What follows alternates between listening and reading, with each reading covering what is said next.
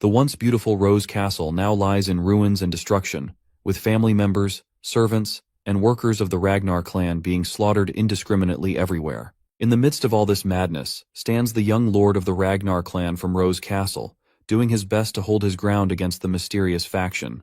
This is a battle for the throne between houses of the Ragnar clan, but our boy does not know yet which house has sabotaged him. But before we dive deeper, here's a little background on the Ragnar clan. This faction is part of a grand ducal clan that protects the empire at the northernmost edge of the continent. The reason the Ragnar clan has been able to solidify themselves as the Northern Wall for over 1,000 years is a special constitution said to have been inherited from dragon's blood. You see, everyone in the Ragnar bloodline is born with exceptional magical power, stamina, and swordsmanship talent.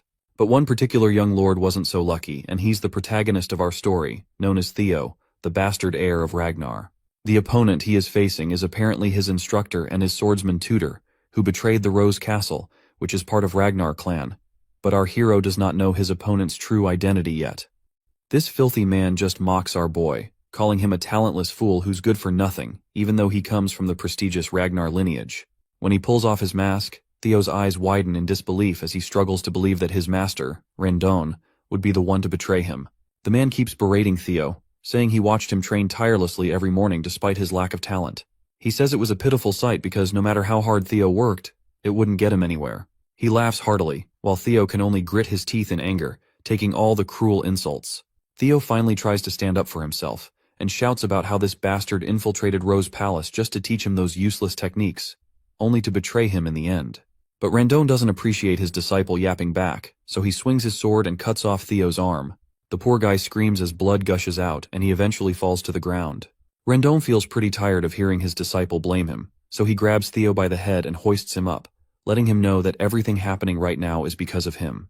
He forces Theo to look up at the Rose Castle burning, and reminds him that it's all his fault that his family members are dying. All this destruction rests on his shoulders because he's a talentless fool. Right at that moment, another guy drags his mother's lifeless body over to him and drops her on the ground. Rendon tells our hero that the reason she's just a lifeless corpse is also his fault. He emphasizes that it's all on him because he's the only useless trash in a clan of formidable warriors. Devastated to see his mother's lifeless body, Theo makes one last effort to fight back. He grabs his sword and charges at this bastard. But just as he lunges, a sword comes flying through the air and drills right through his guts. He falls almost 3 meters away, and the guy who sent the sword flying is annoyed to see his friend yapping and tells him to just finish the brat off. Rendon apologizes for this, claiming he was just trying to take a walk with his disciple down memory lane. Meanwhile, Theo begins to notice the world around him fading away. Just like in every typical reincarnation story, he thinks about how pathetic his death is and regrets not having any talent. With those final thoughts, his world goes dark. But as you might expect, this isn't the end of his life. A system window announces that he has died, and his death has triggered a special trait in him, and he will be sent back to a regression point with his new trait. Theo finally opens his eyes for the second time, and the first thing he sees is that treacherous Rendon right in front of him. It looks like they're in the middle of sword training. Rendon tries to snap him back to reality for being so absent-minded, but Theo still has no clue what's going on. He wonders if he's having flashbacks of his life, and can't believe that the face he flashed back to is Rendon's annoying mug. It feels like a cruel joke from the universe. Suddenly, a system window pops up in front of him and he stares at it, completely clueless. The system window tells him to punch Rendon in the face as part of his tutorial quest. At this point, Theo is more confused than ever about what the hell is happening. He wonders if this is how flashbacks are supposed to work. He also notices that Rendon can't see this system window either. I guess Theo isn't complaining. He just drops his training stick, balls up his fist, and with all the power he can muster, lands a solid punch right on this bastard's face. When the punch connects, there's no change in Rendon's expression. He has no clue what this moron is trying to do. Meanwhile, our boy smirks to himself, thinking about how everything feels so damn realistic. Rendon finally responds to the punch in anger and throws a solid attack at Theo, sending him crashing backward. Theo is annoyed that he has to endure this pain in his flashback as well. Meanwhile, the bastard master just sighs and explains that he understands why Theo might be frustrated, especially with the awakening ceremony coming up soon and his lack of progress. But he still can't forgive a student who lashes out against their master. The mention of the awakening ceremony shocks Theo because that event happened almost 10 years before his death. Rendon keeps on berating him for his behavior and walks away, saying he'll see him in the next lesson. The other clan members snicker among themselves, thinking about how this imbecile is blaming his master when he's the real talentless moron. While his peers continually shower him with insults, Theo finally starts to understand what's going on. He begins scratching the ground and can feel it clearly beneath his fingers. Then he looks at the injury Rondon inflicted on him, and the realistic sensation hits him hard. It becomes clear that he isn't just flashing back. He's actually come back 10 years in time to when he was only 17 years old. Right on cue, a system window pops up in front of him, congratulating him for successfully completing the tutorial quest. As a reward, Ragnar's talent has been activated.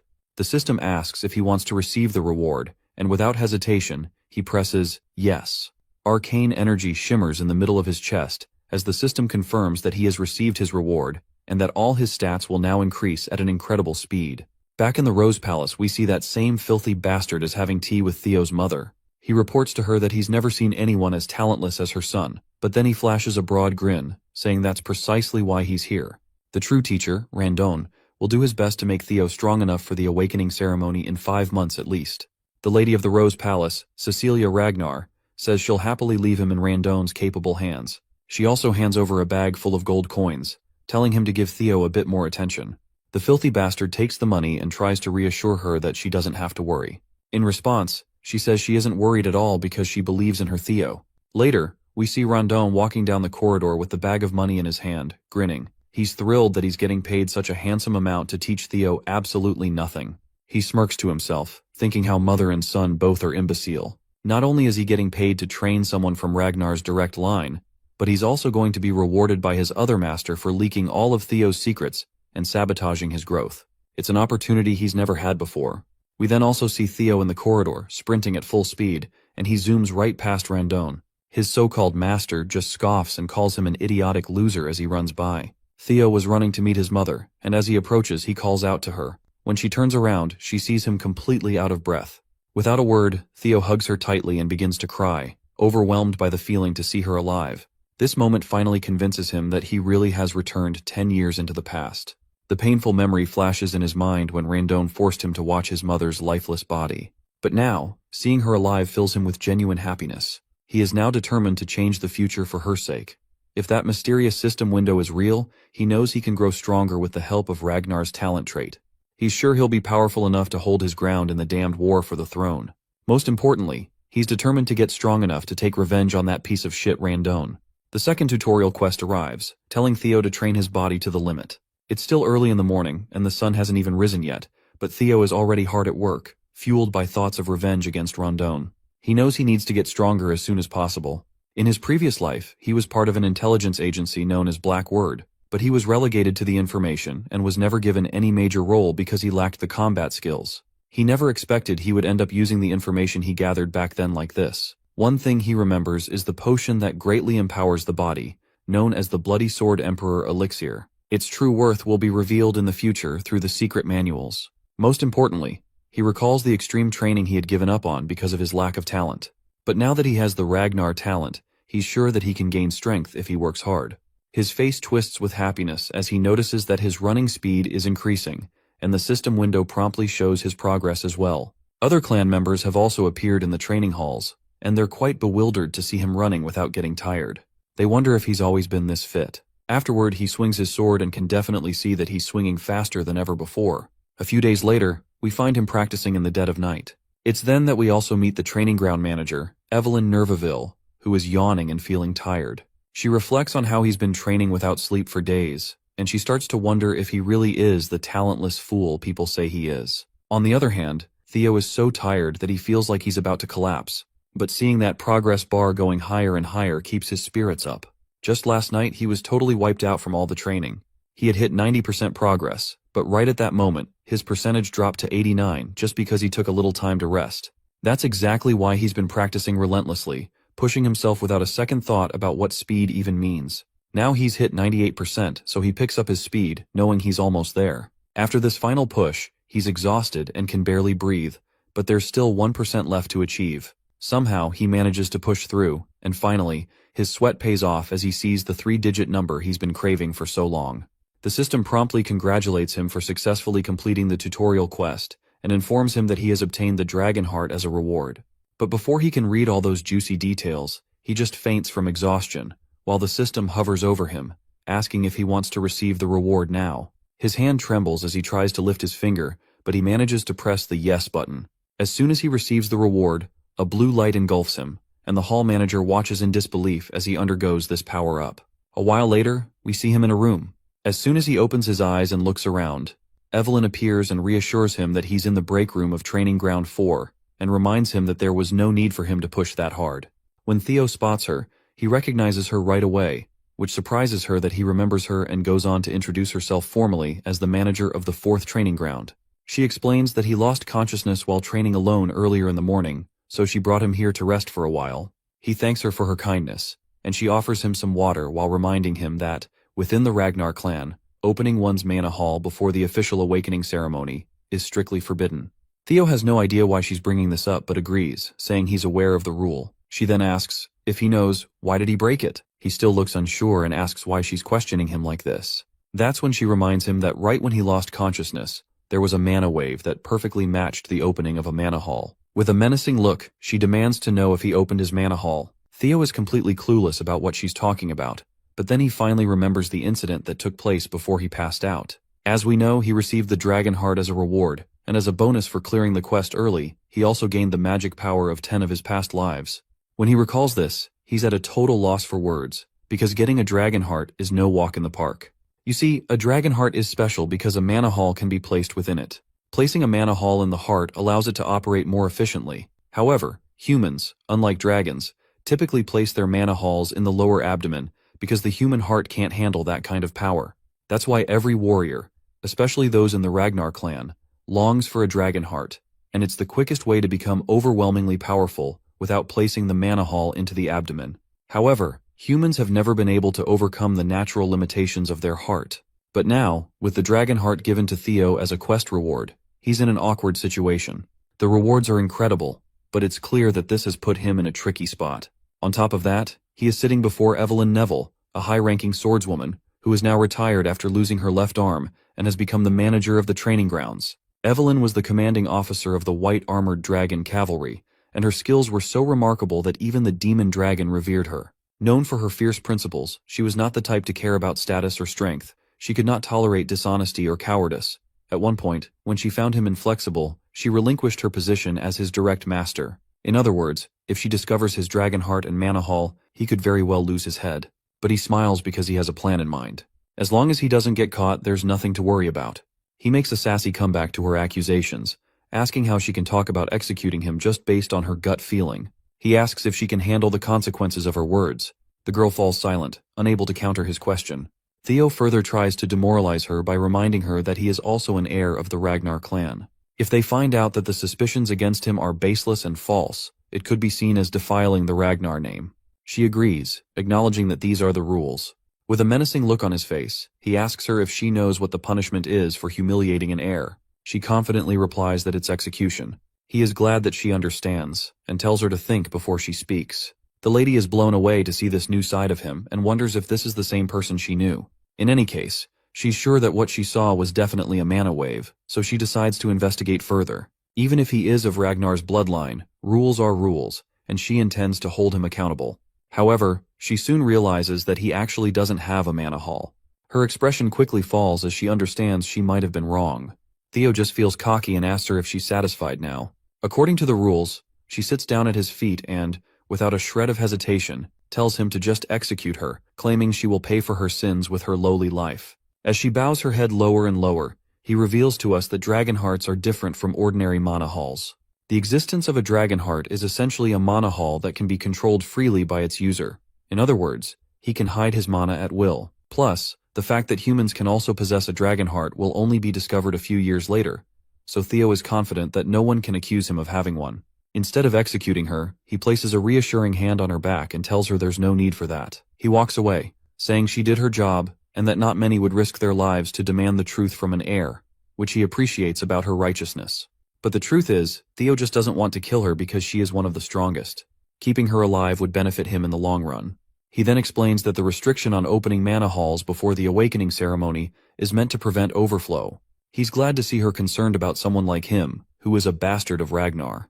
And with that, he leaves her sitting there quietly.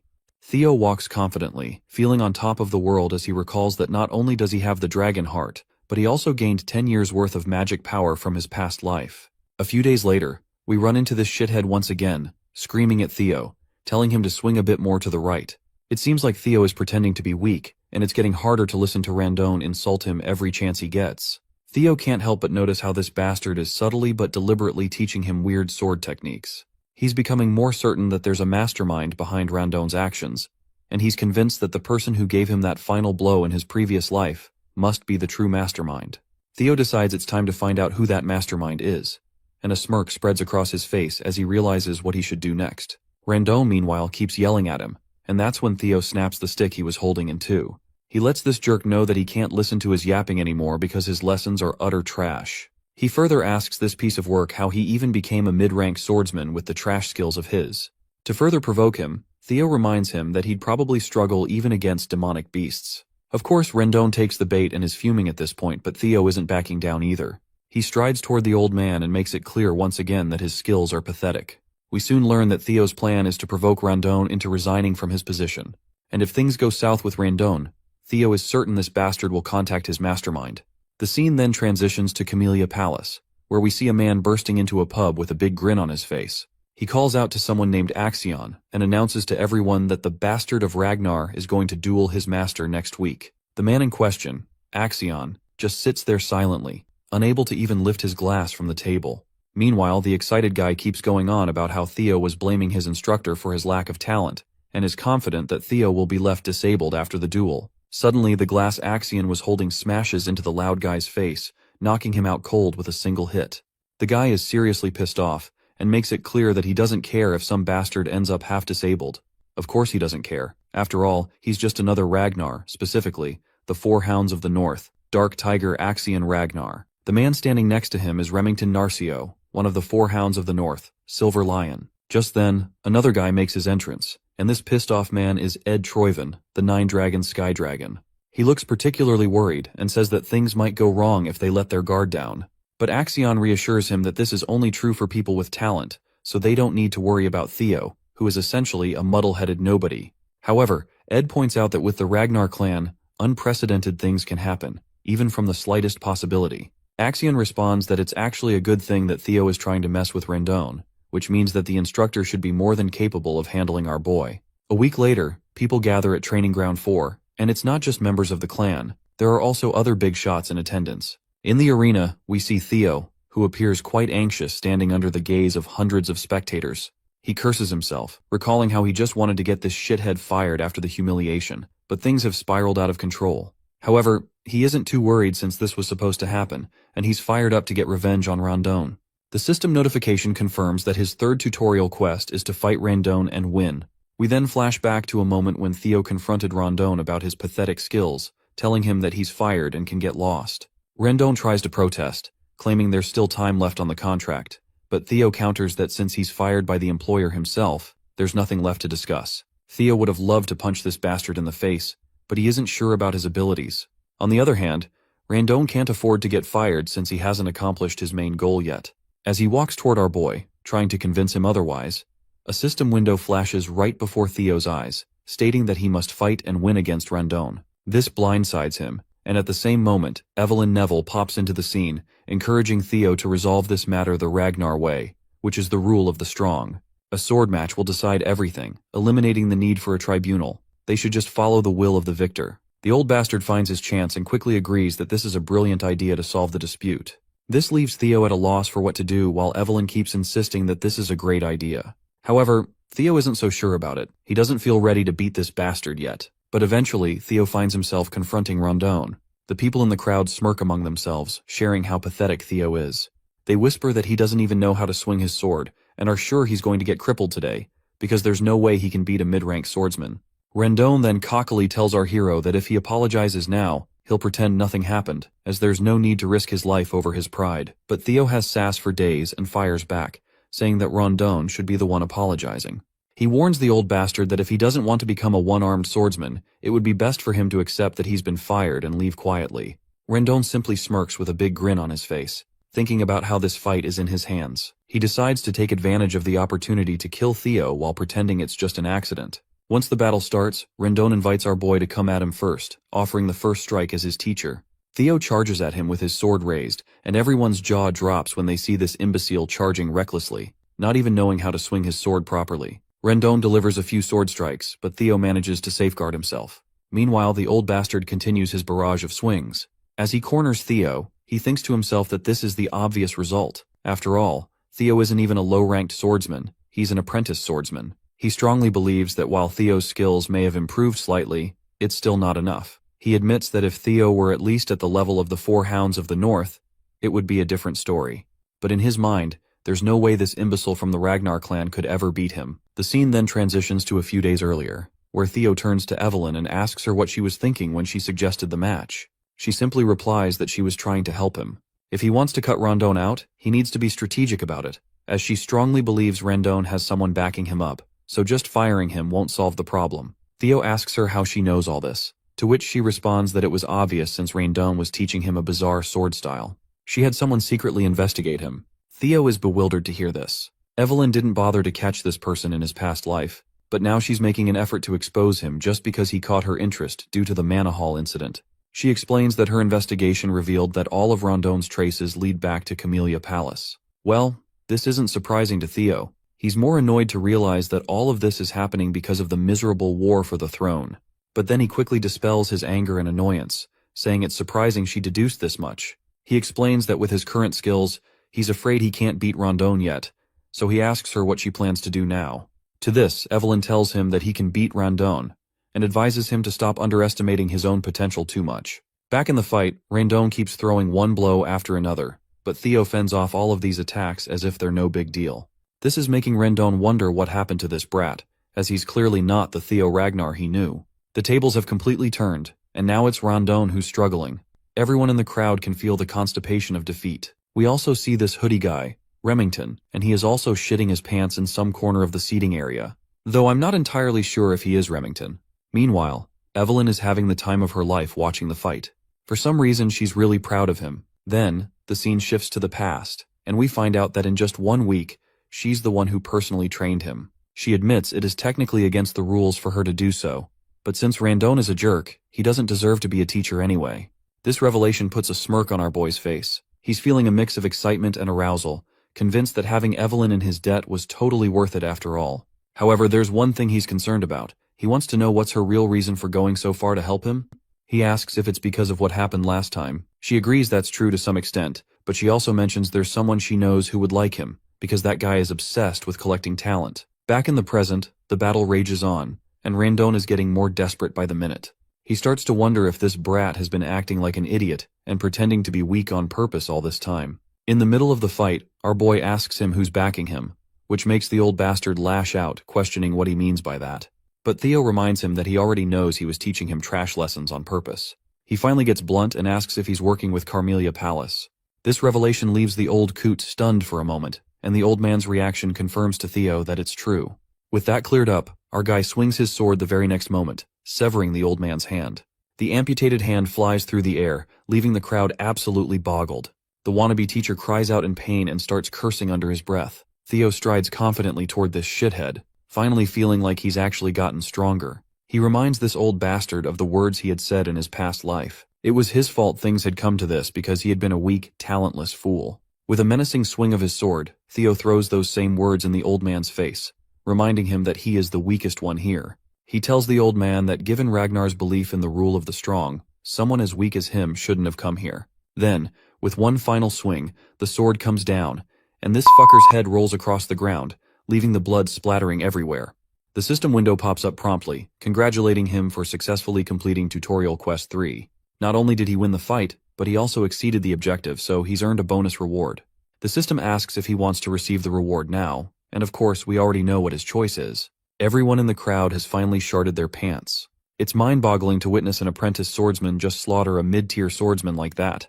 Meanwhile, our guy is feeling like this old bastard was ridiculously weak. He's actually embarrassed that he ever suffered at the hands of someone like that in his past life. But hey, things are definitely different this time around. The system then reveals that the ability known as Observation has been activated as a reward, and as an additional bonus, he's gained 1 year of magic power. That's when a man comes crashing down from the sky, slamming into the ground like a goddamn meteor. Before our boy can even react, this man shouts Theo's name as he grins widely.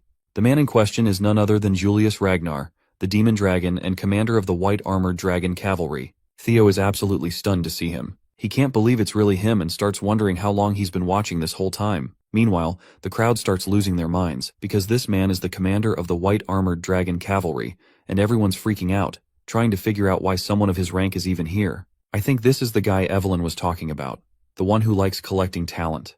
We then see Evelyn herself, absolutely devastated and dejected that the commander has literally destroyed the flooring with his landing. On the other hand, Julius looks like a literal beast, and his terrifying appearance leaves Theo sweating and completely unsure of what to do next. But his worries seem unwarranted as the man just laughs, flashing a big broad grin. He looks like a friendlier version of Brutus from Popeye the Sailor Man show. He gives gentle pats to our boy, which let's be honest are not so gentle. He continues to laugh, saying he's quite surprised to see someone carrying this much talent with him. He adds that it was a little disrespectful to kill his teacher, but he admits Rondon deserved every bit of it. Then, he bursts into laughter again as he pats Theo over his shoulder, and then promptly invites him to join the white armored dragon cavalry. Evelyn had already expected this much, while everyone in the crowd is left with their jaws hanging open. They're struggling to believe that the infamous Julius Ragnar has scouted someone as inexperienced as him to join the elite white armored knights. That's when we catch a glimpse of Remington once again. He asks a guy nearby if he's ever heard of a case where an apprentice swordsman who hasn't even undergone the awakening ceremony has been scouted. The stranger looks unsure how to respond and admits he's never heard of such an occurrence. Of course, Remington knows this too. It hasn't happened in the entire history of their world. Meanwhile, we hear our hero's thoughts. He thinks it's impossible to gauge someone's true potential while their mana hall is closed. Even if their swordsmanship is exceptional, their magical power could be lacking. So, no matter how great Julius Ragnar is, he can't be entirely sure if Theo has any potential. Still, he wonders if the demon dragon Julius can see that kind of potential in someone like him. Theo quickly declines the offer to join, doing so flatly, without a shred of hesitation or doubt on his face. Julius is left looking like he just bit into a sour lemon. The crowd is in shock as well, their jaws hanging open at how coldly Theo turned down such a prestigious man. There's a moment of silence in the entire hall as everyone processes what just happened. As the day passes, news of the incident spreads throughout the clan. Everyone is talking about how this young master Theo, seen as an imbecile, destroyed his teacher, and when the demon dragon tried to scout him into the white armored dragon cavalry, he turned down the opportunity. Opinions are divided on whether he's being humble or just arrogant. The scene transitions to Carmelia Palace, where we see a lady who looks pretty pissed off that Rondon has been killed and everything has gone off the rails. She is actually the lady of the Carmelia Palace, Emil Ragnar.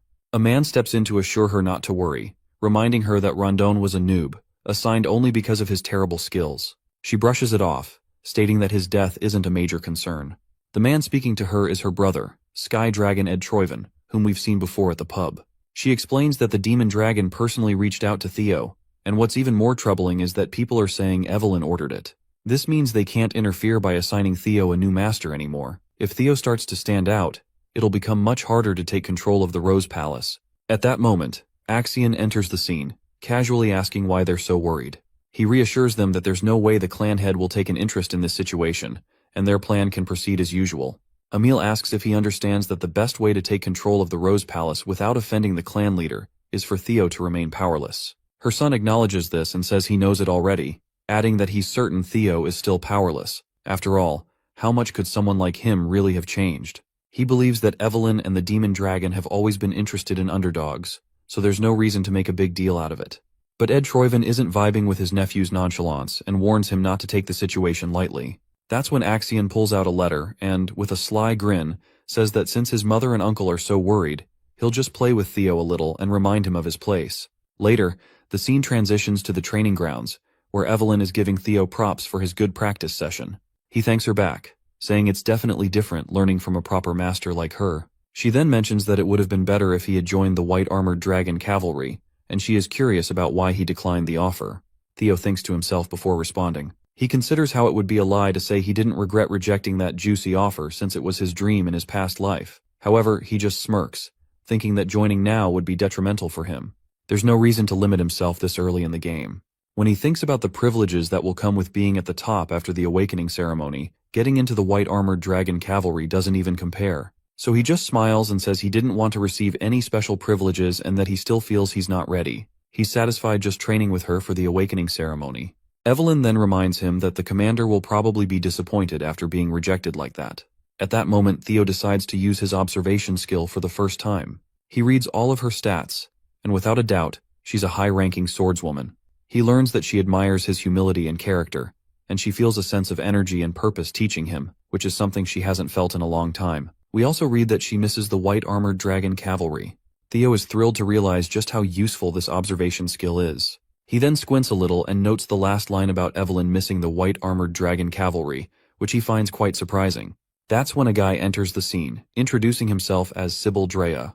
He mentions that he's come from the Southern Inspection Post, and has something he needs to discuss with Theo. Theo finds this guy a bit intimidating, and isn't sure what this discussion is going to be about. He then decides to use his observation skill again, and he learns that Sybil possesses a strong longing to spar with him. The revelation makes him sweat with anxiety, and he feels terrified at the thought of fighting someone with such a scary face. Right on cue, the system notification pops up, showing the 4th tutorial quest. His main goal is to discard the title of Imbecile of Ragnar, and he has already made almost 28% progress. Sybil Drea was quite frank with his intentions. He declared that he wanted to follow the young master Theo. He even honestly confessed that he was one part of the masses that just ignored the seemingly untalented Ragnar. He used to believe that the title of Ragnar's imbecile was a perfect fit. Theo appreciated the honesty, but he could not help but feel a little pissed off. The bastard was practically bad-mouthing him without realizing what he was saying. Sybil had a change of heart when he came to learn that the young master came out every morning to train harder than anyone else. Moreover, he was honored to see the results of such efforts in the fight against that fraud, Rendon Harvey. Sybil reveled at the sight of the instructor's head flying in the air. He was astounded to see Theo's miraculous growth firsthand. The sight of demon dragon Julius Ragnar personally inviting the young master to the white-armored dragon cavalry was etched on his mind. Sybil proclaimed that Theo had become his idol from that point on. He wanted to give up on himself after being called the idiot of the Southern Inspection Office, but that changed when Theo appeared. All he wanted was the opportunity to clash swords with his hero. The young man's frankness was quite shocking. Usually Theo would doubt anyone's true intentions, but the observation skill showed the young man's true nature. Sybil Drea held a strong respect for Theo, and all he really wanted was a spar. Everything points to him being genuine. It was a little unexpected, but Theo was pleased. After taking down Rendon, and as the rumor of him receiving Lord Julius's attention spread, Theo thought that people with their debilitating inferiority complex would swarm to test him. He never expected that there would be people who would admire and willingly follow him instead. That means some people still have Ragnar's pride in their veins. This could work out perfectly, as Theo would need people he could trust in his circle too. He will need competent subordinates if he wants to become the clan head of Ragnar after all. Furthermore, he could use this situation to progress the final tutorial quest to get rid of his imbecile title. It was a moniker that he had never been able to escape from in his past life. With the new opportunities that the system provides, he was determined to completely abandon the shameful title altogether. Theo turned to Evelyn to ask permission to spar, and his new master gladly obliged, urging him to show off his skills. With his blade in salute, he formally introduced himself as Theo Ragnar, the apprentice swordsman of the Rose Palace, awaiting the awakening ceremony under the guidance of Master Evelyn Nareville. The one-armed swordmaster smiled with approval. Sybil Drea clumsily saluted back as he introduced himself as an apprentice swordsman of the Southern Inspection Post. He inherited the swordsmanship of the Kurai clan and focused on the quick sword. Finally, the sparring session started, and Sybil blasted off the ground. He looked like a madman going for the kill right from the get-go. Theo blocked the first attack, causing their blades to spark in the collision. The idiot of the Southern Inspection Post was undeniably quick. His speed was the one thing that he was incredibly confident about. Just from their first exchange, Sybil could already feel that the young master's skill was the real deal. Meanwhile, Theo was wondering why the kid was labeled an idiot in the first place. If he faced this guy in his previous life, he would have struggled to take even just a few hits. But of course, he had come a long way from the previous him. Theo went on the offensive and swung his blade to send Sybil flying like a rag doll, losing grip on his sword. For the current Theo, this was child's play. Poor Sybil almost threw up his insides from the excessive force that hit his solar plexus. He eventually crashed against the training area's stands. Fortunately, he wasn't gravely injured. Sybil tried his best to stand up and praise young Master Theo's mastery of the sword. He immediately conceded the loss with gratitude. Theo remained graceful in victory and saluted the young man, telling him that it was a good fight. While holding his sword in salute, he stared at his reflection from the dazzling blade. An idea struck his mind. Maybe he can also use the observation skill on himself. Upon activation, he discovered that it does work. His talents included observation, player, Ragnar, and a bunch more beyond his current access. He's a level 1 swordsman with balanced stats and an abnormally high 190 points in magic power. Now that he has finally perceived stat points, they will be notated with numbers from now on. Under talent, his abilities were on full display. Based on the currently locked slots, he can just keep doing quests to get at least 4 more. Being able to check his own stat values anytime he wanted was also a great discovery. Theo attributed his abnormally high magic power stat to his past life's magic and the dragon heart beating on his chest. What he did not like was his negative 49 points in luck. He wondered if he was cursed to have such an abysmal luck stat. Maybe all the misfortune he suffered in his previous life was all because of this rotten luck. He definitely needs to figure out a way to increase his luck as fast as he can. Theo was so focused on his spar and evaluating his status that he failed to notice the crowd of young men standing all around the arena. They have practically formed a circle surrounding him, their intentions unknown. He considered that no matter how weak and trashy his previous instructor was, that bastard was still a mid-rank swordsman. Since he beheaded Randon, the fraud, and received the approval of a respected commander, the emergence of these young swordsmen was natural. With its rule of the strong motto, there could only be 2 reactions from the people under Ragnar's rule. It's either they become envious of Theo, or he becomes the subject of their undying admiration. As for the ones gathered in the arena, Evelyn could plainly see their stance. They belonged to the latter. They were amazed to see that the rumors regarding the young master were true. Respect and approval were evident in their eyes. Each of them imagined being in Sybil's shoes for the spar, and each one of them wondered if they could even block Theo's sword. This thought only spurred their desire to clash blades with the young master further. One of these young swordsmen was Eod Nalan. Theo scanned the crowd and was pleased with their reaction. He singled out Eod Nalan, surprising the young man. The young master called him to come forward and have a spar. Eod Nalan stalwartly saluted and introduced himself as the 3rd son of Viscount Nalan, specializing in the double ascension swordsmanship. Theo returned the salute and casually wished for a good fight. Without wasting any more breaths with formality, the fighters assumed positions and started going at it. With each clash of their blades, Theo's basic swordsmanship proficiency steadily increased. Eod was no pushover. He was fast and clever enough to sneak a slash that seemingly had no immediate counter. At that moment, Theo felt like the world slowed down. He shifted the grip on his sword and met the attack with a perfectly angled block. It was enough to make Eod's blade fly away from his hand. The crucial block increased Theo's proficiency in the changing heart swordsmanship. Eod was stripped of his sword. It was a clear and utter defeat in the hands of the young master. The young man acknowledged his loss and gave his eternal approval to Theo. Much to Theo's surprise, gaining Eod's approval also increased his luck. Maybe luck is tied to his reputation. If that was the case, he just found a method to remedy his abysmal luck. He could just keep on fighting until he literally turns his luck around. Next on the chopping block was Banat Ramiro. That was an easy dub. With another gained approval, his luck increased by another 1 point. Then came Eric Moran. He put up a decent struggle, but it was a struggle nonetheless. Next was the approval of Manfred Nonbert. Without stopping his sparring onslaught, he wiped the floor with Manuel Noir.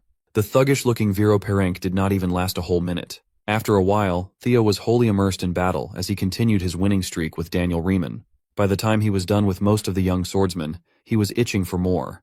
He called the next challenger, but no one was stepping up to the plate.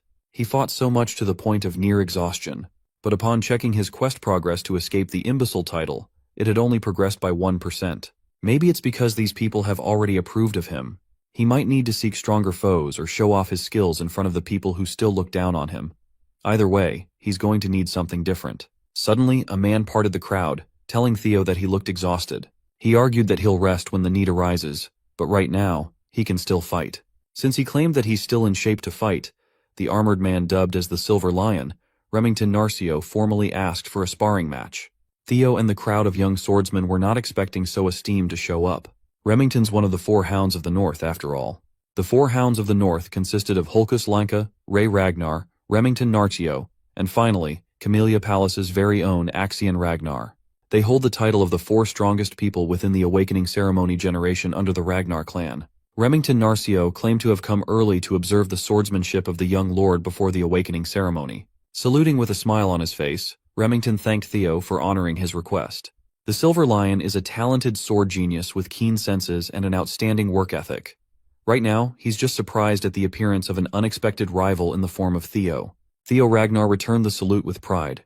This time, he introduced himself as the 31st son of the great guardian of the North, Kyle Ragnar. He never expected to meet, let alone spar with the sword genius Remington. He respected this man in his past life. When he stated that he was honored to be able to cross swords against the famed young deputy clan head of Narcio, he meant it. Immersed in the intoxicating vibe of fighting non-stop, Theo just wanted to show Remington his skills. Both of them are looking forward to a great fight. Theo watched as the Silver Lion's aura exploded to a terrifying degree, and he wondered if his current self could actually defeat Remington. Both fighters charged forward, their blades colliding and sparks flying. How strong could one of the four hounds of the North be? Each one of their clashes shook the stage fiercely. Theo kept his eyes on the prize as shards of steel flew all over the arena. Remington smiled as he did the same. One of the fighters' swords was cleanly cut after sustaining quite a bit of wear and tear. Evelyn did not let her gaze wander as she watched closely. The young swordsmen who were defeated at the hands of Theo were speechless. In the middle of the deathly silent arena, the broken blade's clanging noise as it hit the ground reverberated. It was Theo's sword. In a single clash of sheer strength, Remington sliced his blade cleanly, stopping his attack inches away from lopping Theo's head off. To everyone who saw what happened, the result was clear. Young Master Theo lost. Sybil refused to believe that his idol would be trounced so quickly, but it was the obvious result. They resigned to the fact that no matter how much Theo had grown, it was still impossible for him to beat one of the four hounds. They were the strongest of the current generation for a reason. Sybil argued that the fighting spirit Theo demonstrated was more than enough to admire. Much to every bystander's surprise, the White Lion suddenly declared that the duel was his loss. He respectfully saluted Theo. His form was impeccable as he humbly thanked the young lord for the duel. Remington asserted that Theo's sword was already worn out by the time they started, not to mention the fatigue he was feeling after multiple fights. Theo insisted that on a battlefield no one would offer such considerations. So he already accepted his defeat the moment he lost his blade. Remington returned with an understanding smile. The White Lion and the imbecile shook hands. A more profound respect for one another formed between the unlikely tandem. Remington genuinely hoped that they could have a proper duel in a more ideal setting next time. And Theo did too. Everyone watched in surprise as Theo was acknowledged by one of the four hounds, thinking that the young master really was built different. The duel with Remington raised his quest progress up to 35%, a massive jump, all things considered. Evelyn sighed in relief from the sidelines. This could not have ended more perfectly. Theo finally had a gauge of just how strong the hounds were, thanks to Remington's display of power. By obtaining talent and secret manuals through quests, Theo had become incomparably stronger than he was in the past. But he felt true power the moment he crossed blades with the White Lion. He was reminded that he's still greatly lacking in a lot of aspects. It was a shame that the duel fizzled out thanks to his current condition, but he still gained a lot from the brief exchange. His luck increased by 10, and his reputation has dramatically improved. As for the quest, he's still a long way from finishing it all at once, so he might have to actively look for other methods. He needs to set a stage to gain approval. Remington confessed that he did not come to this place for a simple duel. He actually wanted to extend an important letter to Theo.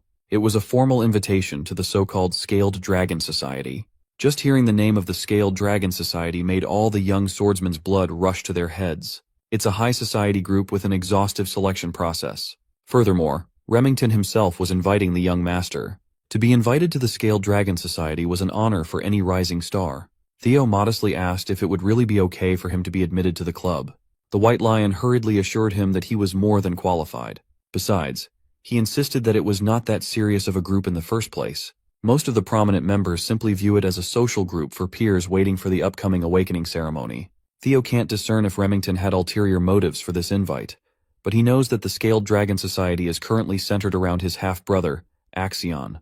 It's a gathering filled with snakes who look at him with contempt and ridicule. That also made it the perfect environment for Theo to progress in his quest. In addition, it would allow him to do some recon on Axion and the Camellia Palace. Seeing no reason to refuse, Theo took the letter of invitation and formally thanked Remington for going out of his way. He promised to participate and enter the den of his enemies. Remington happily shook his hands, glad to have roped in another rising star. He also told Theo to never hesitate to ask him about anything. The meeting will be in 2 weeks, so that's all the time he has to prepare and set up a plan. Evelyn took a drag of her cigarette, seemingly worried about his new disciple. Moments later, the news of Theo getting invited to the high society gathering reached the Rose Palace. Theo's mom, Cecilia, burst into his room with an excited smile plastered on her face. He was just about to personally deliver the news, but that doesn't seem necessary anymore. Cecilia had already gathered the palace's grooming team to his room. Since he had been invited to participate in something significant for the first time, his mom was naturally excited. It was a club featuring Axion, the son of that cunning Emil, and brilliant talents like Remington. The youngsters even garner attention from the council itself. Cecilia knew that everything, from how Theo dresses to how he composes himself, would be under close scrutiny. She took out a tape measure and started taking Theo's sizes. Cecilia knows that her boy would show no fault when it comes to etiquette, but attire and demeanor are different matters entirely. Fortunately, this was a facet of high society that Cecilia could personally help him with. She used to be a successful actress, after all. She was just glad to be involved and to be of assistance to her dear son. Theo knows that his mother had always carried the weight of having an illegitimate child as a commoner concubine. Cecilia carried the guilt of giving her son such a shameful label, even though that was not her fault at all. In the cold Ragnar clan, where strength trumps all, he could only imagine how hard it must have been for her to have such a weak child in the past life. Cecilia might be acting excited and joyful, but deep inside, she was a mother concerned about her son's well-being and nothing else. She held Theo tightly and assured him that his mother would always believe in him, that he'll be able to do anything. The warmth of his mother's embrace melted the coldness in Theo's heart. She returned the embrace and held his mother with love. This time around, he's determined to work his ass off to stop making his mom worry about him. While she was excited at the thought of her son joining the Scaled Dragon Society, all Theo could think of was pulverizing the whole damn snake's nest. 2 weeks later, the night of the society banquet arrived. Remington personally came by the Rose Palace to pick Theo up in a lavish carriage. As soon as he saw the young man, he thought he was seeing a different person. Theo had ditched his training clothes and obtained some exquisite drip thanks to his mother and the palace staff. Instead of a warrior, he looked more like an aristocrat. Remington commented on his new look, and Theo took it as a joke. The White Lion wasn't joking. He was genuinely impressed by the young master's transformation. Theo had to admit that his body had undergone a massive overhaul. He grew taller, his muscles developed perfectly, and all of this was a result of a mere 2 weeks of diligent training. During those 2 weeks, Remington surprisingly came to see him to train together every day, and they have gotten pretty close now. He also gained quite a decent following with Sybil and the others. Evelyn was saddled with teaching a whole battalion of Theo fanatics when she only agreed to teach the young master for a short interim. It was a lively 2 weeks of training, to say the least. Even now, Theo was still recovering from interacting with so many overeager people. Today, he's headed to his first formal banquet. Remington assured him that there was no need to be nervous, but the White Lion left him with a single warning. He explained that his friend, Axion, can be very mischievous at times. It was actually Axion who made the invitation to Theo, saying he wanted to meet the new rising star. Moreover, this entire banquet had been prepared for Theo's sake. Getting all this information certainly changes things. Not for the worse, mind you. This was actually better for Theo. He's already looking forward to being greatly insulted left and right. At the banquet hall, the Dark Tiger, Axion Ragnar, had already started sipping on expensive booze. He was quite excited to turn the imbecile of Ragnar into his new toy. The carriage pulled up in front of a lavish palace, signaling their arrival at the banquet's venue. Remington and Theo got out of the carriage. The young lord immediately scanned the place. He's about to enter the Camellia Palace, the home court of the scum who instigated Raindone to interfere with his growth. In the past life, they consumed him, his mother, and the entirety of the Rose Palace without mercy. His thoughts of vengeance were interrupted by Remington's invitation to go in. The lively Remington had received news that Axion would personally come and greet them, and he should be waiting at the entrance by now. It was obvious why that bastard Axion invited him in the first place. The fool must be thinking that since the imbecile of Ragnar is acting up, it's up to him to stop Theo's momentum. But the young master did not willingly come inside the snake's nest without a plan either. He will make Axion understand just who he's trying to mess with. As they got close to the palace, Theo stopped in his tracks as soon as he saw something in the corner of his eye. Up on the higher floor of Camellia Palace, the bizarre blue light of a system quest called to him. He was momentarily distracted by a possible quest inside the palace, so he didn't notice something rapidly descending in his position. Remington tried to save him from the unknown material, but it had already exploded with white smog before he could get close. Remington panicked and hurriedly called Theo. Thankfully he was fine. It was just a sack of white flour aimed at him and launched from up above. Remington was furious at the childish prank. Theo acknowledged that he would not have been able to dodge, and the outfit his mom painstakingly made would have been ruined if this was his previous life. He thought Remington was in on the stunt, but that doesn't seem to be the case. The White Lion was just confused and angry at the unexpected situation. Welcoming him with flour must be the best those dumbasses up top could think of. The one stupid enough to think of something so immature must be those smug nobles watching from the windows. A familiar voice parted the nobles out of the way and asserted that this was just a little greeting between friends. A basic courtesy, if you will. Remington wasn't having any of it, though. He really was angry. Axion finally showed his smug face as he insisted that he was just extending a fun greeting to his brother, Theo. Our boy immediately used his observation skills to assess the Dark Tiger. His talents included madness, psychopathy, and overwhelming swordsmanship potential. He's currently expectant at having found a new toy to play with. Theo smiled and said thanks, confusing his psychopathic brother. He continued that with how welcoming Axion was to him. He was naturally grateful, and he was very much looking forward to the party today. Axion's confusion quickly turned to elation. This brother of his had really become fun since the last time they'd seen each other. Finally, Remington and Theo entered the banquet hall, where every member of the promising noble society was gathered. It was an extremely private event, so only a select few were invited to wine, dine, and converse with their fellow talented peers. Everyone was focused on today's special invite. They can't understand why Axion would invite a bum. Even if Theo is also from a direct line of the Ragnar blood, he's still widely known as the imbecile. Having such trash in the Scaled Dragon Society was an unpleasant surprise for most. They had to admit that the drip was cold, though. Most nobles were privy to the fact that Axion was just playing with his new toy. Seeing as the trashy nobles didn't even bother lowering their voices, Remington apologized to Theo, insisting that these gatherings aren't usually this scandalous. Theo was just letting them talk trash about him as much as they wanted. In fact, the more people badmouth him, the better. That would make crushing them later much sweeter. Also, he noticed that the location of the blue quest light was nearby. He was pretty sure that it could be significant, but he doesn't have a natural way to approach it yet. Axion, the host of the party, descended the stairs to ask his brother if he was enjoying the party. Theo forced himself to calm down and just proceed with his plan as he mapped it out. He smiled and thanked Axion for inviting him again. Axion sarcastically apologized for the flower incident a few minutes ago, playfully admitting that he went a little overboard. He closed the distance between himself and Theo in the blink of an eye, grabbing his brother's shoulders tightly as he pressed Theo to accept his apology in front of everyone. Remington wanted to intervene, but Theo interjected that Axion had nothing to apologize for. He insisted on using Axion's words that the prank was just a greeting between brothers. The psycho was at a loss for words. Theo was just too calm and composed to rattle. He laughed and patted Theo on the back as if he was a proud brother. He never knew that the kid had spunk. He had changed a lot from how he used to be when they were little. Axion actually liked him more and more now. The nobles took in the sight of Theo smiling, going along with his brother's whim, calling him Axion's bitch.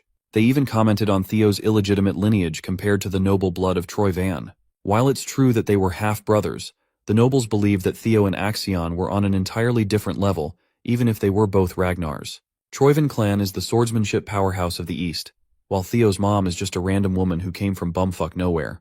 Theo smiled as he took in the blatant insults that the nobles were hurling at him, letting it fuel the flame inside. One thing the nobles were confused about was Remington's closeness with the imbecile. They started extending the insults to Remington, calling him an illegitimate son of the Narcio family. The White Lion had been on edge since they arrived at the banquet. Hearing these nobles broach a forbidden topic almost made him snap on the spot. Theo reckoned that in just a few seconds, Remington might just go and steal his spotlight.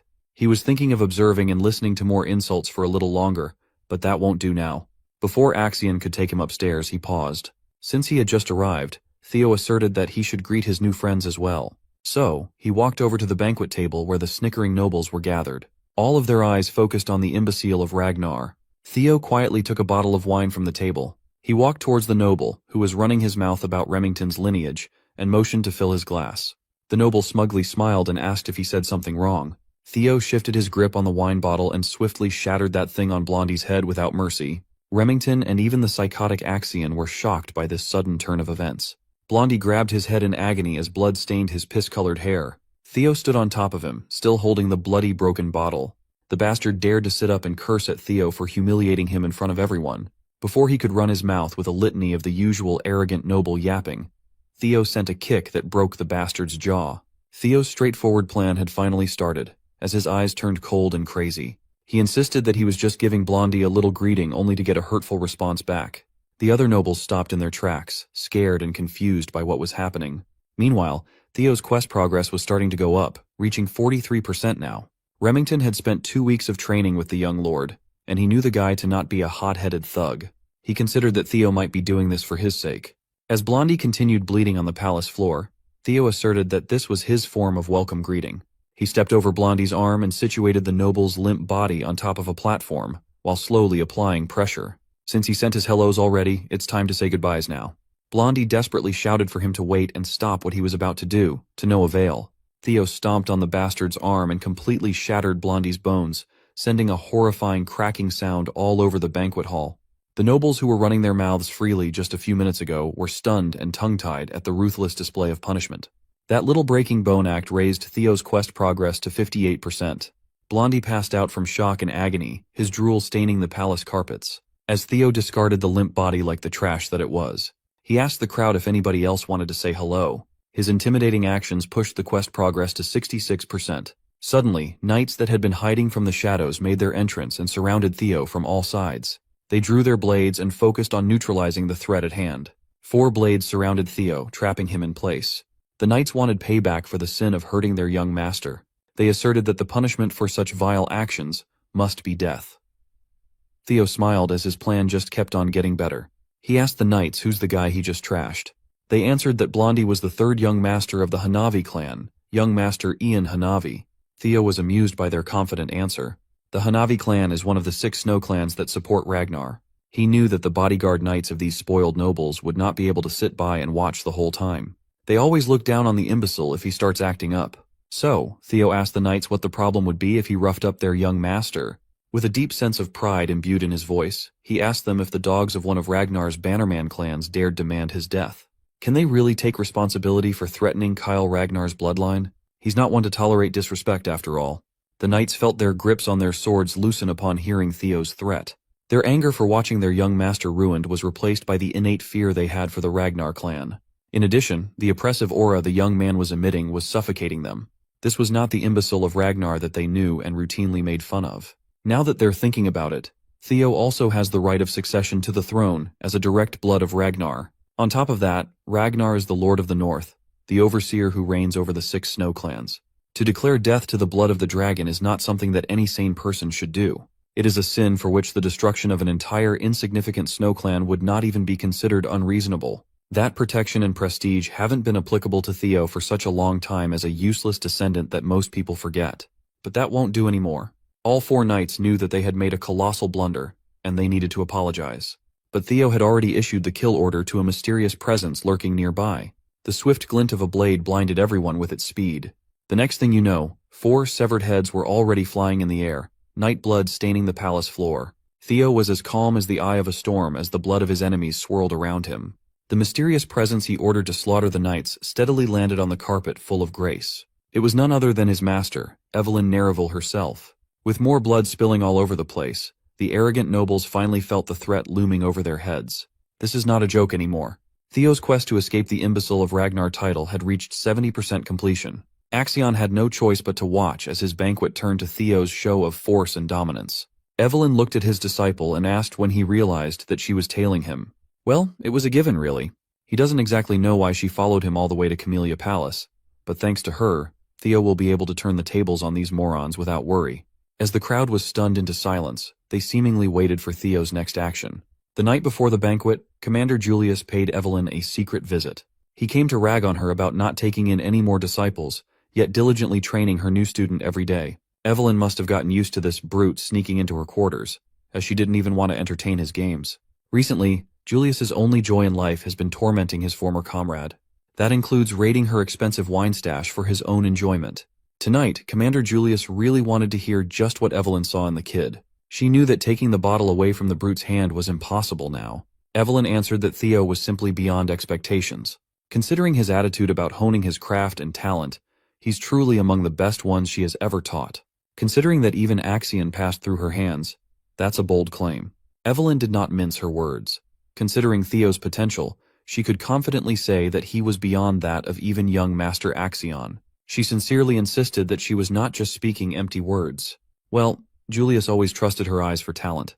She had 2, while he only had 1 after all. Julius reckoned that a person cannot change so drastically overnight, so the most reasonable explanation for Theo's case was that the kid hid his strength all this time for some reason.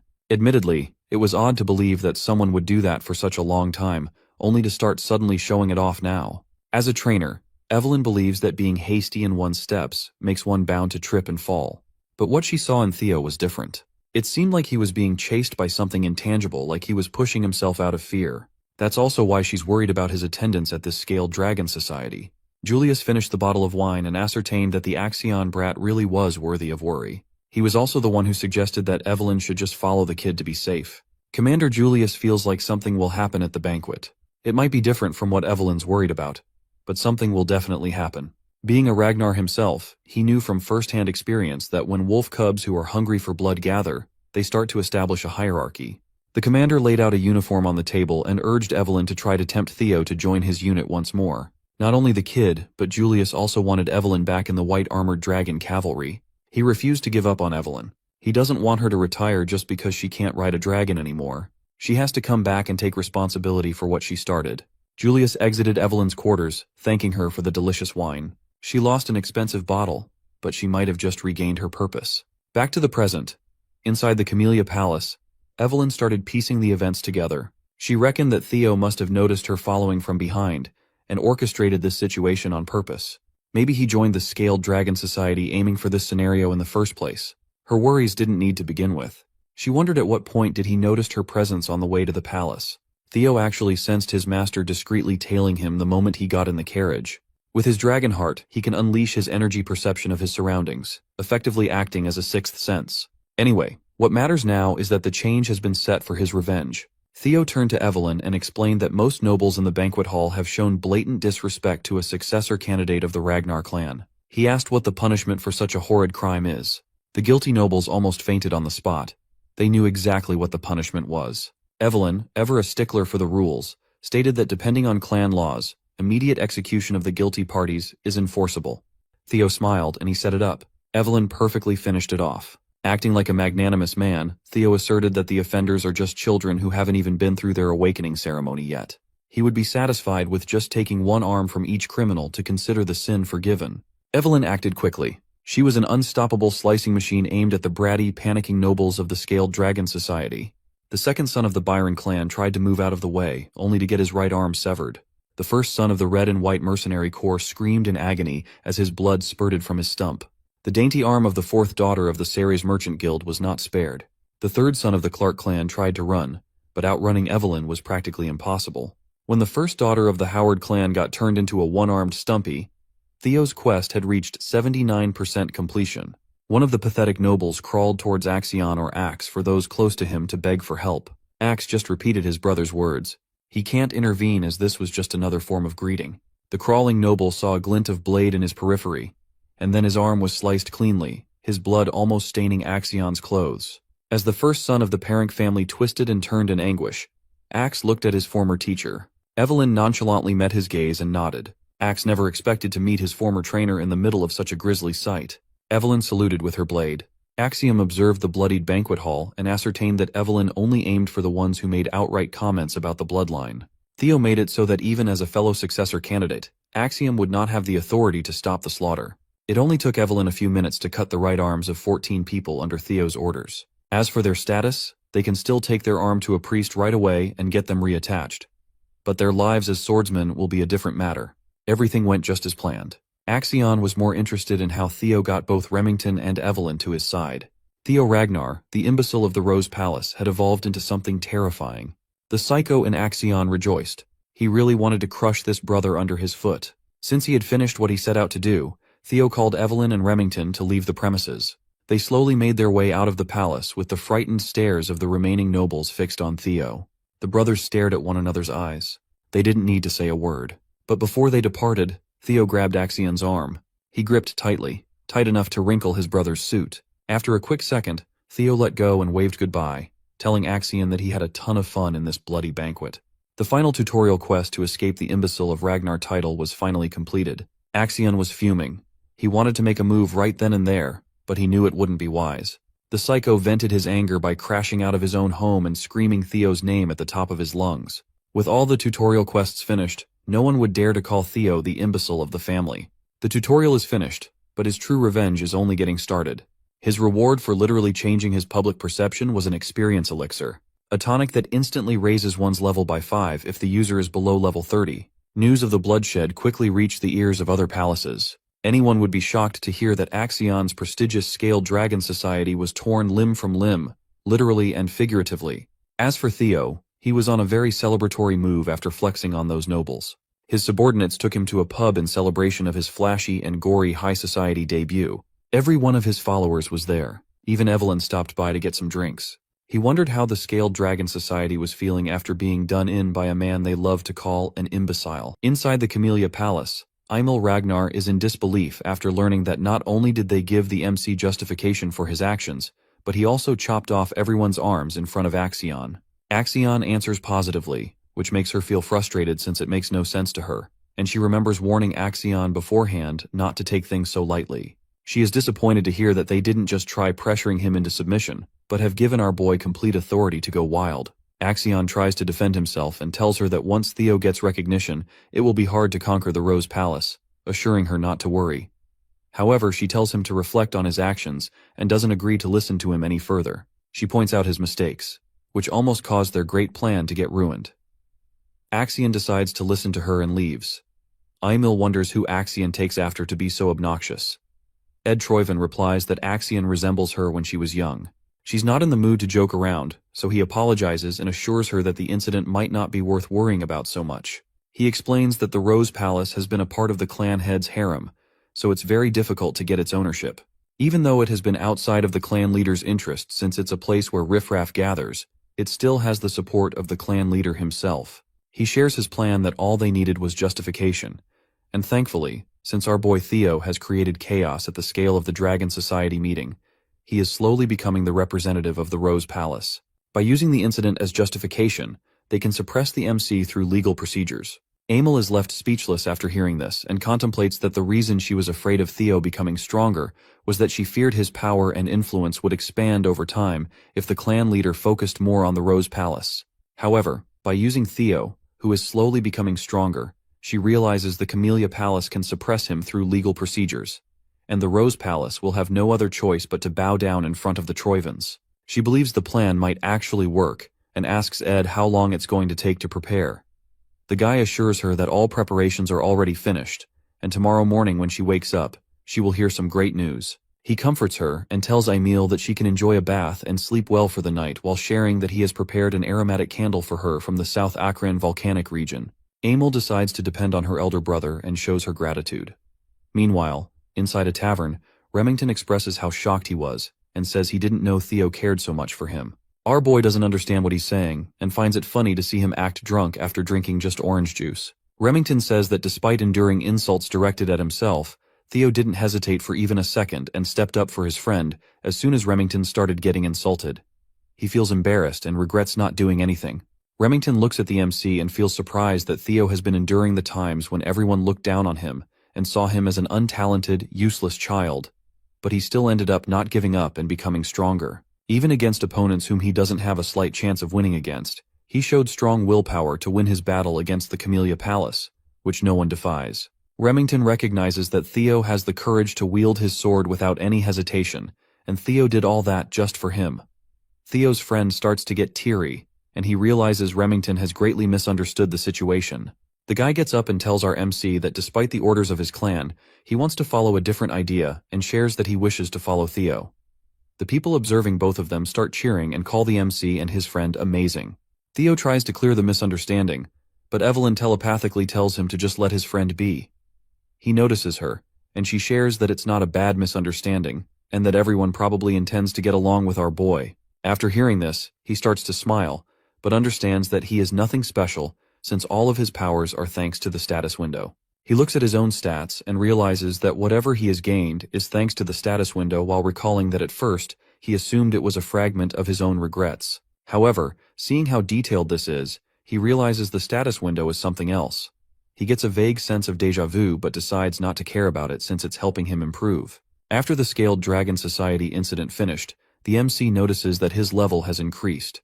Whenever a level up occurs, the system gives him points that can be used to raise his stats. Theo understands he can increase his abilities however he wants, and feels scared of the shining future that someone like him, who has so much potential, will bring. Evelyn sees his evil smile and gets concerned. Theo decides to prepare for the counterattack of the Camellia Palace first, and asks Remington if he is willing to help our boy with something. His friend assures him he can ask anything, a bit surprised to be called Remy in such a friendly manner. Theo pulls something out. and while giving it to Remy, he shares that the war for the throne between our boy and Axion is going to begin soon, so he needs help in the preparation for when the time comes. Remy becomes silent, recalling that in his past life, Remington became the clan head of Narcio, and the clan's forces became powerful enough to confront the Ragnars. The MC realizes how valuable this opportunity is for him to pull Remy to his side. He gives Remington a piece of paper, and the guy assures him that since he has already pledged loyalty to our boy, he will do everything in his power to help.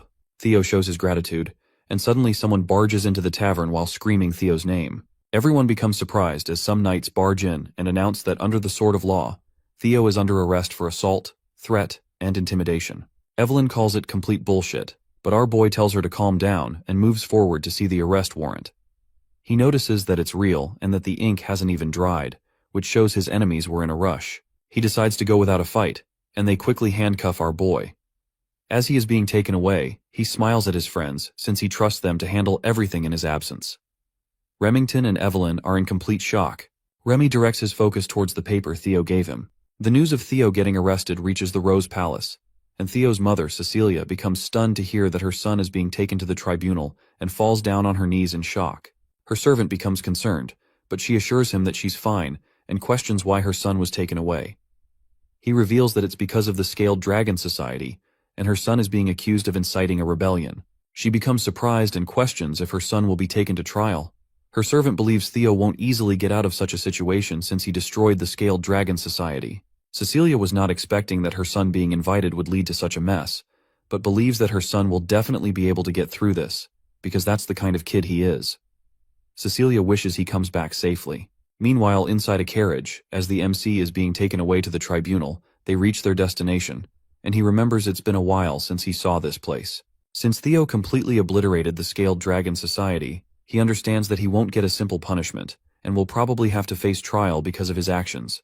He understands that since he's the successor of Ragnar, they will question his qualifications as a successor.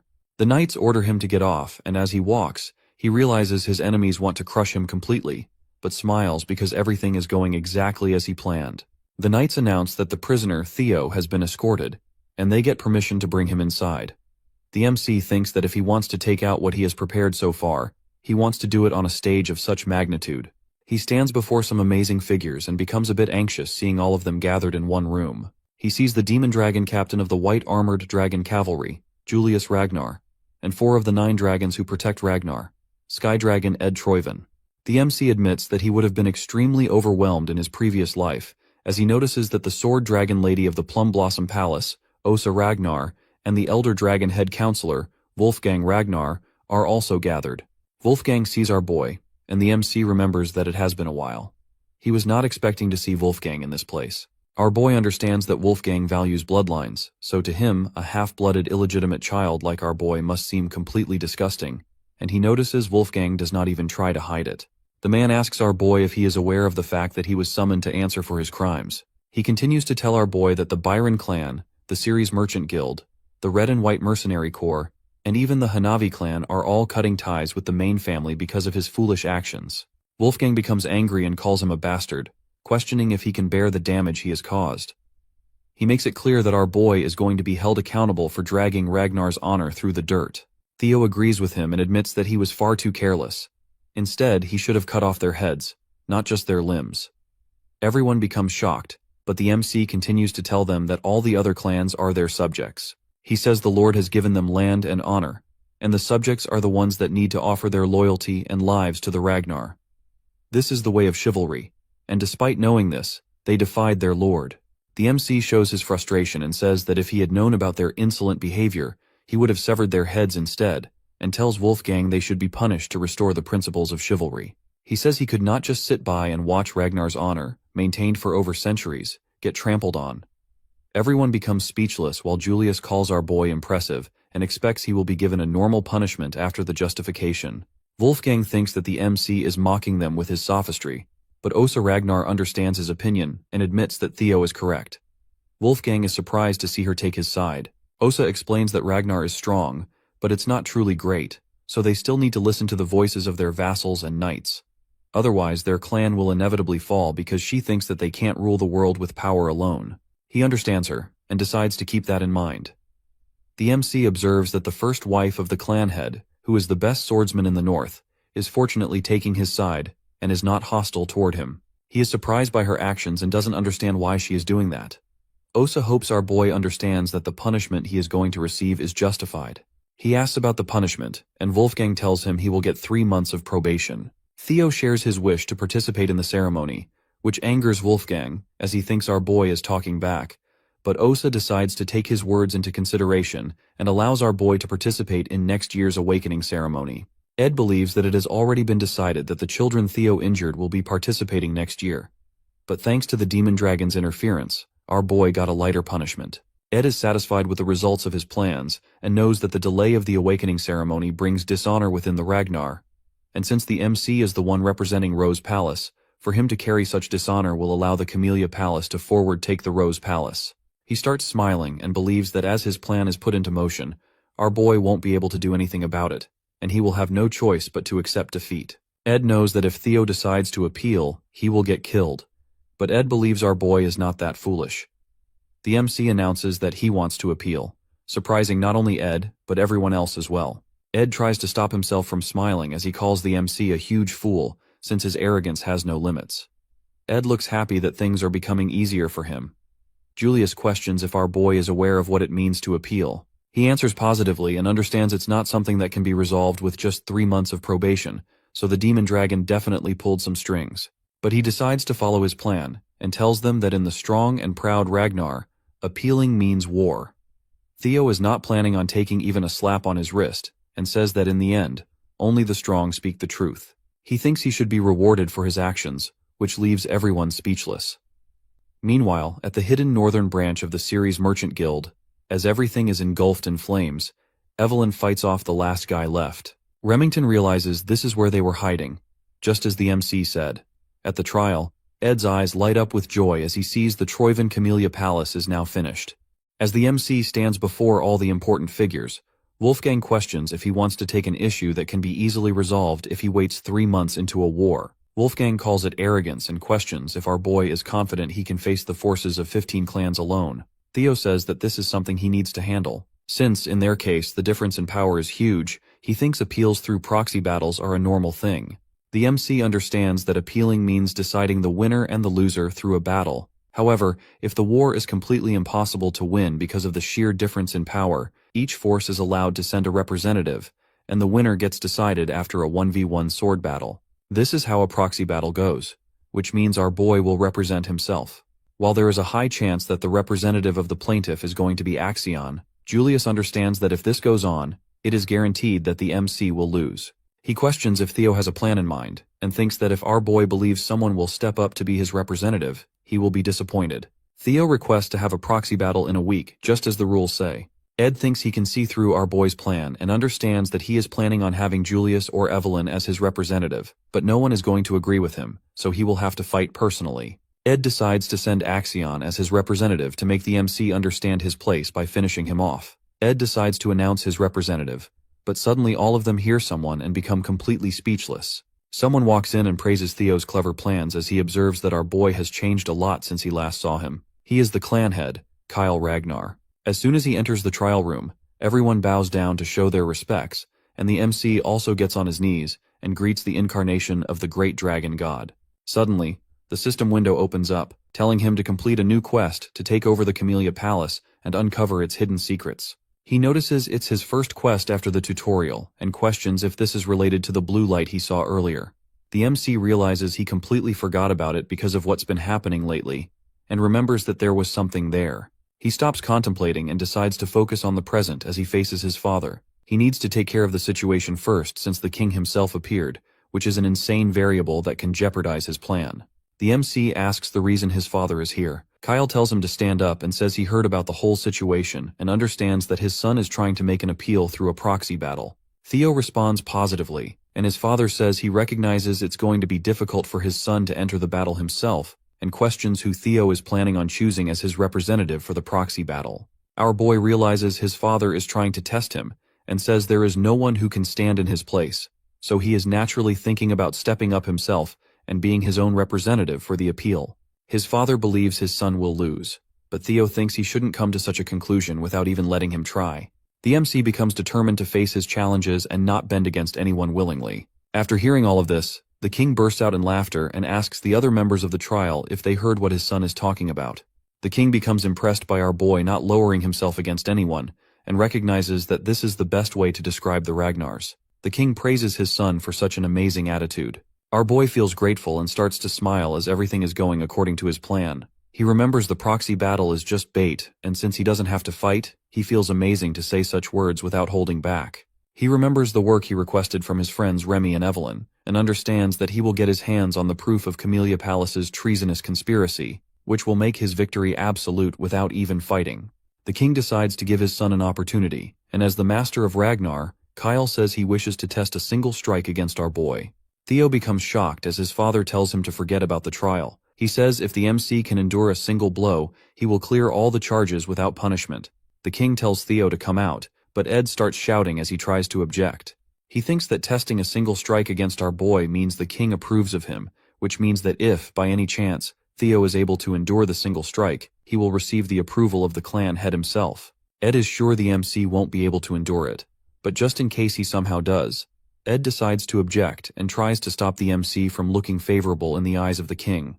He questions how the vassals and bannermen dare to comment on the blood of the clan leader's son, and continues to talk about the rules of the proxy battle. But Kyle Ragnar tells him to shut up, and makes it clear that if a vassal dares to speak against the Ragnars, they need to just get rid of him. Ed has no choice but to follow the clan leader, and Kyle asks if Julius has anything to say since he has been giggling for a while. The demon dragon says he is just surprised to see the king show interest after such a long time. Kyle Ragnar gets to the point and asks his son if he is willing to do it. Our boy understands that things have taken a huge turn, and even though he was not expecting this, he smiles and decides to accept the challenge. The MC speaks up and tells the clan leader this is too heavy for him, as it is absurd to compare a single strike from the clan leader himself with a proxy war against vassals and bannermen. The king asks if he is trying to refuse, but our MC answers negatively, and says he only wishes to have a fair transfer since the trial has become stricter. He demands that his compensation should also be increased with a cheeky smile on his face. Kyle Ragnar asks his wish, and the MC turns around to look towards Ed and says he wants something like Camellia Palace. Observing all of this, Ed is left speechless.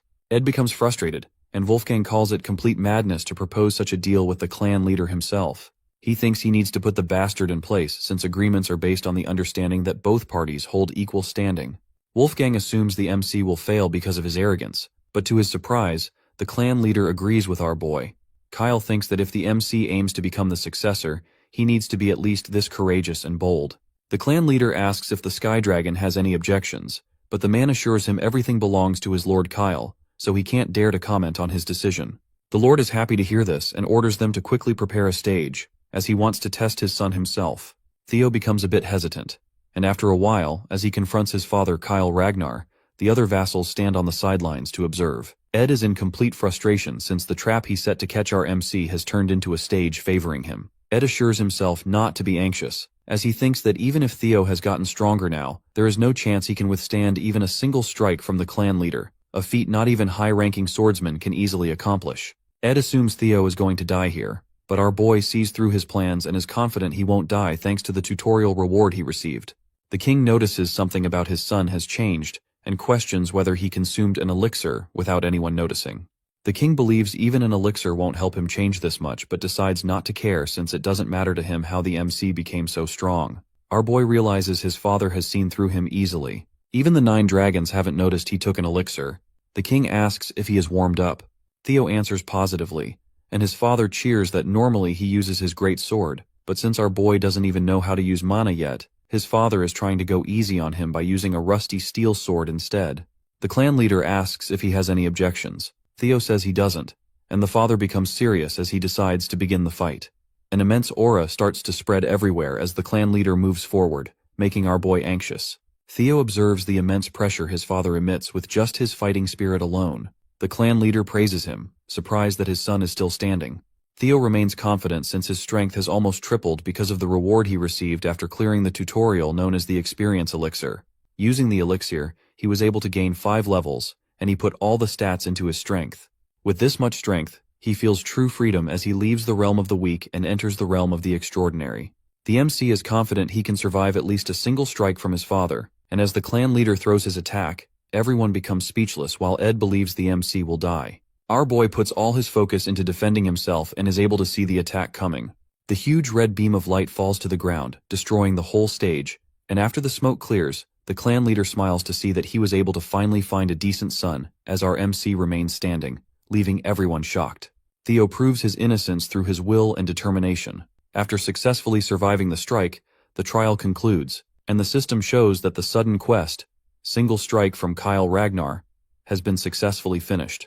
Theo receives an inventory and a mysterious blue key as a reward for his achievements. After some time, our boy wakes up while questioning where he is. His mother, Cecilia, becomes happy to see her son wake up and shares that he fainted while standing. She starts to cry while holding his hand as she expresses her feelings about when she found out the clan leader himself challenged our boy. Cecilia becomes concerned and asks if he has any more injuries, assuring him she will immediately call a physician if he has any fractures or dislocations. Theo tells her he is fine but doesn't recognize where he is. Julius comes in and says that by the orders of the clan leader, the Lady of Camellia Palace, Axion, and the Director of Intelligence have all been vacated. Theo becomes happy as he realizes they are inside the Camellia Palace. The system updates him on the situation and shows that he just needs to uncover the secret now. Inside the Camellia Palace's garden, Imel starts creating a fuss, as she doesn't understand why she is being forced to vacate her own property. The servants try to calm her down and start begging her not to create such a fuss. Meanwhile, observing all of this, Ed gives an order to Axion to kill Theo Ragnar. Axion shares his plan for the awakening ceremony, but Ed tells him to cut off Theo's head to finish him off for good. Axion observes Ed's eyes, which are burning with intense desire for revenge. After everything settles down at the Camellia Palace, our boy understands that despite everything going against his plan, he achieved far better results than what he was expecting. He managed to obtain the Camellia Palace without using his trump card, and on top of that, he has obtained another authority. He uses the inventory skill and pulls out an item from inside it. The MC munches on the apple and wonders how such things are possible but recognizes it's very useful. Theo pulls out the blue key from his inventory, which he obtained recently, and believes that it is definitely related to something important. As he focuses on a door, the keyhole suddenly lights up. Theo decides to unlock the door, and as he opens it, he is surprised to see a deep tunnel. The system tells him he has discovered a dungeon for the first time, and the experience he gains inside the dungeon will double as a reward. Seeing a cave inside the Camellia Palace, he assumes it is another quest of some kind and decides to clear it since he doesn't want to miss out on any experience. Before he enters, he remembers he shouldn't go inside the dungeon and prepares. After a while, he comes back with his inventory filled with weapons and decides to check the dungeon. As he walks forward, he notices a huge wolf staring at him and recognizes that it is big enough to be a demonic beast. The wolf monster pounces on him, but our boy is able to defend himself with a shield. He notices the wolf is very strong but quickly pushes it back, determined not to lose in a battle of strength. As he confronts the wolf, it charges toward him while screaming. He quickly slashes the wolf with his sword but fails to injure it and realizes its hide is too thick and the wolf is fast, meaning he won't be able to win against it with half-hearted attacks. The MC recognizes it's no ordinary wolf and might even be as strong as a demonic beast. He admits it won't be easy to defeat the wolf, and suddenly the monster tries to use its claws as it charges toward him. He wishes he could replicate the ray of light he observed when facing his father's single strike. He calls it amazing and tries to use the pure white arc on the wolf, but fails to copy his father's move, accepting that it's not going to be this easy. A single strike is an easier way to label a strike that brings certain death. He finally understands that the key to mimicking his father's attack is to put all his strength into a single sword strike. He leaves his shield and thinks about improving his sword skills and the secret sword arts that rely on his speed, taught by Evelyn. As he charges toward the wolf and stabs its eye, the monster starts screaming and takes a step back. Our boy realizes his plan is working and attacks the wolf once again, believing he'll win. 2 months later, at the training ground, Eod observes that the number of people is increasing. Sybil agrees with him and thinks they need to change the training grounds. A rumor about the clan leader teaching the young master Theo a single strike has been spreading lately. So many people now want to spar with him. As Sybil is talking about our boy, someone comes from behind and addresses him as a lackey. It is Henry Morris from Plum Blossom Palace. He questions when the incredible young master of theirs is coming, as it has been 2 months already. Morris is disappointed and says he assumed the young master never missed a day of training. He calls the MC a coward and thinks he ran away after a fake story of his spread too far. Sybil becomes angry, but Henry doesn't stop and thinks the whole rumor might be a total lie since there were no witnesses. He assumes our boy exaggerated it. Henry assumes the Scared Dragon Society being destroyed must also be fake news. But Sybil's patience runs out, and he punches Henry with all his might, completely destroying his face. Another guy from the Plum Palace becomes angry and insults Sybil, calling him a dropout, but everyone in the training ground starts glaring at him. Sybil calls him a shit-face while making it clear that no one can compare to their young master. Eod is surprised to see his friend call someone ugly with such a face. Sybil shares that he was already annoyed to see the guys from Plum Palace who kept coming here to cause trouble, and makes it clear he won't let anyone disrespect their young master Theo. Sybil and his comrades pull out their swords and declare war on the guys from Plum Palace. They also become determined to put the dropout losers in their place, but as they are about to fight, someone comes between them and freezes all of their weapons instantly. Everyone is surprised, and Sybil recognizes it is Ray Ragnar from the Four Hounds. Someone also joins in on the fun and starts laughing. It is Hulkus Lanka of the Four Hounds. Sybil is surprised to see two members of the Four Hounds suddenly appear, and Hulkus notices someone is missing. Hulkus asks one of the Plum Palace guys where the Luster Tiger is, which confuses him. Hulkus becomes fired up and questions if everyone is deaf, as he is asking for the master of the training ground. Hulkus announces that he is here to challenge our MC, Theo Ragnar. Meanwhile, inside the dungeon, the MC reaches his limits, and his sword shatters as well. The system notifies him that he has leveled up. Suddenly, multiple system windows start to pop up, showing that his stats are increasing, and he has hunted 170 demonic beasts. Our boy sits on the corpses of the monsters he has defeated, and the system shows that only one monster is now left. Theo drinks a healing potion to restore his strength and remembers that he almost died multiple times, but the healing potion always saved him. At first, it was difficult for him to defeat the monsters, but as he leveled up, things became easier. He is still surprised to see how fast time flew by. He has already spent 2 months inside the dungeon. The system shows him that only one demonic beast is left. He realizes that it's definitely a boss monster as he notices some stairs. The MC starts walking forward and enters the 5th floor. He looks at his broken sword and realizes it won't be usable, so he decides to enable his inventory and pull out another one. He finds only one sword and realizes it's his last one. Our boy remembers he received this sword from his mother as a birthday present. The MC recalls his past life. He had a lot of friction with his mother leading up to the awakening ceremony, so he decided to toss the sword away in his room and let it go to waste. He observes the ceremonial sword and realizes it's a good one forged from white snow steel. Theo becomes silent as he remembers his past life. His mother barged into his room wishing him a happy birthday, and shared that she was waiting for midnight to shower him with gifts. But he became angry at her and told her he didn't want to waste his time on birthday presents as the ceremony was near. He was expecting better from his mother, and made it clear that no good equipment would ever change his bloodline. He remembers asking his mother to leave him alone, but decides he won't repeat any mistakes from his previous life. Our boy finds the boss room, and the system warns him to be cautious as a strong demonic beast is going to appear soon. Inside the boss room, Theo finds a dragon taking a nap. He becomes relieved to see that it's just a lesser drake. Theo starts to question why the final boss of the quest is draconic. The Ragnars are said to be the descendants of dragons. Our boy wonders if it is merely a coincidence but decides to focus on defeating the boss monster as he can't get out of the dungeon without it. The system shows him the quest scenario and the number of monsters remaining. She questions if he can actually win this battle since he is still facing a kind of dragon. The MC starts focusing and decides to use a single flash. He remembers practicing it a lot against the wolves he faced, and even though it might not be on the same level as his father's dragon flash, he charges toward the dragon, believing that if he utilizes his dragon heart to the maximum, he should be able to land a serious hit. He pierces his sword through the monster's eye and successfully wounds it as the monster starts screaming in pain. Suddenly, it attacks our boy with its tail, but he is able to dodge easily and becomes disappointed that his weak attack was not able to pierce through its brain. The drake starts screaming and gets ready to kill our boy, but he is able to see possibilities and confidently charges toward the drake, believing he might be able to win. The MC lands a few hits and decides to distract the monster first with normal attacks so he can look for its weak point. All of a sudden, the lesser drake starts screaming again, and fear begins to dominate the battlefield. Theo's body completely freezes because of fear, and despite being able to see an attack coming his way, he is unable to dodge but blocks it with his sword. He gets thrown away and hits the rock wall, realizing how strong the boss monster is. He admits he can't keep this up for too long and gets up to attack the huge monster coming his way, while hoping he can hit its weak points for a quick win. Our boy already knows a dragon's weak point is its reverse scales and jumps onto the lesser drake's body while dodging all attacks. He is able to pierce the reverse scales with his sword, and blood starts gushing out of the monster. He keeps hitting the spot as it starts screaming in pain. Our boy believes his plan worked, but the lesser drake doesn't fall down and surprises Theo. At the training grounds, Hulkus gets mad at Ray and makes it clear that he wants to fight the young master first. She calls him a loser and tells him to stay out of it. But he starts defending himself and says he lost 3 years ago. He has worked hard to improve his skills every day, so 3 years are more than enough to close the gap. Ray doesn't listen to any of his words and calls him a loser again, which makes Hulkus angrier. He decides to have a duel with her and mentions that the winner will get a chance to fight Theo Ragnar. He hits her with a huge weapon, but she is easily able to stop his attack without being phased.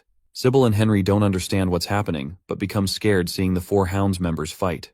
As they both move forward to attack, Remington appears between them and tells them to go elsewhere since this is the domain of the young Master Theo. He makes it clear that he won't allow anyone to cause trouble for the Master.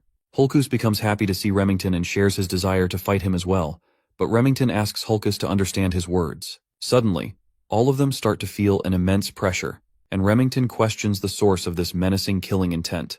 All of them look back to see the MC enter the training grounds. Remington is surprised to feel such overwhelming pressure and starts to wonder what happened during Theo's seclusion training. Ray and Hulkus become excited to see that the young Master Theo has finally arrived. Our MC dominates the whole training ground with the skill Lesser Drake's Fear. Earlier inside the dungeon, after the MC pierced through its reverse scales, the Lesser Drake finally died, and the system congratulated our boy on hunting it. As soon as he touched its reverse scales, the monster started going crazy. Our boy thought he would die, but the monster wore itself out after a few minutes since the scales were definitely its weak point. The system notified him that he had obtained the Lesser Drake's Tooth and Claw. The tooth was an enhancement material for weapons, while the claw could be used to increase a weapon's sharpness. He decided to use his rewards to fix the sword he had since he didn't want to lose a gift his mother gave him. The MC also received a skill called Lesser Drake's Fear, which surprised him. He read the stats and realized the skill could inflict fear on a target weaker than him. He was shocked to receive such a skill, as he believed only a few chosen ones could use it. He's happy to see he is getting a chance to try it, and while putting all his stuff back in inventory, he questions whether the skill will be useful for him in Ragnar, since the place is already swarming with powerful people. The Camellia Palace dungeon gets cleared, and our boy finally gets out after finishing the quest of uncovering the palace's secrets. For successfully clearing Scenario Quest 1, he receives a nest compass as his reward. He doesn't understand what it is, and questions whether it's going to be useful in the next quest. Theo puts it in his inventory and decides to go rest in his room first since he's completely exhausted. But suddenly, a maid rushes towards our boy and informs him that he needs to take care of an urgent matter. She notices the wounds on his body, but he brushes it off and asks about the issue. The maid informs him that there's a brawl happening in Training Ground 4. Our boy enters the training ground after hearing this, dominating everyone with his new skill, Lesser Drake's Fear. He angrily tells everyone to get lost since he needs rest. The immense aura knocks people unconscious, but Hulkus becomes excited to see such overwhelming killing intent and charges toward our boy without a second thought, to see who is stronger. Hulkus attacks with his sword, but the MC easily overpowers him with just one swing, leaving everyone shocked. Hulkus gets knocked back and cannot believe his strike was deflected so easily. The MC is surprised by his progress after dungeon training, but Hulkus doesn't back down. He has always been considered the weakest member of the Four Hounds of the North because he is very dumb, and never rounds out his arsenal either. Hulkus attacks Theo again, challenging him to block it. Despite being the weakest, Hulkus has never once been outmatched in terms of raw strength, but now the MC is surprised to see that he is able to keep up with Hulkus, and with a single slash, he counters Hulkus and defeats him. He feels amazing after leveling up so much, and Hulkus starts coughing up blood, loses consciousness, and falls down. Theo realizes he was too careless and should have held back but feels glad he was facing Hulkus, who is known for his toughness and can tank such attacks. The MC notices Hulkus only fainted. Sybil becomes surprised, and everyone in the training ground starts cheering for the young master who easily defeated the Black Bear, one of the Four Hounds, with a single strike. Theo assures them Hulkus is still alive. Suddenly, his sword breaks as well, which disappoints our boy since it was a gift from his mother. Everyone keeps cheering for the MC, and they all praise him for breaking his sword with a single strike. He doesn't understand why they are so happy. Meanwhile, observing all of this, Ray remembers one of her past memories. When she was a little kid one day, the MC found her and questioned why she was walking around in such cold weather while wearing barely anything. Theo gave Ray his own scarf and thought she still looked really cold, so he decided to take her to his house and told her he would take her home once the snow finally stopped. After recalling all of this, she starts smiling and leaves the battleground. Remington is surprised to see her smile. After a while at the Camellia Palace, our boy looks embarrassed as the maids congratulate him on getting a new title, Luster Tiger. One of the maids is happy to see his hard work finally paying off and advises him to keep it up and maintain the momentum until the awakening ceremony. She believes he can do it, and suddenly, his mother appears and starts feeding him the new abalone dish forcefully. He tries to stop her, but she starts stuffing his face with more food as he begs her to stop. While eating, he remembers his past life and starts to feel grateful. He tells his mother the food is very delicious, and she notices the broken sword. She becomes shocked, and the MC starts sweating anxiously. He tells her it broke during his training and starts apologizing since it is a precious gift she gave him on his birthday. Theo's mother becomes angry at the person who swore it wouldn't break, as it was made with white snow steel and ebony steel wood. He asks if she is talking about the steel wood from the southern jungle. She answers positively and tells him it is a rare and precious material, but feels disappointed to see it was all a lie. She thinks that if the guy was telling the truth, the sword wouldn't break so easily. The MC realizes how precious the materials are, and becomes surprised since he was not expecting it to be so valuable. He wonders how his mother found such a sword. She decides to go ask the maker for some explanation, and force him to make a better sword this time that is perfect for her precious son. He assures her it's fine and that he can just use another sword, but she rejects the idea and tells him people are finally coming to see his true powers, so he needs to be even more careful than before. Since the awakening ceremony is really close, she says she won't allow him to attend the ceremony while carrying a shabby old sword. Theo is happy to see his mother care so much about him, and Cecilia decides they should get going since they are done talking. The MC is confused. She reveals that they are going to the best workshop in all of Winterra, known as the Basque Workshop. Basque Workshop is one of the top 3 manufacturing workshops of Winterra, and its fame comes from the sheer size that rivals a factory. However, the most notable thing about the workshop is its master. She is a person who falls into the category of special rank by the intelligence agency, and a blacksmith with the title of Master Craftsman, which only 2 other Ragnar artisans hold. The MC is surprised to see the elf of capitalism incarnate, the demon craftsman Kurson. He never expected to meet such a tycoon and questions how his mother has connections with the demon craftsman. Cecilia angrily questions why her mother is still smoking. Hearing her call Kurson her mother, our boy becomes speechless. Kurson tells Cecilia not to address her as mother since their relationship is not that of a parent and child. On the day Cecilia decided to run away, Theo was told his mother is an orphan with no family in the world, but is surprised to see she is the daughter of the high elf Kurson. He realizes that the reason he looks so handsome is that he is also a quarter elf. Kurson asks why Cecilia unexpectedly decided to visit her. Theo's mom throws back the sword and tells her it is a defective product. Kurson doesn't believe her and becomes mad hearing her daughter call it a defective sword, even though she forged it herself. Kurson pulls out the sword and realizes it's broken. Cecilia questions if that's not a defective product, and Kurson becomes speechless. The high elf asks who the wielder is. Cecilia tells her Theo is the wielder of the sword. Kurson asks if it's the kid behind her, and she tells her mother to watch her mouth because the MC is a genius who will one day reign over Ragnar from here on. Theo introduces himself to the high elf and expresses his gratitude for being able to see the renowned master of Basque Workshop. Kurson remembers him and praises Cecilia for raising such a child. Kurson asks if he is the only one who used the sword, and the MC answers positively. Cecilia thinks the sword is defective, but Kurson becomes surprised and realizes it's going to be a long conversation, so she invites them inside. As they all walk in, the MC asks if his mother is related to the demon craftsman. She says he is right, and he becomes curious if Kurson is her real mother. Cecilia tells him he wouldn't know since she didn't speak much about it, but even though it was for a short period, Kurson took her in as a foster mother. Cecilia shares that her mother loves anything she finds beautiful, whether it is music, jewels, theater, or even people. She says that is the reason Kurson took her in as a foster child. Kurson tells them to stop talking about the past, calling it pointless. Cecilia thinks she is lying, and her son asks how she ended up getting out of this place. Kurson reveals that Cecilia left because of her desire to marry the Ragnar clan's leader. Kurson never expected her daughter to willingly go to such a miserable place, and is surprised she has survived for so long. Cecilia says she couldn't resist the manliness and handsomeness of the clan leader, who loved her dearly. Kurson is disappointed that despite running away from home, she came back last year and started begging Kurson to forge a sword to gift Theo. Kurson calls her shameless, but Cecilia becomes annoyed to hear her say such things in front of her son. They both start arguing, and the MC smiles, as he has never seen his mother talk like this. He remembers that in his past life, he never tried to learn anything about his mother, and was an extremely ungrateful son. He questions if he was just too obsessed with the clan, and notices that Kurson cares a lot about his mother as well. He wonders why she didn't do anything in his past life.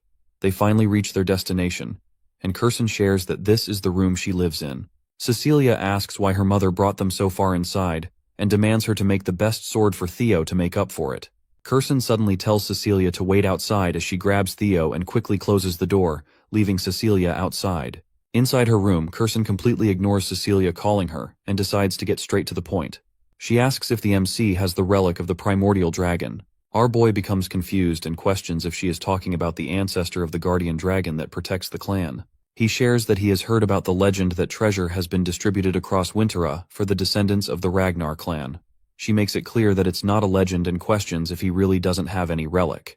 Kirsten starts to tear up and becomes frustrated, wondering how he was able to destroy her sword, even though she poured her heart and soul into forging it. She doesn't believe the sword can break against anything other than a relic and questions if our boy has any idea how precious the sword was.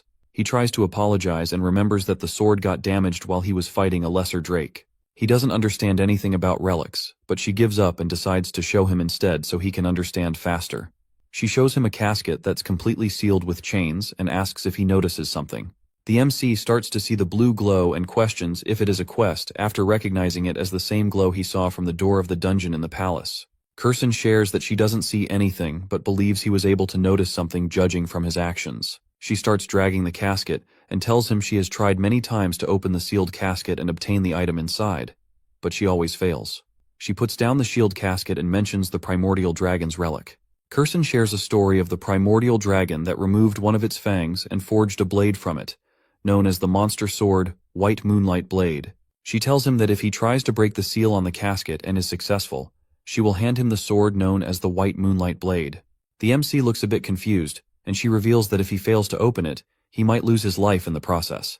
She questions if he still wants to try it, and the MC starts smiling out of excitement. He makes it clear that the sword is now his. The system shows that the next scenario for the quest is to be chosen by the primordial dragon's relic, the White Moonlight Blade. The White Moonlight Blade is a sword of the leader of Black Snow, who is one of the 9 dragons known as the Black Dragon. Very few people know about the sword because everyone who has ever seen or talked about it has either died or gone missing.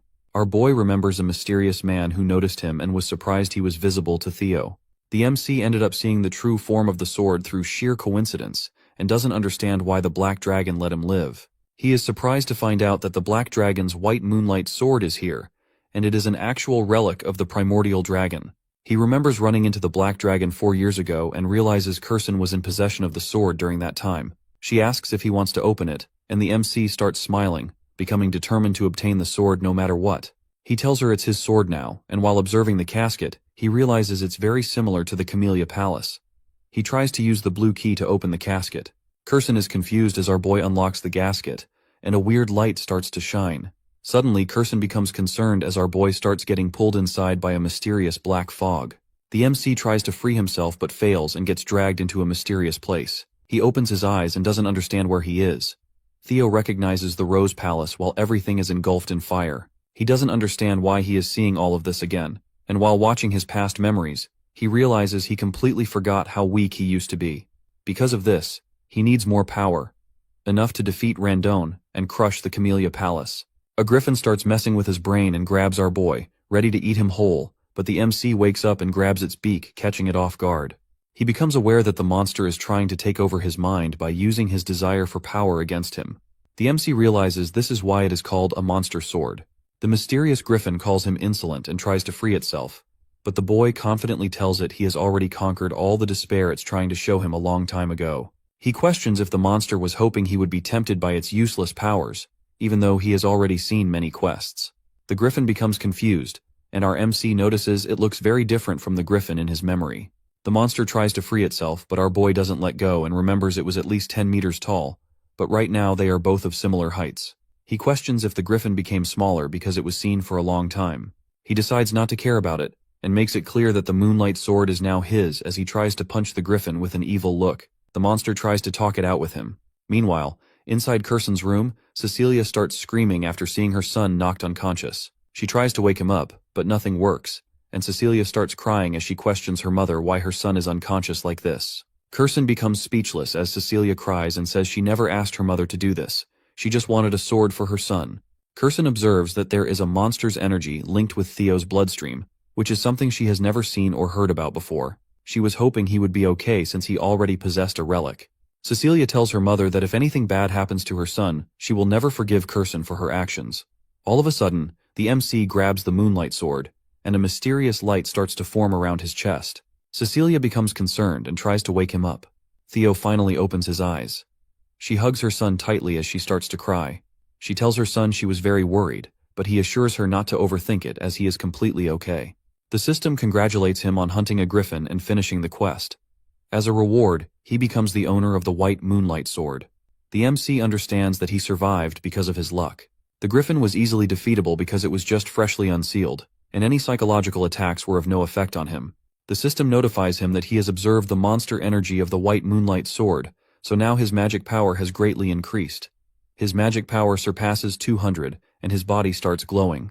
Our boy learns that his magic power has started to gain divinity, and has increased to the level of a high-ranking swordsman. He feels disappointed to know he can't use the magic power right away, as he needs to hold himself back until the awakening ceremony. Curson expresses how surprised she was and congratulates him on succeeding. He questions if she is going to keep her promise, and she assures him that elves do not lie. He notices the sword is being rebellious, and questions if the sword still hasn't acknowledged him as its master.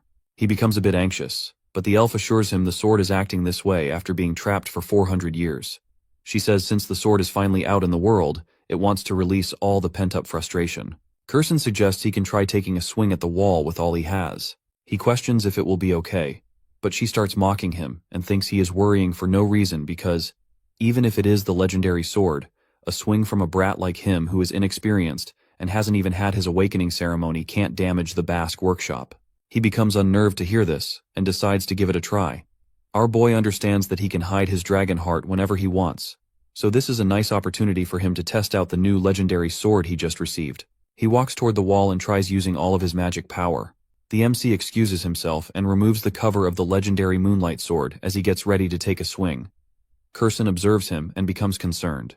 She tries to stop our boy, but he ends up using an attack known as Single Flash, completely destroying the workshop's wall. Cecilia becomes astonished while Curson's eyes fill with anxious tears at the sight of the destruction. Contrary to what Curson thought, my guy literally split the building wall in half with just one swing of his sword, and he was not even aiming to destroy the wall. Curson couldn't help but sink into despair at yet another costly loss from our boy, especially after the sword he had just broken. Even Theo thinks this is seriously overkill, and he's already running on empty because that sword drained all his magic to pull off that devastating slash. Right at that moment, Curson starts giving him some mana, and she dashed towards him so quickly that he didn't even notice when she reached him. She's startled to see he really has no control over his magic at all. Whatever the case, after looking at this massive crack in the 10-foot thick wall, she's sure this lad is an absolute genius. She starts to feel kind of proud to have a grandson like him, and I can see those dollar signs in her eyes, which clearly show that her greedy mind is cooking up something juicy to profit off our boy. She puts her hand on him and tells him she'll be his patron from now on, and all he has to do is spread his wings and show the world his skills. Well, there you go. She's literally using him as a walking, talking billboard for her workshop, and Theo can clearly see the glint in her eyes. He bluntly tells her he can see those dollar signs shining right back at him. As the night deepens, Theo and his mother prepare to leave Basque's workshop. After exchanging their last goodbyes, they part ways. We see the fangs she's holding, and it turns out Theo gave them to her as wall repair funds. She's thrilled to have this loot from a Drake, and is sure he must have snagged it while obtaining the relic. She's also feeling proud of her daughter, thinking about how she raised such an incredible son. Right at that moment, someone drops by and greets her with her title of Demon Craftsman. Curson freezes for a moment at the sound of this familiar voice. She turns around and asks why he's here, but this mysterious crow of Rober Ragnar just simmers with a red glint in his eyes and doesn't say a word, leaving us hanging in suspense. 5 days pass, and the day of the awakening ceremony has finally arrived. As usual, Evelyn and Theo are in the middle of a sparring session. After exchanging blows with him, she can tell that his swordplay has gotten stronger and faster overall. My guy just flashes a grin, saying he's really glad to hear this because he never thought someone like Evelyn would ever praise him. The onlookers, as usual, are sweating their balls because they feel like weak sauce compared to Theo. You see, it's been half a year since Theo began to change, and Evelyn is amazed that he's already grown strong enough to push her back. If he awakens his magic today, it'll be the birth of a monster. After they spar for a while, the lady gives him props, saying he's done a great job, and that he might even aim to become the valedictorian of the awakening ceremony, and her prayers are with him. Theo flashes a big smirk back at her, thanking her for her kind words. He says that if he becomes valedictorian, he'll mention her name during his speech in front of everyone. Of course, Evelyn gives him this worn-out look, wondering if that's even necessary, while his fellows come over, excitedly telling him to mention their names too. Theo couldn't help but feel a bit proud, thinking that being popular is such a drag, while Evelyn just gave him this creeped-out look, clearly thinking how he is getting way too full of himself. The scene then transitions to the central headquarters, where Theo makes his grand entrance, introducing himself to the guards as Theo Ragnar of Camellia Palace. Once inside, he notices the large crowd in attendance, as the awakening ceremony is the most important annual event for the Ragnar clan. Every participant is hoping to get good results, and as swordsmen of Ragnar, this is their first chance to be acknowledged and honored. With everyone from the Ragnar clan watching, including the clan head, Kyle Ragnar, the pressure is high. Even some big shots are present, like the 9 dragons and the former clan head from 2 generations ago, Hilda Ragnar. The more Theo looks at Hilda, the less she seems like someone who's 150 years old. Either way, he is relieved to see her attending again. The conductor then bangs a drum to grab everyone's attention. This guy is Vana Ragnar, the judge of the ceremony, and a Dragon Gate swordsman. He snaps everyone to attention and tells them it's time to begin the preliminary examination. The prelim involves grabbing a sword placed on the ground and leaving a mark on the steel wall on the platform. He reveals that the wall is forged with a mix of white snow steel, so ordinary steel blades won't even scratch it, but that changes if they channel their magic power into their attacks. To help with that, he decides to hand out Soma to everyone. This single Soma pill will provide the power of 10 years worth of magic, an elixir designed to help open their mana halls. He tells them to swallow the Soma, and focus on opening their mana hall in the Dantian, and only then will they be able to cut through the white snow steel wall with their swords. The depth of their cut will determine their results. Vahana screams out that from now on, the participants whose names he calls will have to step forward, grab a Soma, and get on the platform. The first participant is Theo Ragnar, and they tell him to come forth. Of course, my guy steps forward promptly, and as he's taking that pill, he reflects on how, in his past life, Axion was the valedictorian. He then grabs a sword and walks toward the white wall, determined that this time won't be like the past. As he does, a system window pops up with Scenario Quest 3, become the valedictorian of the awakening ceremony to clear the quest. We then cut to the 150-year-old Hilda asking Kyle if this boy is the one he mentioned before. Kyle responds positively, and asks if he has caught her attention too. Hilda replies that she's definitely curious after hearing so much about this boy, and wants to see for herself just how competent his descendant really is. My guy stretches his shoulder muscles, while he can't help but to feel nervous. The judge Vana promptly appears and reminds him to swallow the Soma. Theo promptly pops the pill into his mouth, reflecting on how in his past life he had swallowed the Soma but was unable to control the mana, seriously injuring his Dantian. But this time, something like that won't happen. As soon as he swallows the pill, he feels a surge of power, and the mana begins to scatter around the area. Vana finds himself bewildered to see this brat causing a mana wave of this size. He's worried Theo might not be able to properly control it. You see, when someone swallows Soma, they need to handle it with care. In order for the mana hall to settle in the Dantian, the more talented Ragnars, who have loads of mana, need to be extra cautious. If not, they can end up disabled, and Vana is certain this brat is done for. But, as surprising as it is, my guy quickly stabilizes. Theo couldn't help but feel a rush of happiness, realizing he has both a dragon heart and a mana hall. It's almost a bit disheartening how easy it feels this time, unlike in his past life. But anyway, from now on, he's officially allowed to use mana, and he won't have to hold back the vast amount stored in his dragon heart. He prepares himself, leaps into the air, and just unleashes everything. A dragon manifests from his mana, soaring straight toward the wall. In a single flash, it hits the wall, creating a giant crack. Vana is left absolutely boggled, and he announces without a doubt that Theo Ragnar has passed. The spectators are equally bamboozled by such a display of power. A system window promptly pops up before Theo, announcing that the curse of bad luck that's been in effect has ended, and his fame is beginning to spread throughout the world. A genuine joy spreads across our boy's face because he's finally reached the same starting point as the others. The system further reveals that many people have taken an interest in his impressive performance. Osa Ragnar Plunus wishes to take him in as a disciple, while Julius Ragnar is discontent with the amount of attention focused on him. Meanwhile, Rober Ragnar remains cautious about him. And lastly, Hilda Ragnar shows interest as well. My guy is thrilled that not only the Black Dragon and the Sword Dragon are paying attention to him, but the fact that he's also caught Hilda's eye makes him especially happy. After all, she has the heart of Garuda. He thinks to himself how amazing it would be if he could just obtain that. The other contestants also try their luck with the white wall. One of them manages to leave only a tiny scratch, as thin as a hair. He cries out to see that he has a long way to go to even come closer to Master Theo. Ray Ragnar gives it a shot, and so does Hulkus Lanka and Remington Nacrio. They all do their best, but none come anywhere close to the massive cut my guy left in the wall. This poor guy is absolutely devastated that all 4 Hounds of the North had monstrous results, yet not a single one of them made a mark as great as the young Master Theo. It's finally Axion Ragnar's turn, and as he walks forward, people start murmuring among themselves. Some say that at this rate it's a contest between the Luster Tiger and the Dark Tiger, while others doubt even Axion can match that level. The fact that people are talking about Theo like this only angers Axion beyond belief. He strides toward the wall with his sword in hand, and once he swallows the Soma pill, he's fired up. The mana crackles around him, and out pops a giant red dragon that slashes directly at the wall. The sheer power of it leaves Vana utterly speechless because this is the first time he's been surprised so many times in one day. The crack in the wall is massive, and Vana promptly announces that Axion Ragnar has passed as well. The crowd goes absolutely bonkers because Axion's slash has left a crack just as big as Theo's. Now everyone is on edge, knowing that the precision grading will be the deciding factor in who comes out on top. As dusk begins to settle in, Vana announces that with this, the first stage of the awakening ceremony is officially over.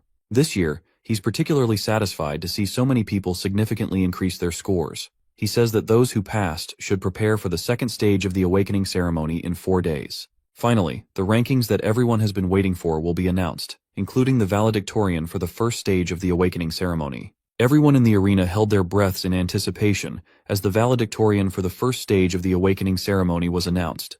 The clear front-runners, Axion and Theo, were locked in as they both hoped to hear their names called. In the end, Theo Ragnar manages to clutch the win for himself. While he is stunned, the arena erupts in booming cheers. Vana Ragnar is pleased to announce that his performance earned him a perfect 10 out of 10 from the judges. Whether it's technique, magic power, control, or speed, every aspect was flawless. While his followers were cheering, most of the candidates found it hard to believe that the Flash Tiger had taken first place instead of Axion. As it turns out, the depth of his sword mark came close to the record held by young Master Thorkel. That little tidbit made the crowd go even wilder. Thorkel Ragnar is an enigma. He is one of the 5 major candidates of Ragnar, and he is speculated to be the closest in the line of succession. The Salutatorian award fell on Axion Ragnar, and his displeasure is apparent. He also got a perfect 10 out of 10 score. However, he has been relegated to second place as his sword mark was a bit shorter than that of Theo's. That fact made his blood boil even more. Remington Narcio snagged 3rd place, Ray Ragnar in 4th place, and Hulkus Lanka in 5th. The Hounds of the North had the top places on lock. Meanwhile, the idiot of the Southern Inspection Post and Theo's first follower, Sybil Drea, eked out the last slot at 87th place. The second stage of the awakening ceremony will start in 4 days at the treacherous Winter Mountains. All 87 examinees who have passed are advised to prepare as best as they can. With that, they are dismissed, and the first day of the ceremony concludes in an unexpected direction. That night, Theo's faction immediately went straight to the tavern for a celebration. The place rumbled with cheers for the first and second placers. Everyone felt vindicated as the true might of Training Ground Number 4 was made known to the world. Praise and applause for their very own Sir Theo and Sir Remington started flowing along with liquor. Theo thanked his men for the support, but he knew better than anyone else that the trials were not over yet. His goal is for every one of them to pass the second stage together. He pulled his buddy Remington closer and confidently announced to everyone that they would be aiming to be the final valedictorian and salutatorian of the batch. Evelyn is also in a festive mood, and she genuinely believes that the two can pull it off somehow. Remington personally congratulated the young master for such a splendid display of power earlier. Seeing Theo's hard work bear fruit filled everyone with pride, but at the same time, Remington cannot help but feel ashamed of himself for falling so far behind his friend. Theo smiled at Remy, assuring him that he just got a little lucky this time. Also, ranks and such things should not matter between friends, right? Hearing that cleared Remington's mind of useless anxieties. They made a toast with their orange juice glasses and promised to try their best in the upcoming second stage. Sometime later, Theo found himself roaming the nearby snowy mountains. Finally, away from the crowd, he processed what it really meant to snag first place in the awakening ceremony. It is an achievement that he would not even dare dream of in his past life. Though it might not have been a real fight, he defeated Axion fair and square. He can hardly believe how far he has gone in such a short time. Clenching his fists in anticipation, Theo proclaimed that this was only the beginning of his story. Defeating and decapitating that traitorous fraud, Randone is far from enough. That guy is just a lackey to the actual players. Theo's true enemies are the psychotic Axion and the tricky Sky Dragon backing him up. Theo is willing to use everything at his disposal to get his ultimate revenge down the line. For now, He has another matter of great importance to take care of concerning the nest compass he got as a reward. The mysterious artifact is actually pointing toward the Winter Mountains, the venue of the next trial. In the second stage, he will have the chance to find out what the compass is steering him into. While he was lost in his own thoughts, he sensed something fishy nearby. His instincts immediately kicked in, ready to defend himself from whatever was hiding nearby. Someone has been tailing him, and Theo hates surveillance. The hooded spy watched in surprise as his target vanished out of thin air, only to feel the cold glint of a blade aimed at his neck from behind. Theo demanded to know who the spy was, and the dude tried his best to convince Theo that he was not Seuss. He introduced himself as Gatsby Yotan of the renowned Gale Sword Platoon. Gatsby insisted that his captain sent him after witnessing such a splendid performance at the first test of the awakening ceremony. Theo had an unreadable poker face as he stared into the man's soul. It seems like the scouting offers are arriving sooner than he expected. Gatsby elaborated that their captain is offering Theo an opportunity to take an admittance qualification test. This offer flabbergasted him. He is offended that the Gale Sword Platoon wanted him to take some useless test rather than a full-on invitation. Gatsby bragged about the illustrious reputation of his platoon, asserting that even a chance to take the test is hard to come by. Before the dude could spout any more bullshit, a fiery voice cut him off, calling the Gale Platoon a bunch of morons. A woman carrying a great sword on her back addressed Theo as a young master and offered a far better deal than the morons of Gale Sword Platoon. This feisty girl is Ayan Sosoli, also known as the Fire Goblin and Vice Commander of the Black Iron Cavalry. She personally came to extend a direct invitation for Theo to join their ranks. Gatsby stumbled on his words as soon as he saw who had just come through. Those that recognize the Fire Goblin's name know not to piss her off. But before Ayan can get close to Theo, multiple scouts from different factions come out of hiding in fear that such a promising candidate might get signed before they can extend their offer. They all ran in, shouting their ridiculous proposals. The Black Sword Platoon is willing to promote him to squad leader within 3 years. The Swords of Law and the Security Bureau also threw their eager hats in the ring. Annoyed at the bidding war unfolding, the Fire Goblin snapped in anger. The scouts were supposed to entice the young master with promises of assisting and advancing his career, only to fight and bicker amongst themselves. Theo just watched from the sidelines as the idiots cursed and jabbed at one another. He figured that he should just quietly slip away before they pester him even more. But his exit plan might have to wait. Pink plum petals slowly filled the area, dancing in the air. A sultry voice silenced everyone with sheer aura. Even though she knows she will be criticized for being too greedy, the newcomer just can't help herself. Slightly sullying her sterling reputation is nothing if it means gaining an exceptionally talented individual to her side. Lady of the Plum Blossom Palace, the sword dragon herself, Osa Ragnar Plunis, has joined the scouting war, shocking everyone into silence. Ayan was the only one who dared to question what business the clan head's first wife had in this place. Lady Osa confessed that she came with the same intention as everyone else. She has come all the way out here just to see Theo Ragnar personally. While Theo is dealing with the ridiculous situation he was put in, the salutatorian is relieving some stress by beheading some people. Calling Axion Ragnar a sore loser is an understatement. This dude is wantonly killing his men to get his frustrations out lest he explodes. He weaved, maneuvered, and slashed his way through a number of young swordsmen, treating them like training dummies as he snuffed their lives out one by one. Axion Ragnar is hungry for blood, and blood he shall get. With every dash and slash, he remembers Theo's smug face after leaving a bloody, armless mess back in the Scaled Dragon Society banquet.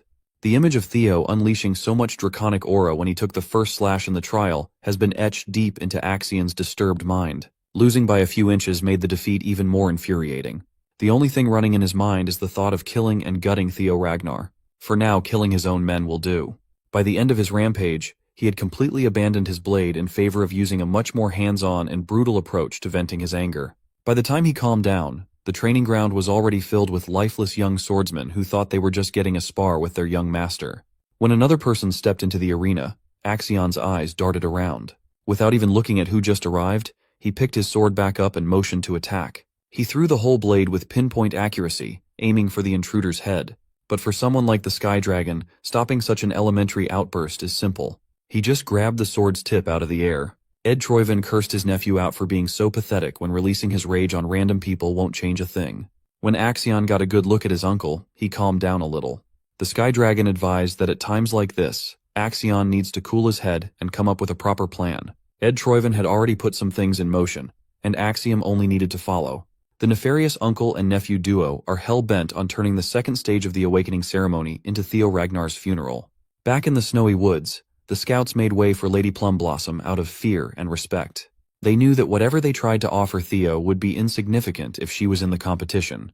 Just as they were about to appeal how unfair that would be, the space between Theo and Lady Osa was severed from the outside world, locking them in her personal domain. Ayan reckoned that setting up an isolation zone could only mean one thing. She might be planning to personally share her teachings with the young Ragnar inside the swirling lump of energy. The inside of the isolation zone was a lot bigger than what it looked like outside, as the space stretched as far as they could see. Theo recognizes this as one of Lady Plumbossom's signature moves. She can freely create a perfectly isolated space severed from the outside. He used to hear stories about the technique, and now he's experiencing it. His popularity is catching up with him. Lady Plumblossom laughed at his reaction. She's certain that Demon Dragon will be furious once he finds out what she's trying to do, but no one can stop her from giving Theo a gift if she wants to. By gift, it can only mean one thing. She slowly unsheathed her blade as she described how intense the clan head's swordsmanship was. It is akin to dragonfire descending from the heavens and destroying everything and incinerating everything in its path. Lady Plumblossom's style cannot be more different than that, for she prefers to embrace countless variations in her sword. Theo looked around to see that the snowy trail he had walked on a minute ago had turned into a tranquil field of vibrant plum trees. Her steps are rhythmic, sending ripples on the surface of the still water floor with each stride. This is the form of the dragon that she pursues, one that contains constant and infinite changes. As the sword dragon began slowly moving forward, she started swinging her sword, making the plum blossom bloom as countless petals gently drifted down. Her blade softly traced through the petals as they danced alongside her blade. She executed a peculiar flow of movement that seemed impossible. She slashed, stabbed, and chopped with a strange tempo. By the end of her demonstration, she slowly lowered her sword, making the petals spiral alongside the blade, beautifully falling on the ground. It was absolute cinema, a feast for Theo's eyes. The ridiculous thing was the entire sequence was performed within just a single breath. What she just showed is the celestial flower rain, the first full bloom technique of the plum blossoms. Opening her eyes, the First Lady's deep gaze turned towards Theo. The young man was speechless as he felt his heart pound loudly. He just witnessed something truly awe-inspiring. Within a single continuous movement, he counted 120 circles and variations. It gave credence to the claims that, in terms of pure swordsmanship, she is above even the clan head. If Theo could absorb and apply even a little bit of what he had just seen into his single flash, his power would undoubtedly skyrocket. He humbly asked her if he's really deserving of such a gift. She laughed lightly and assured him that it was fine as long as he enjoyed watching it. Finally, Lady Plumblossom dissolved the isolation zone. The tranquil field of plum trees vanished, and the snowy woods returned. She asserted that if Theo ever wishes to see what comes after the first technique, he can come to find her whenever after the awakening ceremony. Such a blatant offer shocked the scouts. The First Lady simply wishes for Theo to become a new wind in this desolate place. With that, her body turned into a pile of beautiful plum petals drifting away. Theo knows more than anyone that he just received something far too great. It would be hard even for him to act shamelessly and not show any gratitude to the First Lady. Now he's in a complicated position. He reckoned that it would be way too greedy to become Lady Plumbossom's disciple and join the white-armored dragon cavalry at the same time. 3 days later, the second phase of the trial has finally kicked off into full gear. The 87 eligible candidates have gathered at the Winter Mountains near the northern Great Wall. Such a treacherous venue is perfect for the challenge ahead. Winter Mountains stretch across a ridiculously vast distance, from their home of winter all the way to the Demon Sea. In this place, the Ragnars have shielded humanity with all their might. They have been at war with the cursed land beyond the Great Wall for over a millennium now. They have been culling the Demon Sea, a place where countless demonic fiends lay waste. High-rank swordsman and second-stage exam overseer Jackie Ragnar cautioned everyone that the new generation would inherit that duty one day. This makes Winter Mountain the perfect testing ground. However, as apprentice swordsmen, the examinees are not allowed to cross over to the Demon Sea, and the exam area is restricted to the inner side of the Great Wall. Today, the exam is very simple. They will have 15 days to defeat demonic monsters that roam the Winter Mountains and retrieve the bells that have been placed on their necks. There are 7 different colored bells out there: red, orange, yellow, green, blue, indigo, and violet, the colors of the rainbow. Each bell increases in point value in the same order. Naturally, higher points mean confronting a more powerful demonic fiend. Overseer Jackie emphasized the danger of violet bell fiends. Those abominations are at a level that no apprentice swordsman can touch, let alone defeat. Yet they are worth a ton of points. The hunting method will be left entirely up to the examinees. Whatever method they choose to use doesn't matter. All they have to do is bring back the bells to be tallied before the exam ends. Everyone picked up on what the overseer implied. Since they can use whatever method they want, snatching someone else's prey or bells is allowed. No, it is encouraged.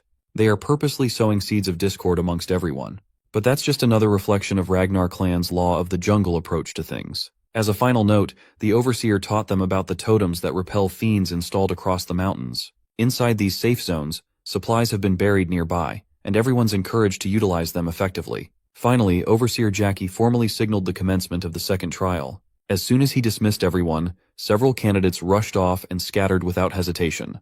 Most of them had the same idea as Sybil. Since the exam will stretch for 15 days, supplies are essential. First, they must secure those resources, and then go with their own strategies.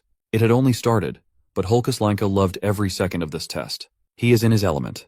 Axion, motivated by revenge, has come into this exam with a malicious goal in mind.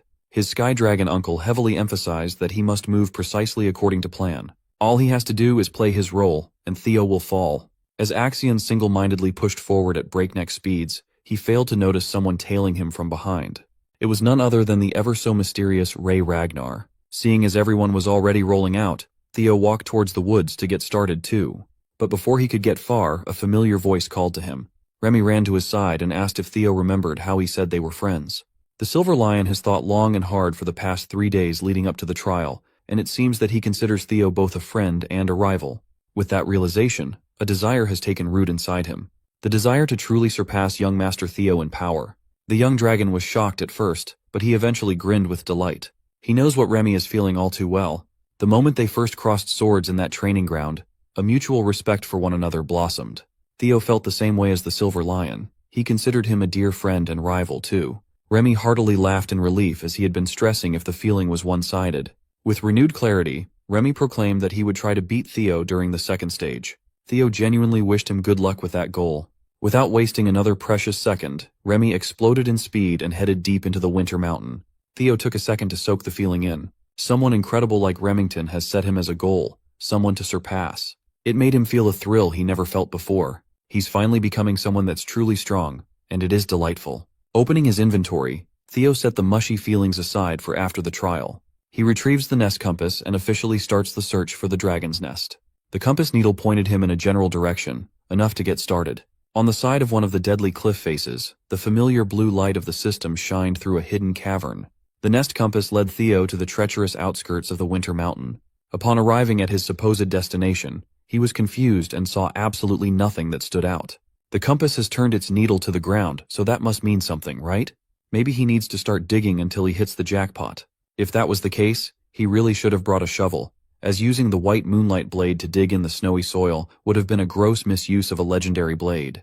As he was considering what to do, Theo's spidey senses started tingling once more. He steadily took his sword out of the scabbard and turned around on a dime, his eyes fixated on the unwelcomed presence. Sometimes, if the wind is not doing its job, then you have to take to the oars. He sent a sweeping attack, the force of the slash mowing everything on its way down. The trees were cleared in a single file and the ground was wrecked. Spilling some killing intent to the presence tailing him secretly, he gravely urged them to come out. Some unsavory characters started coming out of the woods, confused as to how Theo noticed their well-concealed presence. As soon as Theo saw the man's face, he was taken aback. It wasn't just one man, there were 3. In Theo's previous life, he knew these monsters as the 3 scoundrels of Vuk Mountain, Hyde, Cow, and Rune. These aptly named scoundrels are the scum of the earth. They were widely known as the ones who slaughtered civilians under the guise of accidents during missions. They are the cancer that cropped up as a side effect of Ragnar's rule of the strong. Theo especially cannot ever forget the massacre they committed in Vuk village. While he was working in Black Snow, he was assigned to personally pick up after the bastards. He knows the horror that these 3 will inflict upon the world better than anyone else. In public records, the death toll of the single incident was reported at 761, with another 220 people missing. The shocking part was that none of the corpses could be identified at all. It was because their killing method involved absolutely decimating the heads of their targets for fun. He already considered that their terrible nature would get in the way down the line, so he's planning to deal with them at some point. But he never expected to meet them this early. Since they were expertly tailing him, Theo asked if Axion sent them for a hit or something. One of the scoundrels just laughed at his assumption. He cleared up that they cannot be ordered around by kids. Naturally, they were employed by someone so high up that Theo would never even imagine who was behind the hit. But the young dragon quickly narrowed down the culprit to one person for certain. The head counselor. The reaction of the scoundrels gave it away. Theo correctly guessed who the employer was in one try. It wasn't too hard to guess, given how much they were talking about blood and heritage. An exam proctor is nowhere to be found nearby, so they must have been included in the conspiracy too. Theo's sharpness was a big problem, but the scoundrels were confident that they would get this job in the bag no matter what. The leader of the scoundrels asserted that he feels the best when he crushes a good-looking face like Theo's. Bro is just glazing at this point. The Flash Tiger remained unfazed as he refused to let the three out of his sight. He did not even let the mouthy scoundrel continue with the childish trash talk. Theo immediately slashed away, summoning an avatar of an ancient dragon with his force. They hadn't even gotten the chance to close the distance yet, and the scoundrels were already at death's door. Theo chopped his sword thrice in quick succession with perfect precision, and executed his newly formulated technique, Triple Dragon's Claw, each one targeting a scoundrel. The young master never shies away from violence, but he does not want to become like these pieces of trash. So they do it as revenge for a crime that they won't commit until a few years down the line. He will do the opposite of what the scumbags did. Only their heads will remain. The destructive power of the dragon's claw was so potent that it could decimate a human body into a pulp while leaving the head intact. He simply flexed on these criminals, giving them the comeuppance they deserved. Theo was actually surprised at how fast these troublemakers fell by his blade. Maybe that's because they were still young at this point in time. He owed this new skill to the celestial flower rain that Lady Plumblossom imparted upon him briefly. He dissected and reconstructed the style for the past 3 days, and came out finding a way to use 3 single flashes in a row. Using circles and arcs to draw curved lines of slashes was hard. A whole new world of different transformations and applications has opened. Of course, completing those transformations 120 times in a row like the First Lady is still out of reach. Theo quickly grabbed the severed heads with the scoundrels' pained and surprised expressions have been preserved. He simply threw the evidence down the cliff for beasts to feast on, while he went back to thinking about how to get underground. Much to his surprise, he heard a dull thud as soon as the heads reached a couple meters down. Upon further inspection, he ascertained that there was an invisible staircase winding down the cliff. It's now stained with scoundrel blood. The hidden quest to find the unseen stairs and explore the blue cave has officially started. Theo excitedly jumped down from the cliff to head for his treasure. Unbeknownst to him, a strange bird has been keeping an eye from afar. Back in the palace, the officials posted that they were receiving the test's initial results for the first few hours. Currently, Axion Ragnar holds the first position with 41 demon bells collected as he tears through the exam with 20 of his men. Second place is Ray Ragnar. But everyone has been wondering about one thing. How is Theo Ragnar faring? The messenger had to scroll all the way down to the last page of his report for Theo's recorded progress. Currently, the young man has collected 0 demon bells, and he is off on his own without a team. It's safe to assume that he is moving quietly or lying in ambush somewhere. Those assumptions can easily be verified if there are proctors to confirm. Everyone at the table heard Lady Plumblossoms' impatience. The head counselor argued that there are no rules that exceptional performance in the first stage would lead to the same caliber in the second. He even proposed that the kid's heart might not be prepared for real battles, especially considering that he is a so-called natural child and not a pure Ragnar. The head counselor assumed that his goons must have taken care of business quickly, doing their job better than expected. Suddenly, the old councilman received a telephonic transmission from Ed Troyven, asking him if he did anything behind the scenes. The head counselor did not even bother to deny the allegation. He's bummed that he couldn't tell everyone else beforehand, but it looks like things have worked out, so that's good. Even the Sky Dragon was shocked at the geezer's brazen attitude towards an impure child of the throne. It pissed Ed off that some crazy elitist old coot acted without permission or consultation, potentially stifling his plans. After Camellia had been taken from his family, the Sky Dragon campaigned for an opportunity to take over the Rose Palace. However, he could not find the primordial dragon's relic anywhere. Ed Troyven has come to a hypothesis stating that Theo must hold a clue about Rose Palace's relic. Sky Dragon can feel it in his bones. That boy, Theo, has some clues about the relic on him. Grown and shown that he is a threat. Using telepathy again, Ed jacked into a guard's mind with a message to hurry Axion up. Lady Plumblossom can see that the head counselor and the Central Intelligence Director are scheming something, and they're not as sneaky as they think. The pro-Theo group might have to set up some precautions and countermeasures too. It was a reasonable idea, but Julius Ragnar heavily opposed such a thing. The Demon Dragon genuinely believes that Theo is not someone who would crumble on a mere challenge. Julius trusts his gut that Theo is safe and just stuck in his own unknown circumstance. Also, Julius has not gotten over the fact that Lady Plumblossom sneakily met with Theo. The First Lady feigned ignorance and playfully laughed.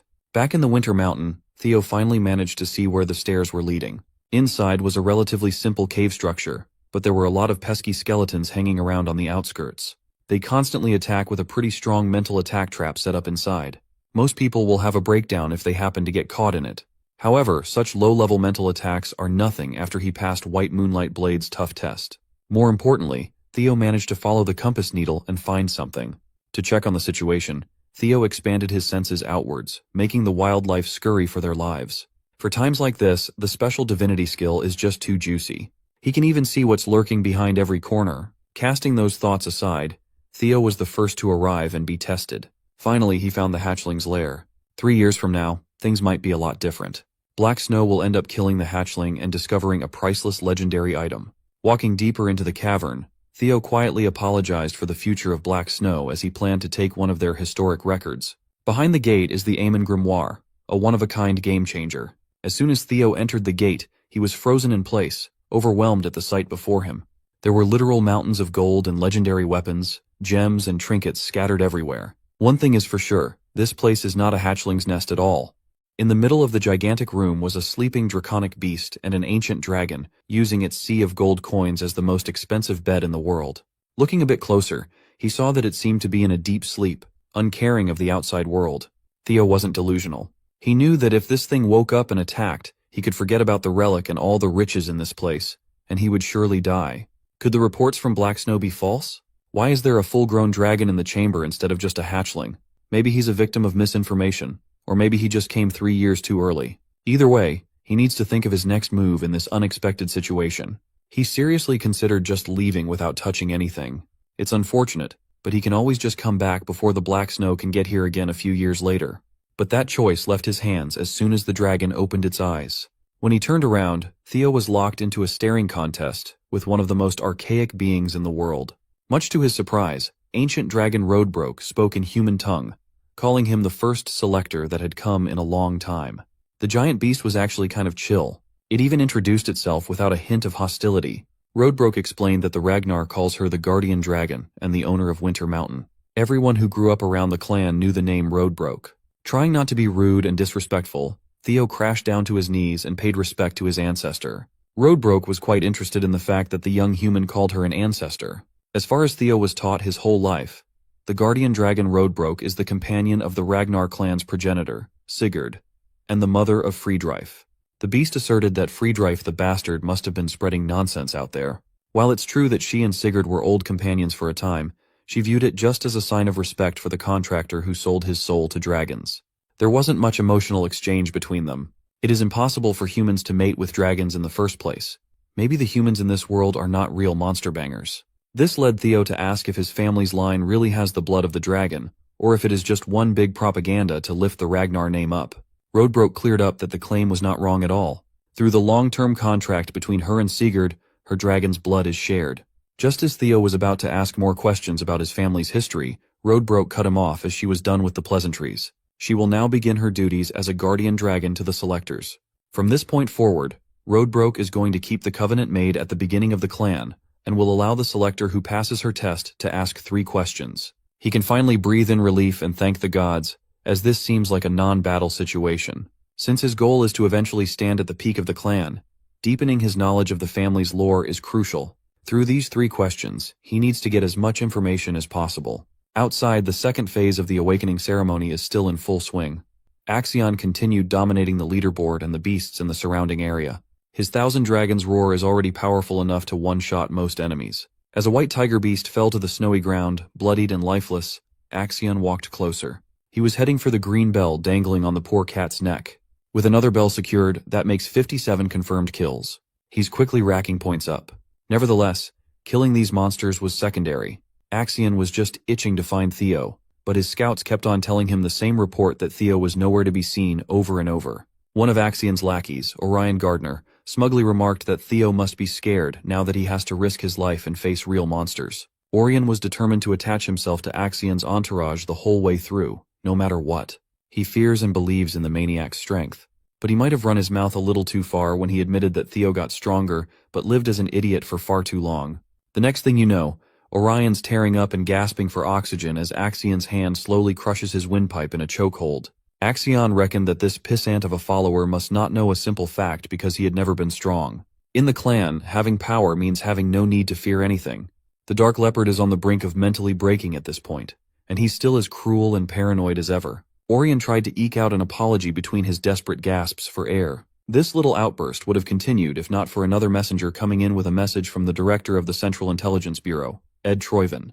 The message was simply a reminder to hurry up and carry the plan out. Axion threw the pissant away like garbage and asked the messenger to send a reply to his uncle to stop pestering him. He doesn't need to be reminded of the goal because no one in this world wants to kill that punk, Theo, more than this psychotic half-brother of his. Meanwhile, Theo is just chilling down in the dragon's den, still trying to think of a fitting question that would give him as much information as possible. After a while, he finally came up with his first question.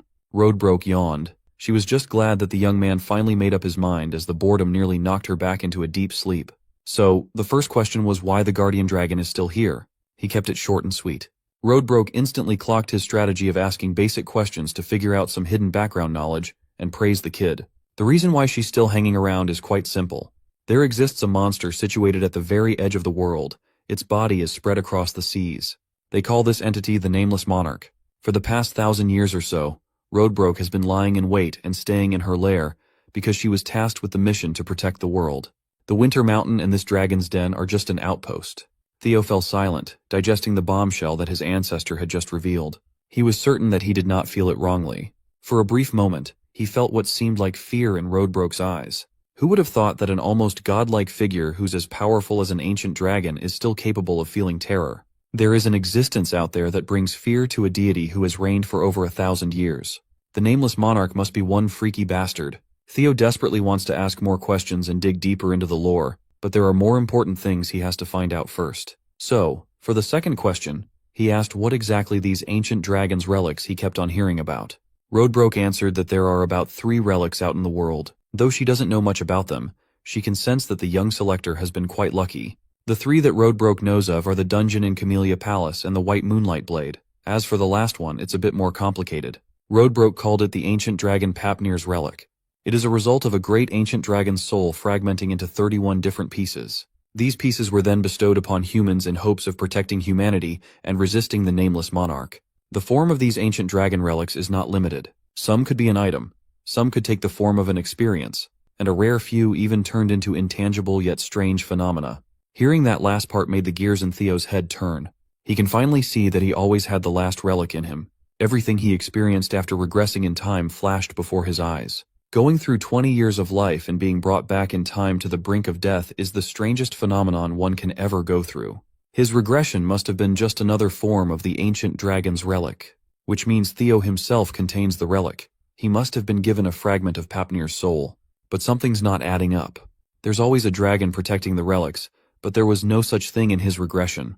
Realizing something, Theo came up with the third and final question. He looked at Roadbroke right into her piercing eyes and asked why he was chosen. Why would the hand of fate choose someone as talentless as Ragnar's imbecile to fight something as powerful as the Nameless Monarch? Roadbroke stared back fiercely, and decided to answer his final question with a question of her own. She asked why Theo would think that he was the only one chosen out there. The simple reply made Theo realize that he had not been looking at the bigger picture. He might not be the only one chosen by these powerful relics. Sky Dragon Ed Troyven, Demon Craftsman Curson, and even the Black Dragon all knew about the existence of relics. They even actively go out of their way to find and collect said relics. Chances are, they were also chosen by some form of Papnir's soul fragment. If that's the case, are they also seeing the same messages he has been seeing? Did they also regress back in time? While these series of questions led Theo one step closer to uncovering the world's truth, it also made things a lot more complicated. To summarize, there is a nameless monarch lurking at the fringes of the planet that even the ancient dragon fears. And it is entirely possible that there are more regressors apart from Theo. Now that Roadbroke has answered his 3 questions, the quest is complete, and Theo will be given his reward. The young man was so engrossed in all the implications of what he just found out that he almost forgot that he came to obtain Amon's grimoire. But now that his horizons have expanded, he had changed his mind. He needs something bigger, a lot bigger. He wanted something that cannot be compared to any item in this treasure trove. As a reward for the quest, he is given the chance to pick and take anything from the ancient dragon's treasures. Roadbroke proudly boasted about the variety and sheer quantity of her treasures collected from all around the world. There were gems, relics, elixirs, skill books, armaments, anything you could think of. She had them in stock. Whatever Theo chooses will be a priceless fortune worth beyond his wildest imagination. Roadbroke urged him to pick wisely, and she said she would deliver. Theo's lips slowly twisted into a sly smile. When prompted by the ancient dragon to state his desire, Theo Ragnar proudly proclaimed that he wanted to have Roadbroke herself. That answer was definitely out of her expectations. Theo's remark comes across as a joke to the ancient dragon king, who responds accordingly. However, she's done with kidding around, and wants the Ragnar descendant to speak his real choice. Standing resolute on his words, Theo declares that he just told him what he wanted. First the dragon pauses, and then asks to confirm if he's really serious. After receiving confirmation, the dragon exerts its menacing aura that makes the ground rumble beneath Theo's feet. Using the tantalizing dragon fear attack, the ancient dragon deems his words disrespectful and lashes at him for overstepping his boundaries. Feeling the sheer weight of the dragon fear attack, Theo does his best to stand his ground.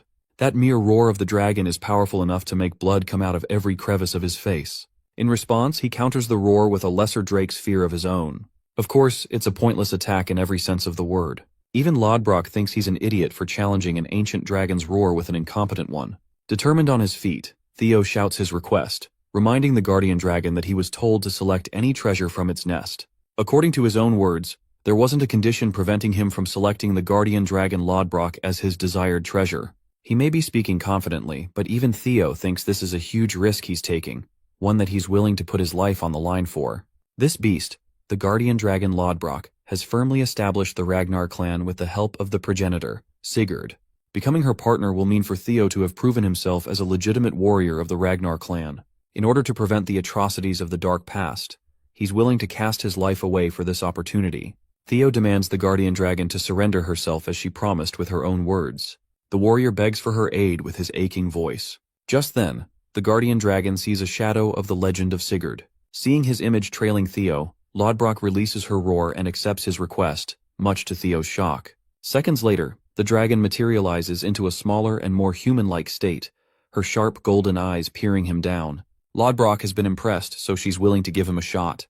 She stands before him in her majestic beauty, causing him to go speechless for a few seconds. Lodbrok reminds him that she's over 2 millennia old, so there's no point thinking about those thoughts. Addressing the guardian dragon, Theo points to her chest, and he's not talking about the pair of personalities that you horn dogs are probably thinking about. He's referring to the hole which was a result of a battle 50 years ago. Lodbrok lost her heart, and ever since then, awaited her death. She's only got 3 more years in her before she dies. That's why she also can't leave her nest, which means she won't be of his aid in a direct manner. That's why, extending her offer again, she wants to know if he's really in it to select her as the desired treasure. This simpleton smiles and confirms that he hasn't changed his mind, and that he would like to select her as his desired reward. You know guys, under different circumstances, this would sound horrible. The system confirms the selection of the guardian dragon as his reward. Lodbrok deems it a foolish choice, but thinks it's just one of his qualities as the chosen one. The system has granted him the title of the guardian dragon's significant other, as well as the descendant of the progenitor of the clan. Promising to become even stronger and reach greater heights, Theo confesses that he will obtain the rest of the relics of the primordial dragon Fafnir. A soul link between the guardian dragon and the warrior is established as Theo promises to find something that could very well substitute Lodbrok's heart. After all, among the relics of the all-powerful primordial dragon, he believes there has to be something miraculous to help her out. He also levels up after gaining the experience points as a result. Theo thinks it's only right for him to do that much in order to claim the title of the guardian dragon's significant other. You guys see what I'm talking about, right? She gives him a smirk and hopes to be in good care of her new partner. Yeah, this is going on Santa's naughty list. Lodbrok reminds him that she's still incapable of leaving the domain, so he's gonna have to find a solution for himself until she hibernates for the time being. Also, she's got something for him, which appears to be an ancient book. Lodbrok explains that in order for a true soul to synchronize with her, it's necessary for him to read the artifact and awaken one's mind gate. She estimates that he'll be able to pull this off within a month, recommending that he take his time while skimming through. The system informs him about the bonus reward he just received. It's a grimoire called Aemon. Inspecting its properties, Theo is impressed to find that it contains magical principles that date back to the beginning of time. It's a special book containing rich knowledge of everything in the universe. Theo is glad that he was able to get his hands on this baby, but his real concern is the duration she just mentioned. He asks Lodbrok what she means by 1 month. The guardian dragon expresses that it usually takes that long to awaken a person's mind gate, and asks if he's got something more important keeping him busy. Theo is disappointed to express that he's got to deal with the second stage of the awakening ceremony, which is happening as they speak. The problem is, the exam is only 15 days long in duration, which means he's got less than half a month to work things out. That's why Theo wants to wait until the exam is over to get things going. Eyeing him down, Lodbrok unfortunately confesses that while it's possible, she won't allow that to happen. After all, she doesn't want him escaping so soon. That's why, for this dude, she wants him to open the mind gate even before the second stage ends. Until that time, Lodbrok will make sure that he stays here. Now that's a bone-chilling threat. The total time for the exam to conclude is 13 days, or roughly 300 and then hours. So he's got to wrap it up with that. Let's rewind things a little. There were 3 days left before the start of the second stage, when Axion's uncle talked about the details of how totems created anti-fiend safety zones. The cause is due to the fiend summoning marble resting inside the totem. It's a small sphere with amplified fiend energy resting inside of it, making sure that other fiends are repelled from it. Crushing the marble, he demonstrates what would happen. A fiend monster is released immediately after the marble is crushed, allowing for a summoning to occur at any given time or place. We can see multiple fiends surrounding the man, which goes to show how convenient the summoning marbles are. He crushes them with his dragon spirit, claiming that the objective of the second stage exam is to eliminate fiends and collect points. That's why Theo's only option is to hunt for his fiends for his points. Axion is starting to get a big picture of his uncle's strategy, which involves using the marbles to bait Theo into a trap. Though that's a part of the plan, his uncle reminds him that things aren't so simple. They won't just kill the guy with a simple baiting strategy, because they need to obtain further clues about the relics of the Rose Palace. Since Axion has a crazy hate boner against Taegai, he wants to torture Theo and force information out of him. However, his uncle has to humble this guy with a simple yet provocative reminder. He and Theo don't have an enormous gap in between their strengths, which means he's not going to get things his way like he delusionally believes. At the same time, Theo's actions showcase compassion, which means his followers could be used against him. Axion's uncle recommends he use the dropouts who gathered in the 4th training ground for the job. He thinks it will be easier to use them as hostages, and then extract information from Theo regarding the artifact. Since it isn't a direct approach of strength, Axion is pissed, but he accepts anyway. Fast forward to their plan in action in the present. The Dark Leopard internalizes how Theo shocked everyone by keeping himself hidden until the final moments of the exam. After all, only 12 hours were left until the second stage concluded. The Ragnar prodigy had scored first place with a staggering 800 points and 60 points. Still, he thinks that it's a pity for their plan to fail like that. One of his men wonders if the scoundrels of the council got to him first, which seems like the only reasonable explanation for his disappearance. Felix Ragnar is in 7th place and shares his observation. However, Axion fires back, claiming that his observation just now is bordering the line of stupidity. He provokes Felix by reminding him why Lady Plumblossom decided to take an interest in Theo instead of him. The guy is infuriated that he's reacting harshly when all he's trying to do is help him catch Theo. Felix is pissed as hell by his offensive remark, but it's not Axion who could give a damn about his feelings. He gets up and offers a declaration with his sinister smile. If Theo isn't prepared to come out in the open, he's willing to force him out. He's got both the members of the Scaled Dragon Society and the Plum Blossom Palace working under him. And it's time to lead the charge and murder the failure of the 4th training ground. This psychopath intends to maintain his killing spree until Theo is forced to come out. Eavesdropping on this conversation from her hiding spot is Ray Ragnar, who is in 3rd place on the exam. The scene transitions to a frost lizard fiend getting slayed by the warriors. They celebrate having defeated a yellow bell creature, thinking that it's a monumental achievement. These poor guys barely have any points for themselves, and there's only 12 hours until the exam concludes. They're worried for Theo, especially since they prepared a whole bunch of supplies. Maybe he's out to do something more important. That's what one of them thinks at least. After all, survival is just the bare minimum requirement of the exam, since rankings don't matter at all. Still, they wanted to see him top the charts and become the valedictorian once more. As they're carelessly chatting, one bastard impales them with his thrust. Orion Gardner has just killed Sybil in cold blood, while the rest of his friends question the actions of the Scaled Dragon Society. They're scared to learn that they've become the targets for the day in order to bring out Theo. These poor guys are going to eat shit for literally just existing. During the same time, we revisit Lodbrok's nest of gold and treasures. The Guardian Dragon is fervently impressed by Theo's remarkable ability to open his mind's gate in less than half a month. The system confirms his initial grasp on the magical principles. This is all thanks to what he heard in his previous life before regressing. The key factor in learning the Aemon Grimoire is the quantity and quality of the magic power. Since Theo shares both a Mana Hall and the Dragon Heart, the tasks come natural to him, and he can learn twice as fast as the average person. As a result, a lower-ranked skill also manifests called the Hatchling Synchro. It allows mind reading of objects using psychokinesis magic. Lodbrok believes that he's proven himself worthy of becoming her partner. With that, he's got the fundamentals down, and the rest can be finished with training. She also tells him that when the time is right, at the higher level, he will start hearing her voice. Finally, she'll receive the greatest buff by being able to cast Lodbrok's power, gaining him the same ability as the progenitor of the clan. But before that happens, the guardian dragon requires her recovery, since she's only got 3 years left. However, an optimistic Theo is prepared to impress her with his accomplishments. Satisfied, she declares the completion of the primordial covenant. Lodbrok dearly offers him a farewell and hopes to meet him again soon. At last, we saw this guy finally stepping foot outside. It's a good thing he got the pack down, but still, he has no points right now and only 12 hours to go. Even he thinks he's playing life on extra hard difficulty. Theo assesses his options, because if he hunts fiends in the typical manner, it's just going to be an impossible task to score first place in 12 hours. So the only reasonable strategy is to steal bells from other candidates. Remembering how Axion got first place in his past life, he thinks the same would be the case now. So all he has to do is take care of his Ragnar rival and claim the top spot. Of course, that's only easy to say. Behind him, a figure emerges from the woods. They barely made it here with their injuries and immediately caught the hero's attention. This is Rey Ragnar, and she's in really bad shape, which makes our boy wonder if she was attacked by a powerful fiend.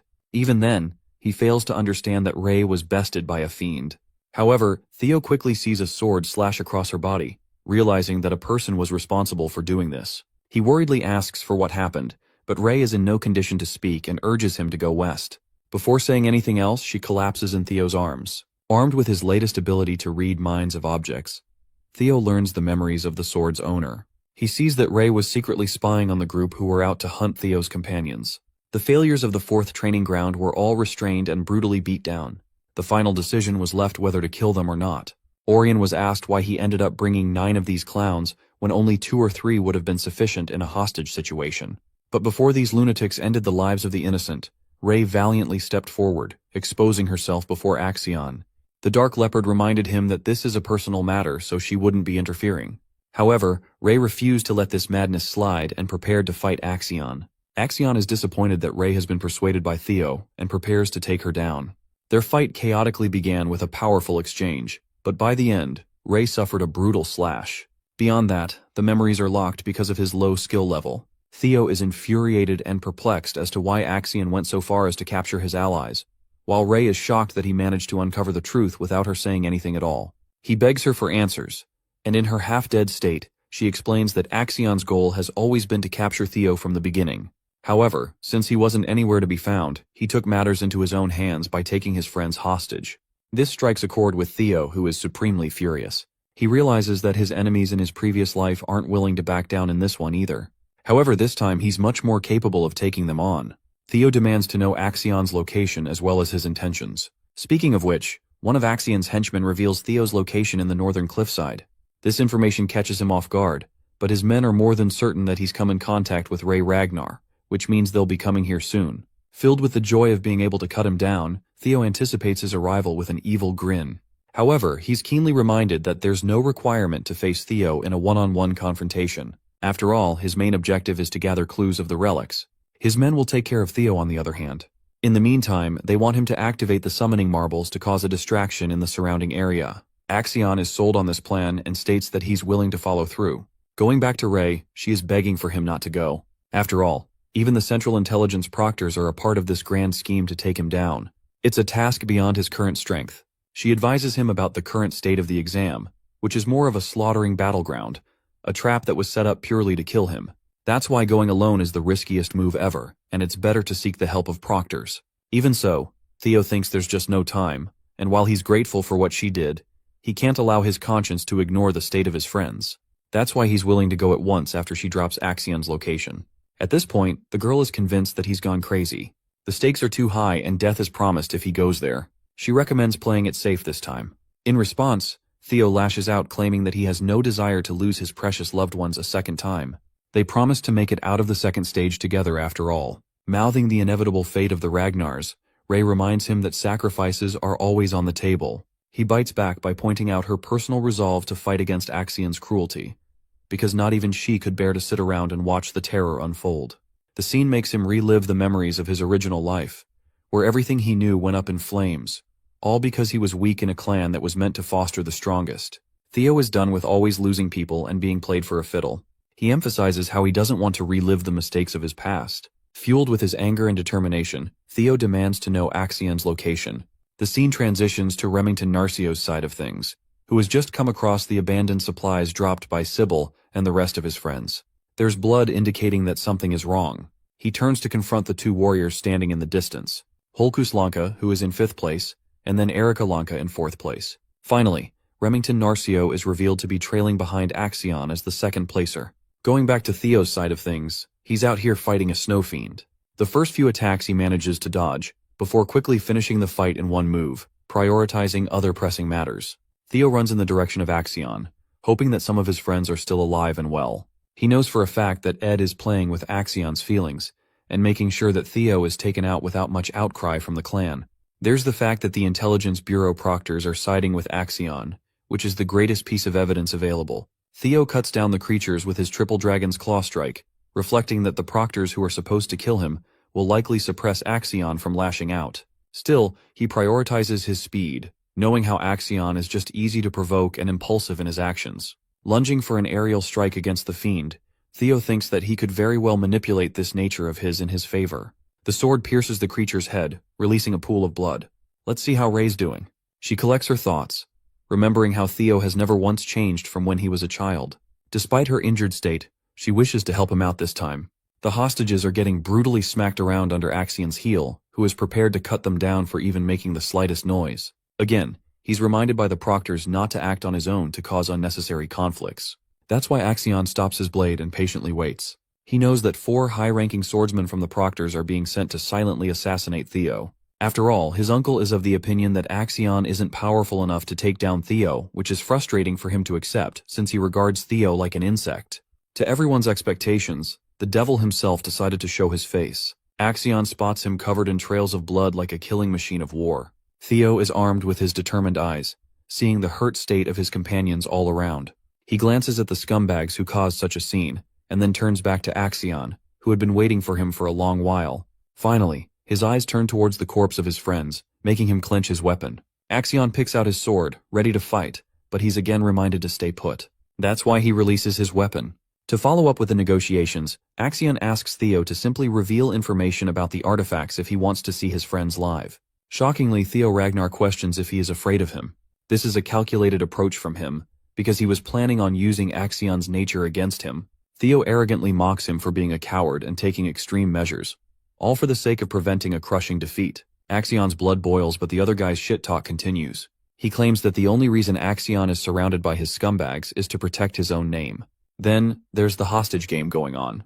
To Theo, he thinks it's just an all-out effort to prevent a defeat as a man unworthy of the title of the 4 Hounds. Axion is now royally pissed, which is exactly what Theo wants, as he keeps egging him on, challenging him to a duel like a real Ragnar would. Unless he wants to back out like the coward he is, as Theo puts it. This is the final push for Axion, who can't contain himself anymore. Theo lays out the conditions for the fight. If he loses, he'll give up the information and his life. But if he wins, he will walk away with his friends. The Black Leopard has lost himself to his madness, and arrogantly reminds the imbecile of the Ragnar of his place in the clan. He laughs before peering at him with a murderous glare, mocking his understanding of the situation. The CBI tries to intervene, even though they know he's trying to stir up Axion with his words.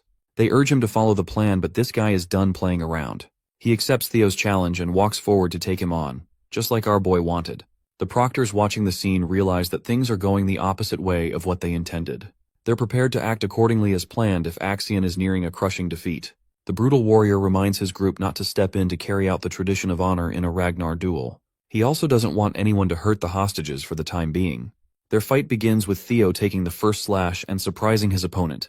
With that settled, it's time to get serious as both swordsmen clash on equal grounds. Axion talks down to his opponent and goes on the heavy attacks. He wants to show Theo the difference between their strengths by releasing a Heaven Dragon shout.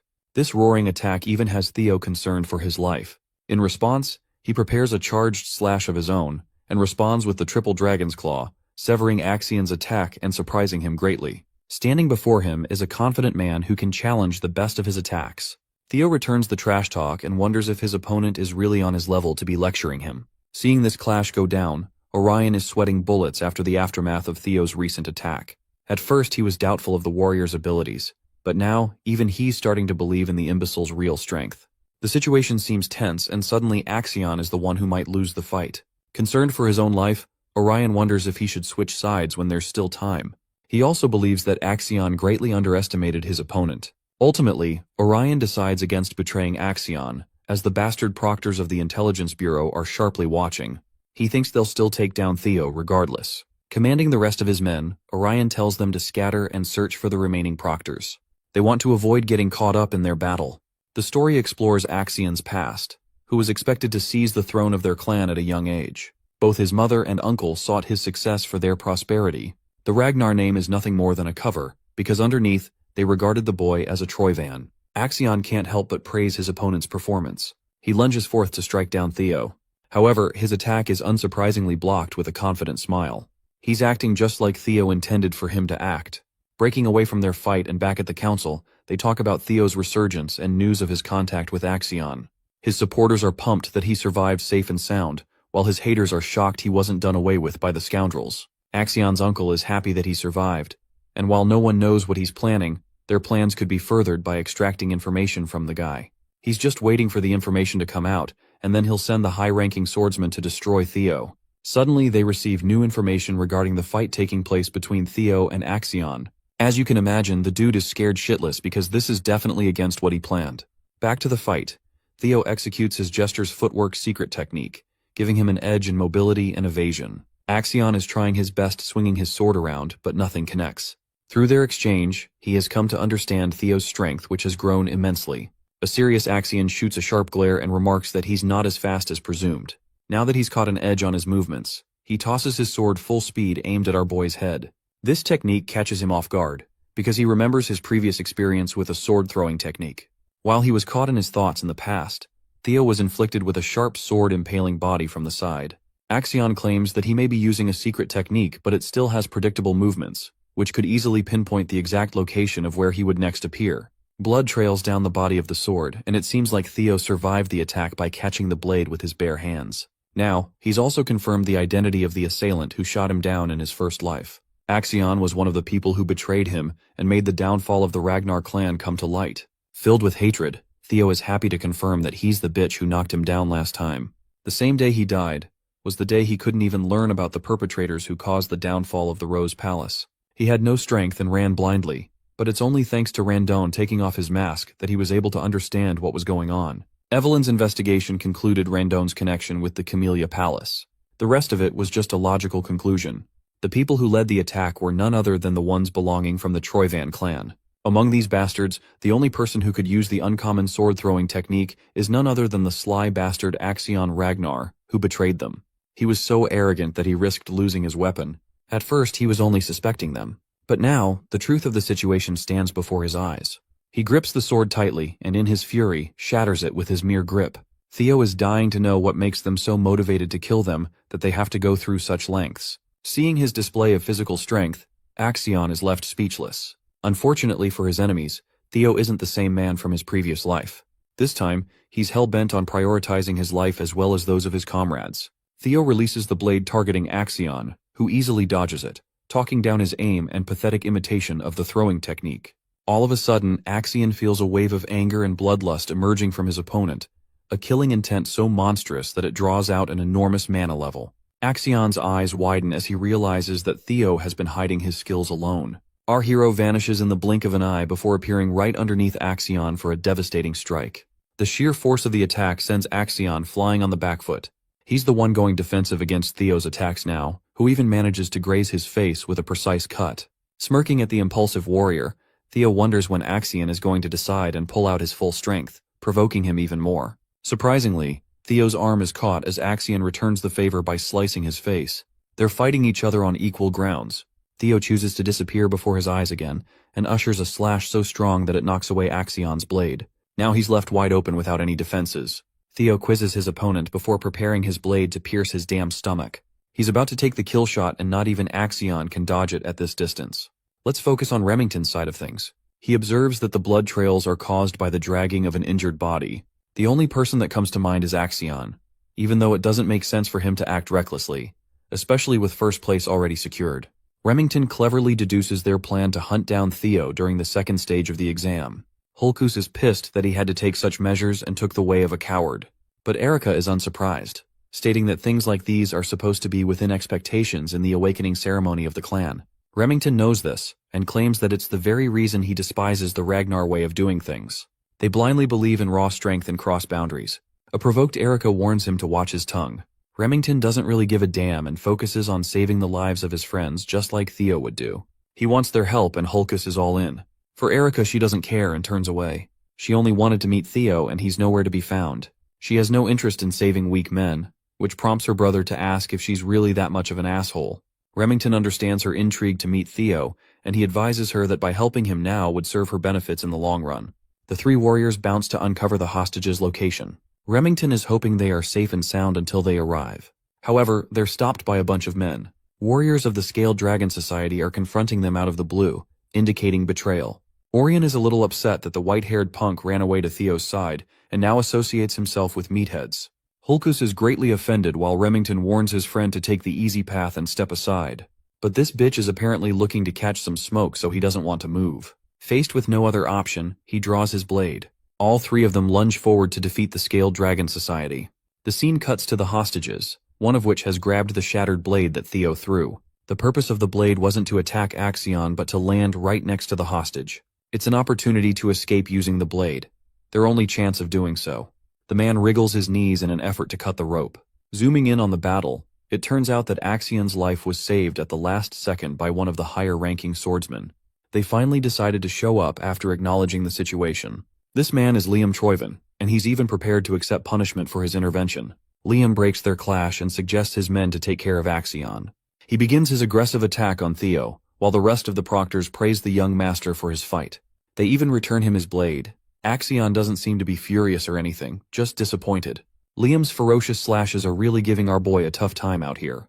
But still, Theo is managing to respond well in a near-equal exchange. Liam launches a forward strike, which Theo blocks handily. From this short encounter, the high-ranking swordsman is rather impressed by his defenses against both Axion and him.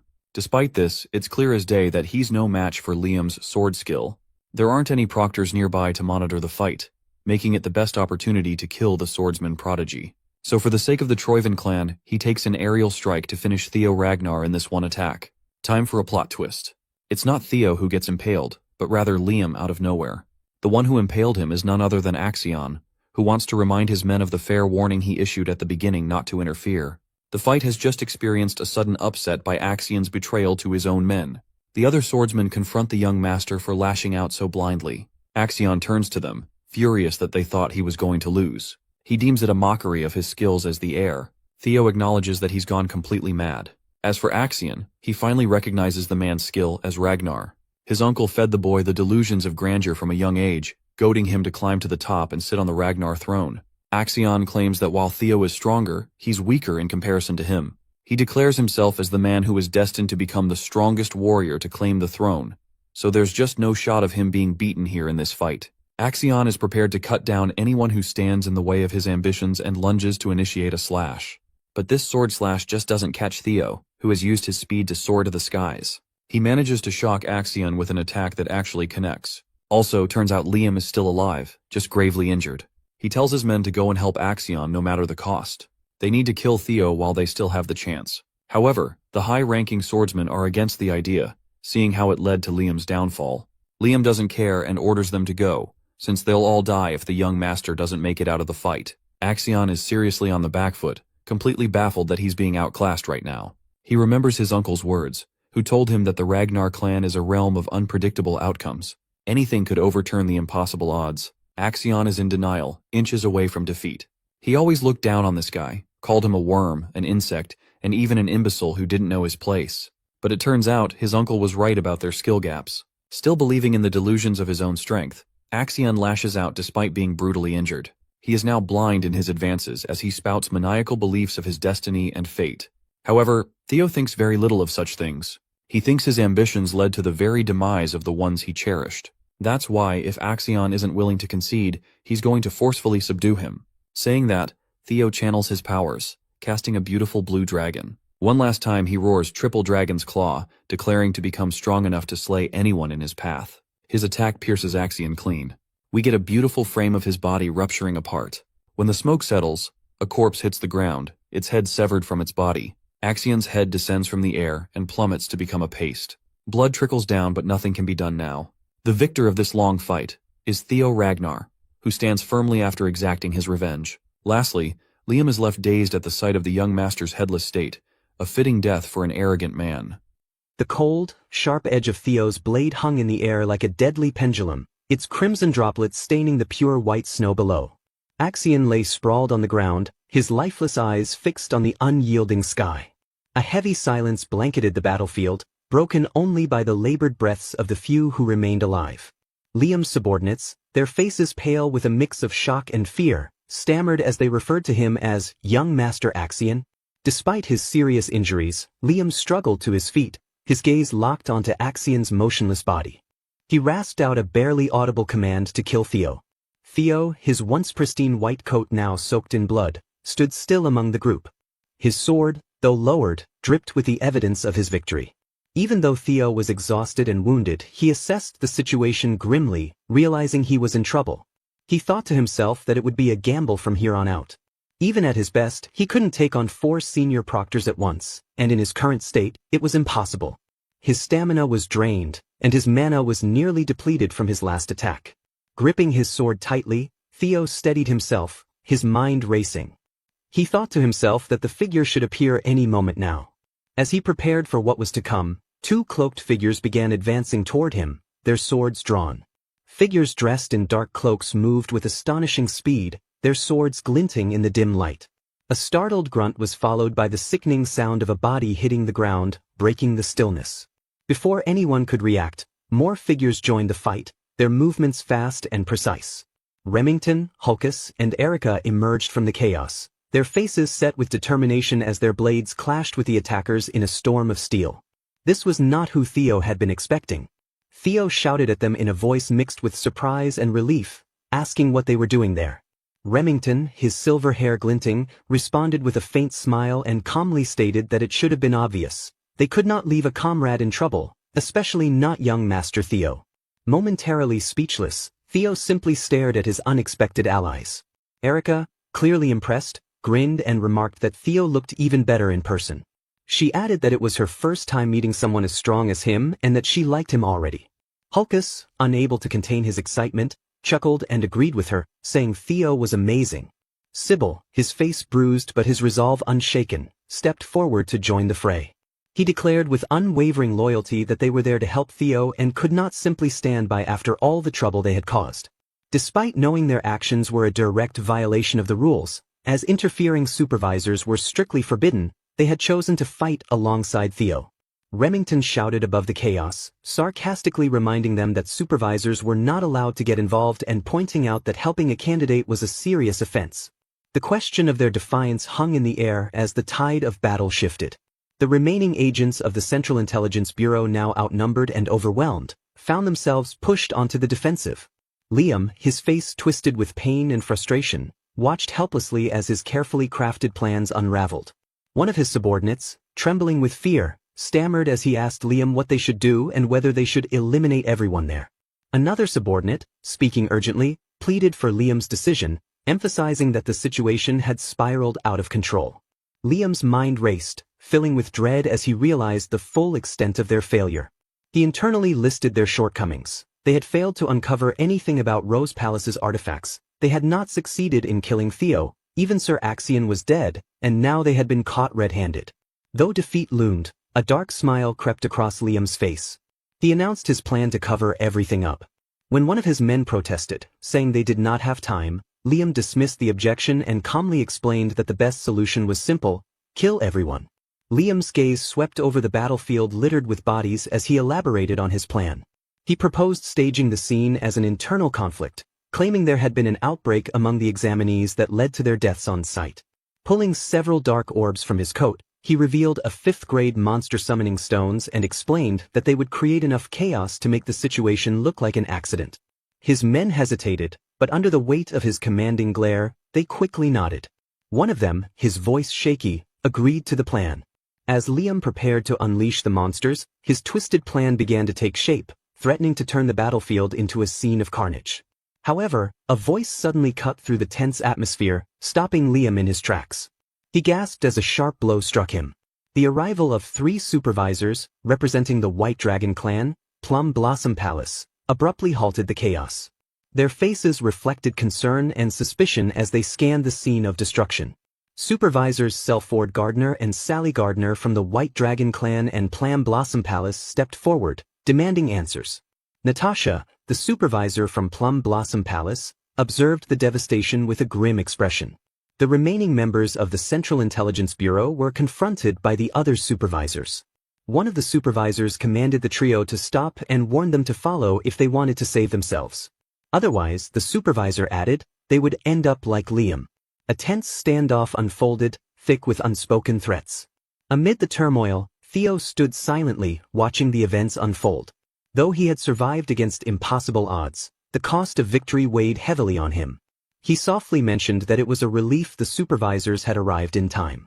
One of the supervisors, her expression a mix of concern and admonishment, reprimanded Theo for being reckless and asked why he had risked so much. Theo silently met her gaze, his eyes conveying what words could not. As the chaos subsided, the snow-covered battlefield, dimly lit by the moonlight, bore witness to the aftermath of the brutal confrontation. Survivors gathered around Theo. Remington, Hulkus, and Erica stood close, their faces showing relief and exhaustion. Sybil and the others from Training Ground Number 4, their eyes filled with tears of gratitude, cried out that Theo had done all this for them and that they had no regrets, even if it cost their lives.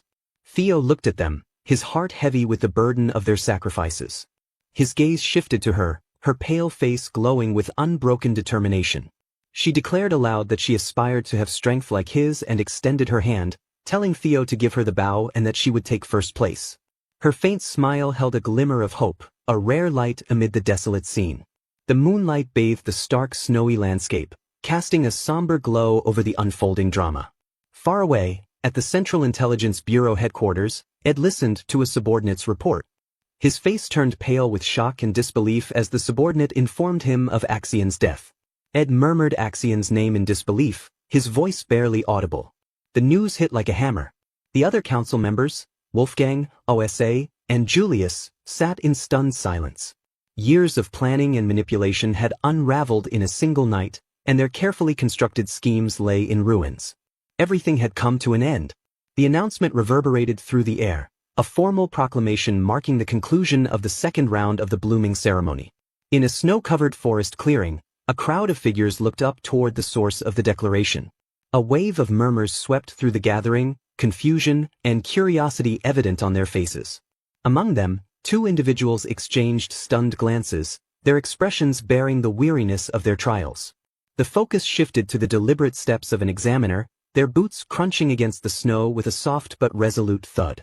A voice rang out, cutting through the stillness as the speaker addressed everyone. The speaker, Pharaoh Ragnar, the Ascendant Dragon, stood with an imposing presence. His long white beard framed a face edged with wisdom, and his tone carried the weight of authority. He informed the candidates that the second round of the blooming ceremony had officially ended. Gasps and whispers rippled through the crowd as some speculated why the Ascendant Dragon himself, who rarely made appearances, was there. Unperturbed by the speculation, Pharaoh continued, stating that 45 out of 87 candidates had passed and noting that this year's talents might be the best yet. He added that even the highest score was astonishing. A subtle energy crackled in the air as Pharaoh moved on to the formalities. He explained that those who passed the second round would be promoted from apprentices to entry-level inspectors of Ragnar and told them to be proud of their achievement. Among the crowd, Remington and Sybil stood side by side. Remington quietly remarked that everyone there qualified. Pharaoh then announced the scores. The atmosphere grew tense as anticipation thickened in the air. When he declared that Theo Ragnar had achieved first place with 1,121 points, the reaction was immediate. Gasps and murmurs rippled through the group, with some expressing disbelief over the fact that Theo had managed to score over 1,000 points, especially since he had none until the last moment. One person exclaimed in surprise, asking if the others had heard that it was because of Axian. Another person's voice trailed off, lost in the noise. Pharaoh continued, announcing that second place had gone to Remington Narcio with 926 points, Third place to Erica with 843 points, fourth place to Ray Ragnar with 789 points, and fifth place to Hulkus. He added that Isla Laman had taken the 45th and final place with 28 points. After pausing to let his words settle, Faro told everyone that they had all worked hard. However, he pointed out that the blooming ceremony was not over and mentioned that the third round was still awaited. A ripple of confusion spread among the candidates as one of them asked another if they had made it. The second candidate responded bitterly, saying they had not collected enough bells. Faro raised his hand and asked those qualified for the third round to raise their hands. Remington raised his hand first, followed by Erica, Hulkus, and Ray. Among the crowd, Theo lifted his hand high, standing out with its dark contrast against the light. Faro explained that the hidden element of the second round, the equality breathing method, had been revealed through collecting bells and deciphering ancient words. He stated that only those who had mastered it during the exam could channel its essence into their magic and earn the right to proceed. Theo's mind drifted back to his past life, recalling how he had been unable to understand the words then. An image of a bell etched with mysterious symbols flashed in his memory, and his bright blue eyes glowed as a system notification appeared, informing him that hatchling synchronization had been activated and that he could read the thoughts of objects. The scene in his memory shifted to a vivid battle filled with brilliant lights and fierce energy. Theo explained to himself that the essence of the words had come to him as images and that this time, he had understood everything. His determination burned brighter as he prepared for the challenges ahead. He chuckled, marveling at how rare it was to see 4 individuals qualify for the third round. In his past life, he recalled, Ray and Remington had been unable to grasp the equality breathing method. He wondered if this was the butterfly effect caused by his actions. Faro, looking stern, told the candidates to step forward one by one and display what they had achieved. He called Theo Ragnar first. Theo, unshaken in his resolve, thought to himself that with Axion gone, the future would be better. As he stepped forward, a faint blue aura enveloped his foot, and he declared aloud what he had gained. The air crackled with latent power as Theo's blue eyes narrowed. A glowing system notification appeared, listing the actions to be taken: grant, express, control, expand, and solidify. Theo muttered to himself, granting the mana a thunder attribute while maintaining a calm expression, although determination gleamed in his gaze. He thought about expressing it next. As the ground trembled violently, brilliant lightning exploded around him, illuminating the area in flashes of raw energy. Some in the crowd shouted in astonishment, unable to believe Theo had reached the level of expression. Others, including Sybil, exclaimed their admiration, declaring that it was as expected of young Master Theo. Lightning coiled around Theo like a living entity, his power leaving those around him in awe and disbelief. Determined to push further, Theo concentrated energy within himself, causing his chest to glow. Suddenly, he unleashed an enormous wave of lightning that tore through the ground, sending bolts raining down from the skies above. Among the crowd, Erica murmured that she liked him, while Hulkus shouted about how amazing Theo was. Faro, observing with a faint smile, broke the stunned silence, remarking that he was impressed and hadn't expected Theo to wield such control. Theo, keeping his expression steady, said nothing as energy swirled around him. With another explosive display of lightning magic, he left the crowd in awe. His red eyes gleamed as he unleashed a powerful spell called Thunder Dragon. The spell stunned the onlookers, and some cried out in disbelief, suggesting that Theo was attacking the supervisor. Faro, however, seemed amused, chuckling as he noted that Theo had already reached the level of expansion. He countered Theo's lightning with water spiraling around him and declared that Theo had the right to test him. Theo met Faro's gaze without wavering, while the spectators gasped at the exchange. Faro complimented Theo, stating that he would grant him an additional 1,000 points. Theo expressed his gratitude with a simple thank you. The crowd murmured with admiration, calling Theo the Ascendant Dragon and remarking that Faro rewarded those who rose to challenges. An updated score display appeared, showing Theo Ragnar in first place with 2,121 points, Remington Narcio in second with 1,426 points, Erica Lank in third with 1,143 points, and Ray Ragnar in fourth with 1,089 points. Hulkus exclaimed how insane it was for Theo to have 2,000 points, with another voice crying out that he was nearly on par with Lord Thorkel. Faro chuckled softly, clearly amused. The remaining candidates waited for their turn. First up was Remington Narcio. A system message popped up, Remington Narcio with 500 points. Then Ray Ragnar stepped forward, Ray Ragnar with 300 points. Lastly, Erica went, Erica Lank with 300 points. Faro, holding a scroll, proudly announced that this group was incredibly talented. Normally, anyone with more than 1,000 points would take the top spot, but now there were 4 contenders. The updated rankings showed, first place, Theo Ragnar with 2,121 points. Second place, Remington Narcio with 1,426 points. Third place, Erica Lank with 1,143 points. Fourth place, Ray Ragnar with 1,089 points. With snowy mountains behind him, Faro spoke to the crowd, praising everyone's efforts. He announced that those who didn't advance to the third round could leave and prepare for the nomination ceremony, set for 1 week later. As the crowd dispersed, the 4 remaining candidates stood before Faro, who was on a stone platform. Suddenly, a dark, threatening energy surged from the mountain peak. A red aura spread out, and the ground shook. The candidates stumbled as a blast of energy caught them by surprise. Faro's voice changed, now sounding sinister as he asked, "Shall we begin the third round?" Theo's eyes widened as he felt an unfamiliar energy filling him. His vision blurred, and he thought he could see the faint outline of a dragon, Lodbrok. Faro explained that the third stage of the exam was to meet the clan head. Anything could happen in this meeting, which would decide if they'd be nominated to serve in the clan head's manor. Serving there was considered proof of being a strong successor candidate since the previous 5 clan heads had all served in that role before. Theo assumed the clan head was waiting at the top of the mountain, but he couldn't understand why he was sensing Lodbrok's energy. Then, it hit him. Maybe the one who had taken Lodbrok's heart was his own father. Faro ordered the candidates to overcome the dragon's fear and climb to meet the clan head. The pressure grew so strong that they all dropped to their knees, barely able to stand. Erica asked how they were supposed to climb in such a state. Theo told her to stop trying to use brute force. Instead, he said they needed to match the mana's wavelength.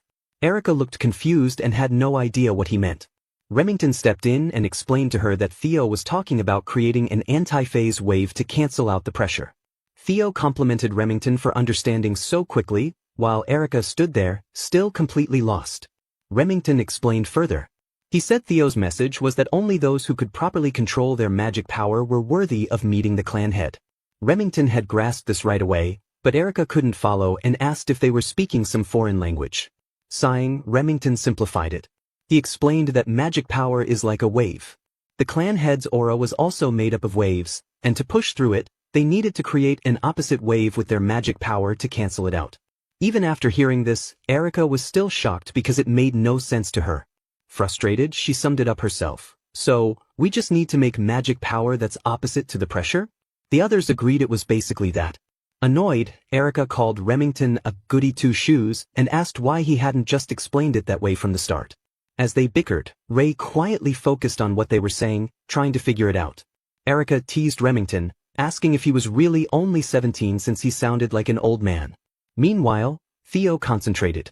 A powerful blue aura surrounded him, shocking everyone nearby. Theo balanced his mana perfectly, and the huge wave of energy neutralized the pressure. With a cold, sharp voice, he declared, "Of course I can do this. I'm the next clan head." Hearing this, Remington was shocked. The old man stood stiff, and Erica grew serious. Theo spun on his heel and marched forward, his steps echoing purposefully. He declared with confidence as if the outcome was already set, "I'll go ahead."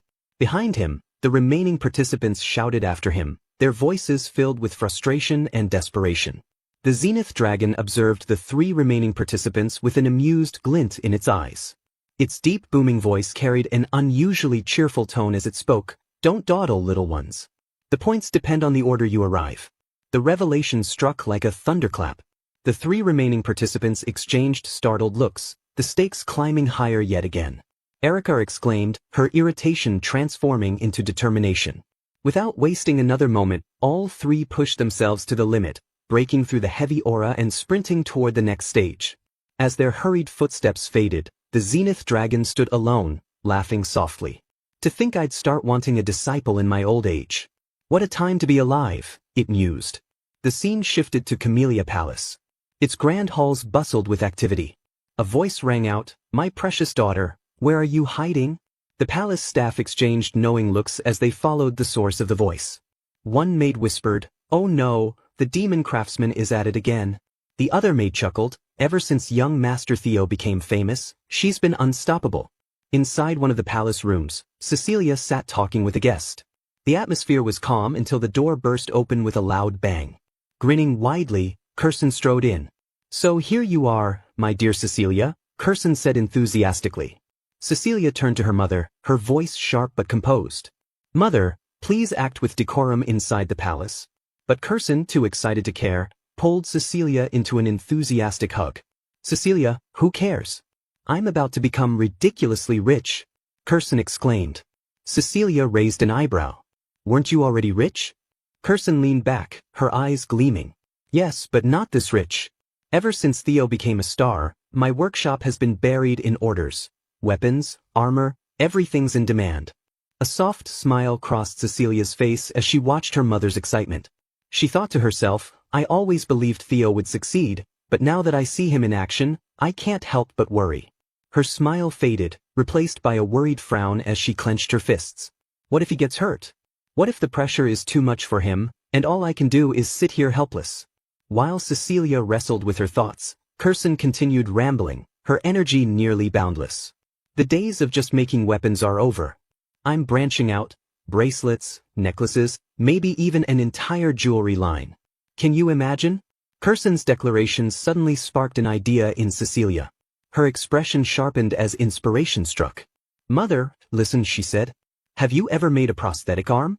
The scene shifted again, this time to a quiet windswept field. Kyle Ragnar, the head of the clan, sat amidst the graveyard of swords, his deep laughter resonating through the tranquil space. The clan head perched on his shoulder was a crow, its sharp eyes gleaming with intelligence. The bird cawed softly, delivering updates on Theo's progress. Kyle's grin widened as he listened to the report. "I know what you're worried about," he said, his tone calm yet firm. "But even a parent has no right to stand in the way of their child's dreams." He reached for the hilt of his sword, its blade old but still sturdy. Around him, the sword seemed to whisper of battles fought and aspirations pursued. "It's impossible to extinguish the fire of youth," he reflected. "Even we were like that in our prime, weren't we?" He gestured to the countless swords surrounding him. "This place is proof of that, the graveyard of swords. Each one stands for a dream, a challenge, a legacy." The crow let out a sharp, disapproving squawk, as though questioning Kyle's confidence. He chuckled but remained steadfast. "I told you, don't worry. All I want is the prosperity of the Ragnar clan. Anything that threatens that, I'll handle it." The crow tilted its head, still unconvinced. Kyle's grin faded, replaced by a steely, unyielding expression. "Even if my damn son is a regressor," he said, his words hanging heavy in the air. "Well, Guy's Noble is different from Manhwa. They missed a few things from the novel. There are 6 primary elemental attributes in the world: Thruma, the thunder attribute; Vatten, the water attribute; Fror, the frost attribute; and last but not least, Elder, the fire attribute. There is also Vyre, the wood attribute, and Svik, the poison attribute. You're finally here, my son," the clan head rumbled, his voice a deep growl. The words felt heavy, more like a declaration than a greeting. He stood there, an imposing figure with a massive sword at his side. This was the beginning of it all. The air seemed to challenge Theo, thick and suffocating. He struggled for breath, each inhale ragged. The climb had drained him, and every gasp reminded him of his exhaustion. A dizzying storm of red energy swirled around him, a chaotic tempest that pressed down on his trembling body. "It should have taken me just an hour," Theo thought, "but it took 4. His legs shook under the oppressive weight. "What a suffocating pressure," he murmured. The world pulsed with a sinister energy. The ground was scattered with swords, grim reminders of those who had come before. Blades jutted out like fallen tombstones, surrounded by a crimson haze. "Do you know what this place is?" Kyle's voice broke the silence, echoing through the space. Theo had heard stories, but seeing it was entirely different. "This is the graveyard of broken swords," he said, his voice heavy with realization. "I've been told these are the swords of those you've defeated, my lord." Theo tried to steady his voice, but a tremor betrayed him as he faced the enormity of the scene.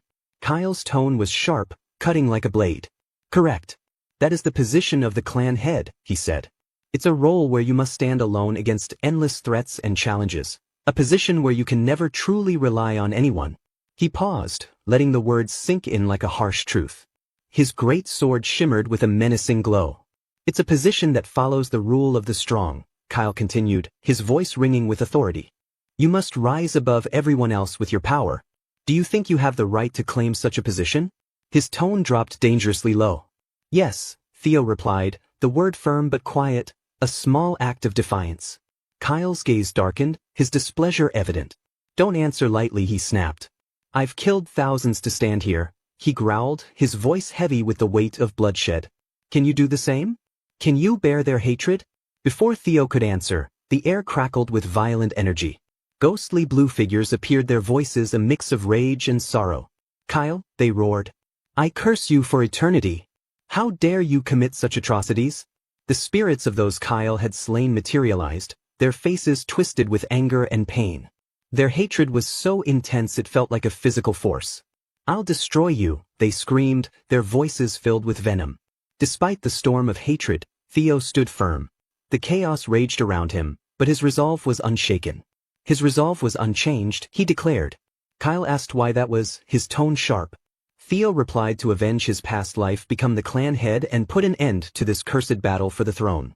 He clenched his fists around his sword, his determination unwavering. He said he would face any challenge to achieve his mission, but doubt flickered in his mind. He thought he knew that wasn't the answer Kyle wanted. With a sharp movement, Theo raised his sword. His voice rang with determination as he said he would answer with his blade. Kyle's lips curled into a cruel grin, a glimmer of excitement in his eyes. He said very well, his voice laced with anticipation. From that moment on, he wouldn't see Theo as his son, but as a challenger. His gaze pierced through Theo. He wanted to see what he had learned from her teachings. The mention of her startled Theo, confusion flashing across his face, but there was no time to dwell on it. He exclaimed in surprise, his mind racing as a dark thought began to take shape. He wondered if Kyle had just said her. Drawing his blade, Theo's face hardened with grim understanding. His eyes widened in realization, but there was barely time to react. A sharp gasp escaped his lips as the world around him exploded into chaos. He questioned if he was dead, his vision blurring. He felt disconnected, as though his body no longer belonged to him. Suddenly, a shocking surge of power erupted. His heart raced as Kyle unleashed a devastating attack. Kyle's expression shifted from cruel amusement to one of disinterest. Beside him, a crow appeared. He addressed the crow, asking if it was worried that their little prodigy might die. The crow chirped twice, its glowing eyes locked on the unfolding scene. Kyle nodded at the bird's response, his gaze growing serious. He said only those with an unyielding will and determination could escape the heart sword. His voice carried a strange mix of pride and uncertainty. Kyle's demeanor grew colder. He muttered it was a harsh test for someone so inexperienced, especially in the middle of the awakening ceremony. His voice hardened, turning icy and calculating. If his resolve wasn't strong enough, he said, it was better for him to die there as nothing more than a wandering soul. He clenched his fist, saying he didn't need a regressor who would only bring ruin to the clan. The world around Theo dimmed, consumed by a suffocating darkness that seemed to seep into his very being. Theo thought he was dead, his consciousness slipping away. He reflected it was only natural since he was struck down by his father. His thoughts felt strangely detached, almost clinical, as he observed his demise. He told himself he had no regrets.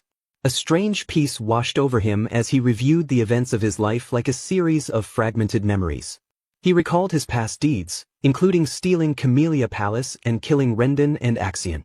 His mind was heavy with the weight of his sins. He admitted everything had just been a stroke of luck. His thoughts faded into the growing void. The truth hit Theo like a physical blow as he observed it. As his life flashed before his eyes, a strange calmness settled over him.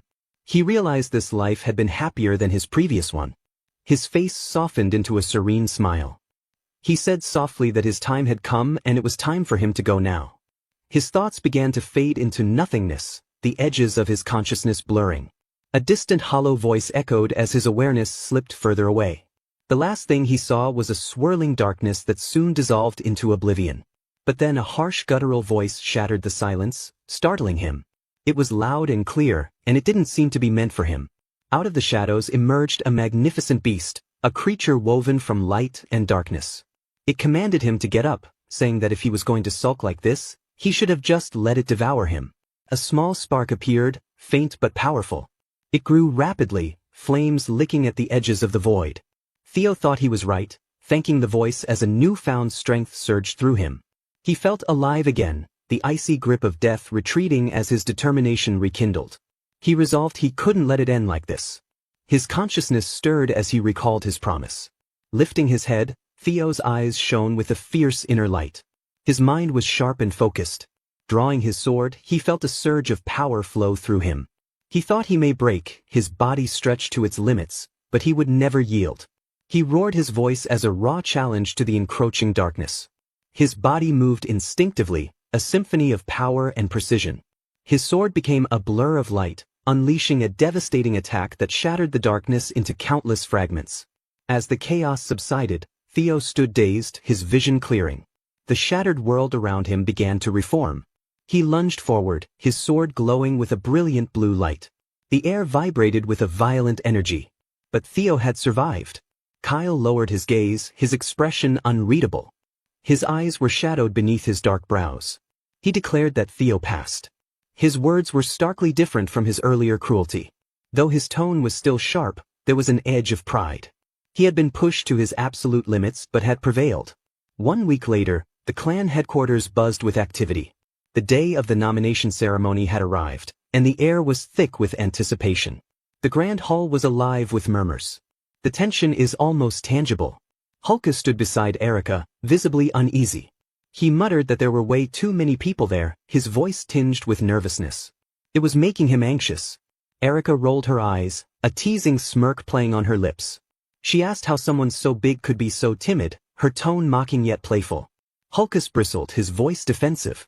He stated that he wasn't timid and insisted that she was just too bold. Erica shrugged, her smirk widening. She pointed out the commanders of every unit, the 9 dragons, the former clan head, and the current one. She noted how many heroes were present, her voice deliberately exaggerated. Hulkus glanced nervously around the room, his voice rising as each name Erica mentioned increased his anxiety. He exclaimed that was exactly the problem. So many important people were there. Erica muttered that he was such a baby. She claimed no one would care about someone who couldn't even master elemental breathing, her voice dripping with mockery. Hulkus sputtered, his eyes wide in disbelief. His face twisted in frustration and embarrassment, his lips pulled into a deep frown. A sudden jolt ran through Hulkus as he began to shake. He demanded to know what she had gotten from the clan head during the 3rd stage. "It's a secret," Erica replied coolly. Hulkus's face twisted into a mask of outrage. He yelled that she was so stingy, recalling how his Theo would have been cool about it and shared it already. Erica raised an eyebrow, her expression a mix of skepticism and amusement. She questioned him again about his Theo. Hulkus turned away, his expression hardening. He explained the life of a Lank was to serve as the sword of Ragnar. They had to stake their lives for a Ragnar. He thought back to the power of a dragon, a majestic creature of bone and fire, surrounded by a horde of bears. He declared that in that case he wanted someone cool and strong, someone who had it all, power, character, and ambition. That was Theo, and he decided to dedicate himself to him. Hulkus spoke firmly, a strange light shining in his eyes. That was why Theo was his. And he agreed to this? Erica asked sharply. Hulkus paused, furrowing his brow. He wondered if Theo needed to agree. He admitted he had only planned to join the same unit as him. He looked away, his fists tightening. His face clouded with uncertainty. He revealed that the clan head said Theo wasn't being taken into the clan head's manor. Clenching his fists, determination flared in his eyes. He resolved to follow Theo. A steady thud of footsteps echoed through the grand hall, followed by the resonant clang of a staff striking stone. The sound carried across the courtyard, silencing the crowd. "Attention!" Vanna Ragnar announced, his voice booming, holding his staff aloft. He continued, stating that the nomination ceremony would now commence. He named Theo Ragnar as the overall valedictorian. The crowd erupted in cheers, their excitement filling the air. The sound reverberated through the hall as they chanted Theo's name. Theo stepped forward, his features calm and composed. Behind him was the sprawling headquarters. The crowd cheered, their enthusiasm unwavering. All eyes were on him, young Master Theo. A voice murmured from the crowd, asking where he would choose. The words felt both like a challenge and a plea. Evelyn watched from the sidelines, a hint of longing in her eyes. She wished he would join the white-armored dragon cavalry, but knew it was just wishful thinking. Theo stood alone in the courtyard center. Congratulations on being the overall valedictorian, Theo Ragnar, Vanna declared. He praised his excellence in every category, calling it truly inspiring. A sharp sound interrupted him, drawing everyone's attention. Vanna's face shifted to shock, his eyes wide. Ed, the director of the Central Intelligence Bureau, stepped into view. His expression was unreadable, his eyes obscured by shadows. Sky Dragon, someone whispered. The murmurs quickly spread through the crowd. Speculation arose about his intentions, whether he was there to avenge Axion. Vanna's voice was strained as he addressed Ed, commanding him to sit back down. Ignoring the command, Ed spoke with calm authority. Theo Ragnar, he began, his voice cutting through the tense atmosphere. Theo recognized Ed as the Sky Dragon and narrowed his eyes. He reasoned that Ed must still be angry about Axion's death. But even he wouldn't dare disrupt a nomination ceremony. Ed extended a hand, a charming smile on his lips. He offered Theo the position of deputy director. Theo's eyes narrowed further, his face a mask of suspicion. He didn't trust Ed, not even a little. Theo becoming the valedictorian was a big deal. It showed how far he had come as a Ragnar, starting from nothing. A broken dark egg in a pile of twigs represented his humble beginnings, while the image of a mighty dragon soaring through the bright sky symbolized his success. The crowd murmured in surprise. "I knew he got strong, but I never thought he'd defeat Axion," someone whispered. Another voice added, "I heard he almost killed a proctor before they stopped him." Theo's journey from being mocked to becoming a legend inspired many young swordsmen. People no longer looked down on him. Now they admired him. The fool of Ragnar had turned into someone they respected. Just then, a message popped up in front of Theo. "You have become the overall valedictorian of the awakening ceremony." Another notification followed. "Congratulations, you have completed scenario quest number 3, Victor of the Awakening Ceremony. You have obtained an ether core as a reward." The item was stored in his inventory. Theo stared at the message, confused. "Ether core?" he muttered. Since the quest took so much effort, the reward had to be valuable. His eyes shifted toward Ed Troyvan, who stood among the crowd. Ed was from the Central Intelligence Bureau. Theo narrowed his eyes. Ed smiled and reached out a hand. "I'd like to offer you the position of deputy director," he said. Theo didn't reply. Instead, he activated his skill to check Ed's information. Age, 46, title, Sky Dragon, talent, wolf in sheep's clothing, status, aims to recruit Theo Ragnar as a pawn to uncover the secrets of the primordial dragon's relics. Theo smirked. "So that's his plan. He must know I already have one." His expression darkened. "But I won't let you get what you want, Troyvan. I'll crush you myself." His fingers curled into a fist. "What is the meaning of this?" a voice demanded. It was Julius Ragnar, the central director. His face was tense as he glared at Ed. Ed remained calm. "I'm simply following procedure by offering a position to a talented individual. Is there a problem?" "Don't insult our intelligence," Julius shot back. "This is clearly just revenge for your nephew." Ed let out a soft chuckle. "I understand why you'd think that, but you're wrong," he said with a sly smile. "While I do have personal feelings about it, as central director, my only goal is to recruit the best people." A snake, Julius thought. He only cares about his mission, even after his nephew's death. Before the tension could rise further, Vanna Ragnar stepped forward. "I understand the need for skilled individuals," he said. "But we haven't even started the official selection process. Let's not rush things." He turned to Theo. "Theo Ragnar, have you made your decision?" "Not yet," Theo admitted.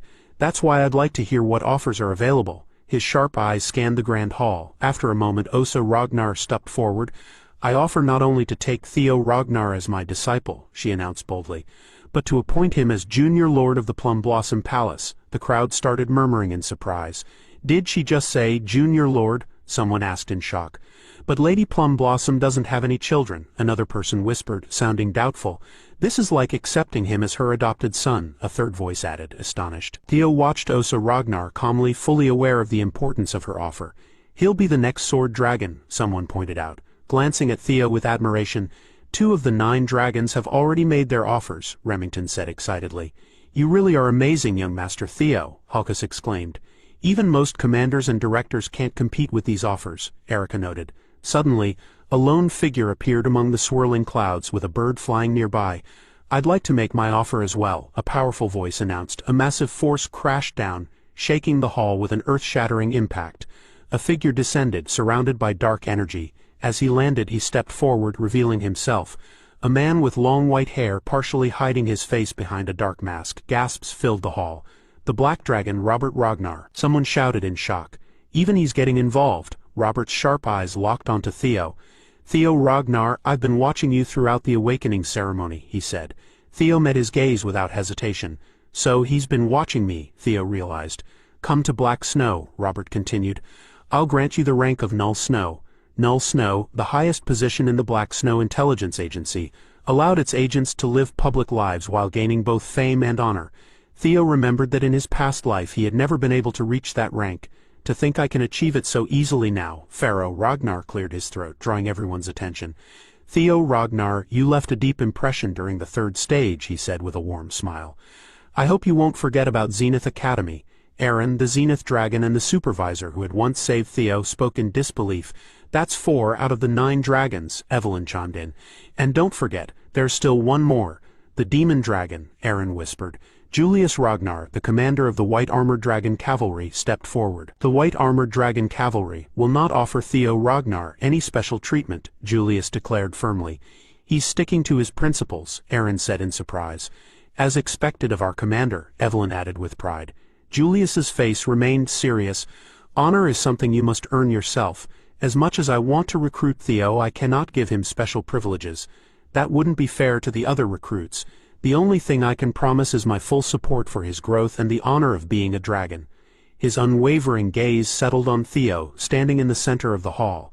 Theo took a deep breath and closed his eyes for a moment.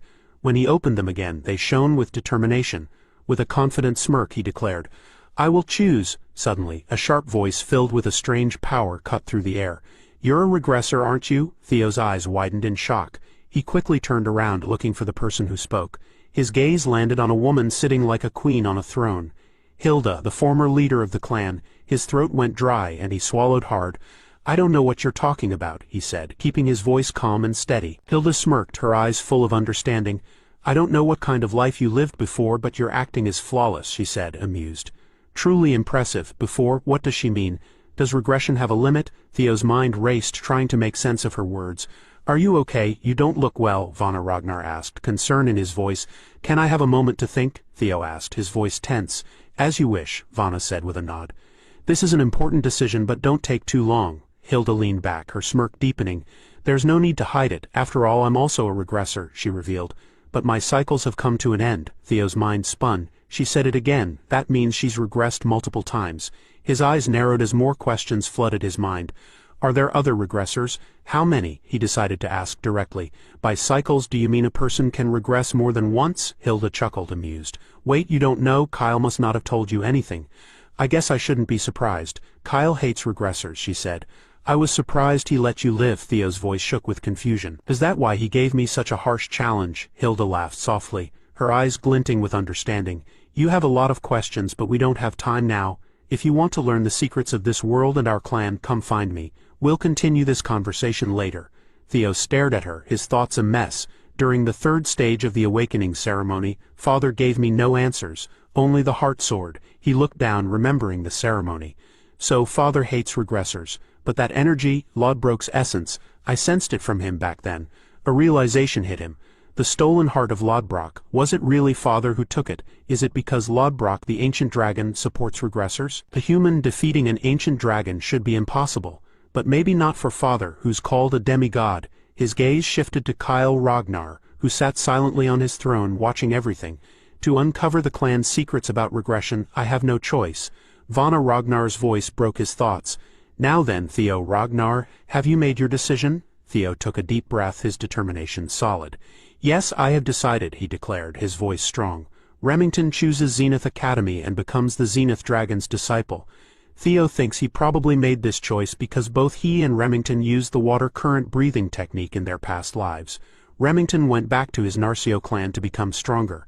Later he started a rebellion against the Ragnar clan, but this time he didn't leave the clan. Theo is sure this is another opportunity created by his own actions. The two friends shake hands as Theo encourages Remington to do his best, promising they will meet again once they are stronger.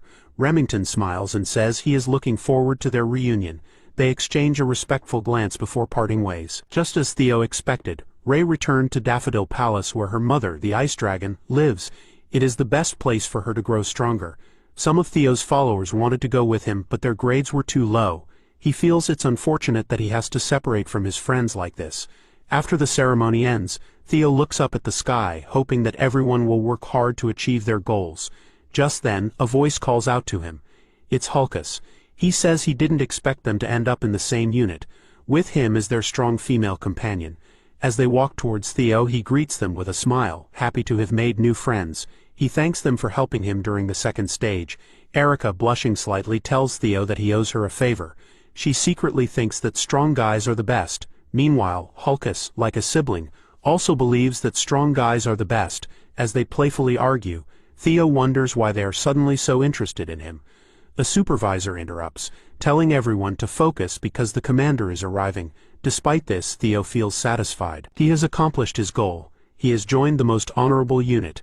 This is the perfect place for him to begin his journey toward becoming the clan leader. They are now part of the White Armored Dragon Cavalry. The commander arrives and congratulates them on becoming new members. Theo plans to meet Hilda later to clear up some of his doubts.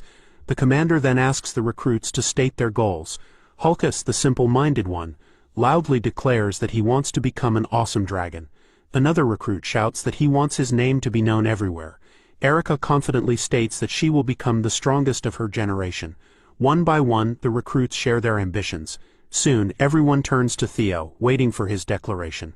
Before speaking, Theo thinks about the great war that will happen in 5 years. Determined, he declares that he will become the commander of the White Armored Dragon Cavalry within 5 years. The supervisor is shocked at his bold statement. Meanwhile, the commander laughs loudly, saying that big dreams are the way to go and that Theo has joined the right place. The commander then speaks. He tells them that no matter their personal reasons for joining this cavalry, they must all remember one thing. Every drop of blood and sweat they shed will be remembered in history. He says that today's hardships will become tomorrow's pride. Their shields will never break, their swords will never waver, and their comrades will always have their backs, just as they must protect their comrades in return. With a smirk, he finishes by saying that at the end of their difficult path, forged through blood and sweat, glory awaits. Finally, he welcomes them as the newest members of the White Armored Dragon Cavalry. As the speech ends, a huge dragon lands behind the speaker, destroying the field instantly. This dragon can fly and is the commander's partner. Muscle Turd introduces the dragon, saying its name is Gullah. He explains that Gullah is a flying dragon and represents all dragons. Suddenly, many dragons start falling from the sky. An old man tells the people to get on their senior dragons. He climbs onto his dragon and announces that the admittance test is about to begin. He explains that it's time for them to find their own dragon partners. But Theo already has Lodbrok. As he looks at the flying dragons, he finds them amazing and wonders if he will have one too. Just then, a voice calls out to him, surprising him. It's Evelyn. She is happy to see that Theo has joined the White Armored Dragon Cavalry. Theo is shocked and asks if she is back on duty. She smiles and tells him that it just happened that way. However, he is clearly surprised, and Evelyn smiles at him with admiration, showing her new arm. A flashback begins. Theo's mother, along with her own mother, visits Evelyn to thank her. When Evelyn sees Theo's mom, she is shocked but greets her politely. Theo's mom tells her that even if Theo hadn't received help, he would have still grown into a talented person. However, she knows that Evelyn trusts and cares for Theo. She believes Evelyn is someone who would help him without expecting anything in return. Theo's mom then says that Evelyn is one of the most important people to Theo. Evelyn is stunned and replies that she is just a one-armed trainer. Theo's mom continues, explaining that light guides people in darkness, even when they don't realize how bright it shines. She tells Evelyn that she is like that light, leading the way for others. Evelyn is deeply moved by these words. The scene shifts back to the present. Evelyn is riding a dragon, looking determined. She thanks Theo's mom and also thanks Theo. She reveals that Theo wrote everything his mom said in a letter to her. Because of that, she was able to regain confidence, take charge again, and return to her squad. Theo thinks to himself that he should have done this sooner, but his mother took care of it for him. He silently thanks her. Evelyn, in turn, thanks Theo again and swears her loyalty to him as his sword. As they fly through the sky, Theo laughs, enjoying the beautiful view. Eventually, they arrive at a specific location. Evelyn tells him that this is the White Dragon's Nest, home to flying wyverns. She explains that the White Dragon unit uses wyverns for their missions. The introduction ceremony is happening here. She then tells Theo that he must find a partner, otherwise he cannot join the unit. Theo asks if he can still join if he doesn't find a wyvern. Evelyn says it's possible but very rare. Theo wonders if his friends will be okay, but he doubts that wyverns would suit them. Evelyn advises him to explore the area. She explains that usually people can tell right away which wyvern will become their partner. The first dragon is the Opterex, a huge predatory monster with a massive body that has a massive body and can get as big as 15 meters. These large, brown-scaled wyverns are regarded as tyrannical predators. Next is the poison dragon, Aviarii. With their long serpentine bodies, these poison dragons are able to spray out a violet poison mist. The poisonous stinger on the tips of their tails is a lethal weapon. Then comes the blade dragon, Sigia. As docile herbivores, they normally burrow and nest underground. When they sense danger, they will ambush the enemy from below. Finally, speed dragon species Velociraptor. These small and fast dragons have high intelligence, typically hunting in packs. They can breathe fire. Just by visiting them, Theo turns into a deformed Lego figure. Evelyn explains that the wyverns managed by the White Dragon Corp are usually divided into 4 types. She asks Theo if he feels anything. He thinks to himself that he has a good eye for people, but right now, he can't see what he's looking for. 6 years after the Great War, a wyvern suddenly attacked the White Dragon unit. It destroyed over 100 carefully raised wyverns all by itself. Because of this, it was named the Shadow Evil Dragon. This wyvern burned down 8 villages and killed dozens of inspectors. In the end, it was stopped, but it took both the Demon Dragon and the Sword Dragon to defeat it. The wyvern earned the nickname Evil Shadow Dragon, because it could hide in the shadows. Theo thinks this kind of wyvern would be the perfect partner for him, but then he starts searching for the person he was in his past life. That's when he finds the wyvern surrounded by multiple other wyverns. The scene changes to a strong warrior resting. A voice catches his attention, saying that he looks happy. He replies that it would be stupid to feel happy just because a dragon has joined his group. She tells him it's actually great, and curiously asks if he's thinking of making Theo the next captain of his unit. She finds it impressive that he chooses his words carefully, like a leader. He responds that trouble always starts with words. She believes he's planning something bigger than she thought, but he looks confused. He tells her that since Theo has already joined his unit, he can't just hand him over. She explains that she's here to make a suggestion. She wants him to allow Theo to have double enrollment. Hearing this, he is completely shocked. Meanwhile, Theo, feeling nervous, asks her if she knows about the blue and white wyvern. She explains that this wyvern has been bullied for a long time. They tried to stop it, but nothing worked. She suspects that the reason it is being criticized is because it isn't actually a wyvern. Theo is confused and asks Evelyn if it is not a wyvern. She explains that it was born from a male wyvern, which is why it is a viper. Theo is even more confused because vipers are powerful monsters that live deep inside the forest. Evelyn tells him that this is what makes it strange. Normally, it should have been impossible for one to be born. First-class monsters like the viper are treated as natural disasters because they can cause massive destruction, even breaking through the Great Wall. Among these powerful creatures, the viper is one of the strongest, living in the deepest part of the forest. Theo wonders if its strength comes from being a viper. As Theo laughs while thinking about it, Evelyn tells him that when the creature was born, it caused a big problem in the unit. At first, she decided to observe its nest, but she noticed that the other wyverns did not accept it. She was very worried because isolating it completely was not a good solution. Theo feels like this is another reason why he should choose it. It reminds him of his own life. He tells Evelyn that this creature will be his partner. Before she can say anything, he jumps off the wyvern, determined to make it his. Suddenly, a huge explosion of thunder lights up the whole area. Theo shoots into the air with incredible speed, completely surprising Evelyn. She cries out in shock as she watches him soar through the sky, his face showing both excitement and determination. A blue-bordered system notification appears in front of Theo, showing that he is now using his new telekinetic abilities. With just a thought, he summons several swords to his side. The swords glow with a strange blue light, matching the eerie glow in his eyes. Young vipers can also use telekinesis to control certain objects. Theo lands smoothly, the floating sword circling around him for protection. Using controlled bursts of energy, he propels himself upward again, moving quickly and precisely. Evelyn watches in amazement and whispers, "When did he learn telekinesis, and how is he already so skilled with it?" She is both shocked and impressed by his rapid progress. The wyverns in the nest react nervously to Theo's power. Their cries are full of fear and unease. One wyvern, Umbra, lets out a loud roar, its eyes glowing white with intensity. But Theo does not back down. He keeps flying higher, locking his gaze onto Umbra, remembering how he was treated in the past. Ragnar's fool, people had mocked him before, doubting his heritage. Is he really a Ragnar? He's too useless, even for a bastard child. Theo's eyes narrow in anger, and sparks of blue energy crackle around him.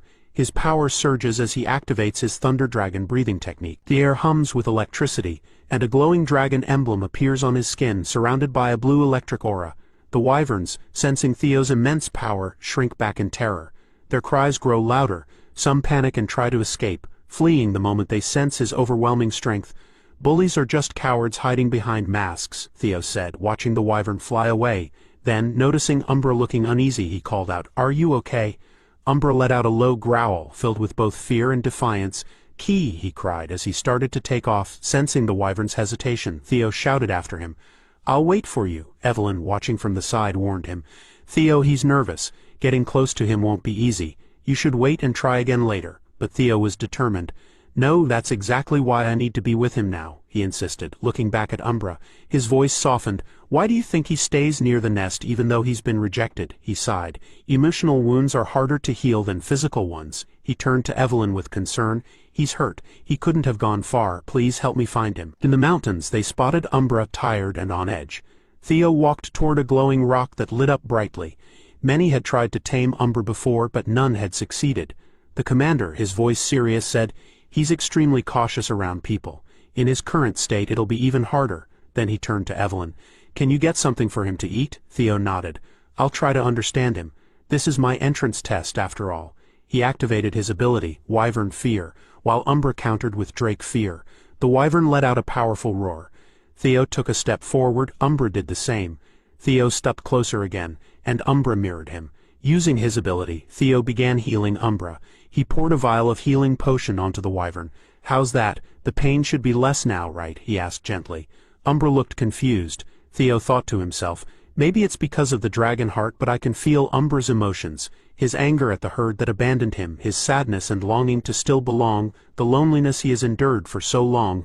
He feels the same way about me, both suspicious and hopeful. He wonders if I will abandon him too."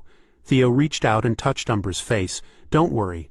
I won't leave you," he said warmly. Then he reached into his inventory. "I know what he likes." A gem appeared in his hand, catching Umbra's attention. The wyvern's eyes gleamed as he stared at it. "You want it?" Theo asked. Umbra, clearly interested, reached out for the gem eagerly. Theo handed it over. "Here, it's a gift. If you come with me, there's plenty more where that came from," he said with a grin. He extended his hand toward Umbra. "What do you say?" Umbra was speechless.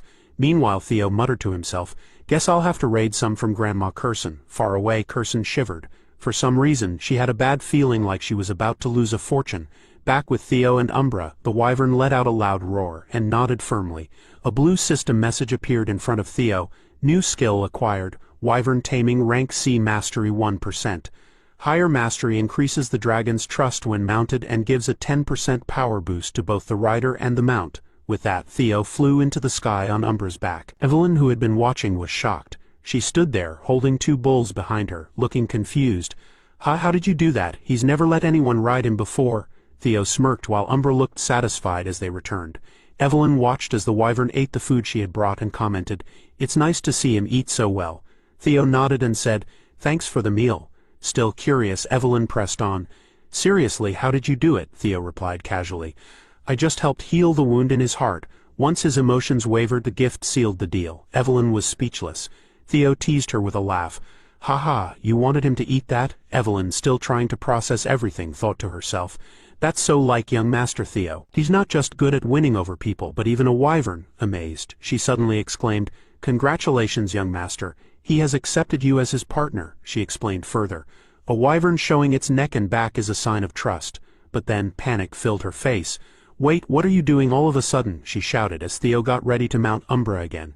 Theo remained calm. "It's fine, I've got this." Evelyn tried to stop him. "Even if he trusts you, you've never trained to fly. Riding a dragon without reins or a saddle is way too dangerous." Her face turned frantic as she yelled. "Taking off like this is a disaster waiting to happen." But Theo, confident as ever, just grinned. "Relax. I have plenty of tricks up my sleeve." Just then another system message appeared. activating skill wyvern taming to compensate for insufficient riding skills. With that, Theo and Umbra took off into the sky. Evelyn stood frozen, watching in shock and worry as they flew smoothly. Theo, smiling, spoke to himself. I get it. He wants to show me something, right? Let's go together. As Umbra glided through the air, Theo's thoughts wandered. Something feels off. How did a pure-hearted dragon like him turn into a feared demon, earning the title of Evil Shadow Dragon? The scene shifted to a waterfall where black liquid seeped into the water below. Riding on Umbra, Theo soared through the sky, leaving Evelyn far behind. The wind carried her worried cries. Young master! Theo guided Umbra downward toward a hidden grotto. His movements were smooth and precise. He thought he knew the winter mountains well from his time with the black snow, but as he approached he realized something. A shimmering crystal-like cave was hidden behind a waterfall. As he gently dismounted, he had a surprising realization. He had never known about this secret cave before. Theo turned to Umbra, who loved shiny things, and asked a question with a hint of amusement in his voice. Umbra's eyes sparkled, and a low rumbling sound came from him. Theo suddenly paused. He had noticed something strange in the cave. Footsteps. He moved closer to a group of unusual purple flowers. Then it hit him. Wait, Umbra became the evil shadow dragon, Theo murmured, realization dawning on him. He's been eating these flowers. He knelt beside the plants and examined them carefully. Who would have thought there'd be so many ghost spirit flowers here? A blue-bordered system window popped up, giving more details. Ghost spirit flower, a plant usually found only in the deepest parts of the Demon Sea. These flowers grow by absorbing pure demonic energy mixed with moonlight. They are an extremely valuable resource for demonic fiends, demonic dragons, and demons. However, they also have opposing effects. Theo thought about how he had absorbed this energy. As he considered it, a sudden wave of power surged through him. Either way, these flowers are too dangerous. I'll have to burn them all later. Umbra let out a low hiss beside him as he made his decision. Don't worry, Theo assured him. He won't mess with the crystals. Then something felt off. Theo's eyes shifted to a dark corner of the cave. There, chained to the wall, was a skeletal corpse. It hung eerily, and a strange sound of agony echoed from it. Theo took a cautious step closer. No way, it's a corpse. Looks like it's been dead for at least 10 years. Yet something was strange. The body hasn't decayed much, Theo noted. The cold must have helped preserve it, but more importantly, this person must have had incredible magical power. He circled the remains, deep in thought. A powerful martial expert died while being tied up in a place like this. I'll have to come back and investigate later. But first, he needed to deal with the ghost spirit flowers. Suddenly, the corpse sprang to life. It lunged at Theo and grabbed him. The skeletal figure let out a chilling scream, its movements stiff and unnatural. Theo reacted instantly, jumping back in shock. Did it just say, "Kyle?" he gasped. Umbra roared, stepping in to help. Theo quickly prepared to fight the reanimated corpse. "Umbra," he shouted. The corpse's red eyes glowed and it growled. "Kyle?" Theo's heart pounded. "Umbra's in danger." Acting on instinct, Theo threw his hand between Umbra and the corpse. A thought flashed through his mind. Kyle Robert would never forgive him if something happened. Both he and the corpse shouted in surprise at the same time. "I wasn't imagining it," Theo exclaimed. "It's really saying Father and the Black Dragon's name. Who could this corpse be?" At that moment, Evelyn stepped in. Using a special technique of the white-armored dragon cavalry, she unleashed a rapid series of attacks. "Blade barrage," she shouted, striking with incredible speed. The attack hit the corpse, knocking it down. Evelyn, too weak to stand, collapsed to the ground. "Sorry, I messed up," he said weakly. He clutched his chest in pain. "This pain, I can't take it." Theo's face was filled with worry. "The poison on that corpse is full of demonic energy," he explained. Evelyn could feel his strength fading. "My body, it's getting weaker. If I don't get an antidote soon, I'll take him to headquarters right away. It will hurt, but please hang in there," Evelyn said, trying to lift Theo. Just then, Umbra let out a loud roar. Evelyn's eyes widened in shock. "What are you doing?" "I'm not going to hurt him. I'm trying to save him." Umbra gently nudged Evelyn, trying to get her attention. "Stop it, Umbra, if it doesn't stop, even if it's young master's companion." Theo struggled to speak. "Evelyn, wait. Hold on." He looked at Umbra. "Umbra has a solution." Umbra let out a soft whimper. Theo gave a weak smile. "All right, I'll trust Umbra's method," Evelyn protested. "But young Master Theo, if we don't go back now, you'll be in serious danger. The poison inside you is mixed with corpse toxins and demonic energy. Even with proper treatment, the survival rate is less than 30%. I want to believe in Umbra's method," Theo thought. "Umbra evolved into a Class 2 demon fiend by eating ghost spirit flowers," Theo explained. "That means he might have faced that kind of corpse before. If so, he probably knows how to fight against demonic energy and corpse toxins. With a weak but determined voice, Theo pleaded, "So please, trust Umbra and do as he says." Umbra let out a loud roar, then began tearing the ghost spirit flowers into pieces. He placed the shredded flowers in front of Theo, clearly expecting him to eat them. Evelyn hesitated. "It wants me to blend this and feed it to him." Umbra nodded. Evelyn turned to Theo for confirmation. Tears welled up in Theo's eyes, his face tense with pain. "Fine, I'll do it," Evelyn finally said. She quickly followed Umbra's instructions, mixing the flowers and feeding the remedy to Theo. Soon, Theo started to wake up. Umbra watched him closely, his eyes full of concern. Theo's breathing grew steadier, and his dragon heart began to glow. Evelyn and Umbra stared in shock. They couldn't believe how fast he was recovering. Suddenly, Theo let out a powerful dragon roar, shaking the air around them. Evelyn gasped. "His magic power, it's turning black? I've never seen anything like this before." She looked at him, full of curiosity. "What's happening to him?" Just then, a blue system message appeared, commencing body cleansing purification. Another message followed, obtaining the trait of the evil shadow dragon. Meanwhile, in Julius's office, he sat at his desk, his face dark with worry. "What has Black Snow confirmed?" he demanded. "Is this report true?" a voice responded. "Yes, sir. We carefully checked all the details. We are 89% sure that this information is correct." Julius clenched his fists in frustration. "Damn it," he cursed. "I can't believe this. I knew something bad might happen during our celebration, but this," his voice shook with emotion, "this is far worse than anything I imagined." Then the shocking news was revealed. Trainer Isvin, the captain of Platoon 5 of the White Armored Dragon Cavalry, along with 15 of his soldiers, had all been killed in a tragic battle. A strong burst of bright energy spread out. You could see it happening because of the old ritual. It was about cleaning and starting over. The person telling the story spoke slowly, their words important. "It takes bad stuff out of your body and changes it so you can hold more magic easily. It's a secret trick from long ago." But the storyteller went on, "It needs many people who are good at magic, and it hurts for days." The scene changed to Theo. Light was shining from his body. Even then, the explanation finished. "It has only worked for kids younger than 5. It felt like something impossible." We saw a close-up of Theo's face. Now, dark, swirling magic from the phantom dragon was on it. The fact that this cleaning process happened to Theo was because many unlikely things happened at the same time. The first of these strange things, the storyteller said, was the really strong poison from a dead body that got into Theo. A scary skeleton figure with glowing red eyes jumped at Theo, its bony fingers reaching for him. The skeleton was shown tied up with chains. The second important thing, the storyteller continued, was the thick magic that built up from eating ghost shade for many years. We saw pictures of dark purple flowers opening up, showing where this strong magic came from. And Umbra, the storyteller added, had figured out how to stop the poison from working. Crystals, flowers, and leaves were shown. Everything came together in a weird balance, the storyteller explained. A see-through picture of Theo's body appeared, with bright and dark magic swirling together inside him. Instead of the poison destroying him or him getting rid of it, Theo's body took in the powerful part of the poison, the storyteller finished. The picture zoomed in on a swirling circle of dark energy, which showed how Theo had changed. Theo's eyes opened wide with surprise and pain. He gasped as he felt the strong power flowing through him. Evelyn's voice sounded worried, but also relieved. "Are you okay, young master?" she asked. She knelt down next to him, her hand near him, looking very concerned. "Evelyn," Theo whispered weakly. A tear rolled down his cheek as he remembered what his father had said. Theo smiled a little and said, "Sorry for making you worry." He looked around the magical cave. "These shiny rocks in the cave are all pure strong energy. Their power made the ghost shade poison less strong and actually helped me," he said. Theo looked at Umbra. "I'm glad I trusted Umbra. Ragnar was already strong, but now he's been cleaned, reborn, and has phantom dragon abilities too," Theo stated. Theo then clenched his fist and declared, "From now on, how fast he grows will be unbelievable." Evelyn seemed distant but also relieved. Suddenly, a blue see-through window from the system appeared in front of Theo. It showed his updated information. Theo Ragnar, 17 years old, male. Titles: Flash Tiger, the greatest prodigy in 1,000 years. Talents: Ragnar, player, observation, inventory. Guardian dragon partner, purification, rebirth, phantom dragon.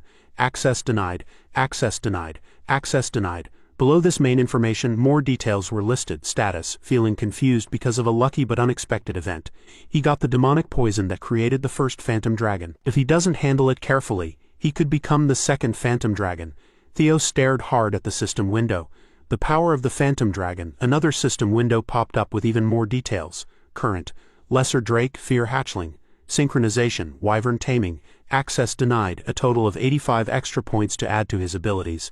That's crazy, Theo said, taking a deep breath. He then focused on the more important question. But the main thing is, who is this old man? He wondered, looking at the skeleton still hanging from the chains. Theo and Evelyn walked towards the wall behind the dead body. There were faint writings carved into the stone.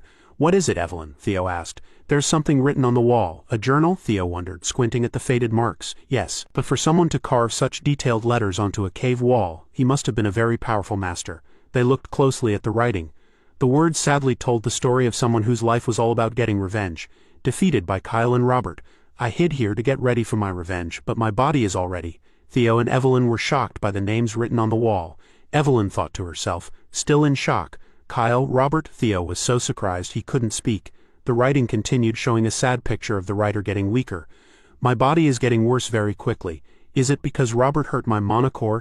The ghost I ate to stay alive might actually be killing me. I'm starting to lose consciousness.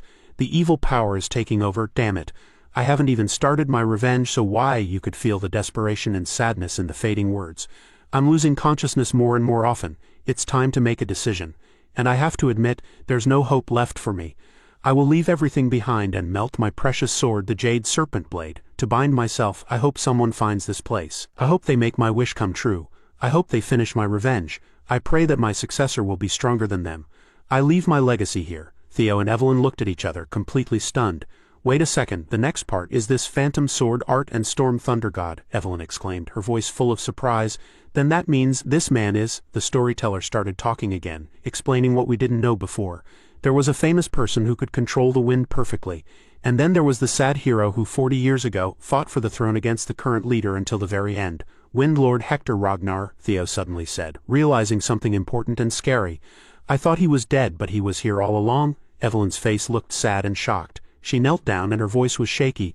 What are you doing? Theo asked, sounding worried. Even though the leader beat him and sent him away, Windlord was still a true family member of the Ragnar line, Evelyn said. Then she added, if someone who serves the Ragnar family hurts a rightful family member, it's a very serious crime, and they should be killed immediately. Then stop talking nonsense, Theo said firmly. The person you killed wasn't Ragnar, but a crazy man. I did it to save my life. Did I have any other choice? But the rules, Evelyn started to argue. Everything that happened here will be our secret, Theo interrupted. Huh? Evelyn asked, confused. Theo reached out to Evelyn. If you're still bothered by it, take Windlord's special skills. Evelyn was surprised. Windlord's special skills are as good as even the 9 dragon skills, Evelyn asked. But why are you giving them to me? Theo answered. Become Windlord's successor and become stronger and keep his memory alive. Evelyn was still on her knees, completely shocked. Theo said, then Windlord can finally rest in peace. Now that you are his student, no one can call it a crime. Evelyn was still confused by this and asked, didn't you say you would be my protector, Evelyn? Then Evelyn understood what was happening. Evelyn Narvel, a high-ranking sword fighter of Ragnar, promised to be loyal to Lord Theo Ragnar as his servant, Evelyn declared. She continued, I humbly ask my great and noble lord to accept the promise of his loyal servant. Theo smiled at this and said, you really follow the rules very strictly. Theo held out his hand to Evelyn. I, Theo Ragnar, accept Evelyn Narvel's promise, and I will remember it in my heart and soul. And for the long journey we have ahead, I promise to make you my most important sword. Theo smiled at Evelyn and Umbra. The sound of wind blowing loudly could be heard. The scene changed and the camera showed a large training area full of activity. It was the main place for the White Armored Dragon Corps, a place where they trained very hard and followed strict rules. Hulkus, with his usual loud and happy voice, shouted, haha, that Theo still hasn't arrived yet. Maybe I'm actually the most talented person in the White Armored Dragon Corps. He grinned and showed off his big muscles. He suddenly stopped moving. His eyes opened wide because he couldn't believe what he was seeing. A person he knew was walking toward him, and with that person was an even more familiar and scary dragon. Ah, he started to say, but he wasn't brave anymore. Theo came closer. Hulkus stuttered, Theo Ragnar, what did you bring with you? Evelyn was walking next to him. The other new soldiers were just as surprised and looked at each other, confused. One of them said, no way, is that Umbra? How did he get that wild animal to be his partner? Another one said, so this is why they say he's the best talent in 1,000 years. Wow, even this is amazing. Someone else just said, what the heck? The supervisor spoke. Senior swordsman Hulkus Narvel and junior swordsman Theo Ragnar. We finished the test and came back. But where's the captain? Theo asked. He noticed their leader wasn't there. A young new soldier answered, sounding a little nervous. He just got an important message and went back to his office. Evelyn looked worried, like something bad was going to happen. An important message, she whispered, looking closely at something. They heard something moving fast. A whoosh of air and sparks of energy like something was moving very quickly. Julius said, "I know you just finished joining, but I'm sorry everyone. You will all be sent to Blanky Fortress." Theo, Evelyn and the others were shocked by this news. "Real fighting?" Theo asked. Theo looked worried and said, "So it's finally happening. The Sarah's Merchant Guild people being held at Blanky Fortress." An image in his mind showed the dragon-slaying sword, Balmung, stuck in the mouth of a huge fiery dragon. He remembered that someone was trying to steal the dragon-slaying sword, Balmung, to start a fight against the government. A plan made by Ed Troyvan. But Commander Julius spoke to the new soldiers in a serious voice. "Everyone here will be sent to Fort Blanky." A quiet murmuring sound went through the group as the new soldiers looked at each other feeling uneasy. One of them asked, sounding like he couldn't believe it, "What's going on, Commander? What mission is so important that you're sending new people who haven't even finished their training?" Julius squeezed his hand into a fist, his voice tight with held-back emotion. "Platoon 5, Captain Trainer Isvan, and 14 soldiers under him are missing." Theo's eyes widened in shock, and a cold feeling of fear started in his heart. Trainer Isvan was the oldest knight in the white-armored dragon cavalry. Even Julius would ask him for advice. He wouldn't be defeated easily. A scary thought came to Theo's mind. Could this be because of something I changed in the past, he wondered. And a drop of sweat ran down his face. Commander Julius spoke, his voice serious and firm. "The Black Snow Group says there's a very high chance, like 89%, that they are dead. Even if they are alive, they won't be able to continue their mission." He looked at all the new soldiers. "The troops we have now will become the new temporary Platoon 5, and they will take over the mission." He stopped and looked at everyone before giving his final order. "Evelyn Narvel will be the leader of this temporary Platoon 5. You will leave for the mission in 3 days. Finish all your basic training by then." Julius clenched his fist. "I don't believe they are dead." The next day he stared at the far-off land and said, "But we still need to get revenge for them." He turned and walked out of the training area smoothly and quickly. The narrator explained what had happened. At first it seemed like the Black Skull bandits just kidnapped the Sarah's Merchant Guild, which was sad but simple. Everyone thought no one was hurt because the white-armored dragon cavalry worked hard. But that wasn't the whole story. The real reason for the kidnapping was to steal the Dragon Slayer sword, Balmung, and move it somewhere else. A mysterious person in a cloak and mask made all this chaos happen. Ed Troyvan used the Balmung that was secretly taken out to start his takeover. Theo looked worried as he thought about what was happening. "Things have changed from what I remember," he thought, and a drop of sweat ran down his face. "If this is all my fault, I need to see what happens myself." Suddenly, a see-through blue window appeared in front of Theo. It showed a new and scary task. New hidden task. The Dragon Slayer sword Balmung. 3 days later, the new soldiers stood in front of the big Fort Blanky. They were wearing thick fur clothes because it was very cold. "It's so cold, I can't get used to this weather," one person complained, and their breath looked like white smoke in the air. "Why does the moon look weird?" another soldier mumbled, looking up at the strangely bent moon. Suddenly, everyone started shouting, "It's the white-armored dragon cavalry!" A guard high up on the fort wall yelled a warning, "Sound the alarms, it's the white—" His words suddenly stopped as dark magical attacks hit the tower, destroying it in a burst of energy and silencing him.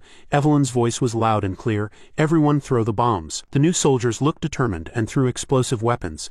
The air filled with the loud sounds of their dragons and the big booms of the explosions. The ground shook hard from the constant fighting. It sounded like a noisy mess of destruction. "Hide inside the castle, don't die for no reason," someone yelled. You could hear the fear in their voice over all the noise. People were fighting each other in a fast, swirling mix of swords and anger. The real battle had started. Blood landed on the snow, making it look scary. Theo and his friends moved quickly and killed the enemy soldiers they came across. "Kill every single one of them. Show them what happens when they mess with the white-armored dragon cavalry," Evelyn shouted. She was so angry that it made her stronger when she attacked. The castle, which used to be strong and safe, was now on fire. Its walls were falling apart because of the constant attacks. A soldier looked happy in a mean way and said quietly, "I would have died if I had left even 1 minute later." He wiped sweat off his face and smiled proudly. "Whatever, as long as I give this thing, my job is done. Now I can just relax and enjoy the rest of my—" He didn't finish his boast because a dark figure wearing a cloak suddenly appeared in front of him. The figure's eyes glowed with a strange red light. "The stuff?" the cloaked figure asked in a low, threatening voice. "Yes, sir," the soldier answered, his voice shaking a little as he handed over a long package that was wrapped carefully. "Good, it's the right thing," the figure said without any emotion. "We have the person we wanted. Get ready for the next part of the plan," he ordered, his voice echoing in the snowy area. "Yes, sir," many voices answered at once, showing they would do exactly what he said. The figure looked around at everything, a mean kind of happiness in his eyes. "All that's left," he looked at a group of people using strange machines with wheels. They were moving in a careful and organized way. "We've taken over completely," Theo said, sounding pleased. Haha, that was easy, Theo laughed confidently. Evelyn answered his happy comment, you're right, it was too easy. Theo thought to himself, it's hard to believe that the original Platoon 5 was completely destroyed, and also, he used his hatchling synchro power, which let him see the memories of the enemies he had defeated. This guy, well, he knows they stole Balmung, but he hasn't actually seen it himself, Theo thought, looking worried. I would understand if the lower soldiers didn't know, but how can even their important leaders not know? Am I missing something? While Theo was thinking, Erin came up to him. What's wrong, Theo? Is there a problem? She asked, sounding concerned. No, I was just thinking, Theo replied, shaking his head slightly. Safford spoke, trying to get Theo to move. Hey, you might be called the Flash Tiger or whatever, but I guess a newbie is a newbie. You can just say you were nervous for your first mission, Erin said. Now that we've saved the people being held, let's meet up with the rest of our group. With a sigh, Theo replied, Yes, whatever you want. I want to go home soon. Safford walked past him. I smell like gunpowder. Theo scrunched up his nose, looking disgusted, and mumbled something. He quickly jumped into action, moving smoothly and gracefully. His sword shone in the fading light. What's wrong with him? Safford asked, sounding a little amused. Maybe he didn't like how you smelled, Erin said. Theo jumped again. He threw things skillfully, and each one hit exactly where it was supposed to, causing serious damage. I knew it, Theo mumbled, his voice sounding more and more worried. What does this mean, Theo? Erin asked loudly, her eyes wide with shock and disbelief. She gasped when she looked around and saw many barrels full of dangerous explosives. Explosives, those jerks, were they planning to blow us up with them? We don't have any time to waste, we need to get out of here right now, Theo ordered, his voice sharp and urgent. Okay, they answered, their voice just as determined. A dark swirling circle appeared. Theo, look at that black ball coming towards us. Theo shouted angrily, his voice full of frustration and despair. The ground shook as the fort was hit by a huge explosion. The force of the blast sent waves of pressure through the air. Reload, someone ordered in a cold, emotionless voice as they got ready to fire again. With a precise, almost robotic movement, he reached out his hand and disappeared into the swirling darkness. Another set of explosions ripped through the fort, making the ground shake under the constant attack. Kill them all. Don't let even one person live, the figure commanded, his voice showing no mercy at all. The scene changed. Now it was a fancy, richly decorated room with a baby's bed. A woman named Emil, her face pale and tired, held a small baby wrapped in blankets. There, Axion, my sweet baby, she whispered, her voice gentle against the loud noise and destruction. Did it hurt a lot, Mommy Will? Her eyes, filled with a scary mix of sadness and craziness, glowed with a strange light. Bring you the head of that disgusting creature, she promised, her voice full of bitter hatred. The group of shadowy figures came down on the fort, moving quickly and silently like ghosts. Evelyn had her sword out and stood firmly, ready to fight the attackers. Don't let anyone get away, she shouted, her voice echoing through the chaos. Yes, many voices answered as they ran into the fight. Evelyn looked at the attackers, her face showing disbelief. Their whole fifth team, led by Trainer, was destroyed by these people, she mumbled quietly. No, it can't be. There has to be. Her eyes got smaller, and for a moment she looked like she didn't trust something. A bad feeling came over her, and she looked scared. Suddenly, many fiery things fell from the sky and exploded all around them, making the air shake. Leader, someone yelled, sounding worried and afraid. Evelyn moved quickly and blocked the things that were coming at them. She quietly said a curse word and looked around the battlefield to see where the attack was coming from. It's a trap, she yelled, her voice loud and urgent. Everyone get down, a soldier who was hit by the explosion screamed in pain as he flew through the air, his body on fire. Ah! Evelyn's face showed pain and worry as she reached out her hand towards the falling soldier as if she could stop him from dying. The soldier's scream suddenly stopped as he hit the ground, his body broken and still. Theo and the others ran to find a safe place. Leader, the soldier shouted. Everyone's here, it's a trap, we need to leave now. I agree, Evelyn said. Theo looked at what was happening. Okay, let's go the opposite way from where they're attacking. A blue box appeared in front of Theo. Thundergate opened. Theo could think faster, see better, and understand things more easily. Theo's eye glowed. Theo quickly figured out the best way to go. Theo's eye went back to normal. Evelyn shouted, Theo, why are you just standing there? You need to get out of here now, so pay attention. Theo grabbed Evelyn's hand. Evelyn got scared. What are you doing? We don't have time. You have to... No, we have to go inside the fort. Evelyn looked at Theo. Theo kept pulling Evelyn as the fort started to fall apart. I can't believe we have to go back to that place that almost burned us. The lives of 21 people depend on you, Theo, Safford yelled. Theo kept going. If we run outside, we'll just get bombed or attacked. It's a trick. Theo used his special ability to see the layout of the fort. He kept explaining. They probably think we can't survive inside the fort. Theo's eyes shone as he added. But right now, with this ability, we definitely will survive. Theo used his abilities to see everything inside. There's gunpowder buried on the left and big metal balls on the right. So we have to go up the stairs ahead. The group ran up the stairs. Evelyn noticed something. It's a dead end. The soldiers looked like they had been lied to. Hey, you told us to trust you and follow you. Theo, what's the plan? We can't even go back now. The fort started to fall down. The group looked scared as they fell with the pieces of the fort. Theo, Hulkus and others watched the rocks fall. Theo landed safely on the ground even though broken pieces were falling all around him. Outside, a soldier said, "The fires are spreading. We've used up all the cannonballs," he went on. "Remember, this is our revenge for young Master Axion. I don't care if he's completely crushed. Just bring back his head." Theo, who was on the ground after the explosion, said, "I thought we were going to die." The others in the group were tired and replied, "That's just like you, Theo. You had a plan. You figured out how to break the floor in a blink of an eye." As they were talking, enemies suddenly appeared behind them. "What's going on? Why are you guys? How did they get here?" Theo asked. "Black Skull, why are they?" Theo then explained, "I only came here because the ground was especially strong." Theo was shocked as he looked through the holes in the walls and saw soldiers. He looked down and saw a man tied up with chains. Fifth team leader, trainer Isvin. He kept looking at him. Evelyn felt relieved. "Thank goodness you're alive, Isvin." She looked at the trainer and said, "But this is unbelievable. I can't believe the one that—" This was Ragnar's intelligence bureau. Isvin's chains fell off. He dropped to the ground and asked, "I figured an ambush like this couldn't happen without someone on the inside. But how can someone point a sword at their own family?" Another person replied. "This is clearly a betrayal." "That's right, we have to get revenge." Isvin stopped him. "Don't even think about it. It's better to take our time. They planned all of this to trap us from the beginning. It will be hard to fight them with the few of us left. We should go outside and tell the Black Pillar." Theo looked down and said, "That's not possible. Since the Black Pillar isn't sending backup right now, it means the Black Pillar members who were ambushing them were also caught. That's why I brought us inside the castle. However, we still have a chance to win. Those guys even buried their own soldiers underground. They must be trying to hide what happened, so they will definitely come to check if we're dead. Once they're sure they've won and come to make sure, we can ambush them while hiding in the ruins and win." Isvin looked at Theo. He opened the Thundergate at that young age. "I've gotten old. I even gave up in this situation."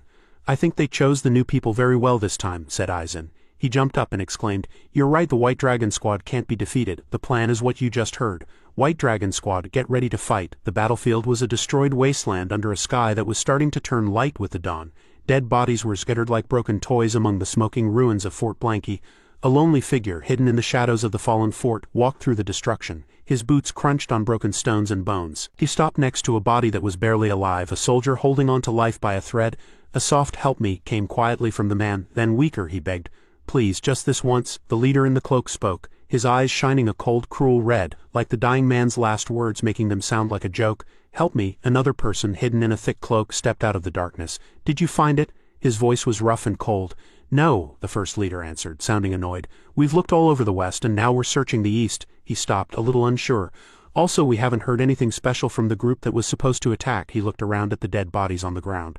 "But then how come there isn't a single body from the White Dragon Squad?" "Wait, hold on," the cloaked leader ordered, his voice loud and sharp. "Has anyone seen the White Dragon Squad?" Before anyone could answer, something moved quickly out of the shadows. It was the White Dragon Squad. They attacked suddenly with fast movements and angry sword strikes. The cloaked figure made a surprised low sound as a sword flashed a silver line in the dim morning light. Evelyn was right behind, her sword moving in a deadly dance, accurate and sharp. The fight began, a messy mix of clashing swords and desperate shouts. Evelyn stepped on an enemy's chest to jump away from his attack. Like a dancer, Evelyn leaped, her sword ready to strike a fatal blow. "It's a trap," the leader yelled, his voice a battle cry echoing across the broken fort. "The enemy is the White Dragon Squad. Get ready to fight." Evelyn and Theo fought together perfectly, like one destructive force. Their swords a quick blur of silver death. Theo, full of the powerful energy of the Thundergate, sent out many glowing bluish-white blades, each strike a warning of death. "I hoped it wasn't the Intelligence Bureau," Evelyn said quietly, her face serious and determined. "But according to Ragnar's rule," her voice became firm, showing the importance of the old law, "anyone who betrays us must be killed right away." She and the leader attacked strongly, a constant wave of steel, their swords sounding like a song of revenge. "How did they live through those explosions?" he shouted, his voice full of disbelief and fear. "How?" another person cried, fear making it hard to speak. Evelyn's sword moved quickly, blocking attacks and cutting through enemies. "Cook," the leader made a painful sound as he blocked a desperate attack. His eyes became narrow, focused and dangerous. She attacked back with many quick strikes, each one precise, her sword a silver flash in the growing light. "Intelligence Bureau, fighting anymore is pointless." Evelyn shouted loudly at the enemy, her voice sharp like a whip. "Now that our surprise attack worked," she yelled, sounding happy, "you have no chance left, but if you give up, we will let you live. Everyone use the secret power," their leader ordered desperately. The enemy leader and his friends were shocked by what was happening. The people in cloaks looked serious and determined. They used all the energy they had left, getting ready to use a forbidden power. Secret powers, what are those? Theo asked, not knowing what that meant. Suddenly, there was a very bright flash of light and a loud booming sound. The air felt full of strong energy. Sparks flew as Theo's sword hit the enemy's weapons, making a bright shower of light. What is this? Theo stammered, stepping back. A backflow explosion, the forbidden powers that use up your own energy, Theo said, sounding horrified. A powerful wave of energy rushed through the battlefield, throwing people and broken pieces of things around like toys. KWA, one of the enemies screamed as the blast hit him hard. The enemy soldiers' bodies now glowed with an evil red light. They charged forward like they wanted to die. They were like living bombs, powered by the dangerous forbidden magic. Their bloody swords were raised, ready to take their enemies down with them. Our new guy, run away, a comrade said weakly as he died, his voice fading. Theo's eyes were wide with shock and excitement as he watched the enemies coming. His face twisted into a mean, knowing smile. You jerks, how dare you?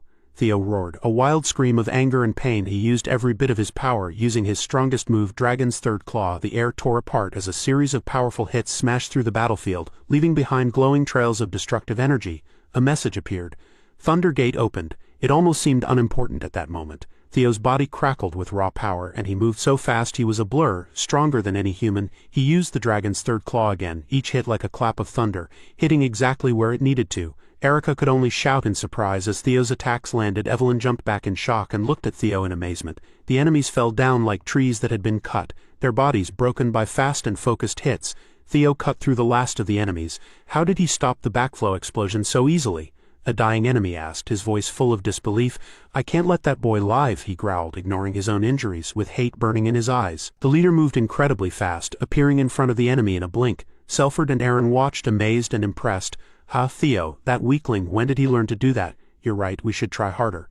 Theo gritted his teeth. He remembered, I used the Thunder Gate to make my power stronger with force, but I guess it's still too much for me.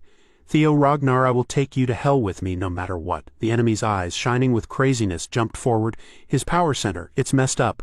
No way he's going to blow himself up. Evelyn's loud cry cut through the noise of the fight. Wind, thunder, powerful magic. A blast of wind. The air moved and seemed to glow around her. Evelyn yelled, reacting right away. She used her own power. Wind, thunder, powerful magic, vortex. A spinning circle of green light and wind appeared. The explosion from the enemy's power center stopped. Theo shouted, feeling very relieved. With a final, very strong burst of energy, Evelyn attacked. Her attack was the result of her skill and desperate power. The enemy soldier fell down, his body broken and dead. Theo, very tired but alive, fell heavily to the ground, breathing in short, uneven breaths. You've worked hard, Theo. Evelyn's voice showed both relief and respect. Hulka's cell forward, Aaron and Ray stared, their faces showing a mix of amazement and thankfulness. As I expected, this man I recognized. Don't want to take the position of Lord Theo's first sword, it belongs to me. We lived, thanks to you. Thank you so much. Theo, exhausted and quiet, could only nod weakly. He took a shaky breath, the air making a whistling sound in his lungs. Slowly, with effort, he reached out a hand. Evelyn took it, her grip strong and comforting, helping him stand up. Isvin, his voice full of wonder, asked, Captain survived too. When did you learn those skills? A feeling of great relief spread over the survivors. They gathered together, sharing a moment of weak friendship. Isvin's eyes looked thoughtful and calculating. The sky above was starting to get lighter. The long, scary night finally ending and a new day beginning. The broken remains of Fort Blanky stood dark against the rising sun, showing how brutal the battle had been. And there, among the destruction, was a single shiny sword, a quiet promise of more fights to come. Inside the fancy rooms of the Rose Palace, far away from the smoking ruins of Fort Blanky, a woman moved wildly against unseen ropes, tears and spit on her face showing her pain. Ed Troyvan, the Sky Dragon, stood over her, his face cold and hard. He spoke angrily to the woman, hitting her hard across the face. She cried out. Troyvan coldly asked for an explanation for what she had done, especially for taking his helper, likely talking about the main agent Evelyn had killed. He held up a wrinkled piece of paper with an official mark, the order she had apparently given. Kill that bad person Ragnar and the White Dragon Squad. He questioned her boldness, asking if she even understood how serious it was to give such an unauthorized order. The woman was crawling on the floor and angrily shouted that she had done it for Troyvan. She said it was to protect his important plan, and then she claimed she had messed it all up. Her voice became a loud, wild scream as she demanded that Troyvan cut off the head of the person who killed her Axion. Was that really so hard for you to do? She yelled. Her sadness turned into strong, hateful anger, and she focused all of it on Theo Ragnar. Everything she shouted was about that terrible person. They had to be separated. Everyone connected to him had to be killed. Only then would her heart and Axion's spirit find any peace at all. Hearing Axion's name seemed to bother Troyvan. His face didn't show any emotion, but he bent down, grabbed her hair, and told the foolish woman firmly what she was supposed to do. He asked if she had forgotten. Fear showed in her eyes, replacing the anger. Troyvan's voice was full of dislike. They had lost the dragon's sword, called Balmung, which was the most important part of their whole plan. Also, his nephew, Axion, was dead. Because she had failed, he said she would no longer be called daughter of Troyvan. The woman looked up at him, shaking. The cold anger in his eyes reminded her very much of her own father. Troyvan turned away, thinking she was useless. He told his guards, who were standing nearby without any expression, to take her somewhere he couldn't see her. He also ordered them to get rid of anything connected to her, or any information to stop secrets from getting out. The woman begged her brother desperately to change his mind, promising she would do anything if he would just let her live. Troyvan ignored her cries and walked away as she struggled to breathe among the bodies of other servants lying on the stairs. They were probably victims of her earlier anger that she wasn't supposed to have. All his careful plans were ruined, and Troyvan was very angry inside, all because of one thing, Theo Ragnar.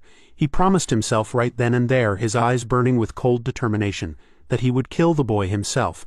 It seemed like this family had problems that were way beyond just needing to talk things out. Meanwhile, back in the quiet of his room at the White Armored Dragon Cavalry headquarters, Theo was looking at the rewards shown on a screen. A beautiful large sword appeared from the system, shining in the light of the room. The screen gave details about it. Dragon sword. Strand of Fate, type, Greatsword, Divine Relic. It said how to use it was unknown. And what it did was also unknown. A note said it was currently locked and needed a special release to be used. Theo quietly said the sword's name, Dragon Sword, and reached out to grab the handle. As his fingers closed around it, a burst of dark, thick energy shot out, pushing his hand away hard, and making the heavy sword fall to the floor with a loud clanging sound against the stone tiles. Theo wiggled his hand, which was still stinging. He knew it held a powerful force. It truly lived up to its name. This energy felt strange, completely different from the natural power that people from the Ragnar family had. It was the total opposite, in fact. And as the system told him, it wouldn't work until he figured out how to break the special lock on it. He remembered that special old objects, like things from myths and legends, often looked very simple, even like trash.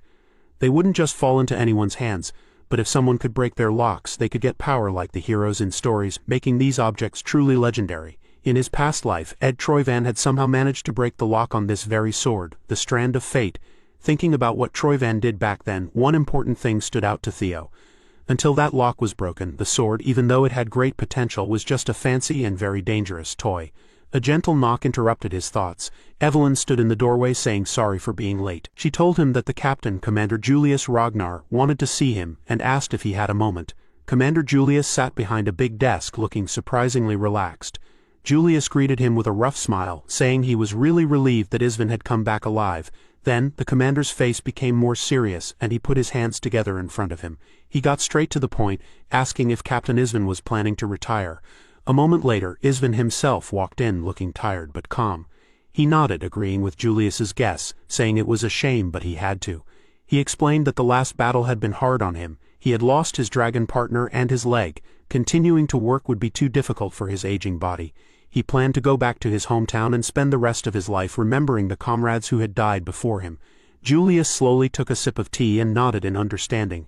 He agreed that Isvan had earned his rest, and no one could fairly stop him. Isvan thanked his commander with a respectful nod. But before leaving, Isvan offered some information as maybe a final thing he could do.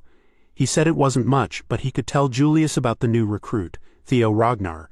Julius leaned forward very interested and simply said, "Tell me." Isvan then described what Theo had done, highlighting the most amazing thing. Even though he was young, Theo's Thundergate was already open. Julius's visible eye opened wide in shock, and he repeated Thundergate to show his surprise. He wondered out loud what it meant. Could this boy really overcome the limits that separate normal people from superhumans? Isvan said he was just as surprised as the commander when he first saw it, and he put his cup down firmly. He explained that Theo's ability wasn't something he was born with. It felt like a door had been forced open, maybe through a lot of hard work or a strong will pushing past what was normal. He compared it to a bowl. Theo's ability to grow had suddenly become much bigger than what he currently knew. It seemed impossible, but it had happened. A fierce smile spread across Julius's face. He understood. So their job was clear. They needed to fill that big bowl and help Theo's sudden potential grow. He said that this was all the advice he could give as someone more experienced. Julius looked towards the door, where Theo was probably waiting. From now on, the commander announced, Theo would have to learn and find his own way forward. Theo walked fully into the room, understanding the important conversation he had partly heard. Later, under the huge, snowy training area for the cavalry, Julius went up to Theo. He praised Theo again for doing a great job during their mission. Theo humbly said that their success was because of his teammates. Julius chuckled and playfully called him a little rascal before becoming serious. He asked about how Theo's fighting skills were developing. Theo thought about the question, at first thinking Julius meant his general fighting ability. He said he felt more comfortable in fights now. Julius shook his head slightly to make it clear. He wasn't asking about basic fighting. His eyes were sharp, looking at Theo's sword hand. He wanted to know what level of swordsmanship Theo had reached. Surprised, Theo admitted he wasn't sure. He explained that he had just focused on copying the sword techniques of the Ragnar head family. Julius made a neutral sound, saying that everyone says that. He lifted his large training sword, and with a small change in how he stood, the world around Theo seemed to break apart. Reality disappeared, and in its place was a swirling mix of red energy and sharp floating pieces of ruby-like crystal. The air buzzed with power. Theo immediately recognized this. The demon dragon glass domain. He noticed that this looked very different from the calm flower-filled glass domain that Osa Ragnar, the sword dragon, had shown before the nomination ceremony. He started to understand. Was this realm a picture of someone's own fighting style? A flash of understanding appeared in his eyes. Julius nodded seriously, confirming it. This violent red world was how his demon sword looked. Energy glowed around the commander as he got into a low, strong fighting stance. He moved, a fast burst of controlled anger, showing his fighting style. His sword cut through the red space with powerful slashes, each hit filled with raw, wild power and the ability to destroy. Theo watched with wide eyes, a little scared but also amazed. It was like the whole area around them roared along with Julius's movements. He felt strong, wild energy all around, like a storm that Julius was somehow holding back. When it stopped, Julius stood in the middle of the swirling red light, his sword still shaking a little. He looked at Theo and simply asked, "What did you think? How did you see the demon dragon fighting style you just saw?" Theo answered honestly, still feeling the raw power of it. "It was incredibly strong, like it could destroy anything," Julius grunted, agreeing. "That's what the demon is like," he explained. "It's natural and direct. It's like a will that never gives up and breaks through everything. It's a straight path of fighting, destruction, strength, and even death, smashing through anything in its way." After showing his own way of fighting, Julius then changed the subject. He asked Theo to remember the sword of Osa Ragnar, the Lord of Plum Blossom Palace, that he had seen. Theo said it was beautiful, like looking at blooming flowers. Julius nodded. "Osa's sword is about the meaning of life," he said. "It's like a seed growing into a bud and finally blooming into a flower, life showing itself. It's a process that's slow but steady and can't be stopped. Even if it's pushed around, broken, or forced to go a different way, life, like the plum blossom tree, keeps growing." Suddenly, Theo understood what Julius meant by martial arts and the world of the sword. It wasn't just about the moves, but the basic ideas and beliefs behind them, which could be very different even among the 9 dragons. A small smile appeared on Julius's face. He asked Theo a question. "Do you think these two ideas, Osa's life and my demon, which is like death and violence, are completely opposite?" Theo hesitated and stammered. "Aren't they?" Julius stepped closer and leaned in a little. "It wouldn't teach you much or be very interesting if I just gave you the answer," he said. Instead, a thick leather book appeared in Julius's hand, glowing softly. Theo stared, curious. Julius explained what it was. "This book has the records of a discussion about sword-fighting ideas between the master of the Plum Blossom Palace and a sword dragon from the past." Theo's eyes widened in surprise as he realized what this meant. Julius looked straight at Theo. "This is very unusual," he said, as glowing plum blossom petals floated through the fading red light. "But Theo Ragnar, you are now the joint successor to both the demon dragon and the sword dragon." Way up high above the clouds, among pointy mountains with strange blue plants, Commander Julius Ragnar was sitting and thinking quietly across from Osa Ragnar, the plum blossom dragon. She held a book with a leather cover, looking calm and ready, like she was about to write the last thing in it. Julius didn't say anything, and you couldn't tell what he was thinking because of the patch over his eye. Finally, Osa spoke, sounding a little amused. She said Julius was being mean. She told him off for wanting to keep Theo all to himself when she had suggested they both teach him together. Julius just made an annoyed noise and looked away as Osa chuckled softly, telling him not to be so jealous. She explained that this plan was best for Theo, and she was sure Julius knew that. Osa went on to say that she was certain Julius already knew that everyone had very high hopes for Theo, much higher than for anyone else who might take over in the future. Theo was so talented that he would improve very quickly, but going up so fast meant he would probably hit a point where he couldn't improve anymore much sooner and much harder than others. If that happened too early, it could stop him from growing or even ruin his potential. This teaching together, this book with different ideas about swords, Osa said holding up the book would give Theo the understanding he needed to get past that problem. But Julius had a deeper worry. A what-if question. What if Theo, with so much power and understanding, didn't just become someone who might take over from the clan leader, but an enemy of the whole Ragnar clan? Osa's face became serious, showing she understood his unspoken fear. She reminded Julius that as they both knew, people who became very powerful very quickly often had bad, often violent, endings. Exactly, Julius replied. If things happen the same way they have before, the very things we want to teach Theo could be used by him to kill people in the Ragnar clan. Osa smiled slightly, surprised by his worry. She had thought he was only focused on being tough with the boy. It seemed he was genuinely worried underneath his rough outside. But after hearing his fears, she felt even more sure of her decision. Julius, she said with a confident smile, was definitely the right person to keep this book for now.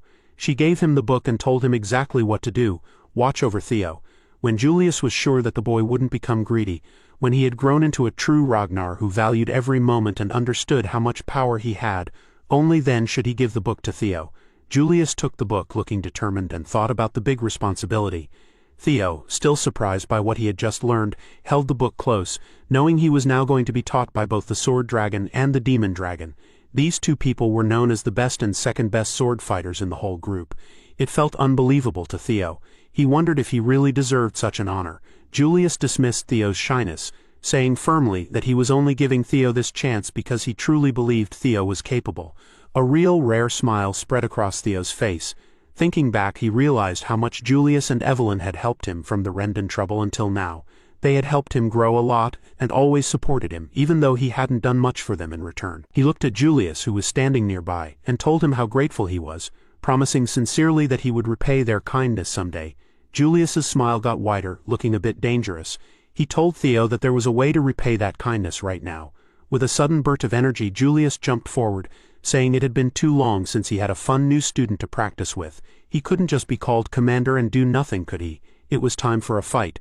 The real lessons, he shouted. We're starting now. Theo barely had time to get ready as the commander's strong presence came down on him. A drop of sweat running down his face, the lesson that followed was hard. Hours later, quiet sounds of effort and hitting could be heard from a training room with strong locks. Inside, Theo was probably going through his own tough training, and he could be heard yelling for Evelyn to save him, apologizing a lot to his young master. His cries mixed with loud thumps and the sound of chains. Outside, the sky had become brighter, and heavy chains lay on the ground near the training room door. Evelyn carefully pushed the doors open and found Theo slumped on the steps of the training area, bruised and tired. She quickly went to his side, calling his name and asking if he was okay. Theo managed a weak smile, saying he was fine. Though he joked that he thought the commander might have gone a little too far this time, Evelyn didn't show much emotion. Changing the subject, she told him that as Theo had ordered, she had locked up the captured agent in the underground prison cell. She asked if it was really okay to just leave him there without any treatment or questioning. Theo waved his hand dismissively, explaining that the agent wasn't the type to give away secrets no matter what they did. Not using torture or questioning at all was actually part of his plan. He told Evelyn not to worry. Then he leaned closer and whispered more instructions in her ear. Evelyn's eyes widened slightly as she understood. Later that day, Theo found himself standing in front of the fancy gates of the Plum Blossom Palace, walking across the carefully kept training grounds of the palace. Osa Ragnar was waiting for him. Theo greeted Lady Plum Blossom politely. Osa smiled and said she had been waiting for him. She asked if he liked the book she and the demon dragon had given him. Theo said yes, and that he had already learned a lot from it. As he spoke, the training area around them changed.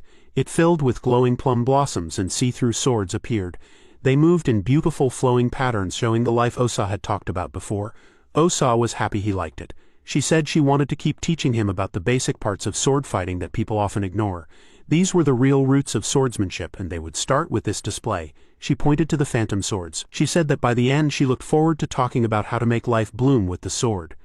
Then her face became serious. She asked again, "Theo Ragnar, will you become my student?" Theo bowed his head a little. Before answering, he asked if he could ask something first. He wanted to know if Osa was asking him as the Heaven Dragon Sword Master. Osa's eyes opened a little in surprise, and a slow, interested smile spread across her face. She said she was impressed he knew something most people didn't. Standing straight, she put her practice sword firmly on the ground. She simply said she wouldn't deny it. The Heaven Dragon Sword was a secret school, and its teachings were passed down to only one student at a time. She confirmed that she was the only one who had inherited it, the Heaven Dragon Sword Master. Seeing Theo look thoughtful, she asked if he wanted to know her real reasons. Theo quickly said sorry for assuming things. Osa waved her hand saying she wasn't upset and that she had no hidden reasons. She had planned to share everything with him, from the beautiful plum blossoms to the secrets of the Heaven Dragon sword. Just as Theo was thinking about this amazing offer, he heard footsteps coming closer through the courtyard full of blossoms. A voice called out, "Hey you!" A group of men wearing Plum Blossom Palace clothes walked up. Their leader looked at Theo closely and said Theo was the new recruit of the white-armored dragon cavalry. Theo said that was him, and asked rudely, "So what?" The leader got annoyed at his rude reply. He reminded Theo that as a new member of the Plum Blossom Palace and Lady Plum Blossom's student, he should at least be respectful to his seniors. Theo laughed, thinking their behavior was a childish way to protect their pride. Senior this, senior that, ranks only mattered when there was a direct boss, which none of them were. Their titles meant nothing here. The leader was very angry and asked how Theo could say they weren't in charge of him when he was now training at their place. Wasn't he supposed to be below them in rank? Theo just smiled and said they seemed to be very wrong about something. Lady Plum Blossom had kindly offered to make him her student, but he had said no. The Plum Blossom people just stared, completely shocked. Theo knelt down on the training area, where petals had fallen on the ground. He was thinking hard about Osa Ragnar's offer. She wanted to give him both the important history of the Plum Blossoms and the famous Heaven Dragon sword fighting style. Osa looked at him calmly and asked if that didn't sound good to him. Theo hesitated and said that of course it did, but then he looked down and said he really didn't understand why she liked him so much. He hadn't done anything important for her yet. Osa simply told him to stand up. She gently touched his chin, lifted his face, and explained that there was no big reason. It was just that he reminded her of Kyle Ragnar, who was the current head of their group. Theo was surprised and asked if he really looked like the clan head. Osa said yes, he was exactly like Kyle when he was young. And not just how he looked. Like Theo, the young Kyle always strongly followed his dreams and what he believed in. Osa paused, looking like she was remembering something fondly. She added that maybe Kyle was still dreaming of those things even now. That strong determination, she explained, was why Kyle could never become hopeless. He worked very hard, overcoming any difficulty or challenge in his way. Every single day was full of never-ending hardship, battles against terrible enemies in harsh places. But even with all of that, Kyle never gave up or went against his basic beliefs. Osa smiled warmly and said that when she looked at Theo she saw that same strong idealistic side of Kyle that she had fallen in love with. Seeing that spirit alive again in Theo, how could she just stand by and do nothing? Now that she had answered his question, she said it was time for him to give his answer. Theo took a deep breath. He said it was a very attractive offer, even more tempting than an all-you-can-eat meal, but he would have to refuse. Osa asked him why. Theo explained honestly that he already had too many teachers. Besides Lady Plum Blossom herself, who had already taught him a lot, there was the powerful demon dragon leader Julius, his older dragon friends Evelyn and Aaron, his other friends Wellington, Hulkus and Erica, even his friends from the first training grounds. He even considered his rivals, Axion and the Sky Dragon Ed Troyvan, as people who had taught him valuable even if difficult lessons. They were all his teachers in different ways. Osa raised an eyebrow, surprised that Theo would want to include Ed Troyvan, someone she thought they didn't get along with. Theo said yes, that was exactly the reason. The tough times his enemies had created were what had made him the person he was now. Osa's face softened a little. Theo went on to explain that his way of using a sword had learned and completely changed because of everyone who had loved him or done him wrong. Because of this he felt he couldn't just follow one sword fighting style and teach it exactly as it was to the next generation. Osa thought that Theo not being able to pass on tradition because his sword skills kept changing was both sweet and a bit sad. Theo looked at her seriously. He might not be able to be her student, but he would be happy to be her son. Osa's eyes opened wide, showing real surprise, and then her face lit up with joy. Later, in a garden area with blooming plum trees under the moonlight, Osa was leaning back, sipping wine while her servant poured. Osa smiled, enjoying the taste of the wine. The servant said that Lady Osa must really like Theo. Osa agreed right away. She explained that the heavens, or maybe fate, had never let her have a child of her own. And now, here was a young man who reminded her so much of the person she loved, who had just promised to be her son. How could she not be happy? The servant smiled, saying she was happy to see Lady Osa so pleased. Osa felt she should thank Theo for finally making her a mother, in a way. Then she told her servant to prepare a letter for her husband to tell him the news. The servant asked what the letter would say, and Osa said it was about Theo's promotion test. The servant looked very surprised and respectfully pointed out that excuse her for saying so. Theo was still new, and had just finished his awakening ceremony. She worried that if he got too much attention so young it might put him in danger. Surely Lady Osa understood those risks better than anyone. Osa put down her wine glass, her face becoming determined. That, she said, was exactly why she needed to hurry. before the big, strong winds that were gathering arrived to destroy the Ragnar family. She wanted to give Theo as much strength, knowledge, and support as she possibly could. Deep underground, below the cavalry headquarters, in a plain, cold cell, the captured leader of the enemy sat slumped against the wall, heavily chained and bandaged with one arm missing. His one good eye snapped open when he heard footsteps in the hallway. A figure wearing a cloak, chilling mask-like face paint, and sharp claws stood outside the bars. The agent knew who it was. The person wearing a mask told the agent not to be angry with him. He said it was all part of a plan. Probably Ed Troyvan's plan. The agent said he would never question it. With his last bit of strength, the agent told the masked person to kill him right then. The masked person did what he was told and jumped forward. But just as his sharp claws were about to touch the agent's neck, the chains holding the agent suddenly glowed with green light and broke apart. The masked person jumped back in surprise as Evelyn Narvel quietly dropped down from an opening in the ceiling. The masked person made a hissing sound, recognizing her. He realized too late that the whole thing was a trap. Evelyn said she had been waiting and immediately started fighting him. The masked person blocked her quick attacks, surprised by how skilled she was. Had she always been this good? He cursed his bad luck. It was too bad he couldn't kill the agent to get rid of any problems later. Getting caught himself would be much worse. He needed to get away and make a new plan. As the masked person tried to get away, Evelyn used a burst of wind-like energy to stop him. She told him she wasn't going to let him just walk out of there. She used another move that belonged to Hector Ragnar. The secret technique called Squall, which was like a storm. A swirling wind of green light appeared, trapping the masked person. He choked and blood came from behind his mask. Realizing he couldn't be caught like this, he started gathering bright blue energy, getting ready to destroy any proof, including himself. But Evelyn knew what he was going to do. She grabbed his jacket and said it was predictable that they all tried to blow themselves up when they were cornered. Using his own movement against him, she threw him down the hallway, saying that trick wouldn't work on her again. Later, in a hidden safe cabin deep in a snowy forest far away from the main Ragnar place, a meeting was happening. Someone told Commander Julius that earlier that day, at 1:15 in the morning, she had successfully captured a masked person who had sneaked into the underground jail. An intelligence officer, probably Cleve from Black Snow, showed what they had found, pointing to a map. They confirmed that the masked person was from Serpent Season, which was a smaller group within the Eastern Elite clan, the Troyvan clan. This made it very likely that Ed Troyvan was involved. Julius, sitting at the head of the table, said seriously that this pretty much proved their suspicion that there was a traitor within their own group. Cleve agreed, explaining that this meeting was being held in such a secret place to prevent any more information from leaking out. Cleve continued the report. Current information said that Serpent Season's base was in an old castle in the Calhelm area. They thought that within the next 3 hours the people there would realize their masked person's mission, likely to silence Sidra, had failed. They would then burn any evidence that could get them in trouble and run away. So the goal was simple: attack their base before the time ran out, gather all their people and get the information they had. This was the main point of their new team mission. Cleve finished her report and told them her name and rank. Cleve, Null Snow. Theo was interested in her rank and surprised to finally meet one of Black Snow's top agents in person. Julius cleared his throat and added one last thing. He said that this mission would also be Theo Ragnar's test to become an official mid-level swordsman. Cleve and Evelyn were both surprised. Theo wondered if he was good enough for such a test already. Julius sighed and said Theo was qualified, but warned him it wouldn't be easy, or in their line of work, maybe he meant it wouldn't be all about easy victories.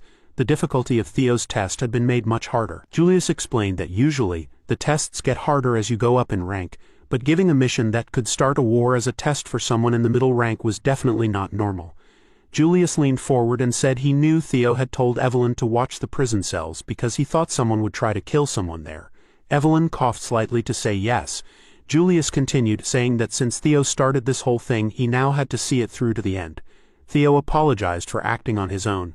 Julius accepted his apology but warned that even though Theo was an heir, it was not okay to act disrespectfully without talking to others first. Since things had gone this far, Theo had to finish the mission perfectly.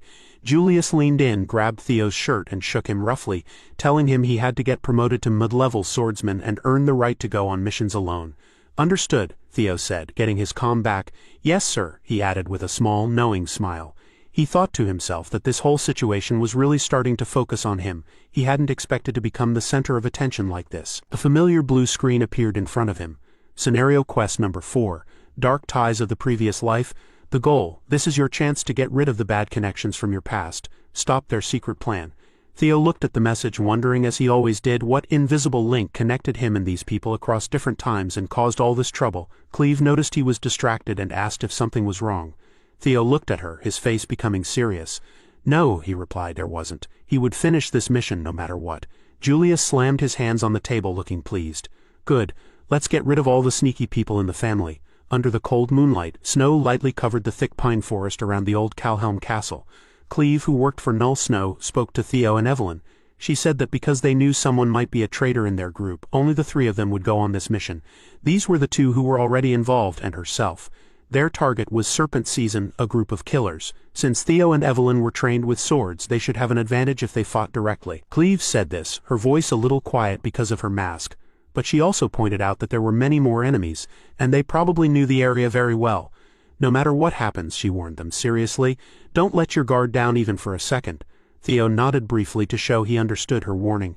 Inside the castle's big room, 2 members of Serpent Season were looking through papers, getting ready to leave. One of them, who was wearing the same kind of mask as a serpent assassin they had caught before, said that they were almost done getting rid of the documents. They planned to leave as soon as their friend came back. The other one said it had been a little less than 2 hours, so the person returning should be there soon. He casually threw a small round object. It suddenly exploded, filling the room with thick smoke. It was a surprise attack. Before the assassins could react, Cleve moved quickly through the smoke, making fast and precise sword strikes. One assassin made a short, sharp sound as Cleve's sword hit him. He fell down a moment later, cursing his bad luck.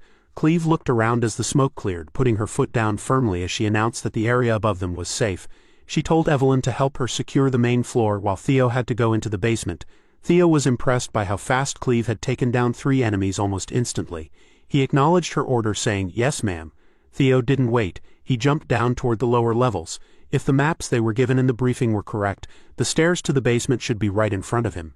As he went down, his senses became very sharp, noticing several hidden dangers. Tiny needles, almost impossible to see, shot out from the walls. Theo reacted immediately, dodging them as he continued down. The needles hit the stone around him without harming him. He landed quietly and immediately used his hatchling synchro skill to get information about the area. The system confirmed what he suspected. There were not only traps but also enemy fighters waiting to attack. Without stopping, Theo used his power. Using the system to get swords from where he stored them, he activated Thunder Dragon breathing. Black lightning crackled around him as he used his Dragon Mark technique. The attack rushed forward, hitting the hidden assassins before they could set their trap. One of them, completely surprised, could only say a confused "how?" Before the dark energy surrounded him. Theo kept going forward. The path ahead was clear now, but he could feel the strong resistance. He thought that if the security was this tight even at the entrance, there must be something very important hidden deeper inside the basement. A drop of sweat rolled down the side of his face. He turned a corner and entered a room that was stained red. A person wearing red priest clothes stood in front of a strange altar made of blood and bones. The priest turned his head and sniffed the air, looking disgusted. "Oh my," he said, stating that he could smell Theo's impure presence. He asked if Theo had to interrupt their holy prayer time with violence. The priest made a tut-tut sound, calling Theo an impatient follower. Theo's eyes opened wide with recognition and fear. The Holy Demon Church. He remembered them well from his past life.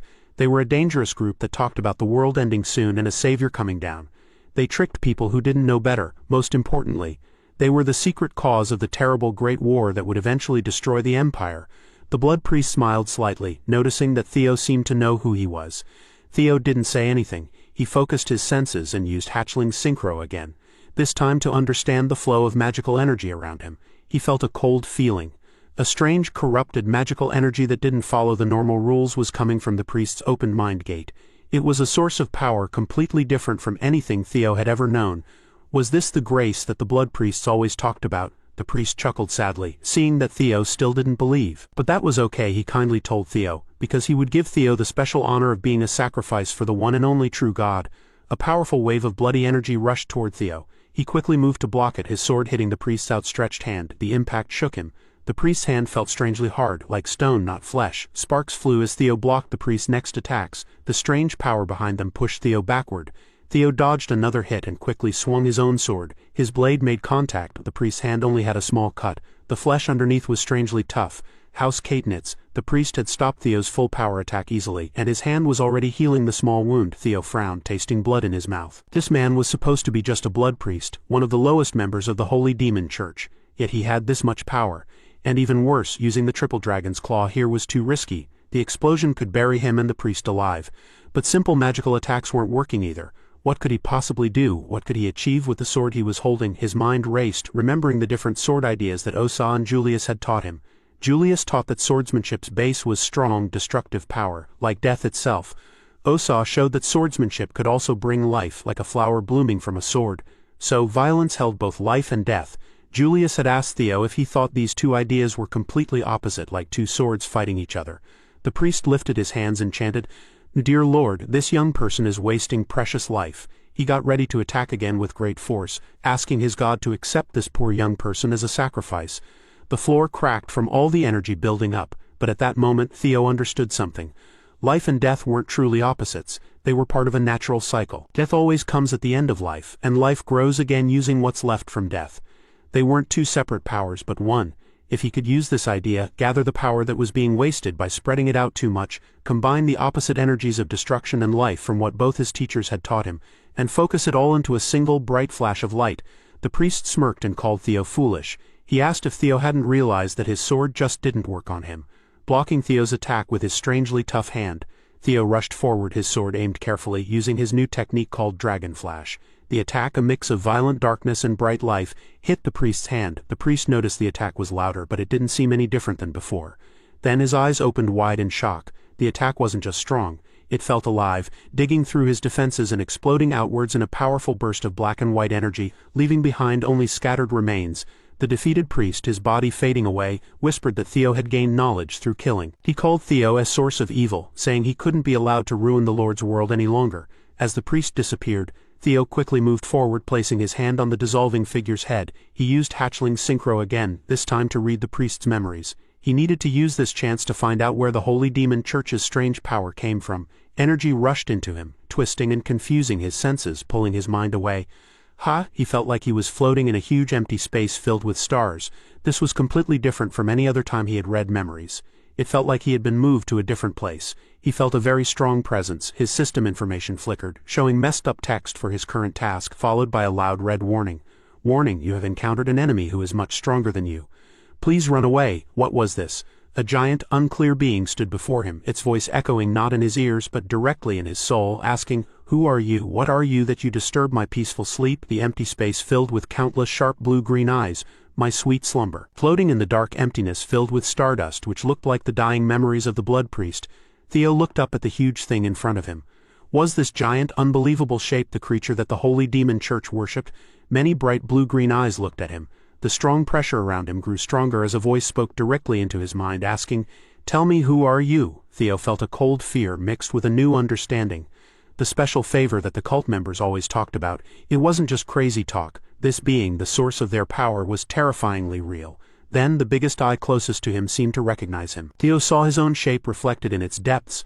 "Oh, it's you," the voice said, sounding old and tired and also like it knew him. "Theo Ragnar." Theo stepped back suddenly, shocked. This being from space knew his name. "I have been looking for you," the powerful being declared, its dark, thin arms reaching out not just for Theo but also towards the glowing computer screen nearby. It called him something terrible, the blight of this world. Theo quickly got ready as the swirling dark emptiness rushed forward, forming a crushing spiral aimed right at him. Just as the darkness was about to swallow him completely, a bright warm golden light burst out from the center, pushing back the shadows. The light became solid, turning into the grand shape of a golden dragon. "Lodbrok," Theo shouted, feeling very relieved. Lodbrok's voice, full of worry, answered him, calling him her special nickname.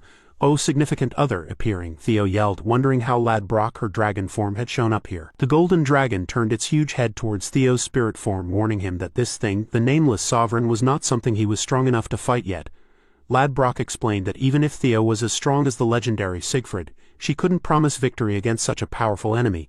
Theo couldn't speak. The power of this sovereign was almost impossible to understand. "So leave this to me," Lodbrok ordered, using her power. Theo felt a strong force pushing him out of the emptiness, his mind flying back towards reality as he shouted her name one last time. He gasped and fell onto the cold stone floor of the basement, the change feeling sudden and rough. He was back. He touched his face, feeling the little bit of blood from his fight with the priest. His mind was still spinning. What was that? Had Lodbrok really been fighting against a scary monster like that all by herself for centuries? He couldn't imagine how difficult that must have been. A weak, quiet voice got his attention.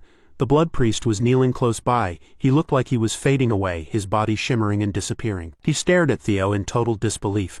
"How could someone who doesn't even believe be allowed to see the Lord?" the priest cried out, sadly.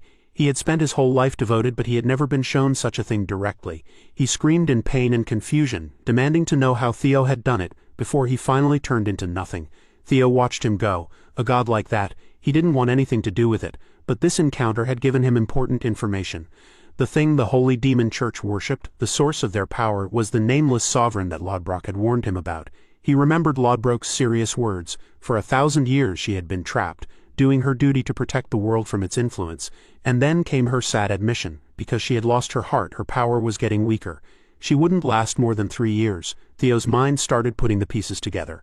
The big war the Holy Demon Church was planning would happen in 5 years. The guardian dragon Lodbrok would die. Ed Troyvan would start his rebellion around the same time. These terrible events weren't just happening at the same time by chance. No, he realized with growing fear, holding his head, they were all connected. A hand touched his shoulder, making him steady.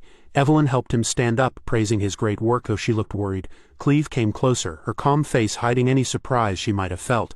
She said they had quickly searched the upper floors when they realized one of their targets was a blood priest. She looked closely at Theo, thinking about how he had defeated one all by himself. It was very impressive. Evelyn agreed, calling it incredible. Cleve nodded briefly. By defeating a blood priest alone, Theo had definitely shown what he could do.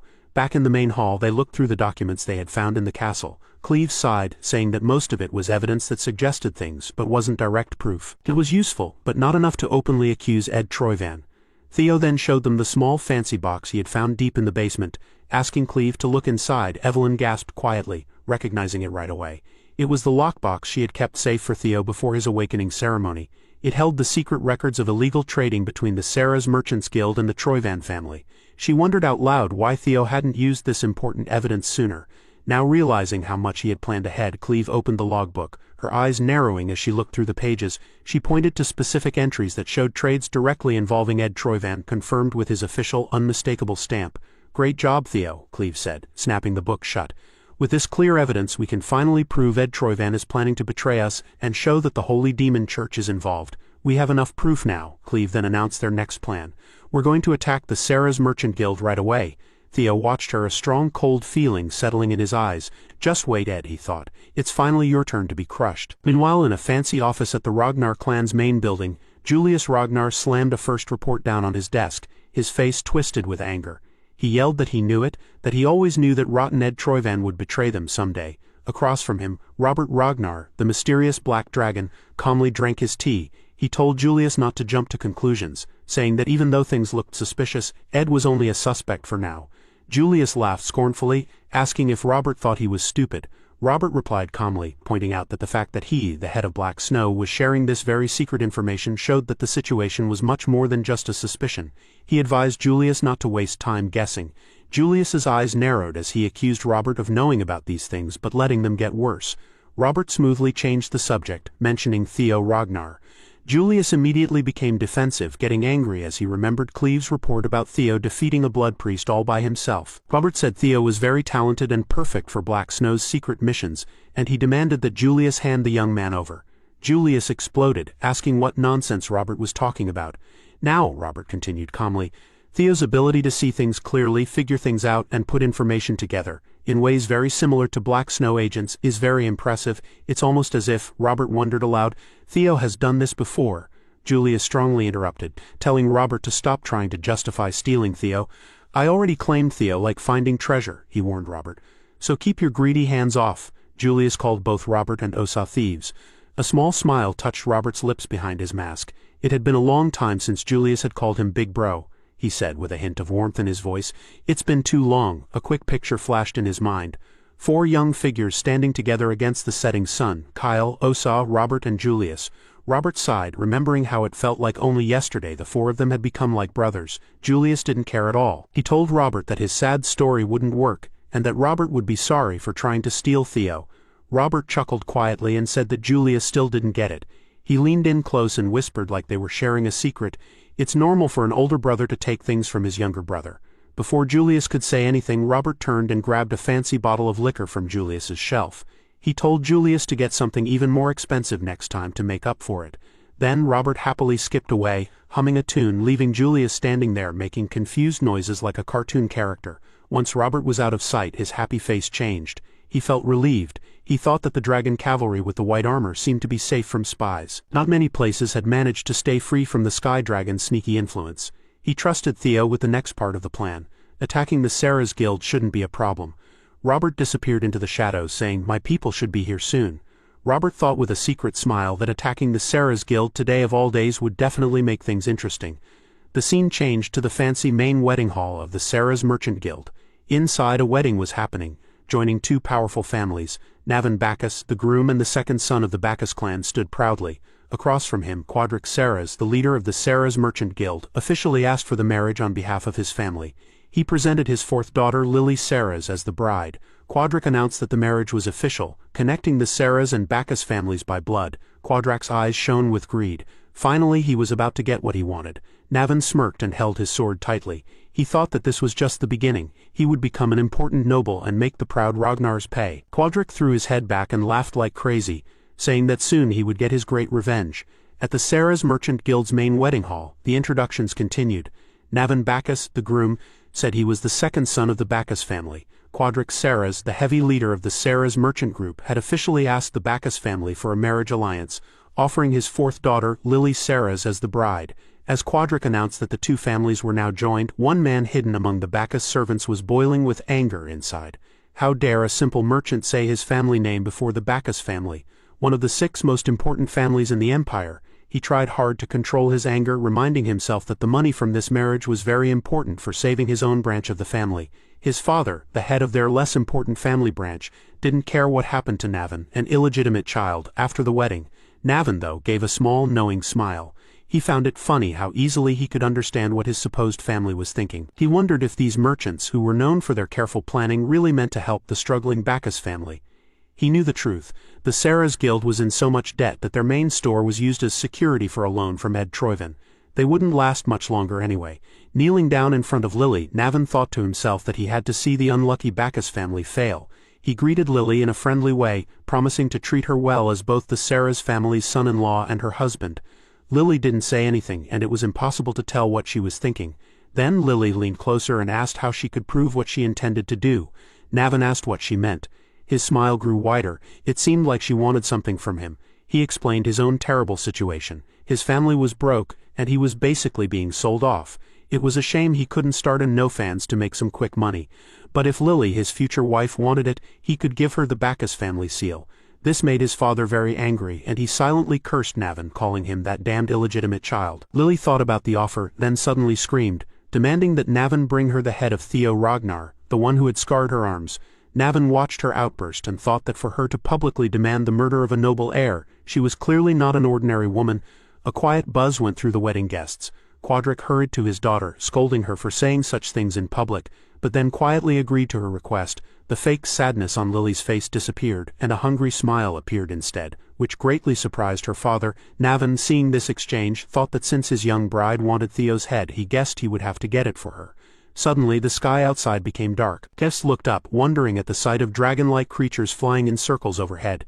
Then, figures jumped down from the creatures, landing hard in the courtyard. Everything became chaotic. One of the Bacchus guards recognized the symbol on the flag that the newcomers planted. It was the mark of the Ragnar family. Cleve, with Theo and Evelyn beside her, announced that in the name of Ragnar, they would make sure justice was done. She declared that they had found out that the one who attacked Ragnar, meaning Ed Troyvan's people at Blanky, had close connections to the Sarah's Merchant Group. Because of this, they would start a search to look at all signs of betrayal. Anyone who dared to interfere would be considered involved and killed immediately. The guests drew back in fear. Immediate death. Was the Sarah's Merchant Group really plotting treason? Cleve challenged Quadric. If he wanted to claim he was innocent, he would allow the Ragnars to carry out their investigation. Quadric turned pale, wondering if the others already knew what he was planning. One of his helpers whispered quickly, asking what they should do. Another person nearby said worriedly that Quadric had to look strong. Quadric stumbled over his words, pretending to be angry and asking what this talk about betraying them was. Cleve looked at Quadric seriously, her eyes firm. She gave him one last chance to give up and work with them now. One of Quadric's people asked him nervously what they should do. Quadric suddenly got angry and shouted at them not to joke around, talking about a small piece of paper. He said the record of trades could easily be faked. He insisted that someone was trying to set them up, no matter how unfair the Ragnars played. He encouraged his own men, saying the Sarah's family would prove they were loyal to Ragnar and that they were innocent. He told the Sarah's soldiers to move forward, yelling for them to kill those who looked down on Ragnar. It was a clear order to attack Theo's group. Navan's helper grabbed Quadrak's arm, pointing out that fighting back meant he wouldn't be helping with the investigation. Quadrak pushed his hand away, angrily saying the wedding was off. The helper called him stupid, asking if he thought they would be let go after this. He said their crime was betraying them. Quadrak replied that the helper, as one of the important members, knew what betraying them meant. Did he think Quadrak would die alone? Then Quadrak thought out loud that if the Ragnars really had solid proof, they would have sent a whole army, not just 3 people. He urged his men on, saying the Ragnars didn't really believe in their own evidence. If they stopped them just this once, they could get through this difficult time. Navan walked up to Quadrak, making fun of him by asking what he was saying to an old man who even had trouble going to the bathroom by himself. Then he quietly tapped the older helper of Bacchus and called him Elder. The helper cursed Navan quietly. Navan, not bothered, said this was better, a chance to bring a wedding gift to his future wife quickly. He jumped onto a nearby balcony before the Bacchus helper could react, then leaped down into the courtyard, his sword shining. The helper cursed the illegitimate fool. Realizing that the moment Navan picked up his sword, the Bacchus group became involved in Ceres's fight against them. He reluctantly ordered his men to join Ceres and help them. Spears flew toward the 3 people from Ragnar, who were ready to fight. Cleve gave a final warning. If they didn't move, they would all be killed for betraying them. The Ceres and Bacchus soldiers hesitated, sweating nervously, before running forward to attack. Theo, Evelyn, and Cleve faced the attack directly. Navan watched the chaos unfold, a small smile on his face. People from Ragnar, he thought, really seemed to enjoy killing people. The 3 warriors with Ragnar became alert as Navan spoke to them. He moved so fast it was hard to see as he stopped their attack. Navan greeted Ragnar's group, especially Theo. He said he never thought he'd say this when they first met. Theo was very surprised to see him there. It was Navan Bacchus, the ghost sword. Theo remembered him from the Great War as someone who caused big problems for Ragnar, working with Ceres and Troyvan. Navan smiled widely and said he was going to cut off Theo's head. He jumped forward, his sword a flash of silver aimed at Theo's neck. Theo just barely blocked the very fast attack, but Theo was already thinking about what to do. He realized that if he used what he knew from his past life, this could be a chance to become much stronger. He said he would fight Navan himself. Evelyn shouted to warn Theo, but Cleve stopped her, saying it was okay to trust Theo. Cleve pointed out that the others were probably getting rid of evidence and they didn't have much time. They needed to finish quickly. Evelyn hesitated but agreed to do her best. Navan was happy they wouldn't interfere. He asked Theo if he would be all right, bragging that even though he might not look it, he was quite strong. Theo smiled confidently back and said that he had to say the same. Then Theo asked if he could ask one question first. Navan was curious and told him to ask whatever he wanted. Theo pointed out that holding a sword at Ragnar was clearly an act of betrayal.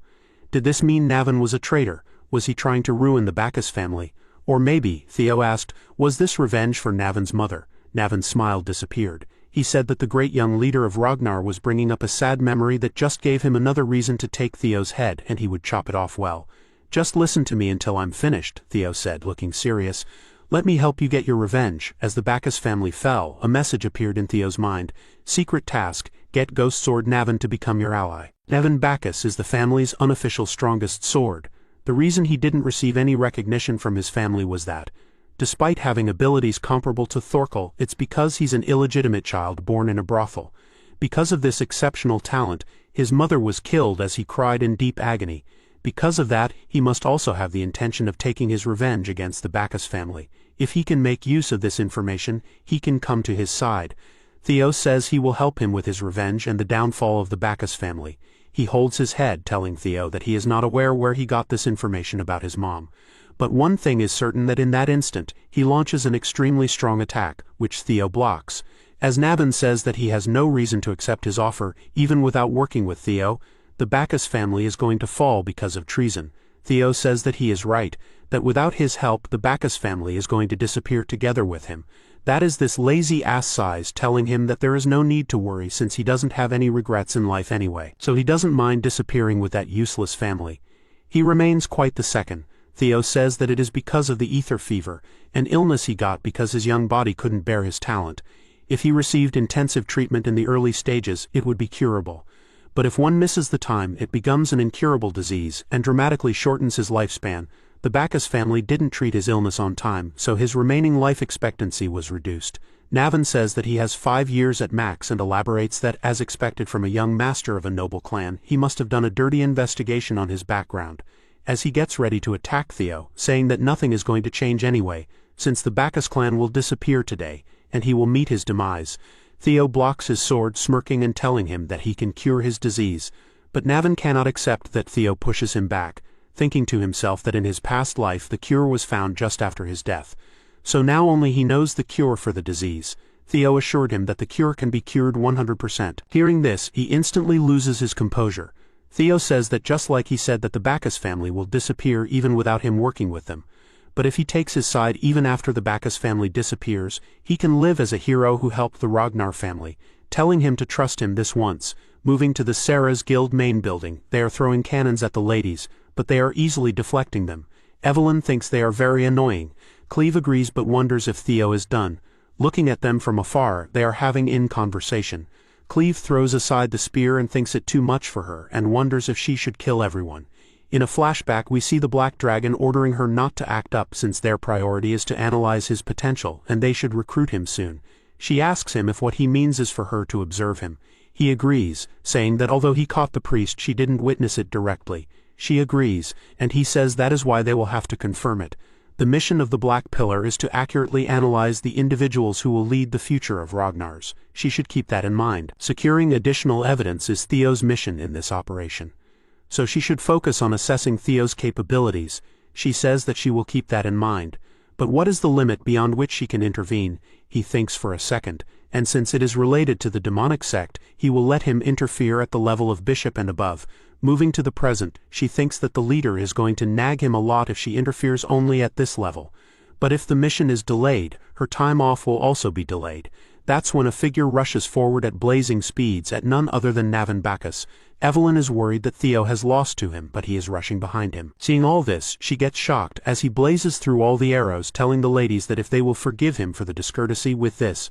Since now they are on the same side, the hidden quest of making the ghost sword Navin an ally has succeeded. The three of them charge towards the minions, with Navin being overexcited. As he leaps in the air, one of the turds says that they can shoot him down since he won't be able to avoid the arrows mid-air. But he is no ordinary fighter, as he jumps over them and lands on top of one of the weapons. Then he proceeds to destroy the weapons along with the people operating them. The clan leader curses him, saying that he dares to betray the family that raised him, telling him how he could point his sword towards his family. Hearing the word family, Navin charges towards him. With cold-blooded eyes he says that for an illegitimate child there is no family. Then in a heartbeat he splits him in half. In a matter of seconds he finishes them off. Seeing the display of power, she is surprised that he lives up to his reputation if being able to fight equally with young Lord Thorkel. She wonders how he managed to convince him. Hearing this, Theo says that he just promised him what he wanted, telling them not to stay still and follow him. As Theo leads the group, he tells them to capture Quadrek Sarah's. Moving to the Quadrek, one of his minions informs him that they are getting pushed back. Quadrek is aware of all this, so he tells them that they must destroy all documents. At first, they must burn documents related to the Troyvan clan. He tells the minions that they cannot burn those documents. He tells Quadrek to think rationally, or else there will be unnecessary casualties. Quadrek says that if they burn those, how will they get back their investment, asking him if he is going to give up on that money just because of these turds. A figure enters the scene, telling Quadrek that he cannot think far because he is drunk on his greed. With a frightened look he says that he is here and requires his help. There are two shadowy figures. As for Theo, he is charging straight towards the castle. In an instant he neutralizes the minions guarding the door. But the door opened by itself, and a huge figure, followed by his minions, said that it was time for his believers to rejoice. A turd chants religious terms, saying that mortal beings have been blinded by greed and failed to see the bigger picture. Quadrek says that he requires his help right now. As the two evil worshippers walk towards him, he says that they have come at the perfect time. As fat rapidly burns from his body, he says that the universe wouldn't let him die in vain. Telling them to think the Holy Demon Church sent their bishop since they came, a bit of help would suffice. This blabbering dog claims that since they are in the same bed with the Troyvan clan, they are all in the same boat, and he is sincerely asking for their help. One of them turds says that they will be needing him on the day of the judgment, so they will lend a hand. But before all that, they want all the documents related to Troyvan. He asks them why they are looking for it. He has hidden them since they are his cash cow. He blabbers about money. But before he could finish, one of them grabs Quadrek by his mouth, calling him another fool. He called Quadrek a worthless non-believer, asking him if he is trying to defile the Great Lord's grand plan. The bishop tells his minion to just kill him since they have people standing in line to fund them. Anyways, as Fatty was getting crushed, he apologized, telling him that he had committed a great sin by showing discourtesy. He says that if he dies now, Troyvan will continue to be under suspicion. He tells him to stop, so the mini cosplayer throws him to the side. He tells Quadrek to burn all documents related to Troyvan right away. The priest then warns him, telling him not to even think about running away, which will be the best for him because their lord is watching everything. Moving back to Theo, he breaks through the armed forces. As the door opens, the bishop is leading his huge force. Seeing that Theo is ready as if he were waiting for this moment, the bishop of the demon church tells his followers that with their blood, the god shall descend and worship their lord. As these crazy lunatics charge towards him as they come face to face with each other, Theo slashes through them as he says to himself that he had suspected that the holy demon church would be hiding here, but he never expected them to send someone as high-ranking as a bishop. As Theo continues to charge through the pile of turds, everyone on their side is getting overwhelmed because of their sheer number. Cleve stands still as she thinks to herself that the bishop has come. So, this is going to be way more of a hassle than she had thought. Or maybe this is a good thing as she puts her hand on her swords and draws two at the same time. After all, this is more than enough reason for her to step in. As Theo is serious, he says that if they go back to where they started. As Cleve enters the battle with a single strike of her sword, she eliminates hundreds of them. As she tells Theo that she will take it from this point, as she won't allow those standing in Ragnar's way to head away with it. She will annihilate them all here. Theo tells her to stop saying that they must not forget why they are here, since they have to secure the documents before they destroy them. She sides, telling Theo that she seems to have overestimated him. As she continues to chop them up like slicing butter, she says, since the demon turds have intervened, they don't need any more evidence. Theo runs with her as he disagrees with her, telling her that they are currently trying to stop them right now, which means the documents are much more important than they thought. Cleve understands and asks him what his plans are. Theo says that no matter what happens, they need to go through here before anything else. As Theo kills more of them, he says that he has a solution to this. For the first time, he opens his mind gate and uses the hatching synchronous to scan the surroundings. As Cleve continues to kill them, he says that he doesn't have any solid proof, but considering the black dragon said she will wait and watch. One of the turds tries to act up in front of her. She is so quick that she instantly finishes him off, telling her that she will trust him just this once. As Theo leaps forward, hundreds of the turds surround him. A strong gust of wind rips through them, but Navin interferes, killing more of them, as he tells him that his humble self has cleared the way ahead for him. Hearing this, Evelyn gets pissed as she asks him when he started calling him Lord. Theo uses the dragon's footwork to leap through them as he thanks them before leaving. It's called the Thunder Dragon breathing the Dark Mark. He swiftly travels through them in a matter of seconds, since they wouldn't leave the task of destroying classified documents to someone else. The right person for this job would be Quadrek. Moving to him, he stares at the documents. As for Theo, he is pissed. The status window says that he can resolve an ill-fated relationship from a past life and stop his evil scheme. As they both land on the ground, blood drips from the sky like rainfall. Then, like a savage, he says that he is the Lord's first sword, Navin Bacchus. Hearing this, Evelyn says that the joke is too much for him. Navin says that judging by her reaction, she is the first sword, so he doesn't have to worry too much. But if it were Cleve, he would gladly be the second sword. As she continues to chop them up like cutting vegetables, Evelyn asks him if he thinks he is better than her. Hearing this, he charges towards her and uses his sword, but instead of attacking her, he chops multiple of them who tried to attack her as he points his swords towards her neck. She says that it just so happens that they are on the same side, so they can decide it here, and the one who catches the most believers becomes the first sword. She says that they are on a mission, and she has no time to participate in trivial stuff. Evelyn gets pissed because he taunts her by saying that she is scared to lose. Evelyn charges towards him, shocking him, as he thinks he might have said too much, but he gets surprised as she kills multiple of them behind this chatterbox. I mean, she will be the wife so he can take the first sword. As she goes past him, she says she will clearly show him why she is the first sword. Even Navin gets motivated as he rushes towards her direction. Moving to Quadrek, he goes past multiple hidden passages to reach the place where the documents are stored. Seeing the documents, the turd is nervous because this is the evidence to collect money from Troyvan. He will just have to burn this, and they can escape from being charged with treason to some point. He says that he needs to burn this since all of this is worth so much, and it will not be easy to recover this. Furthermore, if he counts the business they have given to the Sky Dragon, he must get it back no matter what.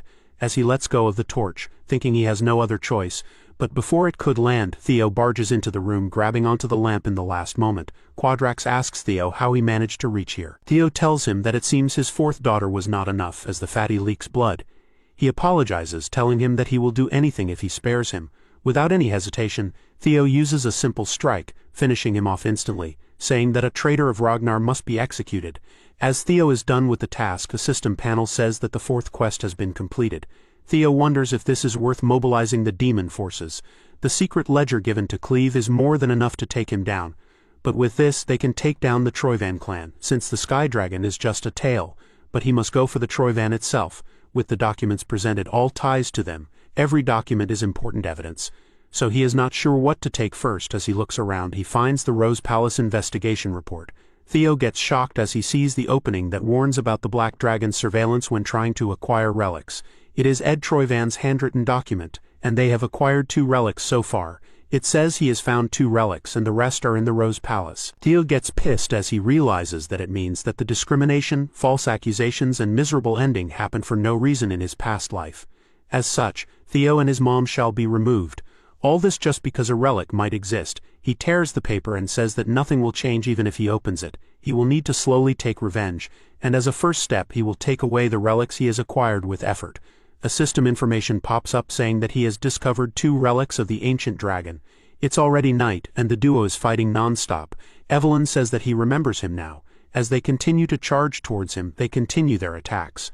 Evelyn says that he is the lunatic who passed the awakening ceremony 7 years ago as the runner-up and vanished afterwards.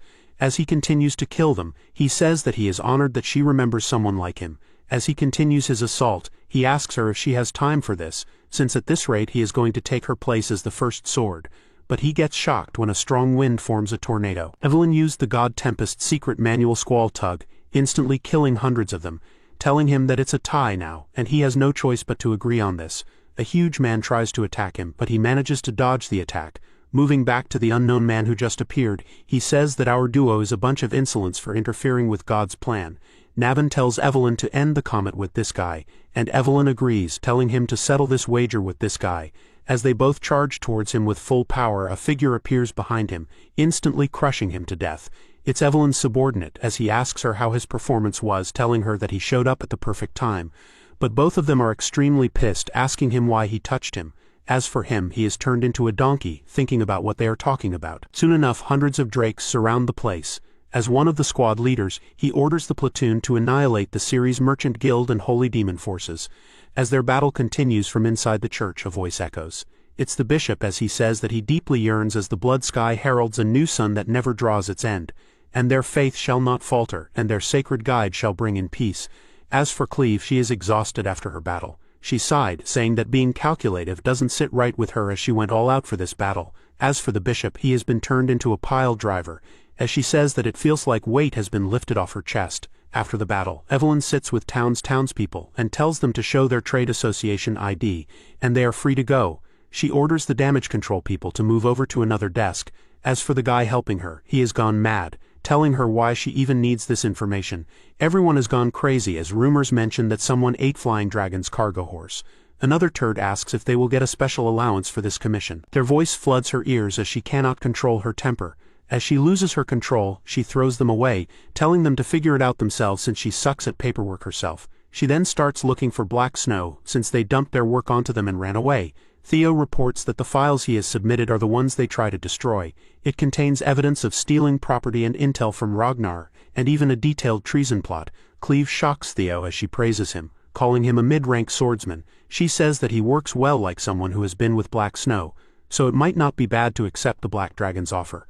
Theo acts like a turd, so she says that she was only acting joking, so there is no need to get flustered. He says he cannot figure out if he is joking. She tells him that she has good news for him. The Sky Dragon operation is underway, as the ledger from last time was enough to prove their treason after all. She says that Black Snow's elite arrest team is on the way. They are likely taking them to the capital. Somewhere else, another masked dude enters the scene, telling them that Ed Troyvan has been hiding his power all this time. As he slaughters them, only a fool reveals all his cards. As he is done with the elite force, he congratulates Theo, saying that he has destroyed everything he has worked hard to build, and he is tearing it all down this time. As he laughs like crazy, saying that he will go crazy if that is what he wants because the Troyvan's plan is still in motion. Although they might have lost the Dragon Slayer's sword, he got his hands on this, which is more than enough. He says to his father that the time is coming, and he will need to call him forth. At the Camellia Palace, which is filled with people, everyone is busy making clothes, and it seems that they are serving customers. The blacksmith is surprised because this place is getting busier day by day. Cecilia greets her mother as she asks her what it is with the tailor. With enthusiasm, she says that they are starting a new business, a high-end brand dealing with luxury fabrics and accessories. How did she get prettier, her mother thought. She laughs, telling herself that it has been ages since she saw her smile like that. Cecilia tells her mother that she does not have to worry about payment anymore. Before she could say anything, she told her that she must be here for money, and Elf tells herself that she catches on way too fast. She agrees, but that is not the only reason she is here. Hearing this, Cecilia asks what news it is about, but hearing that it is about the Rose Palace, fear struck her face. With a worried look, she asks her if anything has gone wrong with her son, then says that wicked Emil did something to hurt him again. Looking at her face, she wonders how worried her daughter has been all this time. She holds her head, telling her to calm down since it's the opposite of what she is wondering. She tells Cecilia not to be surprised, but her information shocks her to the core. Back at the Rose Palace, everyone is shocked to the core, since what they are witnessing is her at the top of the gates. Just the sight of this is enough to shock everyone present. Back at the place, she fell to the ground saying that she had thought about all this, and her legs gave out. She continues to cry, telling her mother if it happened, and she asks her if she has ever seen a lying elf. As she cries, she tells her that all this time she didn't let it show since she felt like she was walking on a blade's edge. There have been constant plots, false accusations, and even assassination attempts. She has never told anyone, but she almost died many times, and every time she prayed and begged that her son would be spared. As tears pour down her face, she asks if all this is over. Elf gets shocked by her answers, so she calmed her down, saying that it's all over and she has endured a lot on her own all this time. Moving to Navin, he tells Theo that he has turned into quite the celebrity. As for Theo, he is making tea, telling him that it took him long enough. Asking him if he has wrapped things up, Navin says that he told Black Snows not to let it out, but he already knows about it. He says that the Bacchus clan will be dissolved from the head of the clan to anyone who has signed the merchant receipts. They will all be stripped of their titles at least. He laughs, saying that they are reaping what they have sown. With this, the Bacchus clan will be done for. Theo asks him if this is enough. Hearing this, Navin cannot figure this out, so Theo proposes something to him. He gets shocked because he says that he will become the head of the Bacchus clan. With a focused look, he says that if everyone besides him loses their title, he will be the only one who can become the head. Also, he should join hands with him for the coming war with Troyvan. Navin laughs, realizing what is happening, and thinks to himself that he was aiming for this from the start. The power struggles between them are in the open, and a war with the Troyvan is inevitable. The involvement between the Holy Demon Church and Troyvan has been confirmed in the Sky Dragon Rebellion. Outside, this information is available on the notice board, and the people of Ragnar think that it is a declaration of war between the clans. Since they have been exposed, the Holy Demon and the Troyvan won't stay silent. Navin says that these mean nothing to him since he has no time left. He also needs to be getting something in return. Theo laughs, saying he has done something about it, and he drops something on the table. It's a device, as he says, that is the cure to his disease. He hands him the recipe for the cure of the ether fever, and the main ingredients of an ether core. Although it is not publicly known yet, ether fever is caused by disrupted internal mana flow. The core will stabilize his mana flow, saying he didn't expect this. Theo gets shocked when he says that he had figured Theo would treat him just enough and he wouldn't, and keep him on a leash. Then suggests that he take what he wants and then run away. Theo says he wouldn't mind if he did. Right now, the way Ragnar's obsession with power has a lot of problems. Both of them are victims of that culture after all, and he doesn't want to dominate all this through strength but trust alone. Hearing all this, Navin remains quiet. What Theo wants to build is not oppression or pressure but trust. As he picks up the teacup, he says that he tried not to look down on Theo for being young but not an immature romantic. After drinking his tea, he took out his sword, saying that he was Navin Bacchus of the Bacchus clan. Swears to serve him as the sword of Theo Ragnar. He says if this is enough for him, and Theo says that it is more than enough. After dealing with him, Theo gets up, wondering that the war with the Troyvan is unfolding quicker than he had thought. But he is not worried since everything is going smoothly so far and it's time for him to open the treasure box. The second he touches one of them, a sub-quest pops up telling him to conquer the 2 relics. As Theo touches the artifact, he says that till the relics he has absorbed are of the Lesser Drake and the Griffin, which have been very effective. As he opens the box, he comes across a ring, which, according to Theo, is the relic. As he wears the ring, a system panel pops up. It says that the primordial dragon relic, the Thirsted Ring, has been equipped. As such, the entire space distorts and he gets teleported to a desert. All Theo can see is sand and rock, and if this is the desert he talked about, it is hotter than he had expected. As he sweats crazily, he wonders what he is supposed to do here. The system panel informs him that he has entered the Guardian's territory, and he must survive for 72 hours. Theo continues to sweat. He cannot believe that he has to survive for 72 hours, as he feels like he will have a heat stroke. All of a sudden the ground starts shaking, and from the ground something bursts out. Seeing the entity, Theo has a face of déjà vu. A huge worm which is the boss has appeared. In front of it, Theo looks like an ant. Seeing Theo, it recognizes Theo as an intruder and opens its smelly mouth to eat him. As Theo creates distance, he summons his sword and instantly uses the Thunder Dragon breathing mark. Although the strike looks strong and heavy, it just left a small mark. Theo is shocked that his dragon mark did nothing to it. That is when an attack shocks Theo, turning him into a white-faced turd. Huge waves of thunder are emitted from it as Theo realizes it's a thunderworm. His earlier attack was not effective because they possess the same element. This ugly worm continues to blabber intruder die as it spams its thunder attack. Although it is stupid, it knocks the mountain in front of Theo, blocking his escape route, and then opens its ugly mouth and tries to eat Theo, but he manages to escape in the nick of time. He was so fast that he used his footwork to create some space. Theo checked his timer, just to see that all of this happened in a span of 5 minutes, and with the time left, he cannot survive. This worm travels underground, so it is hard to attack this as it blasts out again from the ground, releasing immense thunder, and since they are from the same element, it's ineffective. Moreover, even the terrain is on its side. Thinking about this, he generates an idea, putting a smile on his face. He then takes something out from his inventory, and it's another relic he got from his last mission. As he continues to barely dodge this ugly worm, he gambles and equips the beautiful earring. Since it might be worth a try, the system window pops saying that he has equipped the primordial butterfly, saying that Theo is about to enter the 3rd dungeon. An error occurs, and the system says that he is currently in the middle of another mission, so he may not enter another mission. Theo already expected this, but to his surprise, the space starts cracking, ripping open, and from an extreme amount of cold is released. The system pops up and says that the 2 dungeons are attempting to invade each other from the portal. And it says that the ice bloom as the huge creature arrives. It has a unique design as it is a dragon with butterfly wings. It tells Theo that it has been a while since he saw a chosen one. This guardian is the fairy dragon. As it starts raining ice shards, it says that Theo has to pay for his arrogance. Theo manages to save himself in the nick of time, saying that this is not what he had expected. Theo realized that from both sides he has been surrounded, and he has no way to escape, so for the next 72 hours all he can do is defend himself. So he should survive on his own, getting ready to kill them. That is when a huge wave of energy ignores Theo and instead is aimed towards the dragon, which it manages to block by curling itself into a ball. He asks the guardian, and it says what this worm is doing, and the response is intruder should die. The dragon agrees, saying there cannot be 2 guardians. Seeing all this, Theo is flabbergasted. Meanwhile, a huge fight between the 2 turkeys starts. The system window pops up, saying that 2 guardians are fighting for priority. As the 2 colossal guardians turned their rage upon each other, their temporary truce shattered in an instant. Theo watched the unfolding chaos from a safe distance. The sheer power on display sent a shiver down his spine. He felt his weapon tremble. The spirit of the white moonlight blade, the griffin, was itching for a fight. Theo smirked, patting the blade and telling it to hold on a little longer. He had a feeling this glorious mess would be over soon.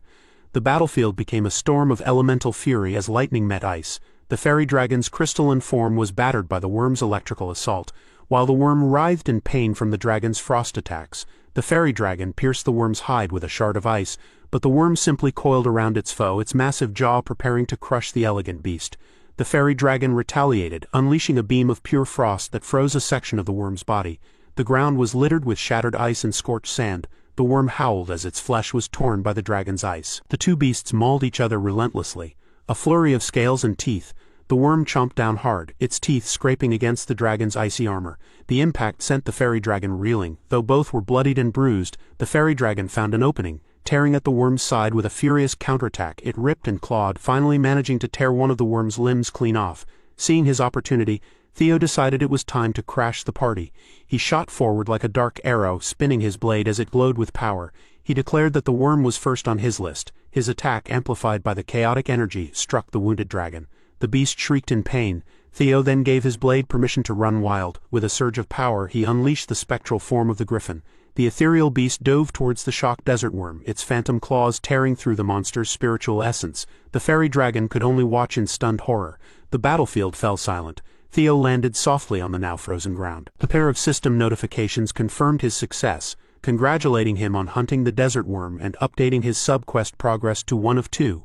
As he suspected, hunting the boss was the same as conquering the relic. He turned his cold gaze to the last one standing. Panicked, the fairy dragon pleaded for him to wait, asking for a moment to talk.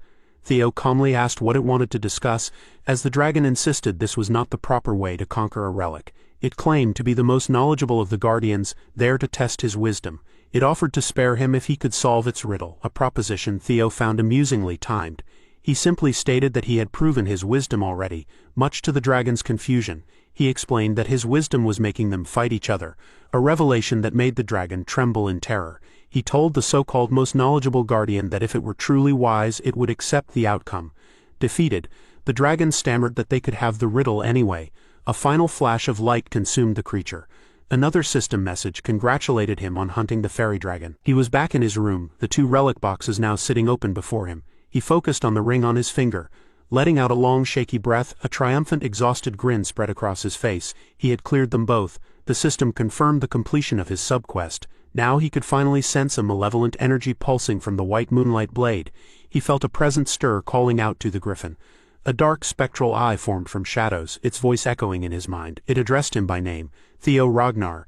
The entity declared its desire to eat his heart, lunging at him with shadowy claws. He instinctively grabbed the manifestation, wrestling against its power. He cursed himself for forgetting. The blade was constantly craving flesh. He realized with dawning horror that before returning the blade must have consumed the guardian's powers.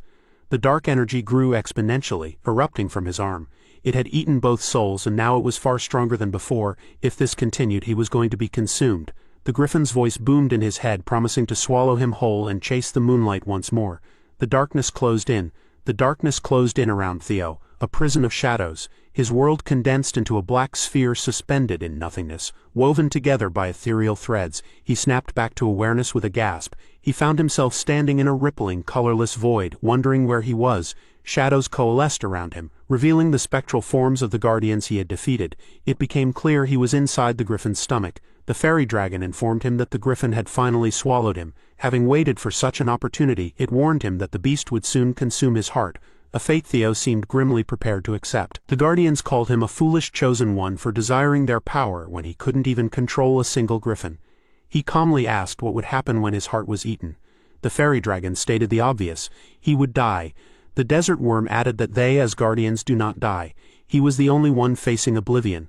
The fairy dragon confirmed this, noting they would simply revert to relics and wait for the next chosen one, though it would be quite boring. Theo remained silent for a moment, letting their words hang in the air. Then he asked if they had forgotten their mission from the ancient dragon, which caught them completely off guard. He reminded them of their duty to aid the chosen one against the nameless monarch, warning that if he died, the world would collapse again. He chided them for their irresponsibility, leaving the fairy dragon speechless. With a smirk, he questioned whether they only cared for their interests just like the griffin. The fairy dragon erupted in fury, accusing him of bluffing by invoking their master's name. It threatened him, saying it seemed he truly wanted to die. It reminded him that they could simply wait for a new chosen one. Theo looked the dragon dead in the eye and toned it to kill him. He dared it to stop the empty threats and just do it. He added that they should if they truly wanted to see the world ruined by their failure. The guardians fell silent, their threats deflated. The worm was the first to speak again. Its crystal prison shattered.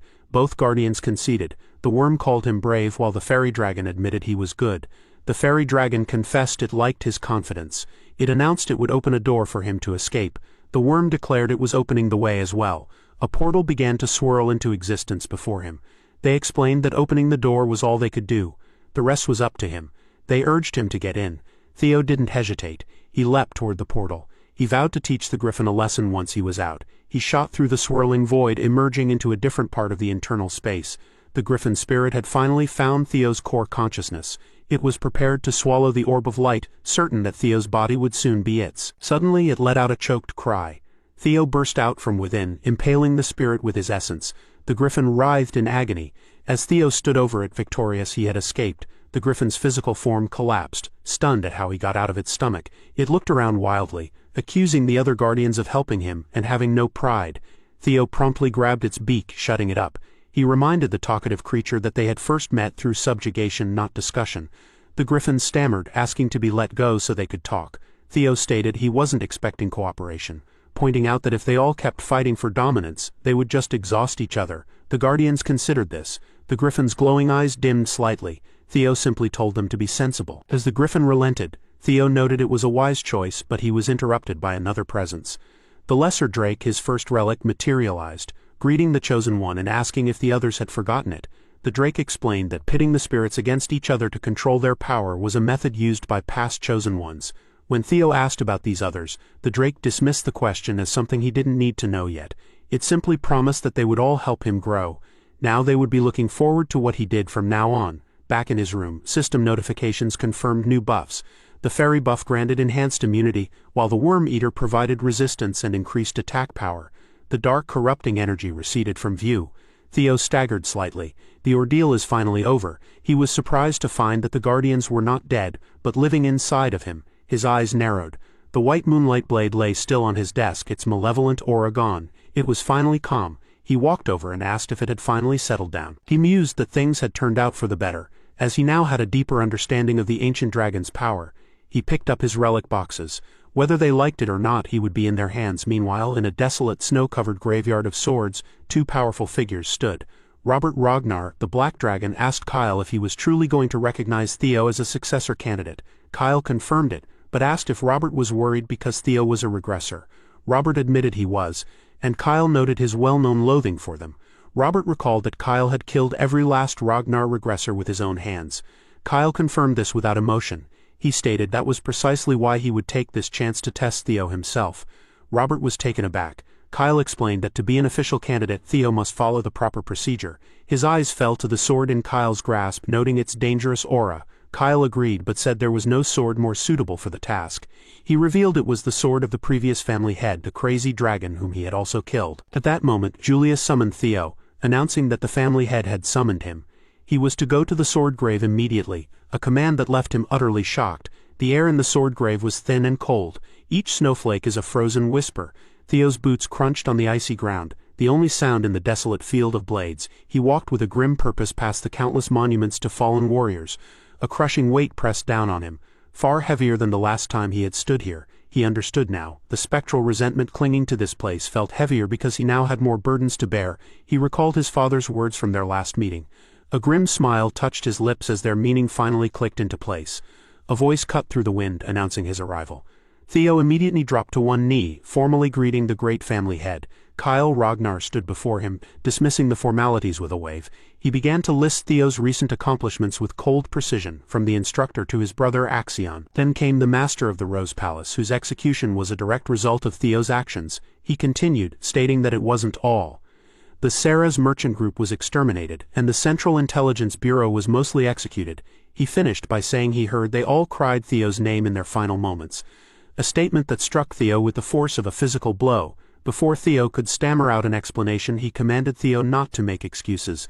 A family head, he explained, must carry such weight silently. With that lesson delivered, he presented Theo with a massive, wicked-looking great sword, the Crazy Dragon Sword. Theo stared in shock, recognizing the name of a tyrannical former family head who had massacred thousands, an enemy the current head himself had killed. Kyle noted his reaction, seeing that he knew something. Theo chose his words carefully, stating he was only aware of the name, knowing all information on the man was confidential. Kyle was silent for a moment. Then he asked if the information about the crazy dragon was lacking in Theo's past life, a question that shattered Theo's composure. He had been found out. Kyle's eyes glowed with an intensity that promised death. An immense pressure washed over Theo. The family had admitted he loathed regressors.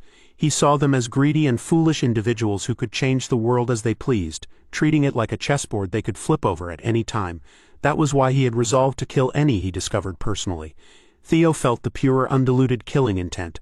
This wasn't a test. This was an execution. He was stunned by the sheer power emanating from his father, who wasn't even a regressor. Kyle ordered him to wield the sword. If he could stand against its resentment, he would be acknowledged. However, Kyle would only admit the human Theo Ragnar and would completely erase the regressor from existence. Theo asked what that meant, his voice tight. Kyle explained that everyone he met, saved, or earned through his regression would be erased. They would cease to exist. Theo clenched his fist, the shadow of his past life's failure looming over him. He would refuse such conditions, but he informed him he could not. He repeated his vow to kill every regressor.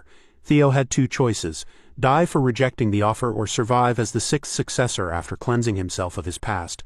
The choice was his. Theo admitted he wanted his father's acknowledgement. However, if he had to earn it that way, then he would refuse with every fiber of his being. Kyle attacked, asking if Theo took this position so lightly. Did he think he could reach this point without sacrifice, without determination? The blow sent Theo flying, the world painted in crimson.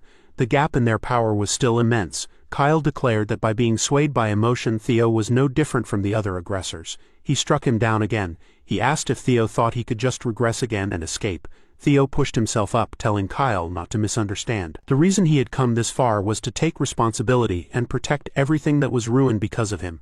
If he had to throw everything away to be acknowledged, he would do it right now. The swords in the grave began to resonate with his power. He vowed to surpass his father.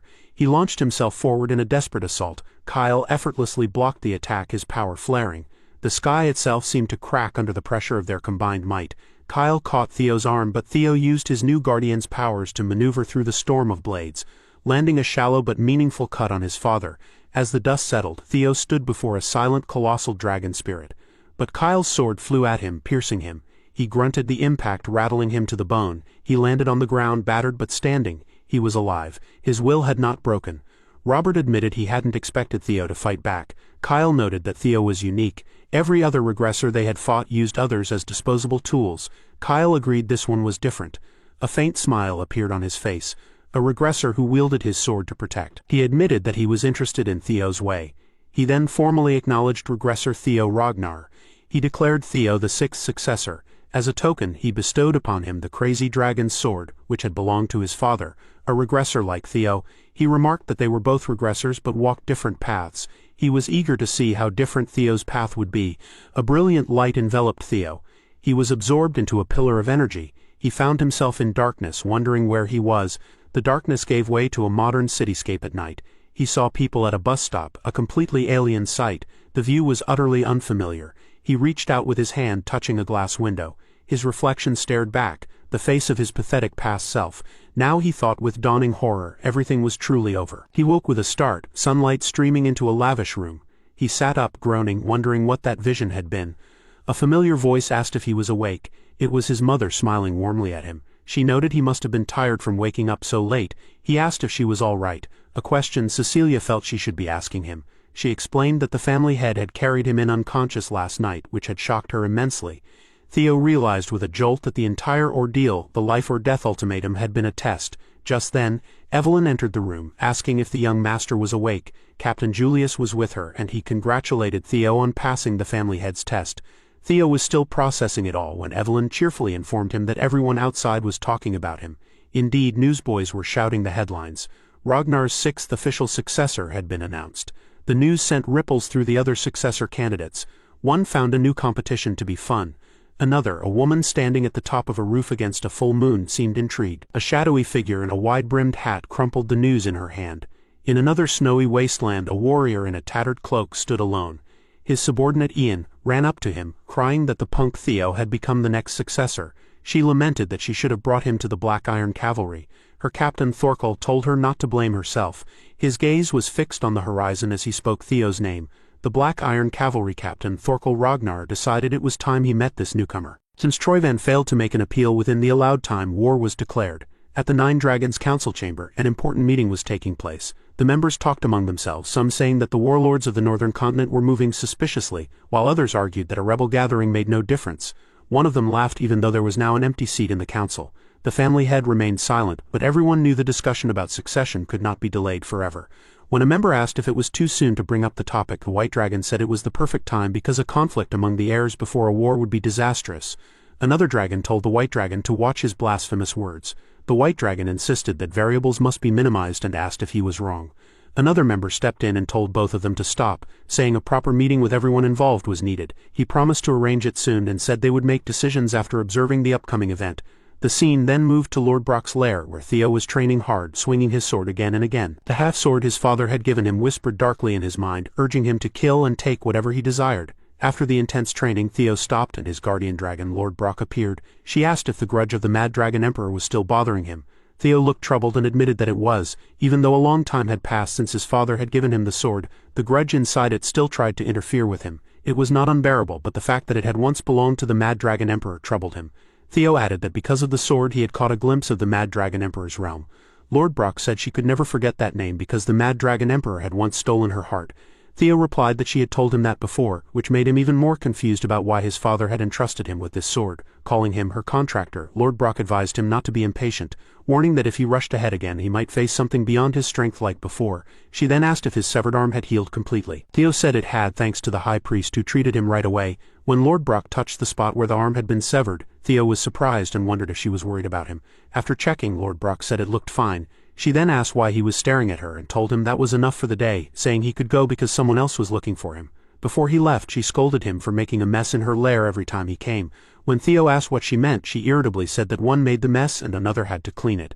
Theo admitted he had no excuse. At the Chimelea Palace, Theo looked at a messenger and a letter and realized it was from one of his squad members. The squad member respectfully called him young Lord Theo and asked what he was saying. Theo replied that it was nothing and that he was just talking to himself. After opening the letter, Theo cursed softly and wondered why he had received an invitation. The squad member saw that it was for a banquet at Daffodil Palace celebrating Lady Ray Ragnar's 18th birthday. The squad member found it strange that such a grand event would be held when war was so close and asked if it was necessary. Theo explained that it was precisely because of the turmoil that the banquet had to be extravagant. Troyvan's betrayal had shaken Ragnar's internal balance. Instead of Axion, whom Troyvan supported, Theo had become the sixth successor. To make matters worse, one of the 9 dragons had lost his seat because of Ed's treason. The banquet, he said, was more than a birthday party. It was a political show to prove that Ragnar still stood strong and a chance for the successors and dragons to measure each other's strength. Impressed by Theo's insight, the squad member praised him and eagerly asked if he planned to attend. Theo said that since everyone wanted to see him, he had no choice but to go. The scene then shifted to Daffodil Palace. In the grand banquet hall, the guests whispered among themselves that the new heir, young Lord Theo Ragnar, had finally arrived. Seeing the crowd and hearing their murmurs, Theo thought that, as expected, all eyes were on him. He knew the birthday celebration was only an excuse. Everyone was there to judge the new heir. If he wanted to make an impression, he had to act boldly. Navin approached from behind and said Theo had caused quite a stir because he couldn't sit still. Addressing Theo respectfully as his lord, Navin said he had been waiting for him. Theo smiled pleasantly and said he almost didn't recognize Navin. Joking that even at the wedding he hadn't shaved his beard, Navin became flustered and said that day had been too hectic. As the two talked, the guests whispered again, recognizing Navin as the sole survivor of the Bacchus family purge. Some remarked that even though the family had once fallen, it was still one of the 6 great pillars, and now its new head was addressing the 6th successor as lord. The crowd found it unbelievable. Hearing the murmurs around them, Navin said that everyone was talking about them thanks to Theo's well-timed appearance. Theo replied that it seemed they had managed to set the right mood and told Navin that the important part was about to begin. Just then, someone approached and remarked that this must be Theo Ragnar. Both Theo and Navin were surprised. The man said it was their first meeting and introduced himself as the 5th successor. Theo thought that this man had come sooner than expected. The man introduced himself as Thorkel Ragnar, commander of the Black Iron Cavalry, and extended his hand to Theo. People at the banquet murmured that the former leading heir and the new rising successor were finally meeting. Thorkel told Theo not to be so tense, saying he had only come to see the 6th heir in person and was glad it was not the childish Axion. Theo thought Thorkel's impression was good and proper, but wondered if in a family like Ragnar, where only strength mattered, anyone could truly welcome a rival. He then shook Thorkel's hand and said it was an honor to meet him, introducing himself as Theo Ragnar of the White Dragon Squad. Thorkel laughed, released his heavy aura and remarked that Theo was very formal, saying there was no need for such manners and that Theo could call him brother. Theo thought this attitude was more fitting for a Ragnar. He then released his own aura, surprising Thorkel. Regaining his footing, Theo smiled devilishly and said that if Thorkel wanted him to speak comfortably, then he would call him brother. Thus began a silent power struggle between the 2 brothers and successors. The Lanka siblings arrived at the banquet. The brother complained about how uncomfortable his collar was and said he wanted to take it off, but his sister told him to endure it, saying he was the reason people called their clan a bunch of savages. From behind them, someone said that everyone seemed to be present already. Seeing Remington, the siblings were delighted. Remy asked how they had been, and one of the siblings called him the famous nerd from the West, saying he had heard Remy was as good as the Zenith Dragon. Remy laughed and said rumors were often exaggerated. Looking around, he asked if they had seen Theo, since he wanted to ask him about the white-armored dragon cavalry. Then Ray Ragnar appeared behind Remy and asked if he was looking for Theo. Startled, Remy apologized, saying he would never look for someone else in front of the star of the banquet. Ray told him it was fine and said she knew what kind of event this was. She noticed her wine glass shaking, then realized it was because of the confrontation between the 2 brothers. One of the Lanka siblings asked if that was Theo, and Remy replied that no one else would dare pull something like that here. The clash of power between the 2 heirs continued for a while until Thorkel admitted defeat, saying he could not keep up. Laughing, Theo teased him, asking what he meant. Addressing Thorkel as brother, Theo said he let him win. Thorkel admitted it, saying that while too much modesty could sound like mockery, he meant what he said. If he were Theo's age again, he would have lost to him without question. Theo said Thorkel was flattering him. Then Thorkel told everyone that seeing his impressive younger brother filled him with joy, which surprised Theo. Thorkel raised his glass and proposed a toast to a new era for Ragnar, and the guests followed, all raising their glasses to Ragnar. Thorkel told Theo that his debut as a new heir candidate was a great success. Theo thanked him but thought to himself that Thorkel's praise had a reason behind it. Thorkel had shown his strength to reinforce his position while publicly recognizing his rival to win over the crowd, shifting the mood Navin helped Theo create in his own favor. Theo realized that Thorkel Ragnar was not someone to underestimate despite his friendly appearance. One of the Lanka siblings reminded Theo not to forget his vow to become Theo's sword. Behind him, guests whispered in awe, wondering how Theo had reached such strength at such a young age. Someone asked if he was still unmarried and said he wanted to introduce his daughter to him. Meanwhile, on the second floor, an elder dragon grew angry, thinking he had planned to criticize that half-breed's behavior and get him expelled. Calling Theo a clueless brat, he raged that Theo dared to stir up the family like it was his playground. Then the elder dragon noticed someone outside the banquet hall. It was Evelyn. Furious, he muttered about her daring to come here. Nearby, Aaron, addressing Evelyn as platoon leader, told her she looked amazing. Surprised, Evelyn asked if he really meant it. Aaron assured her he never said anything he didn't mean and told her she looked absolutely beautiful and adorable. Blushing, Evelyn tried to leave, saying she would change into her uniform, but Aaron stopped her, saying she couldn't wear that to a banquet and insisted she come with her instead. At that moment, someone threw a wine glass at Evelyn's face. The man said that just dealing with that one person was already making his blood boil. Evelyn recognized the voice and became terrified, trembling in fear. The elder dragon asked why she had come out here at all. Hearing that, Aaron got angry and protested that even as one of the 9 dragons, the elder dragon had no right to treat Evelyn that way. But Evelyn stopped Aaron, insisting she was fine. She gritted her teeth and kept repeating that she was fine, begging Aaron not to do anything for her sake. Aaron could see how scared Evelyn was and thought she had never seen her leader this terrified before. She wondered what the elder dragon had done to make Evelyn like this. The elder dragon approached Evelyn and said he had warned her never to show her face to him again. Noticing her mechanical arm, he asked what it was, then violently tore it off and threw it on the ground. He asked if she really believed that wearing such a pathetic toy would make things return to how they once were. He said that if she was trash, she should live like trash, crushed and crawling on the ground. He warned that if he ever saw her again, he would tear her apart. Evelyn ran away, trembling, while the elder dragon laughed and said the stench was finally starting to fade. Aaron shouted that she would report this to the tribunal.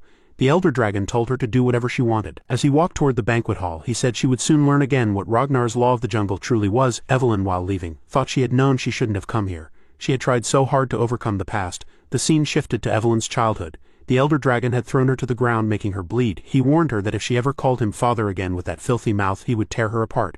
He ordered her to leave and never show her face to him again. Evelyn thought that nothing had changed since that day. As Evelyn cried, the demon dragon stopped her and calmly asked where she was rushing to, since the banquet was in the other direction. She looked up at him silently. Back in the banquet hall, while everyone was chatting happily, a scream suddenly rang out. The demon dragon had broken the elder dragon's arm. The elder dragon screamed in pain and demanded if the demon dragon understood what he had just done. It was revealed that this demon dragon was Julius Ragnar, commander of the white-armored dragon cavalry. The demon dragon released the elder dragon's broken arm, making him retreat. Furious, the demon dragon said he had warned the elder dragon that he would do the same to him. The elder dragon shouted in anger that the demon dragon was truly turning his back on Ragnar and ordered the tribunal to restrain him immediately. The tribunal surrounded the demon dragon, shocking the banquet guests. The tribunal commander announced that Julius Ragnar was to be detained for injuring the head counselor and asked him to cooperate. The demon dragon replied coldly, asking what would happen if he refused. The commander grew frightened. The demon dragon reminded them that even Ragnar's clan code required oaths made upon the sword to be honored. He said that years ago, he had sworn before the elders that if they ever laid a hand on Evelyn again, he would do the same to them. A terrifying aura filled the hall, and everyone felt his murderous intent. When Theo arrived, he heard that the demon dragon had shattered the elder dragon's arm. He realized that the tribunal would not be able to handle this. He thought this event had never happened in his previous life and wondered what had changed. Then, as he looked at Evelyn, he understood. Evelyn Narival was Wolfgang Ragnar's illegitimate daughter. To Wolfgang, who valued pure bloodlines, her existence was a shame he wanted to erase. He had planned to exile her from Ragnar, but the demon dragon had seen her potential and recruited her into the white-armored dragon cavalry, ruining Wolfgang's plans. After Evelyn rose to prominence and became vice-commander, Wolfgang, afraid his disgrace would be exposed, tried to kill his own daughter under the excuse of punishing her for a mistake. Evelyn barely survived but lost her left arm, forcing her to retire. Since then, she had been managing Training Ground 4, and Wolfgang had likely not known she would be here. In the end, Theo realized that all of this chaos was a result of his actions after returning to the past, and it was his responsibility to fix it. Seeing the demon dragon's murderous aura, the elder dragon shouted for everyone to see how the demon dragon mocked the elders who had protected Ragnar. He accused him of using the authority of the 9 dragons to intimidate his own kin and called it treason. The demon dragon grew furious and insulted the elder dragon, demanding how he dared to speak of authority. Then Theo stepped between them, saying they were both far too worked up and that their fight was turning what was supposed to be his sister's joyful banquet into a night of terror. When Theo spoke, the demon dragon calmed down, but the elder dragon looked shocked. Theo then suggested that they settle the matter in the traditional Ragnar way, with a dual trial. The elder dragon became nervous and said it was nonsense. He claimed that the demon dragon had clearly attacked him, and that there was no need for a trial since the demon dragon was obviously guilty. Theo agreed that the elder dragon was right, but said they shouldn't let the situation get worse. Then, respectfully addressing Lady Daffodil, he asked if she agreed. At that moment, the master of the Daffodil Palace appeared in the banquet hall, releasing a chilling aura that frightened the elder dragon. Lady Daffodil said it was her daughter's birthday celebration, and demanded to know what they thought they were doing. She was introduced as the Ice Dragon, Lady Neil Ragnar Tun of the Daffodil Palace. The elder dragon addressed her as Lady Daffodil and asked if she could not see his injured arm, but she interrupted him, saying she didn't want to hear any more. She had no interest in petty quarrels and said that as Theo had suggested, they should reach a quick conclusion. Speaking with anger, she added that it was the last courtesy her patience would allow. Whispers spread through the crowd about the dual trial. Some wondered if the counselors would have an unfair advantage, since even retired ones were above the level of a Dragon Gate swordsman. Others agreed and said only the demon dragon might have a chance. Hearing the whispers, the elder dragon felt confident that he had the upper hand. The dual trial rules were simple. 3 versus 3, best of 2 wins, with the final fight between the plaintiff and the defendant.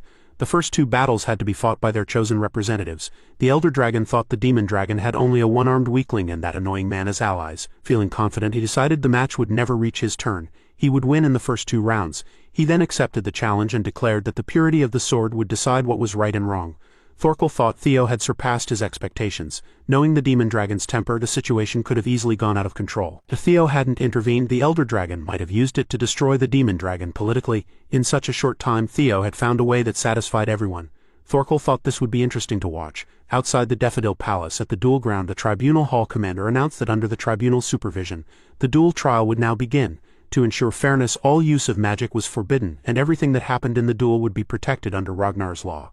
The commander then asked both sides to swear that there would be no revenge or grudges afterward. Both the demon dragon and the elder dragon took the oath. Then the commander called for the first duelist to step forward. Theo Ragnar stepped out from the demon dragon's side. One of the Lanka siblings wondered if Theo would be okay, and Remy agreed, saying that Theo's opponent didn't seem like an easy one.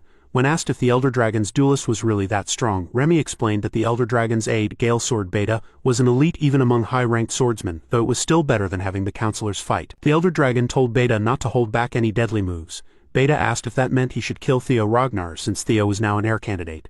The elder dragon told him not to worry, as everything that happened in a duel trial was pardoned, but at the very least Beta should take one of Theo's arms.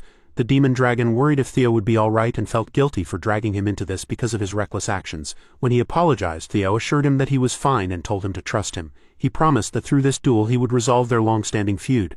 Then Theo took his fighting stance, ready to face Beta. Beta also prepared himself. When the tribunal hall commander blew the whistle, both of them rushed forward at incredible speed. Beta swung his sword fiercely, but Theo blocked it with ease. The clash of their blades echoed through the hall, forcing both of them a step back. Without losing focus, Beta narrowed his eyes and attacked again, his blade slicing through the air. The real duel began as steel met steel. Blow after blow, sparks flew from their swords while the crowd held its breath. Beta grew increasingly shocked. He had thought Theo would fall quickly, but Theo was keeping up with him. Even while exchanging rapid strikes, Beta couldn't believe what he was seeing. He realized that this was what it meant to be an heir candidate. Then, trying to gain an advantage, Beta kicked a small rock toward Theo's eyes, making Theo raise his hand to block it. Beta took advantage of the brief moment, smirked, and rushed in, convinced that Theo's lack of combat experience would betray him. He angled his blade toward Theo's neck and told himself that out of respect for Theo's status as an heir candidate, he would make the death painless. The blade shone as it came toward Theo's throat, but Theo simply tilted his body and dodged easily. His movements so smooth that Beta felt as if Theo had never taken him seriously. Beta stared in shock, wondering if Theo had shown him an opening on purpose,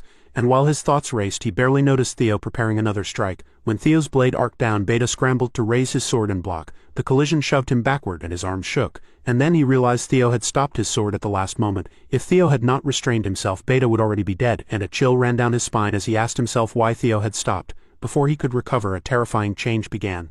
A blood-red aura started to wrap around Theo, swirling like angry flames, and the half-sword in his hand began to whisper into his mind, its dark, insistent voice urging him to kill everyone who had mocked and humiliated him. Beta noticed Theo's odd behavior, his stance loosened and his defense opened, and for a moment Beta suspected another trick. Anger rose in him at what he saw as Theo's casual contempt, and he resolved not to be fooled again, charging forward determined to cut Theo's neck before anything else could happen.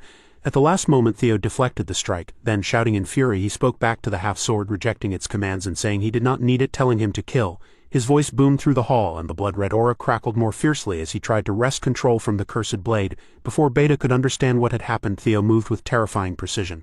His blade cut through and severed Beta's arms and legs in a single devastating motion, and the strike sent a shockwave toward the audience. The ice dragon in the stands reacted instantly, using huge power to intercept the attack just before anyone could be hurt, then stood very still, staring at Theo with narrowed eyes and thinking that the boy was truly exceptional to have such raw power without using magic. Beta lay on the ground, limbs gone, writhing in pain, his confident eyes now only fear and despair. The tribunal hall commander was stunned into silence, but after several seconds cleared his throat and loudly announced that the winner of the first round was Theo Ragnar, which sent gasps through the crowd and whispers spreading like wildfire while Theo stood in the middle, his presence terrifying and his aura strong enough to silence even the bravest voices. As the half-sword's influence faded, Theo finally exhaled and wondered about the strange feeling he had just experienced. It felt different from the usual grudge whispers that haunted him. This time it had been as if someone or something guided him, and when he surrendered to that feeling he had unleashed power at a new level. So he let his lips curl into a faint smile and admitted to himself that trusting those grudge thoughts was dangerous, but if he could control them would make him far stronger. The commander cleared his throat again and said the second round would begin, calling both duelists forward. Theo raised his hand and firmly declared a consecutive match, and the commander announced that the defendant had declared a consecutive match and that the defendant's second-round duelist would again be Theo Ragnar. The elder dragon grit his teeth in fury, vowing to kill Theo for good, and at that moment a new figure entered the arena. The tribunal introduced him as Page Grayson, the Mystique Sword and former Dragon Gate swordsman, whose very presence made the air heavier. Page Grayson stepped forward with a massive sword on his shoulder and addressed Theo in a calm, intimidating voice, saying he looked forward to the fight. In the stands the Lanka siblings leaned forward in excitement. The brother admired how the Mystique Sword could wield such a huge blade without magic and spoke with sparkling eyes, while the sister smirked and teased Remington for looking so serious. Remy frowned and said he was worried, and when the sister asked what he was worried about and suggested Theo would not die, Remington said the worry came from the fact that while Theo might not win, he also might not die, and that was precisely what troubled him. He explained that unlike the first round where the council had only sent a high-ranked swordsman to protect their honor, this time a counselor himself had stepped into the arena. The duel was no longer just about pride, it was an attempt to kill Theo. The air grew tense. The tribunal hall commander was about to blow the whistle when Theo suddenly raised his hand and casually announced that he surrendered. His words shocked everyone. Page Grayson, known as the Mystic Sword, froze in disbelief, his jaw dropping. Theo smirked and mocked that it was obvious a mid-rank swordsman could never defeat a counselor, that even a child could tell the outcome without seeing the fight. Burning with anger and humiliation, Page Grayson withdrew from the field while the hall commander declared him the winner of the second round. Murmurs spread through the crowd. Everyone realized the elder council had been tricked. Theo's clever move had left them dishonored and exposed. The spectators whispered that Sir Theo was a brilliant strategist and that the council now had no honor left to lose. They wondered how the elder dragon could possibly win the third round, especially in his weakened state. The elder dragon began to panic inside. He cursed Theo, realizing he must have planned everything from the start. Fear slowly gripped his chest. From the stands, Evelyn noticed his shaken expression and smiled faintly. Having never seen him look so rattled, she turned to Theo and whispered an apology, saying it was all because of her. Theo firmly told her not to be sorry, saying comrades should help each other. The demon dragon beside them nodded in agreement and told her to watch carefully, saying he would crush the demon dragon in this fight. Evelyn smiled slightly, lost in memories. She remembered when the demon dragon had begged her to join the white-armored dragon cavalry, saying she was too talented to waste her life away. She also remembered his harsh words, that she could not simply retire just because she could no longer ride a dragon, that she had to take responsibility for the one she had recruited. Then she recalled Theo asking her if she had not promised to become his sword and his vow to settle both Rosalind's and the demon dragon's grudges. Her heart ached. Both Theo and the demon dragon cared deeply for her, yet she had been trapped in regret. She shook her head, determination filling her eyes. She resolved to end this cursed relationship once and for all. With resolve burning in her chest, she called out to the demon dragon, saying she had something to say. The hall commander's voice echoed through the chamber, announcing the start of the third round of the duel. Both duelists were summoned to step forward. The elder dragon strode onto the ground, fury in his steps. His thoughts burned with hatred. Because of Theo, his honor was ruined, and even if he died, he wanted to take one of Julius's arms with him. But before he could fully prepare, the commander made a shocking announcement. The court had accepted the defendant's request to change the third-round duelist. The elder dragon's eyes widened in disbelief when he saw Evelyn step forward, her rapier gleaming. His face twisted with rage, and he let out a bitter laugh, calling the situation ridiculous and accusing her of reckless bravado, wondering if she intended to beg for mercy. Evelyn took her stance gracefully and said that if anyone should beg, it should be him. Then mockingly called him father. The hall erupted in shock. No one could believe what they had heard. The air grew heavy with disbelief as whispers spread. Could the elder dragon really be Evelyn's father? They looked nothing alike. Some in the audience dared to suggest she might be his illegitimate child. The murmurs filled the hall, creating unease and tension. The elder dragon was enraged beyond control. His cold eyes burned with fury, his fists clenched, and his body trembled. He shouted at Evelyn, calling her a wench and demanding to know what nonsense she was speaking. Evelyn, still wearing her mocking smile, tilted her head and said that if she had known he enjoyed being called father so much she would have done so long ago. Her words cut deep. She then added that since he loved to talk about the past, perhaps she should share some stories of her own. The elder dragon's face darkened, but Evelyn continued. She spoke of the cruel memory she had buried for years, how he used to scream at her for calling him father and would beat her nearly to death when she was just a child. Her voice trembled slightly, but her eyes stayed cold. She went on to reveal that he had even tried to have her killed after she joined the white-armored dragon cavalry, just to hide that she was his illegitimate daughter. The crowd gasped in shock. The elder dragon's rage boiled over, veins bulging on his forehead as he screamed for her to shut up. He shouted that there was nothing wrong with what he had done, saying that in the Ragnar clan only the strongest survived. But in his rage he didn't realize what he had just admitted in front of everyone. The crowd began whispering again, now certain of the truth.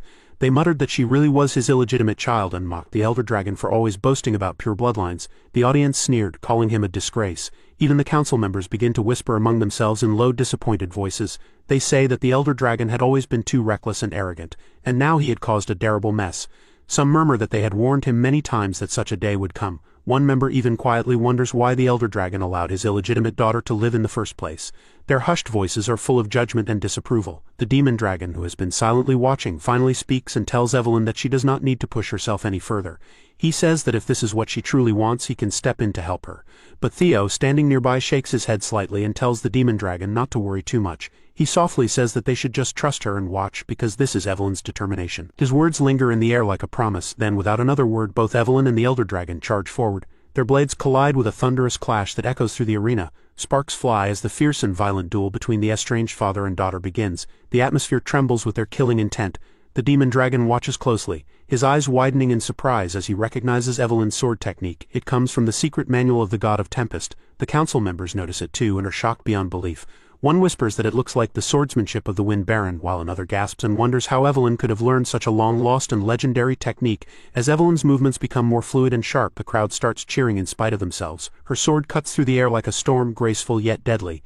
The whispers grow more excited as they realize she is not only blocking the elder dragon's attacks, but actually pushing him back. The audience can hardly contain their amazement. Some wonder how she managed to master the Wind Baron's lost swordsmanship, while others say that a swordsman of her level, rivaling one of the 9 dragons, is unbelievable. Compared to her, the elder dragon's swordplay seems lacking and clumsy. Hearing the growing admiration from the crowd, Theo watches silently and thinks that it all makes sense. Since mana cannot be used in the duel trial, any advantage from magical power is meaningless here. He also reflects on the elder dragon, realizing that without the strength of his pure bloodline, the man's actual skill would never have been enough to make him one of the 9 dragons. The battle grows more intense. The elder dragon, breathing heavily, feels his pride being crushed. Enraged, he shouts at Evelyn, demanding how she dares to challenge him. He charges forward with renewed fury, swinging his blade violently and snarling that she should think carefully, asking if she really believes she can escape his grasp and threatening that she would only understand after he beat her until she begged for her life. His words are full of hatred and arrogance. Evelyn, however, remains calm and unshaken. Her eyes are fierce and steady. Gathering her strength, she blocks his attacks and replies coldly that she would like to see him try. The elder dragon's eyes widen when he realizes she is pushing him back. His attacks grow weaker, his balance falters. Evelyn's voice rings out clearly across the arena as she tells him that when she was a child he had been her whole world, and that was why she had feared him. But now, she says, she has many people she can trust and who trust her in return.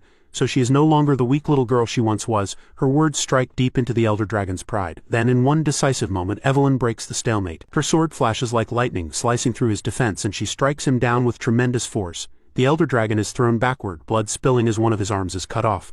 The hall falls silent. Overwhelmed with emotion, Evelyn shouts in anguish that no one would ever cling to him. With that final cry, Evelyn Nerval defeats the elder dragon.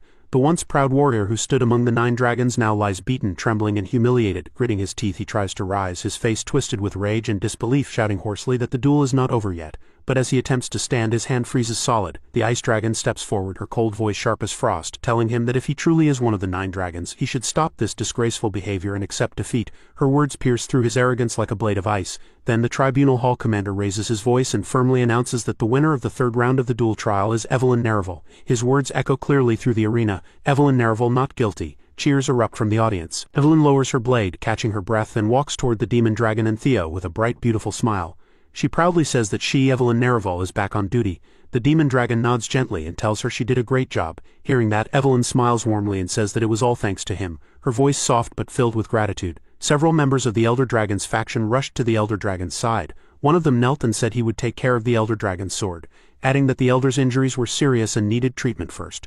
But the Elder Dragon did not hear them. His mind was filled with anger and humiliation. He grabbed his sword again, his eyes burning with hatred, and declared that he would kill Evelyn no matter what. Without warning, he charged at her in blind rage. Before he could reach her, the demon dragon stepped in front of him and blocked his path with ease. His expression darkened as he asked in a low, threatening voice if the Elder Dragon wanted to lose his remaining arm too. The power in his tone made the Elder Dragon freeze in fear. Just then, a loud horn sounded outside, cutting through the tense silence. A soldier ran in and shouted that they were under attack. Though Ivan had launched an assault, he ordered everyone to return to their posts at once. The demon dragon let go of the Elder Dragon and turned to Theo and Evelyn, his face serious, telling them they were now under wartime conditions and must return to the white-armored dragon cavalry immediately. His commanding tone left no room for argument. Still consumed by madness, the Elder Dragon called them bastards and screamed that they could not stop because the duel was not over. His voice was hoarse and desperate as he kept shouting that the duel must continue. The Ice Dragon finally lost her patience. Seeing his disgraceful behavior, she raised her hand and countless ice swords appeared above him, their sharp edges shining coldly.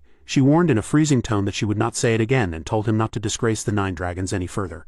The Elder Dragon, shaken, stared at her in disbelief and asked if she did not care that they had humiliated him and the council. But the Ice Dragon's expression stayed calm as she said she doubted anyone else felt differently. The Elder Dragon looked around and saw that the other council members were already leaving. One of them said bitterly that no matter how much their honor had fallen, they could not allow someone who swung his sword just because he could not accept a duel's result to represent the council. These words struck the Elder Dragon harder than any weapon ever could. His pride shattered, and it felt as if the sky itself had collapsed on him. The demon dragon watched quietly and thought that it was finally over. The disgrace of a greedy old man had reached its end. The scene then shifted to Ed Troyvan, who sat calmly while his commanders stood before him. They reported that they had successfully occupied the Central Highlands, and that Harmon Castle would soon fall. Ed Troyvan asked how the Ragnar forces were moving.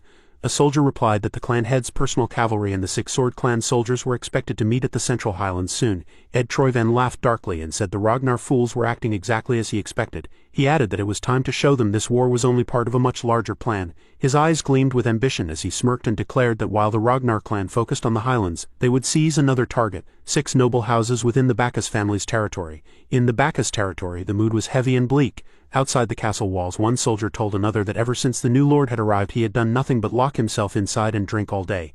The soldier sighed and wondered if the man even realized he was the head of the house. The other soldier shook his head and said that everyone who could leave had already done so. He added bitterly that there was no point in having a lord in a debt-ridden land. Even the knights and vassals who had served House Bacchus for generations had walked away. He gave a dry laugh and said sarcastically that the lord should at least be glad he could still afford to drink. The other soldier chuckled and agreed, then asked quietly if Ragnar had sent any reinforcements. Hearing this, the first soldier scoffed and mocked the idea of reinforcements, saying that those so-called helpers were nothing but freeloaders. At that moment, the Ragnar support squad appeared, led by Sybil Dre, with Eod Naren among its members. Another soldier complained that the squad claimed to handle night patrols but was always found passed out drunk near the walls. The soldiers muttered among themselves that Ragnar had probably sent these people just to push the Bacchus forces out of the picture entirely. After hearing all this, one of the soldiers laughed and said that it all made sense. Far away, deep in the forest outside Bacchus's castle, the soldier who had been secretly gathering information knelt before the Troyvan forces and reported everything he had learned. The Troyvan commander, a cold and calculating man, asked if the information about the Bacchus soldiers' morale was true. The spy confidently confirmed it, saying that morale in the territory was already at its lowest point. With a smirk, he said the operation was as good as complete. The Troyvan commander let out a cruel laugh after hearing the report. He raised his voice so all his soldiers could hear and told them that the enemy was already broken and they should finish quickly so they could return. The soldiers cheered, and soon the Troyvan army began marching toward Bacchus's castle under the darkening sky. On the castle walls, Sybil Dre, leader of the Ragnar support squad, sighed and stretched lazily, still drowsy from drinking earlier. The air was calm and the night was unnaturally quiet. Then a sudden gust of wind swept over the wall. Out of the shadows, a Troyvan soldier climbed silently up the stone wall, his dagger glinting in the moonlight. He saw Sybil sitting idly and smirked, thinking that the guard had passed out drunk on duty. He muttered that it worked perfectly for him and raised his dagger, whispering that Sybil could finish his drink in the afterlife. Just as he was about to stab Sybil in the chest, the scene shifted to a memory of a conversation between the demon dragon and Theo Ragnar. The demon dragon sat behind his desk watching Theo with sharp eyes. He asked if Theo wanted to invoke independent operation rights as a mid-tier swordsman, his tone strict and serious. Before Theo could respond, the demon dragon immediately refused, saying that during wartime combat operations took priority and there would be no special treatment. Theo remained calm and handed him a sealed envelope, explaining that it was related to the war and asking him to read it. When the demon dragon opened it and read the contents, his expression changed and his brows furrowed in disbelief. He asked if what was written was true, and Theo confirmed it. Theo explained that Troyvan's main invasion targets, Harmon Castle in the Central Plateau, were just distractions, while their real goals were the floating archipelago and Bacchus territory. The demon dragon paused to think and admitted that it made sense. Theo continued, saying that during the series' guild hostage incident, Black Skull's actions showed clear cooperation with Troyvan, and since Black Skull's predecessor was the Archipelago's Shipping Federation, which handled all imperial funds, that explained Troyvan's vast war resources. The demon dragon agreed, saying that this clarified the source of Troyvan's war funds. Theo said that because the archipelago's location was strategically important, it would become a greater threat as the war went on, and that reinforcing the neglected Bacchus territory should be their top priority. However, Troyvan had concentrated a large force at the Central Plateau and Harmon Castle, making it look like an all-out attack. Ragnar had responded by deploying troops, leaving no soldiers to spare. Theo admitted that they could not abandon such key locations, which was why he had requested independent command, to both reinforce Bacchus territory and investigate the archipelago suspected of funding Troyvan. He assured the demon dragon that he could handle everything himself. The demon dragon looked at him in surprise, and asked if Theo had predicted this outcome from the very beginning of his request. Theo smiled faintly but gave no reply. The demon dragon chuckled and finally agreed, granting him permission but warning him not to overextend himself. Theo nodded and said he would remember that. As Theo left, the demon dragon thought that the information Theo provided was of excellent quality, and since Theo had chosen to report directly to him instead of to the black dragon who specialized in intelligence, it meant Theo planned to act on it personally. The demon dragon quietly concluded that his permission was merely a formality, as Theo had already made his preparations. In the present, just as the Troyvan soldier was about to stab Sybil, the supposedly drunk leader suddenly moved. Sybil threw his bottle straight at the attacker's face, splashing liquid over his eyes. The soldier stumbled back and wiped his face, realizing in shock that it wasn't alcohol but orange juice. Sybil grinned and mockingly said he didn't usually drink alcohol. Before the enemy could react, Sybil moved with lightning speed and killed him instantly. Another support squad member rushed up and reported that they had already taken care of the infiltrating vanguard soldiers. Sybil nodded sharply and ordered them to light the beacon. His subordinates spoke with excitement and confidence, saying that their swords would cut through Troyvan's forces, something unimaginable during the blooming ceremony. Another soldier laughed and said they hadn't been idle either. As Sybil prepared to light the beacon, he teased them for never listening to their leader. To that moment, one Troyvan soldier who had been pretending to be dead suddenly lunged at Sybil with a dagger. The squad noticed too late and the blade was already swinging toward Sybil. But before it could strike, a flash of steel cut through the air and the Troyvan soldier's head fell to the ground. Standing behind the corpse was a calm, confident man with a faint smile. Navin Bacchus, the head of House Bacchus, lowered his sword slowly and told them to be careful. He added that if anyone got hurt, he wouldn't know how to face their lord. His tone was light but firm. Sybil, flustered by his presence, quickly bowed and promised to correct himself. Navin laughed warmly and waved his hand, saying he was just joking and that Sybil should make himself comfortable. As Sybil began to relax, Navin's expression suddenly grew serious. He said sharply that if Sybil wanted to be comfortable, there was something the Lord should handle, and asked if he was all right with that. Sybil stiffened and said he would light the beacon immediately. Navin laughed again, saying he was joking, but by then the beacon was already lit. One by one, all the beacons along the castle walls burst into flames, casting light across the dark night. Soldiers rushed to their positions, shields raised and bows drawn, ready for the attack.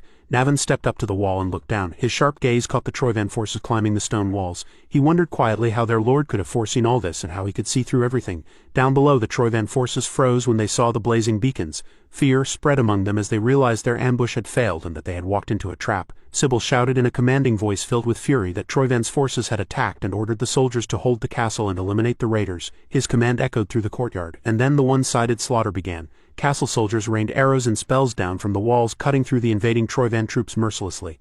Later, under a stormy sky, Theo finally arrived in the farthest territory. He gazed into the distance, seeing faint smoke rising from the battlefield, and murmured to himself, wondering if the fighting had already started. He realized he had arrived just in time. With determination in his eyes, he leapt onto his dragon's back and dove toward the castle. The wind roared around him, and he smiled faintly, thinking that after a long time he would finally see some familiar faces again. As the morning light shines outside the Bacchus castle, we see a gruesome scene.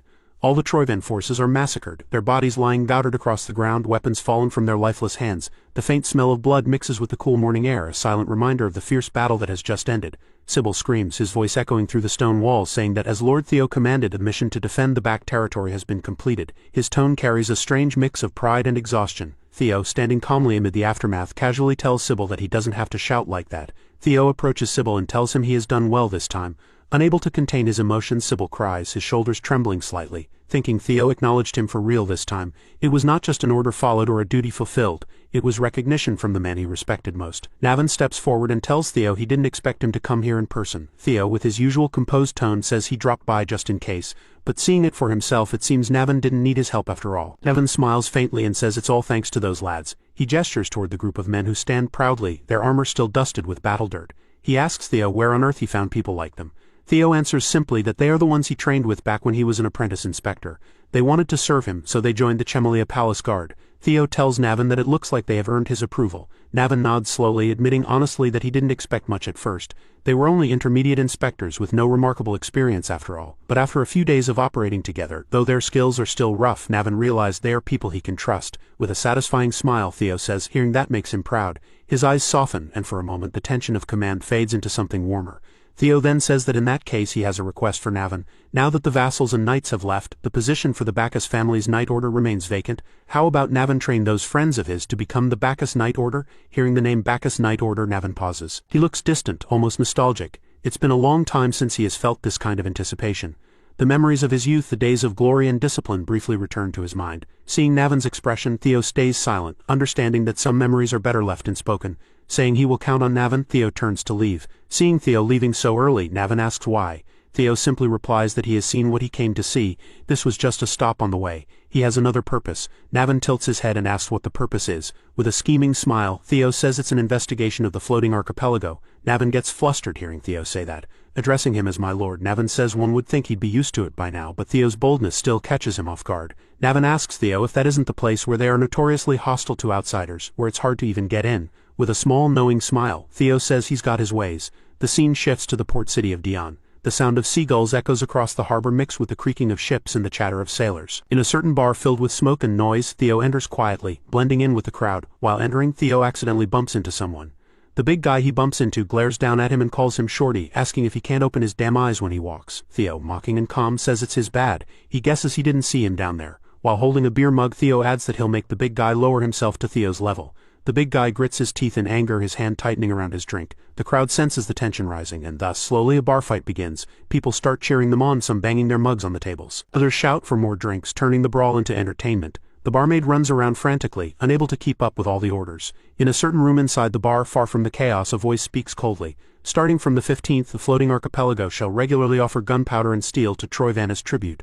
The cost shall count as the rental fee for the dragon's sword. After hearing the report, someone slams his fist on the desk in anger. We are introduced to the Spinola family's next head, Antonio Spinola. His face twists in rage. A request, my ass, he growls. That's a bloody threat. Antonia turns to the girl standing beside him and says, and what, a rental fee? The Troyvans steal it, then say they'll lend it back for money. What a load of, the girl replies softly. Still, they've got no choice, do they? Antonio clenches his jaw. Without the dragon's sword, the floating archipelago will sink. He frowns deeply. Damn it, if we hadn't lost the dragon sword, we wouldn't be at Troyvan's mercy. His voice lowers, almost breaking. Is there truly no hope left for our archipelago? At that moment, Antonia hears fighting sounds coming from outside. He grits his teeth again, frustration rising. Kicking the door open, he shouts, bastards, my head's already about to explode, and now this. Why the hell are you kicking off again? Everyone in the bar freezes when they hear Antonio's voice. The room goes silent. He points around, furious. When did I say you couldn't drink? Just drink quietly, for God's sake. Theo, standing nearby, smiles faintly. So he finally decided to show himself. Antonio Spinola, the next head of the Spinola family.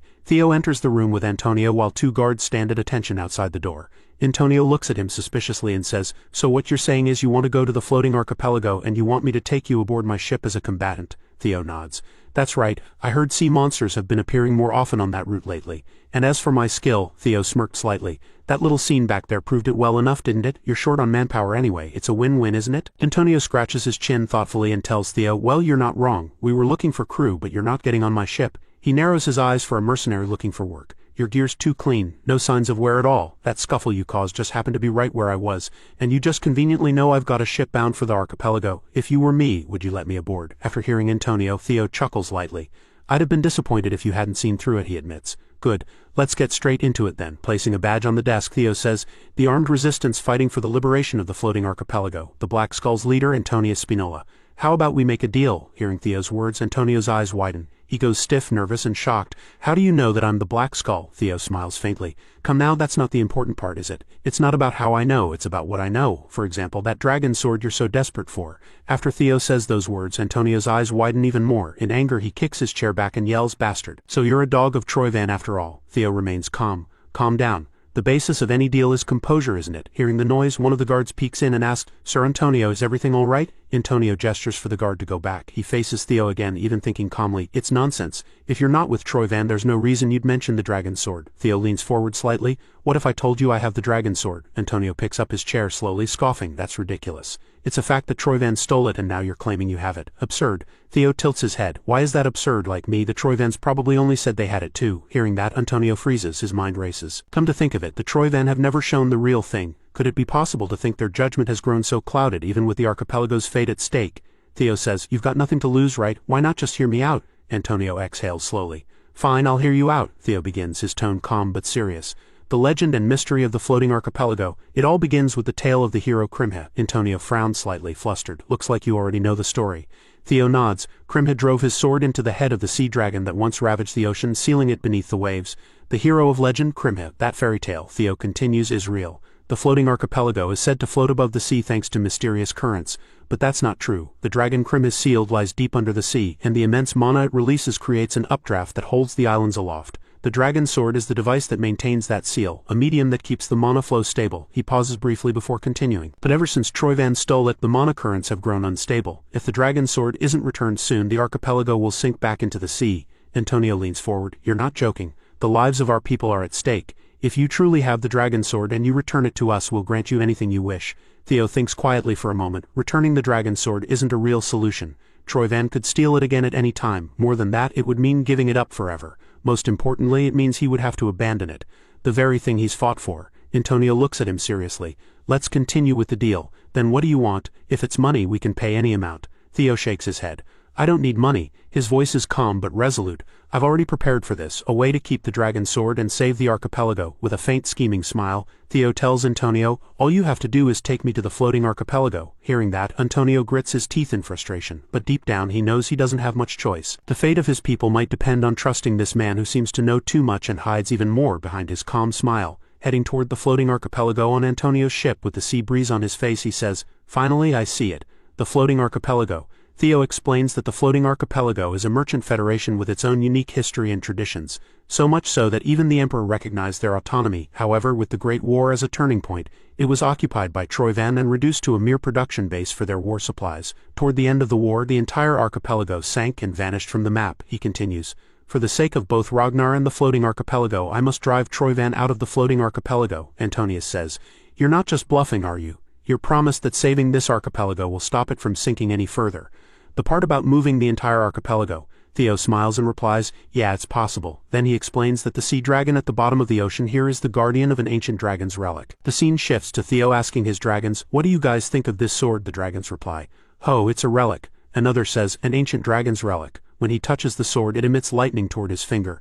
Theo declares, "So it really is a relic. Then why is it so incompatible with the Ragnars?" The other dragon explains, "Well, I don't know the specifics, but it seems the guardian of the Dragon Slayer sword abandoned its duty and escaped the relic." Theo is surprised, and the dragon adds, "There's precedent for that. So we can overlook it for forgetting its duty." But Theo says, "It escaped from the relic, you say. Can you guys get out too if you pay the price?" The dragon answers, "Don't be ridiculous. Only because it was that guy could it escape and continue to live," Theo says, "so it's not something just anyone can do. Of course it's a being with enough power to keep this archipelago afloat just with the mana it radiates." Then he says, "Wait a second. If that's the case and I can subdue it, does that mean I can move the archipelago with my own power?" The dragon replies, "Theoretically yes, but you'll have to seal it again first. Think you can handle it?" Theo stares silently. Then another dragon adds, "It may have lost most of its power when it escaped the relic, but it's still one of the most powerful guardians." Another asked, "First of all, do you even have a way to get to the bottom of the ocean?" Theo replies, "Of course I have a plan for everything from how to get to the seafloor to how I'm going to seal it." The scene returns to the ship where Antonio says, "Does that colossal statue really hold the power to save our home, a power that even we who were born and raised in the floating archipelago don't know about?" Theo replies, "Even after I showed you the Dragon Slayer sword, you're still not convinced." Antonio answers, "It's not that I doubt you. I'm just worried. The fate of my home is at stake, so I hope you can understand." Theo says, "Yeah, whatever. Just get me there. I'll make sure to save it." A sub-quest screen appears for Theo. The Dragon Slayer's sword Bong wishes to return to its rightful place. Find its location, subdue the guardian, and prove your worth as its master. They arrive on the island. It's already dark, and inside a workshop, the mercenaries of Antonio and Theo are gathered. Antonio explains, "Our mission is simple. We are to guide this man to the Cream Hill statue. After that, he will take care of the rest," he continues. "As you all know, the heads of the major families have all been bribed by Troyvan.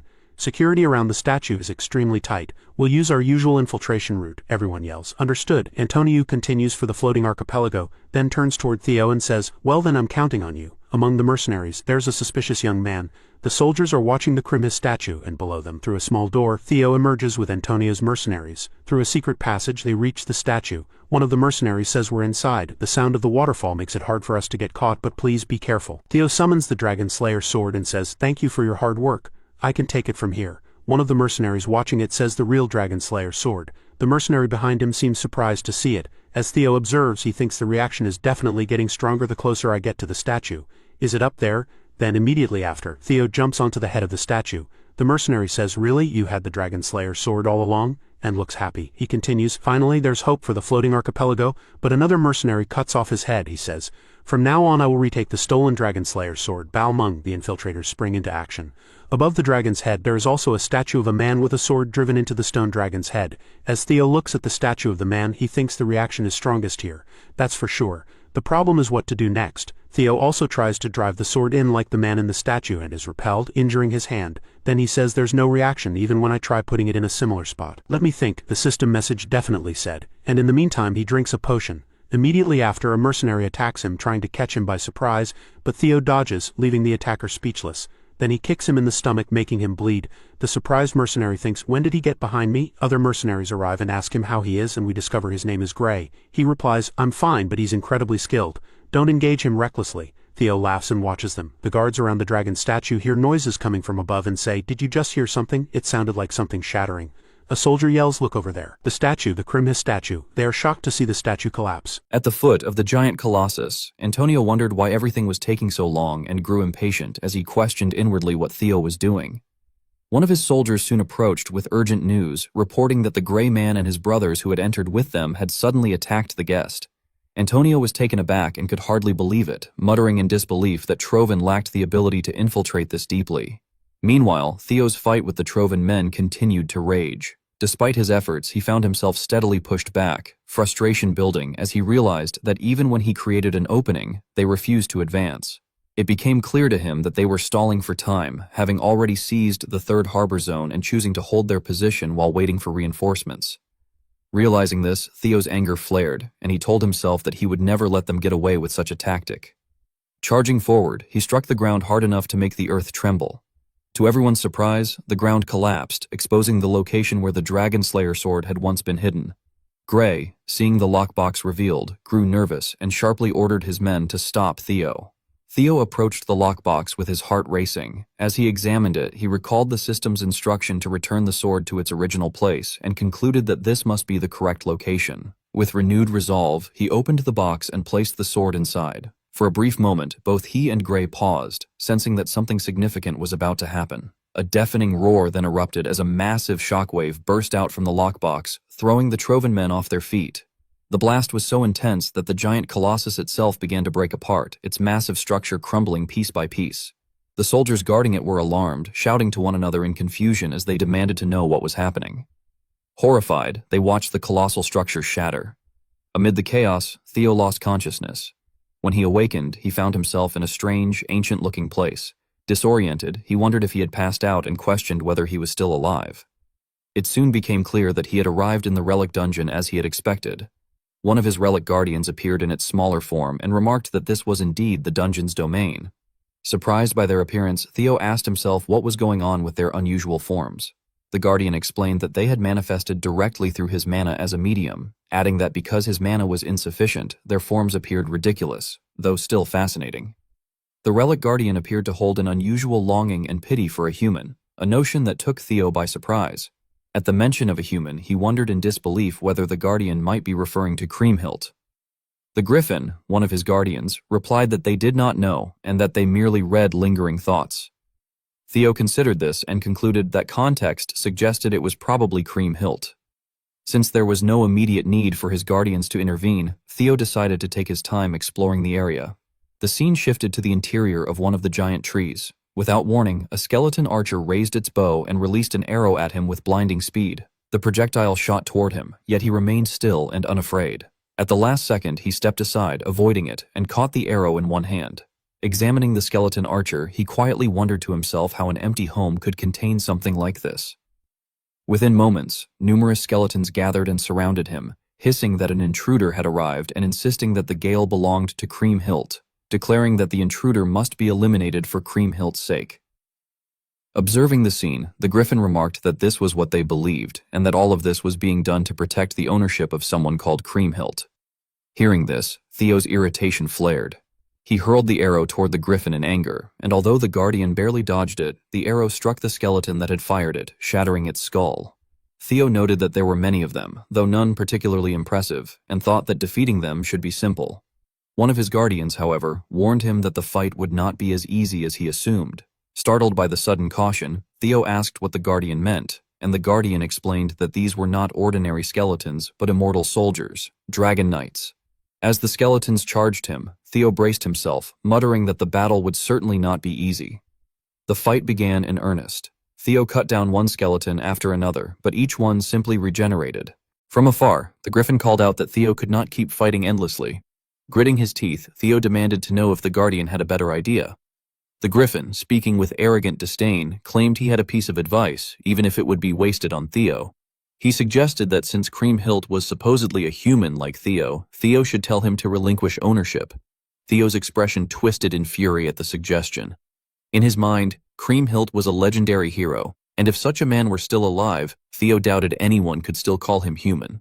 The Griffin, clearly irritated, retorted that Theo was an arrogant and foolish human and insisted that his advice was wasted on him. Unable to contain his rage, Theo seized the Griffin. At that exact moment, a system notification appeared, stating that the dungeon was Leviathan's final gift left for Creamhilt and instructing Theo to take ownership of the gift from Creamhilt. The message stunned him, and he began to consider the possibility that the Griffin might actually have been right. While Theo was deep in thought, the Dragon Knight seized the opportunity to launch a coordinated attack, but he reacted quickly, vanishing from their sight. Using the vines stretched between the massive trees, he moved with speed and agility while activating hatchling synchronization. His eyes sharpened as he scanned the skeletons, searching for something, or someone. After a brief moment, he noticed a single skeleton that appeared different from the rest. Theo told himself that this was it, feeling his excitement steadily grow. As the Dragon Knights charged at him, the special skeleton turned its back and began to flee. Realizing that his suspicion was correct, he rushed toward the escaping skeleton, closing the distance in an instant. The skeleton, noticing his approach, appeared visibly terrified. In a desperate attempt to finish the fight quickly, Theo unleashed the Thunder Dragon Rapid Fang technique. Lightning bolts crashed down onto the skeleton, electrocuting it with overwhelming force, and with one final blow, he destroyed it completely. A system message then appeared, indicating Thunder Needle and confirming that Creamhilt's remains were secured. It instructed him to gather the remaining bones and confront Creamhilt, showing a progress of 1 out of 256. Theo picked up the bone fragments, and the system identified them as Creamhilt's cervical vertebrae number 3. His excitement deepened as he realized things were proceeding exactly as he had hoped. Convinced he had found the correct approach, he resolved to continue collecting the bones one by one. The scene then shifted to a harbor on the floating archipelago. A masked man descended from a ship, and another man approached him, asking why he had arrived later than expected and whether something had happened. The masked man responded that nothing unusual had occurred. As they continued walking, he added that at the very least, the rain would be helpful. Their exchange abruptly ended when they noticed something horrifying ahead of them. All the passengers from the ship lay dead. Blood mixed with rainwater and streamed across the ground. The masked man stared at the scene with a frightening gleam in his eyes, muttering under his breath that the fools of the floating archipelago had been ignorant. The Dragon Slayer sword had walked right into their hands, yet they had still allowed it to slip away. He went on to remark that whoever possessed the sword no longer mattered because the floating archipelago was already under Troven's control. With that ominous statement, the narrative revealed his identity. Number 9, Noel, the 9th pillar of Troven. As heavy rain poured across the floating archipelago, the residents reacted in shock to the scene unfolding before them. Dark clouds swirled overhead like a furious beast, and thunder rumbled across the sky, its echoes rolling against the cliffs. Raindrops shattered against rooftops and flooded the pathways. People clung to one another, pointing with trembling fingers as they witnessed something they had never imagined possible in their lifetimes. The 100-year-old guardian colossus of the archipelago, the ancient protector that had stood for generations like a silent deity carved from stone, was collapsing before their eyes. They found themselves unable to believe it. Mothers held their children tightly, elders gasped and muttered desperate prayers, and the young stared wide-eyed as the ground quaked beneath them. Panic mixed with disbelief, and the heavy rain only deepened the apocalyptic weight of the moment. Meanwhile, the scene shifted to the relic's trial. Deep within the mystical chamber where Theo was fighting the skeleton dragon knights, the air vibrated with energy. Ancient bones rattled and spectral blades clashed through the darkness. A system message appeared before Theo in brilliant blue letters, informing him that he had recovered all of Cream Hill's remains. Theo froze for a heartbeat before erupting into joy. His expression brightened, his eyes gleamed, and his heart swelled with accomplishment as he thought that he had finally done it. Immediately afterward, another system message appeared, asking whether he wished to view Cream Hill's memories engraved within the remains. Theo did not hesitate for even a moment. He selected yes, thinking that he had no reason to refuse and feeling his curiosity surge. He wondered what the mythical hero had truly looked like and what kind of person she had been. As the system glowed faintly, it announced that it was now playing Cream Hill's memories engraved within the remains. Everything around him shifted into a warm and nostalgic atmosphere. A gentle wind blew and soft sunlight filled the scene. A little girl appeared, running towards someone with a basket in her hand while calling the name Levy. Her footsteps echoed against the rocks as she reached a seaside cave. Waves crashed rhythmically outside, and the salty breeze drifted in. Announcing excitedly that she had arrived, she entered the cave, her young eyes sparkling with anticipation. Inside the cave rested a magnificent dragon slayer sword embedded in stone, glowing faintly. Calling Leviathan's name again and touching the sword with her fingertip, the little girl cheerfully urged the guardian to wake up. The sword began to glow more brightly, and in a dramatic burst of light, the relic's guardian, the mighty Leviathan, emerged before her. The guardian grew furious, his deep voice shaking the cave walls. He addressed the little girl as a young human and shouted repeatedly, demanding to know how many times he needed to say it before she understood that he was Leviathan, the guardian of the primordial dragon's relic. He reminded her that she was not even a Ragnar, wondering indignantly how she dared to call him by that nickname. His massive form loomed over her, his scales shimmering with ancient power and his eyes burning with irritation. Yet the little girl simply held up the breadbasket with a warm smile and explained that his full name was too difficult to pronounce, insisting she would call him Levy instead. Her innocence momentarily disarmed him. Realizing it was pointless to argue, Leviathan calmed down with a weary sigh and remarked that she could call him whatever she wanted, adding that speaking to a foolish human like her would only tire his mouth. When he saw the bread again, he frowned and questioned why the innkeeper kept giving it to her so often. The girl giggled and told him that something very amusing had happened that day. While chewing the bread, Leviathan frowned once more and muttered that she was starting again. She then continued rambling happily, sharing her daily stories, her small joys and frustrations, as if the world belonged to her voice. Time passed in that manner. Days blended into years. The girl grew from a child into a young woman, yet she continued to visit Leviathan with a basket of bread, still talking endlessly about her life, and Leviathan, despite his constant complaints, listened in silence every time. Years slipped by. On a moonlit night in the same cave, Leviathan waited for the girl to arrive. The waves outside shimmered silver beneath the moonlight, and the wind hummed a quiet tune. His massive form leaned against the stone wall as he pretended to be uninterested, though in truth he was waiting, expecting her footsteps, her stories, her bright presence. Suddenly he heard sounds outside the cave, footsteps, rough and unfamiliar. He emerged quickly, acting arrogant as usual, and declared that he had told her repeatedly not to come, insisting she never listened. He then began to ask what had happened that day, but he paused when he noticed drops of blood on the ground. His eyes widened. The girl, injured and bleeding, came running toward him and pleaded for his help. She cried that strange men had suddenly barged into the town and started hurting people, her voice trembling with fear. Before she could finish, someone grabbed her hair from behind. An imperial soldier yanked her backward, calling her a foolish wench. He mocked her and said that the mighty emperor was extending his care to these rural waters, claiming she should feel grateful, while adding that he would get to enjoy himself as well. Leviathan's fury erupted like a volcano. In a rage, he called out for Cream Hill. His roar shook the cave, and his eyes blazed like molten lava. As his anger surged, he unleashed destruction upon the entire cavern. Rocks shattered, waves rose in violent upheaval, and fire swept across the floating archipelago, consuming everything in its path. The imperial soldiers continued burning the natives, killing, pillaging, and destroying everything in their path. Suddenly, they heard a terrifying commotion, bones cracking, stone breaking, wind screaming, and when they turned, they froze. All the Imperial soldiers were cut down like tofu. Chaos erupted among them as Leviathan tore through their ranks. Limbs flew, armor shattered, and blood stained the sand. While one soldier tried to flee, he looked back and saw something unimaginable. Kriemhild sitting on Leviathan's back, holding the dragon-slaying sword. He could not believe that some woman was riding a monster and immediately assumed she must have been the one controlling it. In panic, he shouted to his comrades that they should kill the woman first, but Leviathan shielded her and the natives, slaughtering every soldier. As Leviathan finished off the invaders and the chaos faded, Kriemhild bowed and apologized to him. Trembling and crying, she explained that he was supposed to wait for the Chosen One, but because of her, he had been forced into this. She shook with guilt, gripping the sword tightly.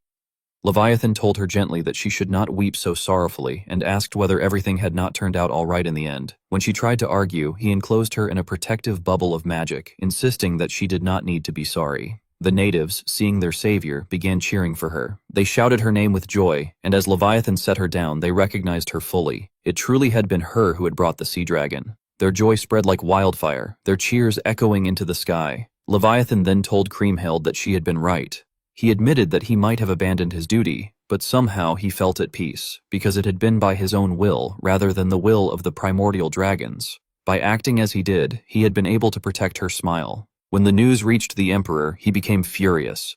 The idea that the great Imperial army had been defeated by a barbarian girl who controlled a sea dragon was unacceptable to him. Realizing he had been complacent about the remote region, he ordered his royal guard to reclaim the land swiftly. The royal guards arrived with brutality and merciless resolve. They took the natives hostage and cornered Leviathan. The commander, intrigued by the creature that refused to die, mockingly remarked that if Kriemhild was Leviathan's master, she should surely know how to kill him. Leviathan reassured her that it was all right, explaining that as a guardian, he would not truly die but would instead fall into a deep slumber. With the magic remaining inside the relic, he believed that when he emerged, she would certainly be able to put him back to sleep. However, when the commander ordered the execution of the natives, Leviathan realized the situation had become hopeless. He whispered to Kriemhild that they had not been granted much time together, leaving her devastated. She felt unable to do it, but Levi forced her hand. She begged him not to make her seal him away. With a heavy heart, he told her that perhaps their fate had been sealed the moment he broke the rules, and that she should not feel guilty for protecting her people. He said he would help her one last time. He smiled and added in a soft tone that he had enjoyed their time together. Those final words shattered her completely. In a final act of sorrow and courage, Kriemhild sealed Leviathan. The commander let out a loud laugh, but it quickly twisted into horror as a massive tsunami rose behind him. The wave engulfed only the Imperial soldiers, sparing the natives entirely. With that, Leviathan fulfilled his last promise to Kriemhild. Theo watched the memories with trembling hands, his chest tightening. He realized that Kriemhild had never been the fairy tale hero everyone spoke of. She had simply been an unfortunate girl who wanted to befriend a guardian. As the memories ended, Kriemhild appeared before him holding the dragon-slaying sword. She told him that he was the chosen one Levi had waited for. Becoming emotional, she admitted that Levi had been unable to fulfill his duty because of her, and that the guilt must have weighed on him deeply. Presenting the sword to Theo, she asked him to make Levi happy in her stead. Theo held the sword gently and replied that he did not think he needed to do anything of the sort. Confused, Kriemhild looked at him until he explained warmly that Levi had already seemed happy enough to him.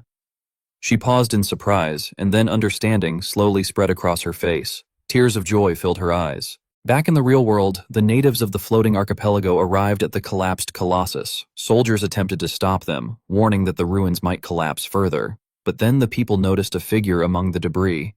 Gasps spread through the crowd when they recognized Theo holding the dragon-slaying sword, and they erupted into cheers. Kriemhild had appeared once more. Their hope ignited anew.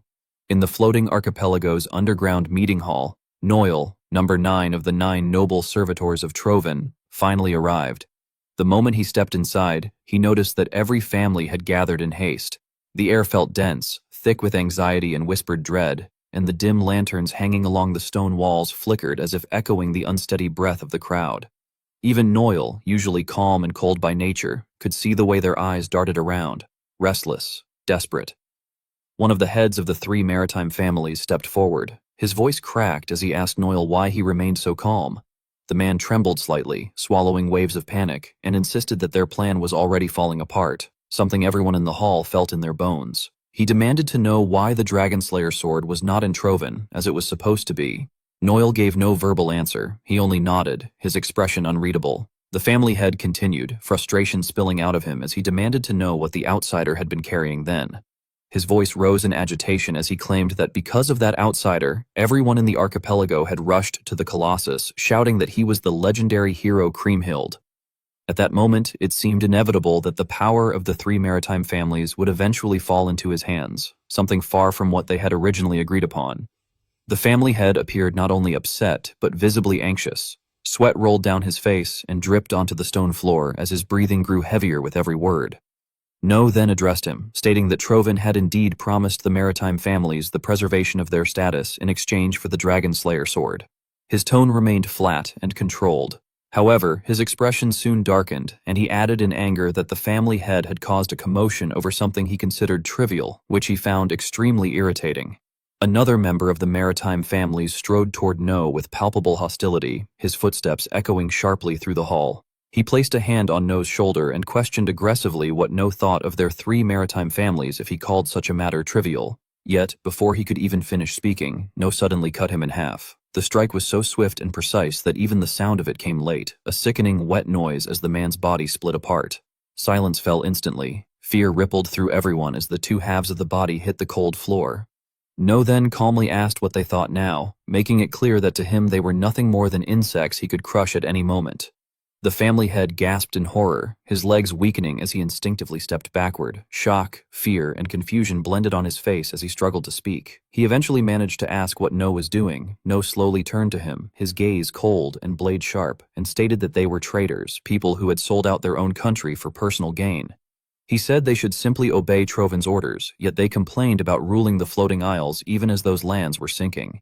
He added that greed needed limits if they expected any tolerance. The family head swallowed hard and asked in a trembling voice whether No was serious, insisting that without the archipelago's capital, even Troven would fall. In an instant, No grabbed him by the collar and pulled him close, his eyes gleaming with icy menace. No called him a fool and warned that if he did not want to be slaughtered on the spot, he needed to stay silent and follow No's instructions exactly. The family head began trembling violently, his voice faded entirely, swallowed by fear, while sweat streamed down his temples. No went on to call the three maritime family members pieces of trash and told them that if they wanted to live, they would have to bring him the Dragon Slayer sword. At that moment, one of Troven's soldiers knelt before No, his armor scraping against the stone floor. Bowing deeply, the soldier respectfully asked for permission to pose a question to the ninth noble servitor. No granted him permission with a subtle nod. After a brief hesitation, the soldier asked whether No truly intended to entrust the retrieval of the sword to the three maritime families. No answered calmly, saying he knew exactly what the soldier was worried about. He stated that although he would prefer to retrieve the sword himself, the current situation made that impossible. One of Ragnar's 9 dragons, the Overlord dragon, had appeared, and restraining it was their highest priority. The scene then shifted to the colossal giant, now lying in ruins after the recent turmoil. Large chunks of stone lay scattered across the ground, the dust settling slowly in the air. A crowd had gathered around the massive statue, buzzing with awe and excitement. They were cheering Theo's name, calling him Kriemhild. Hearing their enthusiastic cries left Theo slightly flustered. He had known they worshipped Kriemhild like a god, but he had not expected the devotion to be so overwhelming. Voices from every corner praised him, hailed him, and reached out to him. Yet, in Theo's memory, the Kriemhild he had seen had been neither a god nor a hero, but simply a loving and ordinary girl. Even the Dragon Slayer sword had always been a relic of the primordial dragon meant only for a Ragnar. It had never been intended as a holy artifact for anyone else. From within the crowd, someone addressed Theo as Kriemhild and begged him for a favor. The man cried out in desperation, saying that because of the Troven scoundrels, the entire archipelago was on the verge of sinking and many people had no way to escape. He pleaded that if Theo pitied them, he should save the floating archipelago. Theo paused and observed them carefully. Their desperation was unmistakable, their hopes clinging to him like vines.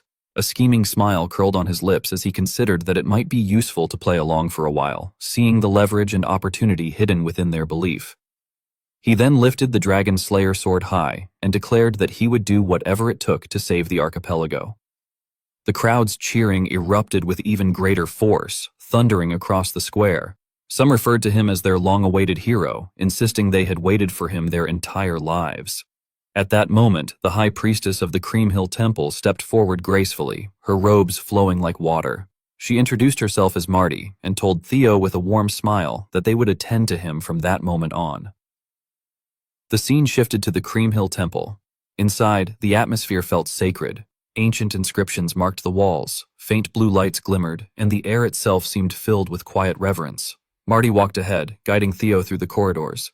She explained that they had long believed the prophecy foretelling his appearance would one day come true, and that their priests had maintained the temple for generations in preparation.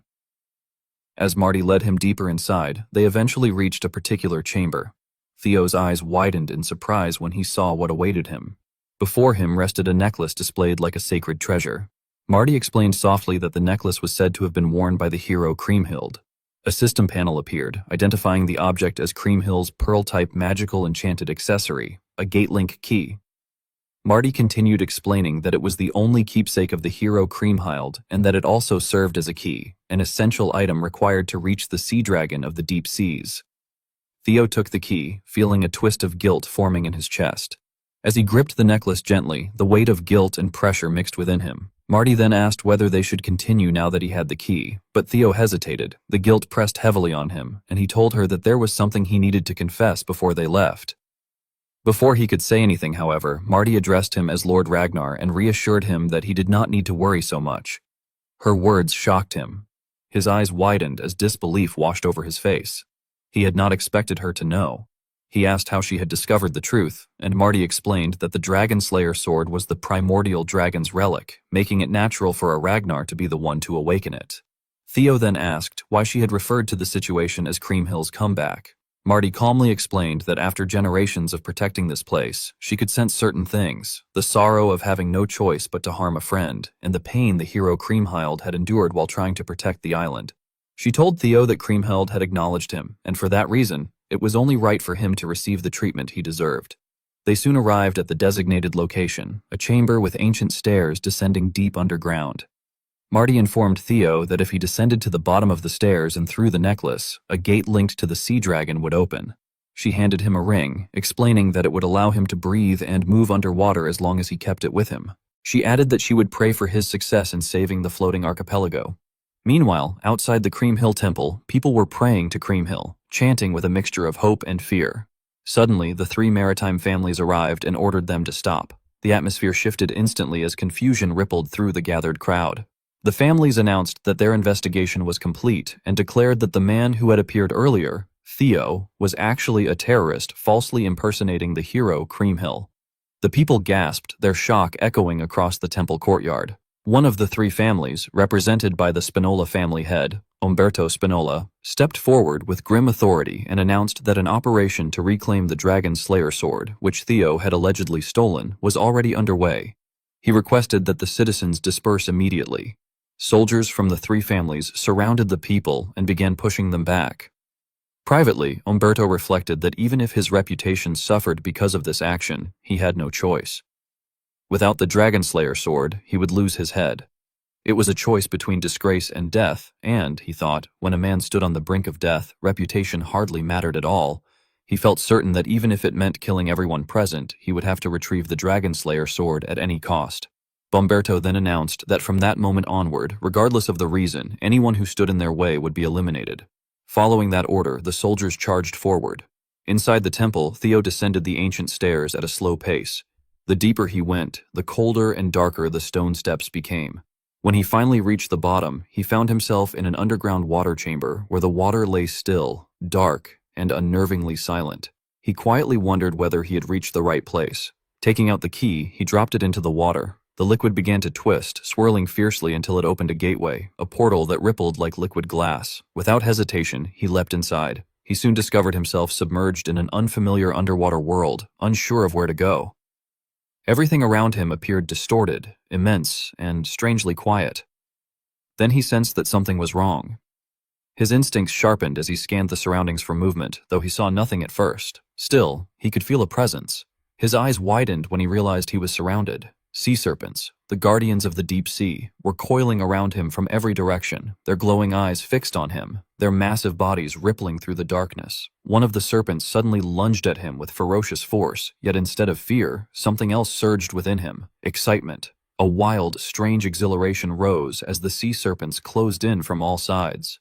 The commander's rough voice shattered the sacred silence as he ordered his men to secure the perimeter, insisting that no one be allowed to escape the purge. Panic spread through the civilians as fearful whispers rippled across the plaza. Many struggled to understand why the three maritime families, sworn to protect the archipelago, had turned against their own people. Rumors flew. Some wondered if talk of a terrorist plot was true, while others argued the real reason was greed and the stolen Dragonslayer sword. Then the priestess stepped forward, her ceremonial robes fluttering as she confronted the soldiers with fierce indignation. She demanded they halt and accused them of abusing their authority on holy ground. She rejected their claims about Theo, insisting he could not be a terrorist and declaring with unwavering certainty that he was the reincarnation of Kriemhild, swearing this upon the honor of the temple priests. Standing alone against the dark wall of armor, she demanded an explanation before any harm was done.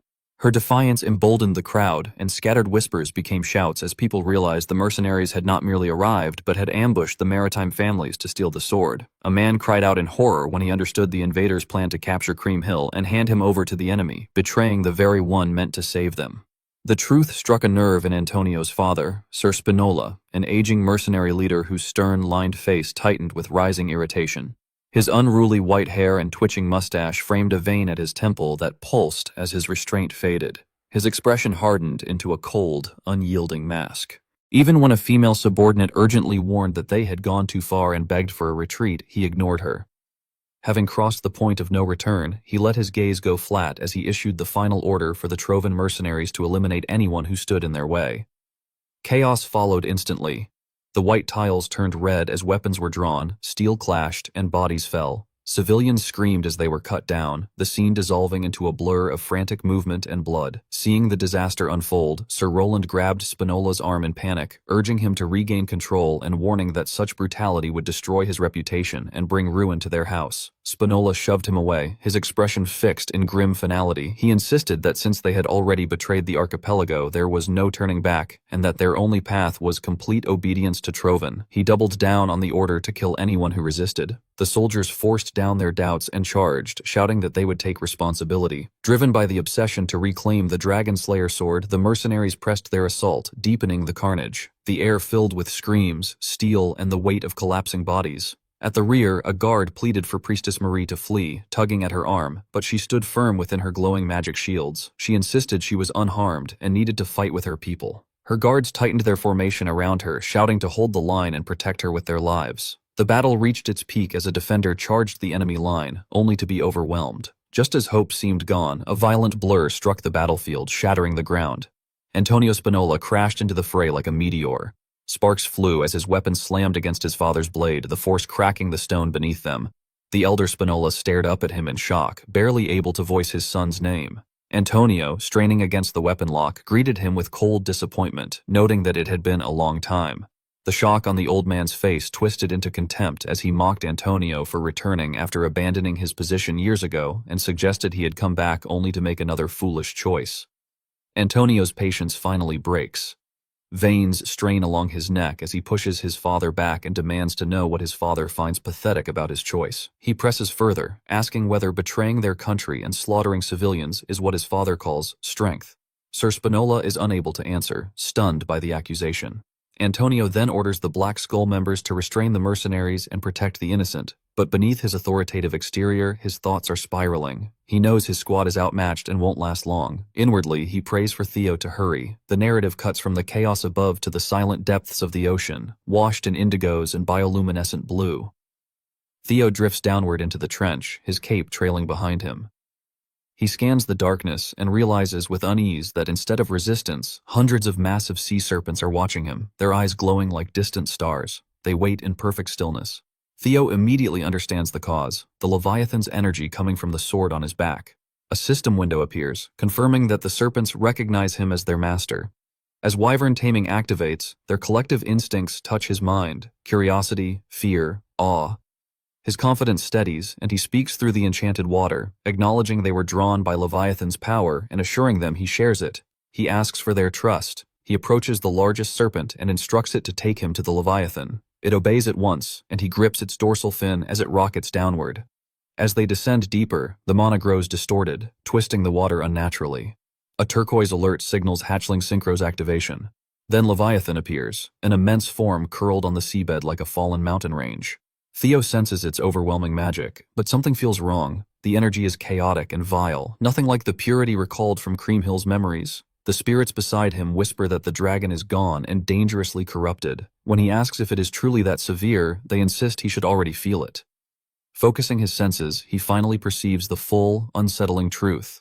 A dark, jagged purple aura leaked from the dragon's scales, tainting the water like oil. Theo recognized it instantly as demon shadow toxin. When Leviathan opened its eyes, there was no reason left. Only madness.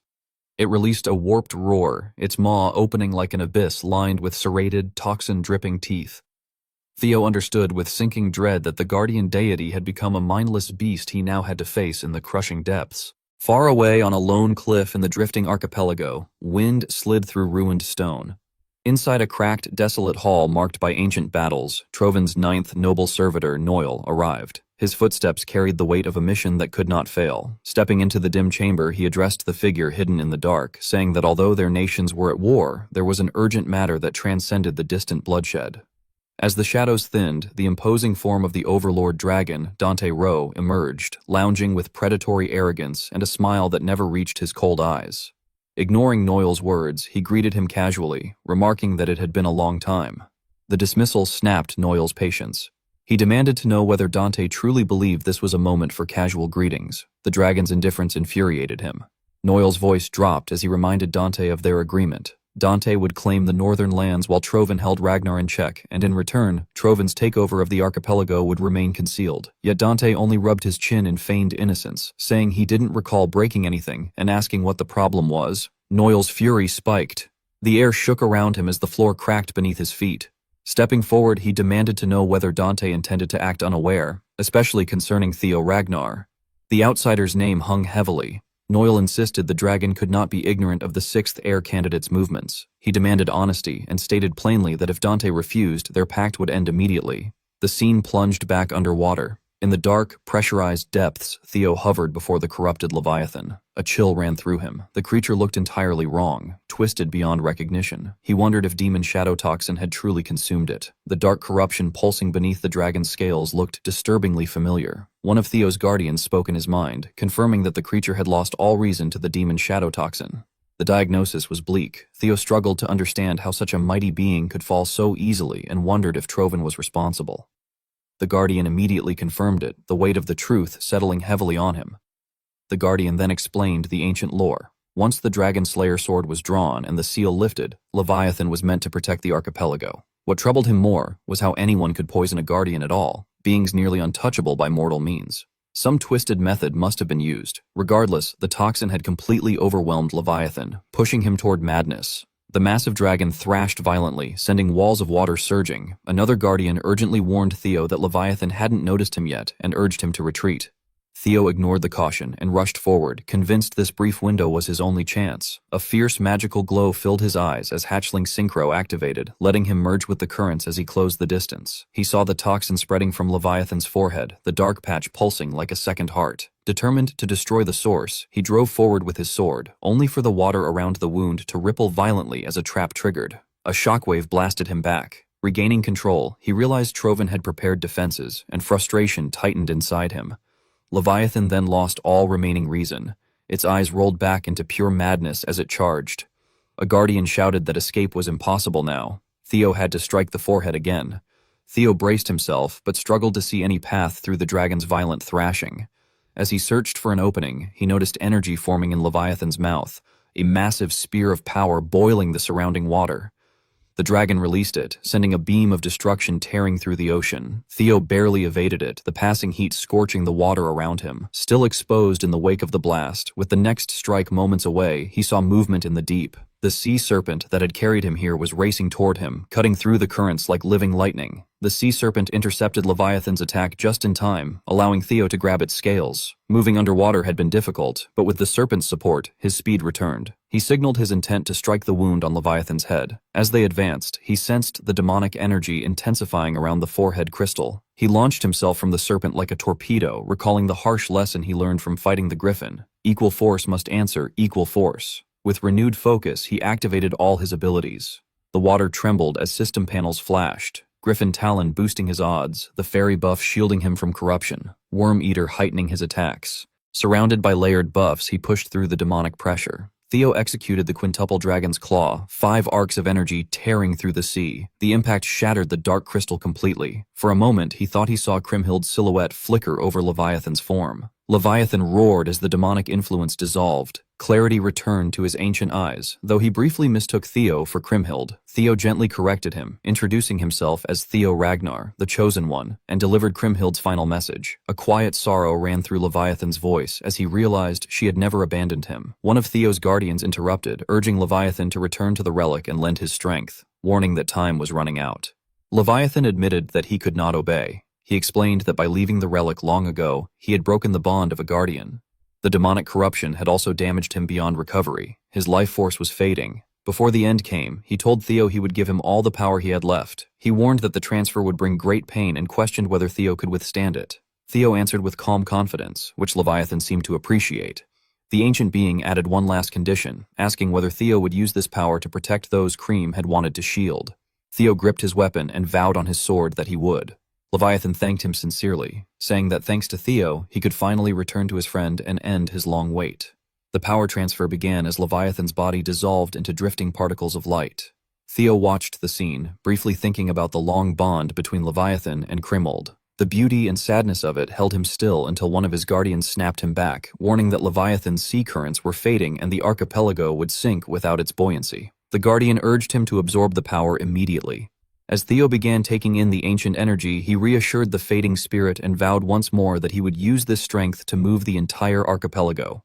Above, the islands trembled as Leviathan's power ebbed, awaiting its new master. As soon as Levi's physical form disintegrated, the currents that once held the floating archipelago afloat weakened. At this rate, the whole damn place will sink. There is no time to dawdle. Theo must absorb the Leviathan's final gift quickly. He dove straight into the vortex that housed the crystallized form of the sea dragon's power. He grabbed onto the gift and held on as his life depended on it. Once he receives this power, Theo Ragnar intends to move that entire floating archipelago by his damn self. His confidence was sky high after freeing Levi from the clutches of demonic poison. He was quickly humbled as soon as he tried absorbing the sea dragon's remnants. Theo's flesh started to tear from the sheer force he tried to take in. He had been arrogant. His guardians warned him that the Leviathan stood on a different tier compared to other relic guardians, but he did not expect something this overwhelmingly mighty. The vortex produced by Levi's power dwarfed his body. At the rate he's going now, he could not possibly absorb all of it. His body will give in before he can house a fraction of it. Suddenly, Levi's thunderous voice echoed in his head with a tip to use the sword. He drew Balmung and used the blade instead of raw dogging the absorption process. Because of the inherent link between the sea dragon and the relic, it dampened the damage in Theo's body. This time, the giant vortex of pure power seemed a little more manageable. Theo held his position and slurped it all up.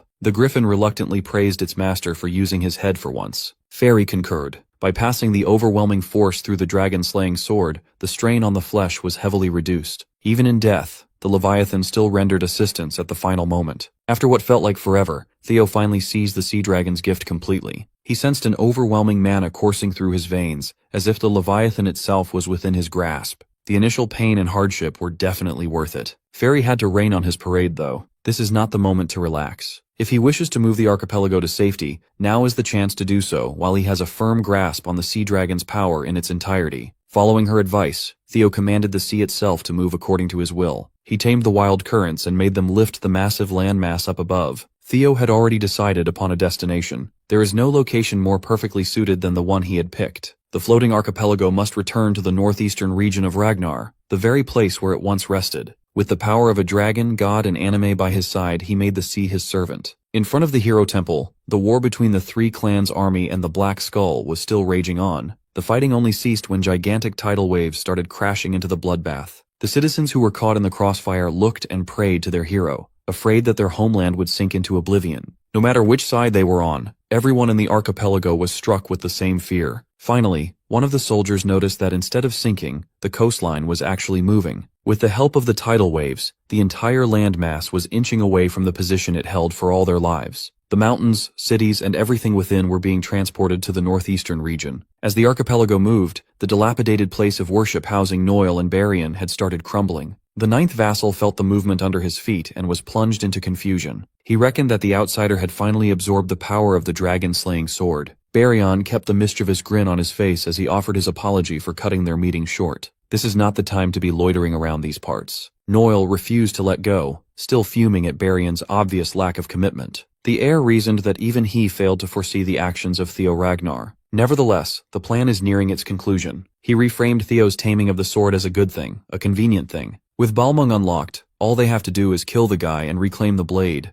In essence, Barian wants to use Noel to eliminate a rising political adversary. He wants to blow his nose without touching the snot with his hands. Homeless muscle guy ignored Noel's constant bitching and implored him to get to work instead of wasting time. Besides, this could be immensely profitable for the Troivans. Back in the front lines, Antonio Spinola immediately attributed the island's movement to Theo. The little bastard actually succeeded and fulfilled his promise. He commanded his men to cease the fighting now that the real danger of the archipelago sinking has been eliminated. Now everyone can be safe and there's no point in shedding more blood. His reasonable command was taken advantage of. A blade coming from behind tried to sneakily cut the head of the Black Skull. Thankfully, the hero's successor surfaced just in time to save Antonio's ass one more time. As for the soldier who tried to kill the man trying to end the war, Theo didn't have any love for the guy. He cut that bastard cleanly in half with his shiny new sword. The believers rejoiced that Kriemhild had returned to stand with them after sealing the sea dragon and saving their homeland. Antonio confirmed if the issue was dealt with, if the archipelago and his people are safe now. Once Theo gave him the word, the weight on his shoulders was lifted. He wholeheartedly thanked the unlikely savior, before shamelessly asking for one more favor. Theo didn't even wait to hear him out. He already knew what Antonio wanted. Looking around the battlefield, the corpses of civilians and severely injured survivors can be seen all around. It's easy to understand what went down in this supposedly sacred place. The Black Skull and the citizens went to bat for him to protect the archipelago and their hero. It's only fitting that he pays them back. As soon as the three clans' army saw him closing in on them, they seriously contemplated tossing their weapons away in terror. On the contrary, their master, Umberto Spinola, sees this as the dragon-slaying sword, walking towards their grasp on its own legs. He forced his men to stop hesitating and seize the prize. Afraid of the Spinola patriarch, they did as they were told and charged at Theo. Before their weapons could reach the target, an absolute menace rejoined the battlefield, covering it with thick killing intent. In the short time he was away, his useless pawns turned the place into a complete mess. Theo's instincts gave him a jolt. Someone monstrous just joined the fray. As loudly as he could, he implored everyone around him, friend and foe, to lie face down. A single slash traveled across the bridge in a clean and unbroken line. Those who fell victim to the terrifying attack never saw it coming. It was as though time stood still. The first one to fall was the banisters of the bridge, cleanly cut by the base. Next were the scalps of every soldier who didn't listen to Theo's warning. At least they get to keep half their brains. The already bloody battlefield was painted with a deeper and thicker shade of crimson. In a split second, the entirety of the three-clan coalition was wiped out. Those behind Theo only survived due to his meddling and their trust in his warning. Nobles and soldiers were massacred in the most helpless way possible. The culprit was, of course, Noel, the ninth vassal of Troivan. He cursed the worm-like pirate bastards for failing to dispose of a single brat and letting the situation get out of hand. Among the victims was Umberto Spinola. Like everyone else, he died with his head sliced open. He got to keep his mustache, though. Antonio hated his father with passion, but seeing his old man's corpse like that still filled him with dread. Theo had to snap him back to reality. The Black Skull leader needs to pull himself together to evacuate the citizens. The floating archipelago will need him for the rebuild. Casting his emotions aside for the meantime, Antonio sprang into action. While everyone retreated into the temple, Theo bravely stood his ground to size up the slaughterer. Noel's displeasure with the Ragnars ignited. He wants to cut down the insolent whelp meddling with Troivan's grand plans. He is itching to shred the young lord as thoroughly as possible so that even the father won't recognize his bastard son. You know it's serious when the art style turns diabolical. Noel descended to the ground, releasing an overwhelming surge of pressure that shook the surroundings. At that moment, Theo also grasped the severity of the situation. Gritting his teeth, he reasoned internally that a warrior of such caliber would never appear without cause, and that if this were the case, then the most plausible explanation could only be Troivan's 9 vassals, enhanced humans created specifically to counter Ragnar's 9 dragons. He recalled that during the Great War, these beings had demonstrated power comparable to the 9 dragons themselves, making them a threat that could not be underestimated. As Noel's gaze locked onto him, Theo launched into an attack, though a lingering doubt still occupied his mind. He wondered whether this meant that the project had already been completed. Raising his sword, he flew straight toward his opponent. However, before he could reach Noel, Theo abruptly halted in shock, quickly realizing that Noel had already leapt above him. At that instant, only one thought crossed Theo's mind. He realized that Noel's speed was extraordinary. Theo retreated just as Noel's sword slashed downward, narrowly grazing the ground and carving a devastating line through it. Witnessing the sheer destructive power of the strike, Theo was deeply shaken and concluded that this truly was a strategic weapon designed to counter the 9 dragons. Noel then slammed down onto the floor, shattering it into countless fragments. Seeing the murderous intent flashing within Noel's eyes, Theo began to lose heart, realizing that if this opponent truly was one of the 9 vassals, then at this rate, victory was impossible. Before Theo could organize his thoughts, Noel launched another assault. The direct blow forced Theo to raise his sword defensively, yet he was still sent flying backward. Clenching his teeth, Theo struggled to endure the pain coursing through his body. Before he could recover, Noel emerged from the thick cloud of dust and smoke, attacking while demanding to know how Ragnar had managed to absorb that power. Noel then leapt high into the air, raising his sword with absolute confidence as he declared that it was achieved through the power of dragon slaying. Facing the blade poised to cleave straight into him, Theo could only grit his teeth and swing his own sword in resistance. At the same time, Noel brought his weapon crashing down, obliterating everything in its path, asserting that even merely wielding such power should have been unbearably taxing. After delivering that vicious strike, Noel sprang back from the massive cloud of smoke and urged Theo to give up, warning that continuing would only result in greater pain. Immediately after his words ended, 3 daggers were silently hurled toward him. Noel casually caught all of them with a single motion of his hand, without even looking. While Theo stealthily approached from behind, Noel remained unaware, and instead raised the 3 daggers mockingly, ridiculing the attack as absurd and dismissing it as nothing more than childish play. Moments later, he glanced downward with scorn and questioned whether Theo had not already passed the age of toying with such tricks. Completely caught off guard by the situation, Theo froze. Noel struck directly toward the oncoming Theo, causing dust and debris to explode outward and obscure all visibility. When the dust finally settled, Noel stood revealed, now acting with heightened caution as he reflected that after exchanging blows directly, he finally understood the meaning behind Lord Ed's warning. He recalled how Ed had solemnly stated that among Ragnar's new generation, Theo Ragnar was someone they must be especially wary of, and that if a clash ever became unavoidable, they had to ensure his complete elimination. Returning to the present, Noel swept his sword horizontally, dispersing everything around him. The surrounding earth and stone shattered under the immense pressure. Noel's eyes grew cold and calculating as he concluded that if Theo were left unchecked, that brat would undoubtedly become a major variable in the coming war. The blood seeping onto the tip of Noel's blade proved that he had successfully struck Theo. Filled with killing intent, Noel steeled himself, convinced that Theo had to be eliminated at this very opportunity. On Theo's side, as he fled, drops of blood slowly trickled down from his forehead. From behind him, the fairy dragon expressed its concern, asking what he intended to do now, and reminding him that more time was still required before it could provide assistance. At that very moment, the system displayed a notification stating that he had failed to activate the fairy buff, and that the cooldown time was still in effect.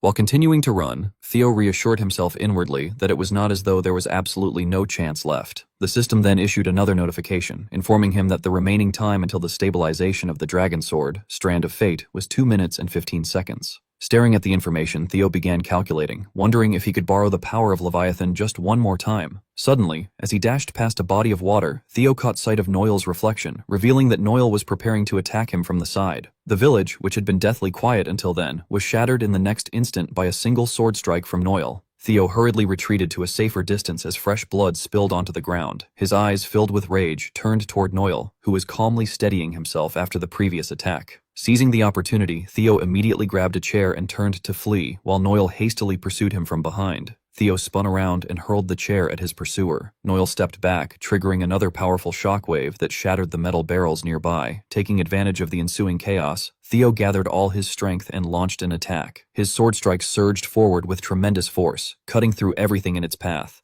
Thick clouds of dust rose into the air after the series of violent exchanges. Theo clenched his teeth and waited anxiously for the outcome. However, once the white smoke finally dissipated, Noel was still standing there unharmed and utterly composed. In the blink of an eye, Noel stamped his foot and leapt high into the air. Witnessing this, Theo was momentarily left stunned. Almost instantly, Noel swung his sword, the blade grazing past Theo's face. He then unleashed a relentless barrage of sword energy attacks, forcing Theo into a desperate struggle. With no other option, Theo made use of the water's surface to escape. Even so, Noel quickly caught up, leaping into the air and continuously firing powerful arcs of sword energy at Theo's back. Unwilling to waste any more time, Noel began channeling his power, remarking coldly that the fight was starting to bore him, and that it was time to end things. Upon seeing Noel's movements, Theo's eyes widened with alarm, realizing that the technique was extremely dangerous. Glancing down at the dragon sword in his hand, Theo hurriedly calculated, thinking that if he could divert Noel's attention for even a brief moment, he might still have a chance. Acting on impulse, Theo immediately threw the dragon sword toward Noel and asked whether this had not been Noel's objective all along. With a calm expression, he added that he would give it to him and told him to take it if he could. At that moment, the system displayed a notification indicating that wyvern taming was being activated and that communion with a sea serpent was being established. Theo's gaze overflowed with killing intent as he coldly challenged Noel, implying that taking the sword would only be possible if Noel truly had the ability to do so. A dragon suddenly emerged from the water and caught the sword in its jaws, leaving Noel utterly shocked. He realized with fury that the cursed brat had been toying with them until the very end. Immediately afterward, numerous other dragons surfaced and lined up behind Theo. Noel began to feel confused, his eyes widening as he struggled to understand what was happening. The surface of the water started to churn violently. At that moment, Theo leapt high into the air, flipped once, and landed firmly atop the water's surface. By then, he was completely exhausted, his breathing growing rapid and strained. He kept urging himself internally that he only needed to endure a little longer. When he glanced at the system panel, he saw that the countdown for the stabilization of the dragon sword, Strand of Fate, had reached 17 seconds. At the same time, the water dragons began firing streams of power toward Noel. While defending himself, Noel shouted mockingly, questioning whether Theo truly believed the situation would change just because a few insignificant creatures had joined the battle. In a single decisive motion, he slashed through all the attacks and dismissed the situation as utterly absurd. His expression hardened as his gaze locked onto Theo, who was charging straight toward him. Slightly caught off guard, Noel ridiculed him, remarking that a coward who had done nothing but flee now dared to confront him head-on, regardless of whatever scheme he was plotting. Noel then unleashed his full power and provoked Theo, demanding that he use everything he possibly could, while vowing that he himself would personally grant Theo a spectacular end. Just as Theo was about to reach him, his eyes suddenly froze. The system had displayed another notification stating that the remaining time until the stabilization of the dragon sword, Strand of Fate, had reached 0 seconds, and that the dragon sword, Strand of Fate, had fully stabilized. Voices echoed repeatedly in Theo's ears, thanking him as the chosen one and informing him that the final power was being entrusted to him, with the hope that he would use it to protect himself. Only then did Noel realize that something was terribly wrong. The system continued to announce that Theo had acquired the skill Nibelung embedded within the item. A massive dragon rose from the depths of the sea, and with a single move known as dragon slaying, the sword was shattered cleanly into 2 pieces. The ocean roared and surged forward as Theo sat calmly atop the dragon's back, activating Nibelung without hesitation. After countless attempts, Theo finally managed to land a decisive hit on Noel. Noel's body plunged freely into the water below, sending up a massive column of spray as an extremely powerful whirlpool began to churn violently. Theo leapt onto the shore in a single motion. At that moment, an arm suddenly emerged from beneath the surface. Noel burst into laughter as he dragged himself out, mockingly remarking that it was truly a shame and guessing that what Theo had used was his trump card. He then roared in fury, declaring that such an attack was nowhere near enough to kill him. After hearing this, Theo responded coldly, saying that he had expected as much. Without showing the slightest surprise, he stated that there was no way one of the 9 retainers, figures said to rival the 9 dragons, would fall so easily. However, Theo then raised his sword high and added that even relying solely on his own strength, he could still finish the fight. Behind Noel, towering pillars of water began to rise, throwing him into panic. Theo swung his sword decisively and asserted that he could still slam Noel into the ocean floor. Witnessing the violent current forming behind him, Noel became frantic and shouted in alarm about the flow of water. The current twisted violently before wrapping itself tightly around him.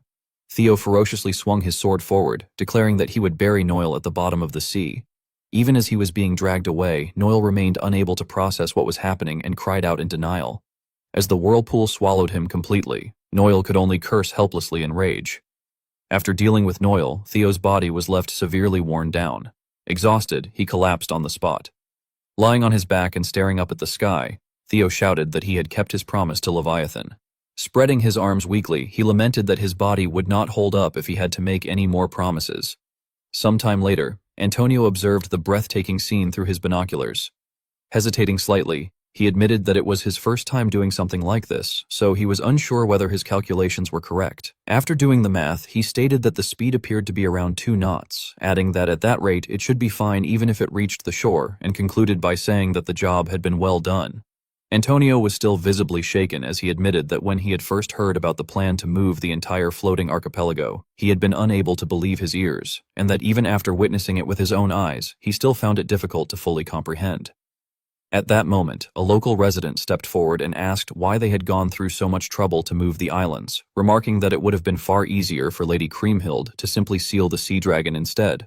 Hearing this, Theo immediately smiled and replied that while sealing the sea dragon would indeed have been easier, doing so would only cause history to repeat itself. With great confidence, he explained to everyone that even if the sea dragon were sealed and peace were achieved for the time being, people like Troyvon would continue to appear, coveting the Dragon Slayer sword. However, if the risk of the archipelago sinking were completely removed, there would no longer be any reason to worry about such threats. The townspeople were filled with joy at Theo's assurance as he promised that the floating archipelago would settle in the shallow waters of Ragnar's northeast bay and regain its stability. A serene and peaceful scene took shape in his mind. Then, as if casually, Theo closed his eyes and added that they might have to change the name Floating Archipelago now. Standing behind him, Antonio could only stare in silence. Feeling a deep sense of shame, he lowered his head, unable to say a word. After a moment, as though he had finally made up his mind, Antonio bent deeply at the waist and shouted an apology. He quickly went on to explain that during the recent Ceres merchant group hostage crisis caused by his Black Skulls, the White Dragon Squad had suffered massive casualties.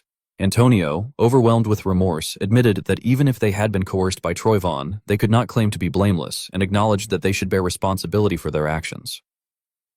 Before he could finish expressing this, Theo stepped forward, placed a hand on Antonio's shoulder, and firmly stated that taking responsibility should be done immediately. Antonio froze for a moment as he listened to Theo's demand. After a brief silence, he declared that Theo should name his price, insisting that he was willing to give anything, even his own life, if necessary.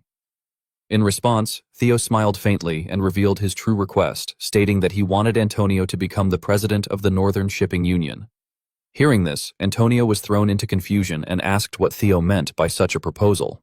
Theo then patiently explained that the North currently lacked an organization capable of handling large-scale logistics due to Ragnar's purge of the Ceres merchant group, and that the Floating Archipelago's shipping union was the most suitable force to fill that vacuum. After listening to the explanation, Antonio hesitated and said that he did not believe he had the right to take such a position. At that moment, Theo turned toward the crowd and loudly announced that Sir Antonio himself claimed he did not have the right, repeatedly asking everyone present what they thought about it. As soon as Theo finished speaking, a hand was raised from the crowd. Marty calmly voiced his support, saying that he agreed and that everyone had witnessed how sincere Lord Antonio truly was. Soon after, another citizen stepped forward and expressed agreement as well. One by one, more hands rose into the air as people declared their support, stating that they owed their lives to Antonio, that they had seen him stand up to protect the citizens, and that they fully supported this decision. Theo then turned back toward Antonio with a gentle smile. Standing firm, he placed his clenched fist against his chest, silently affirming his resolve. Theo spoke with unwavering resolve, stating that on the condition that the new Northern Shipping Union's resources and capital were prioritized for investment in Ragnar, he would assume full responsibility for the floating archipelago's autonomy and security. He then made a solemn vow, declaring that he, Theo Ragnar, swore it upon his own name. At that point, Antonio was left momentarily speechless. After a period of silent contemplation, he finally responded that he felt he was being supported right up until the very end. He straightened his posture, placed a hand over his chest, and proclaimed that, as a representative of the shipping union, he, Antonio Spinola, swore to cooperate with Ragnar. The two men then clasped hands in place of further words, sealing their promise. The people gathered around them were filled with joy at the decision. Suddenly, a violent tremor shook the surroundings, throwing Antonio into confusion, while Theo merely smiled calmly and announced that they had finally arrived. He confirmed once more that they were standing at the floating archipelago's new home, with the shore now right before them. As night slowly descended, the waves grew increasingly violent. From the depths of the sea, a massive hand emerged. Noel surfaced once again, clinging desperately to a large rock as he coughed uncontrollably. Overwhelmed with rage, he screamed that cursed Ragnar, vowing to tear his limbs apart and devour his entrails. At that moment, a voice rang out from above, causing Noel to freeze in place. The speaker remarked that Noel had been meant to rival the 9 dragons. From his position high above, Dante questioned how Noel could have turned out to be so disappointing. Noel looked up in disbelief and hesitantly asked whether the one before him was the tyrant dragon. Almost immediately, he forced himself to regain composure and insisted that this was exactly the situation Dante himself had warned about, that it would become troublesome for him as well if their plan were to fail. Noel demanded to know what Dante wanted, desperately pleading that if Dante would help them just this once, they could still... Before Noel could finish, Dante leapt down, rebuking him coldly for his foolishness. A thunderous impact echoed as he landed. With a darkened expression, Dante explained that since Noel still appeared utterly clueless about what he truly desired, he would enlighten him. His eyes flashed with murderous intent as he revealed that what he wanted was the floating archipelago, after Noel had already conquered it. This revelation filled Noel with terror, and he muttered in disbelief, realizing that Dante had planned to seize the archipelago from them after they had taken it for themselves. Without the slightest hesitation, Dante replied that it was exactly so, adding that reclaiming what was stolen sounded far more pleasant, and asking mockingly whether that was not the case. He went on to say that he had at least expected the other party to be capable of dealing with that irritating brat on his behalf, but it seemed he had miscalculated. Wearing a sinister, taunting smile, he remarked with clear disdain that he had not expected such vermin, creatures so pathetic that they could not even handle a single child. At that moment, Noel suddenly lost control and charged forward in a frenzy, shouting that Dante was becoming far too full of himself and declaring that the era of the 9 dragons was over. He proclaimed that he would demonstrate the true power of the 9 retainers. In an instant, his arm grotesquely swelled before violently exploding in a horrifying display. Amid his screams, he ranted about Dante's arrogance and his habit of looking down on Noel. However, before Noel could finish his outburst, Dante eliminated him outright. Dante's expression darkened as he coldly questioned why Easterners always preferred to fight with their mouths. He remarked that although the 9 dragon elders might have passed their prime, it was absurd to believe that such power could rival them. When the dust settled, only Noel's legs remained intact, the rest of his body having been completely obliterated. As Dante turned and walked away, he muttered to himself that such an attack might have worked against that old man, or perhaps the lizard-like fellow. His face then grew even darker, yet a glint of excitement surfaced in his eyes as he wondered whether Theo Ragnar might be worth sampling, if only for a brief taste. The battlefield had become drenched in blood. The defeated side was tightly bound, and swords lay scattered across the ground. Ed led his ferocious troops forward. On the opposite side, one man began to resist, hurling curses and angrily shouting that they were nothing but disgusting fools. He raged that they truly believed they could defeat the Ragnars this way and threatened that their throats would be slit in retaliation. However, before he could finish his outburst, a sharp blade cut straight across him. Ed's eyes were filled with killing intent as he mercilessly struck down the man before him. Annoyed, he muttered to himself that he was sick of hearing such words and wondered why they all seemed to die saying the same things. At that moment, a subordinate rushed over to report an emergency, urgently informing Ed that there was trouble and that the floating archipelago operation had failed. Ed calmly turned and asked what had happened to Noel. The subordinate quickly replied that all contact had been lost. Upon hearing this, Ed lowered his gaze slightly, clearly displeased. Suddenly, Ain approached from a distance and coldly remarked that the defective piece of trash had failed. He took the opportunity to provoke further, pointing out that the floating archipelago was their main distribution hub and that losing it could change the tide of the war. With a sharp glint in his eyes, Ain requested permission to handle the situation himself. As one of Troyvon's 9 servitors, he was confident in his ability to fix the problem.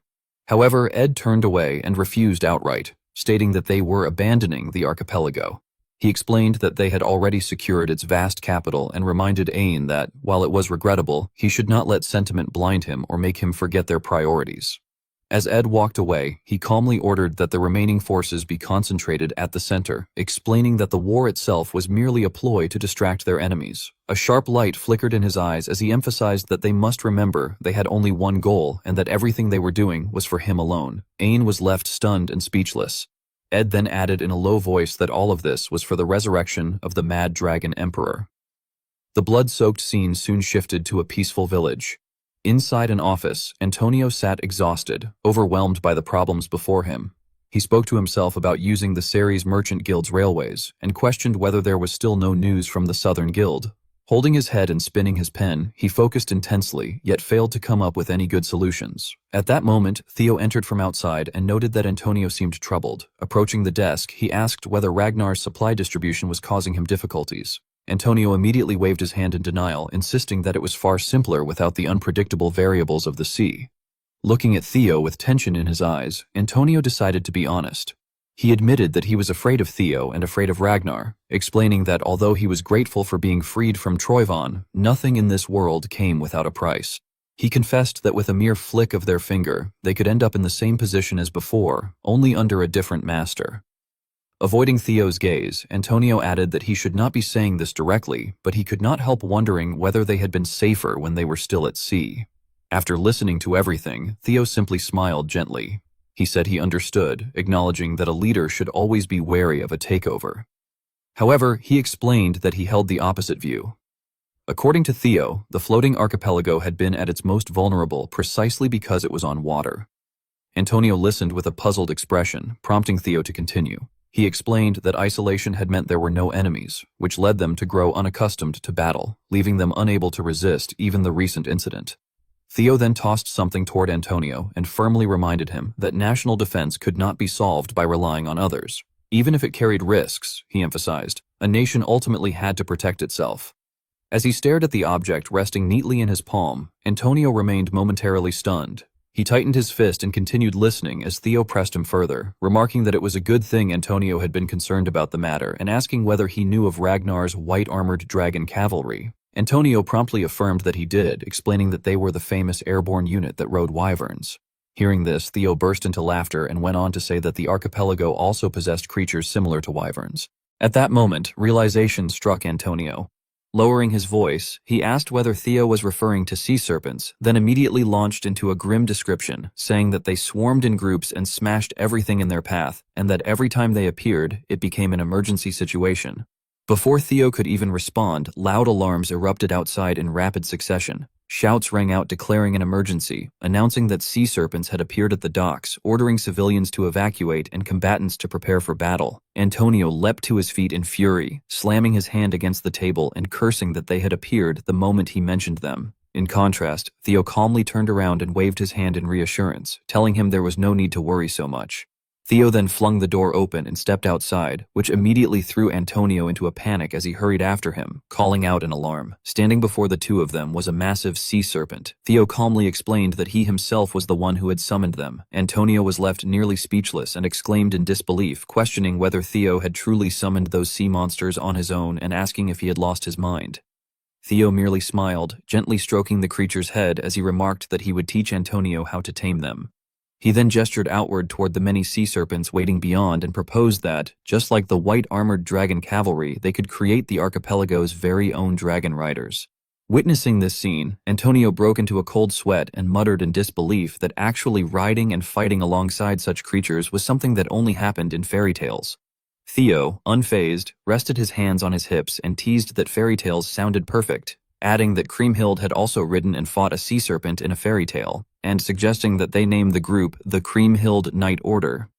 No sooner had Theo finished speaking than a sea serpent approached Antonio directly, leaving him frozen in shock. Theo noticed this and remarked with amusement that the creature seemed to like him. Antonio, however, was still too frightened to move and could only stand there stiffly. Nearby, someone stepped forward and called out to Theo, addressing him formally and informing him that a guest was waiting. Theo turned toward the speaker to assess the situation before heading back inside. Inside, Cleve leaned against the table and voiced her disbelief, remarking on how absurd it all was, and asking whether Theo had truly accomplished everything alone in just a few days. Theo scratched his chin awkwardly and explained that things had somehow turned out that way. Hearing this only made Cleve more flustered, and she clutched her head while accusing him of having no idea what he had done, adding that only those with a null snow rank within Black Snow were aware of the matter, and that it was top secret, which was why he naturally would not have known. Theo, now confused, asked what she meant by it being top secret. In response, Cleve explained that Black Snow had been investigating the floating archipelago, as it was suspected to be Toivon's distribution hub and primary source of revenue. Theo's gaze froze instantly. He lowered his head in worry, thinking to himself that Black Snow had already been investigating the matter, that they surely knew losing the archipelago would be disastrous for the war, and yet they had remained motionless and done nothing. At that moment, Dante stepped forward from behind and asked whether Theo was Theo Ragnar. He laughed casually, remarking that the great 9 dragon lords would not stop talking about Theo and that he had therefore held high expectations. Turning away with a flick of his sleeve, Dante mockingly added that Theo merely looked like a useless dandy, incapable of doing anything. After moving closer, he smiled again and casually stated that it was nice to meet him anyway. The instant Theo saw him, he immediately realized that the man before him was the Overlord Dragon, Dante Roll, and he could not understand why such a being would be present at the floating archipelago. While confusion still churned within him, Dante spoke again, saying there was no need for greetings and telling everyone to remain at ease and relax. From behind, Cleve cautiously addressed him, referring to him as Overlord Dragon Nim. Dante responded with an apologetic tone, saying that he was late and asking whether that was the case. Cleve, her brows tightly furrowed with tension, muttered that Dante had allowed the archipelago's situation to deteriorate to such an extent. She angrily questioned why he had not reported anything to Black Snow. Standing between them, Theo grew even more unsettled. He realized that Black Snow had not been investigating the matter themselves, and that this was the reason everything had been classified as top secret. Cleve continued her reprimand, stating that Dante had placed them all in an extremely difficult position. That accusation caused Dante to interrupt her with visible irritation, saying that he was sorry, but that he would speak frankly. The pressure emanating from him shook Cleve to her core, and even Theo, standing nearby, felt fear grip his body. Dante's expression darkened as he aggressively questioned whether she was truly certain she could handle the situation. The aura he released was so overwhelming that cracks spread across the ceiling itself. Gritting his teeth, Theo endured the pressure while cursing inwardly, acknowledging that he had known Dante was strong, but had never imagined anything like this.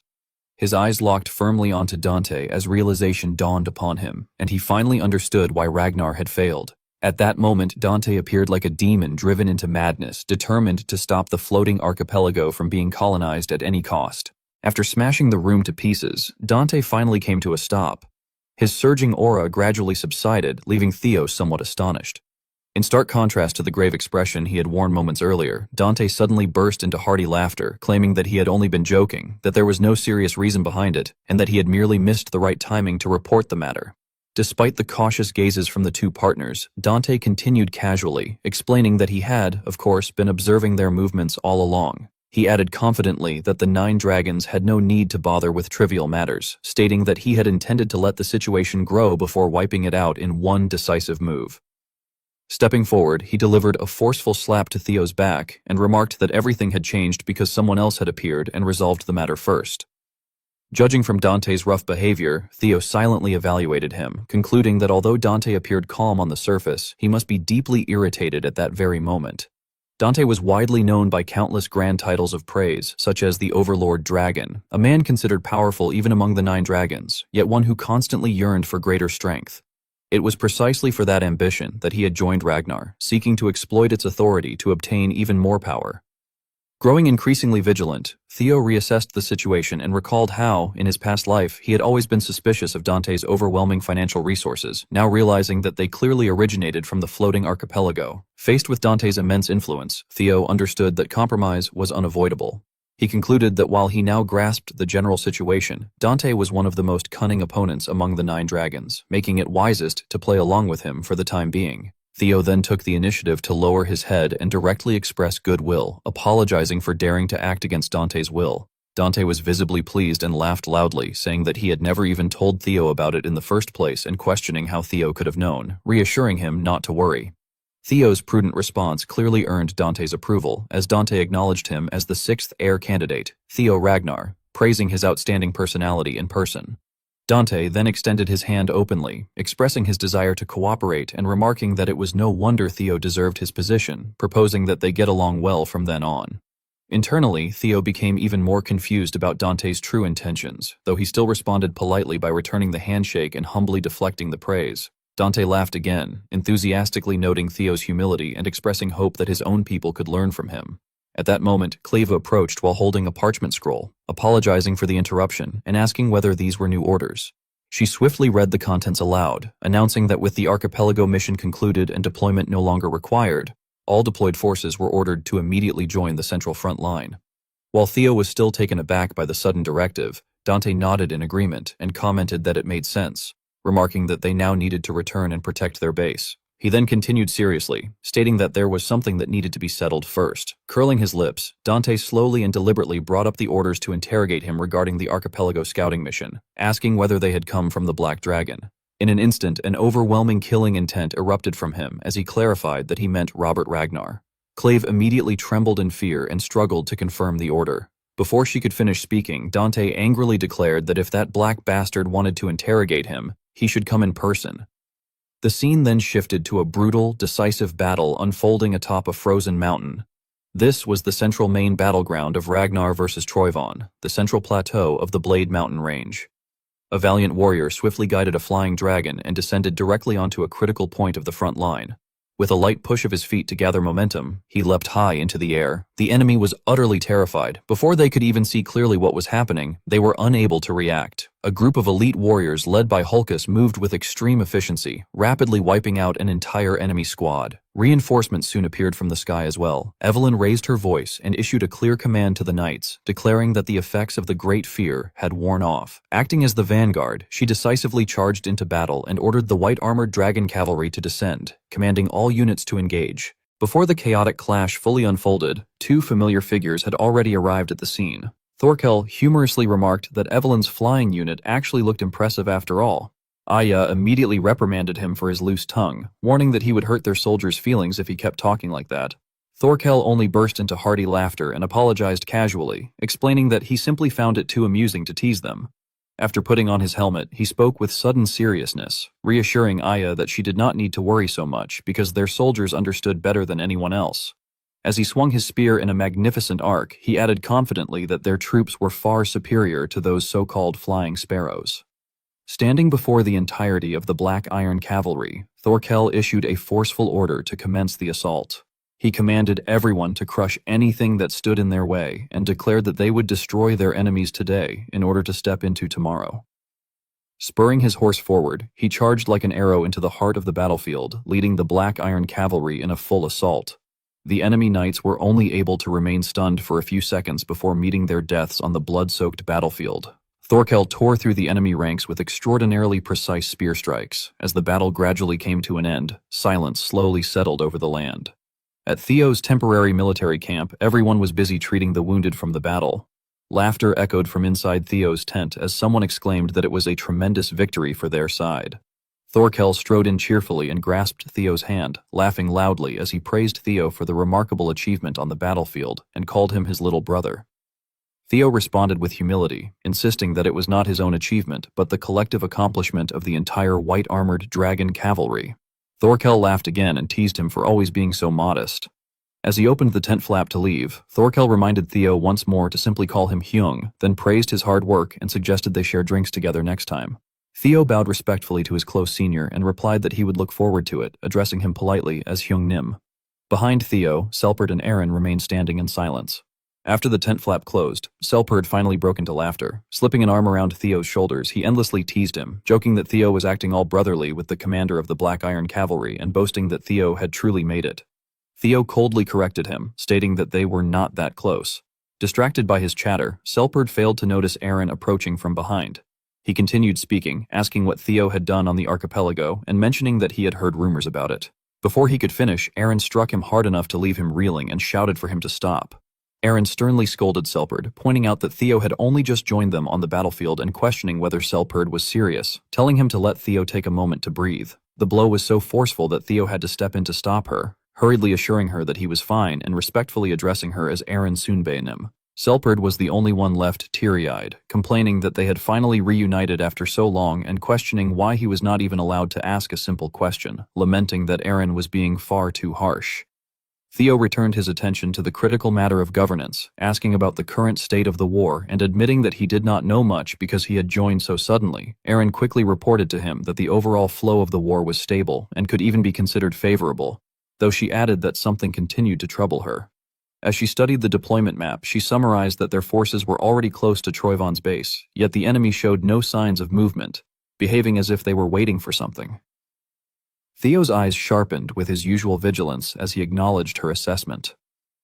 Silently, he began calculating countermeasures. At the time, everyone had shared the same conclusion as Aaron. with enemy camps surrounding the plateau and relying solely on consistent counterattacks. The general consensus was that Troyvon had set a trap and was waiting for them to fall into it. However, drawing from the experience of his previous life, Theo quickly identified the true strategic pivot. He knew, based on information from that past life, that Troyvon's real objective was the White Tower ruins, where the primordial dragon lay dormant. Somewhere else on this blood-soaked battlefield, an unknown figure mercilessly executed his target, completely ignoring the victim's desperate pleas for mercy. Afterward, the mysterious man tilted his head back toward the sky and muttered with amusement, wondering aloud about the so-called 9 servitors and questioning where they had gone, while complaining that fighting insignificant foes for so many days had become unbearably dull. He and his companion had already wiped out the remaining stragglers. These two were none other than Ragnar heir candidates number 3 and number 4, Anshio Ragnar and Gishar Ragnar. Gishar coldly called Anshio out, stating that he should not lie and that he had clearly enjoyed the slaughter. Anshio responded with a deceitful laugh, openly admitting that this was indeed the case. From afar, a sharp and authoritative voice rang out, remarking that Gishar's way of speaking had not changed and reminding him that he had been warned to think carefully before wielding his sword. Dante followed this by sternly questioning whether Gishar still had not rid himself of his reckless habits. Anshio then spoke up, greeting Dante respectfully and remarking that it had been quite some time. He mentioned that he had heard about the archipelago incident and mockingly noted that someone else had taken all the credit for Dante's work. Dante replied with a contemptuous smirk, telling him to consider it the admission price for an entertaining spectacle. He added that now was not the time for Anshio to act arrogant either, because someone from below would soon rise. Growing visibly impatient, Anshio removed his hood and stood up to confront him, questioning who Dante meant and suggesting that if it was Thorkel, they could handle him. Gishar calmly corrected him, stating that Dante was referring to heir candidate number 6 instead. A feral grin spread across Anshio's face as he exclaimed in excitement about the new heir candidate, scoffing that, as Dante's disciples, there was no way such a brat could ever surpass them. Dante cut him off firmly and posed a chilling possibility, that if the brat were the chosen one, then everything would change. The words of the great Dragon Lord left both Anshio and Gishar frozen in shock. It was then made clear that Dante was the one manipulating everything from behind the scenes. He ordered them to be prepared, declaring that when the opportunity came, they would have to crush that individual completely. A few hours before Theo arrived at the battlefield, he was carefully examining a map and questioned whether the White Tower was also a relic of the primordial dragon. The fairy dragon immediately confirmed that it was. Theo then recalled that in his previous life, the first region Troyvon had occupied was also the White Tower area. The fairy dragon added that guardians were able to roughly sense one another's locations and revealed that the guardian of the White Tower was the one who had received the greatest share of the primordial dragon's power. Theo could not hide his surprise at this revelation. Umbra manifested and quickly voiced agreement, explaining that not all relics were the same, even among relics themselves. Each was granted different power and roles, and some were entrusted with far greater authority and responsibility. The Guardian of the White Tower was one such exceptional existence. As Umbra looked at the map, he stated with certainty that this very Guardian was now within Troyvon's territory. Theo smiled confidently as he reached the same conclusion, which Umbra affirmed as correct. The fairy dragon then reminded Theo that he had already witnessed this phenomenon with Leviathan, noting that it was possible to poison a Guardian and steal the power of the primordial dragon. It emphasized this point with caution, warning that regardless of the circumstances, the relic must be secured. Theo's gaze gradually hardened with unwavering resolve as he concluded that they had to seize it before it fell into the enemy's hands. The narration then returned to the present, inside the camp of the magic dragon in the Central Highlands. After listening to Theo's explanation, Julius showed clear skepticism and questioned whether they truly had to head to that rocky mountain. Theo lowered his head and firmly confirmed that they did, adding that, strangely enough, it was precisely where Troyvon's troops were most heavily concentrated. He tried to persuade Julius further, reasoning that the enemy would never deploy forces there without a reason, and that there had to be something hidden behind it. However, Julius cut him off sharply, stating that there was no need to hear any more. Julius then angrily criticized Theo, accusing him of wanting to leave the front line to carry out an independent operation. He remarked that becoming a successor had clearly made Theo arrogant and questioned whether Theo truly thought he would be allowed to go without facing any protest. Realizing that Julius had misunderstood him, Theo hurriedly explained that this was not what he meant and that his absence from the operation did not imply abandonment. At the height of the tension, Julius suddenly burst into laughter. With a broad and hearty tone, he approved Theo's plan, revealing that he had only been joking and that he trusted Theo's judgment, telling him to go without worry. Julius then added humorously that Theo's absence would not make the white-armored dragon knights any weaker. This unspoken support deeply moved Theo, who addressed Julius respectfully as his captain. Julius smirked and teased him further, warning that when Theo returned, he had better come back with full hands, because if he returned empty-handed, he would not even be given soup. Performing a knight's salute, Theo confidently declared that he would not disappoint Julius. Immediately afterward, he mounted Umbra and headed toward enemy territory, cautiously noting that the situation was extremely serious and that if they moved any closer, they would be discovered. After carefully selecting a secluded location, Theo guided Umbra to land. He gently stroked Umbra and expressed his amazement, marveling that Umbra could freely change its body color to blend into the night, concluding that it must be a trait of a spirit dragon mixed with a viper.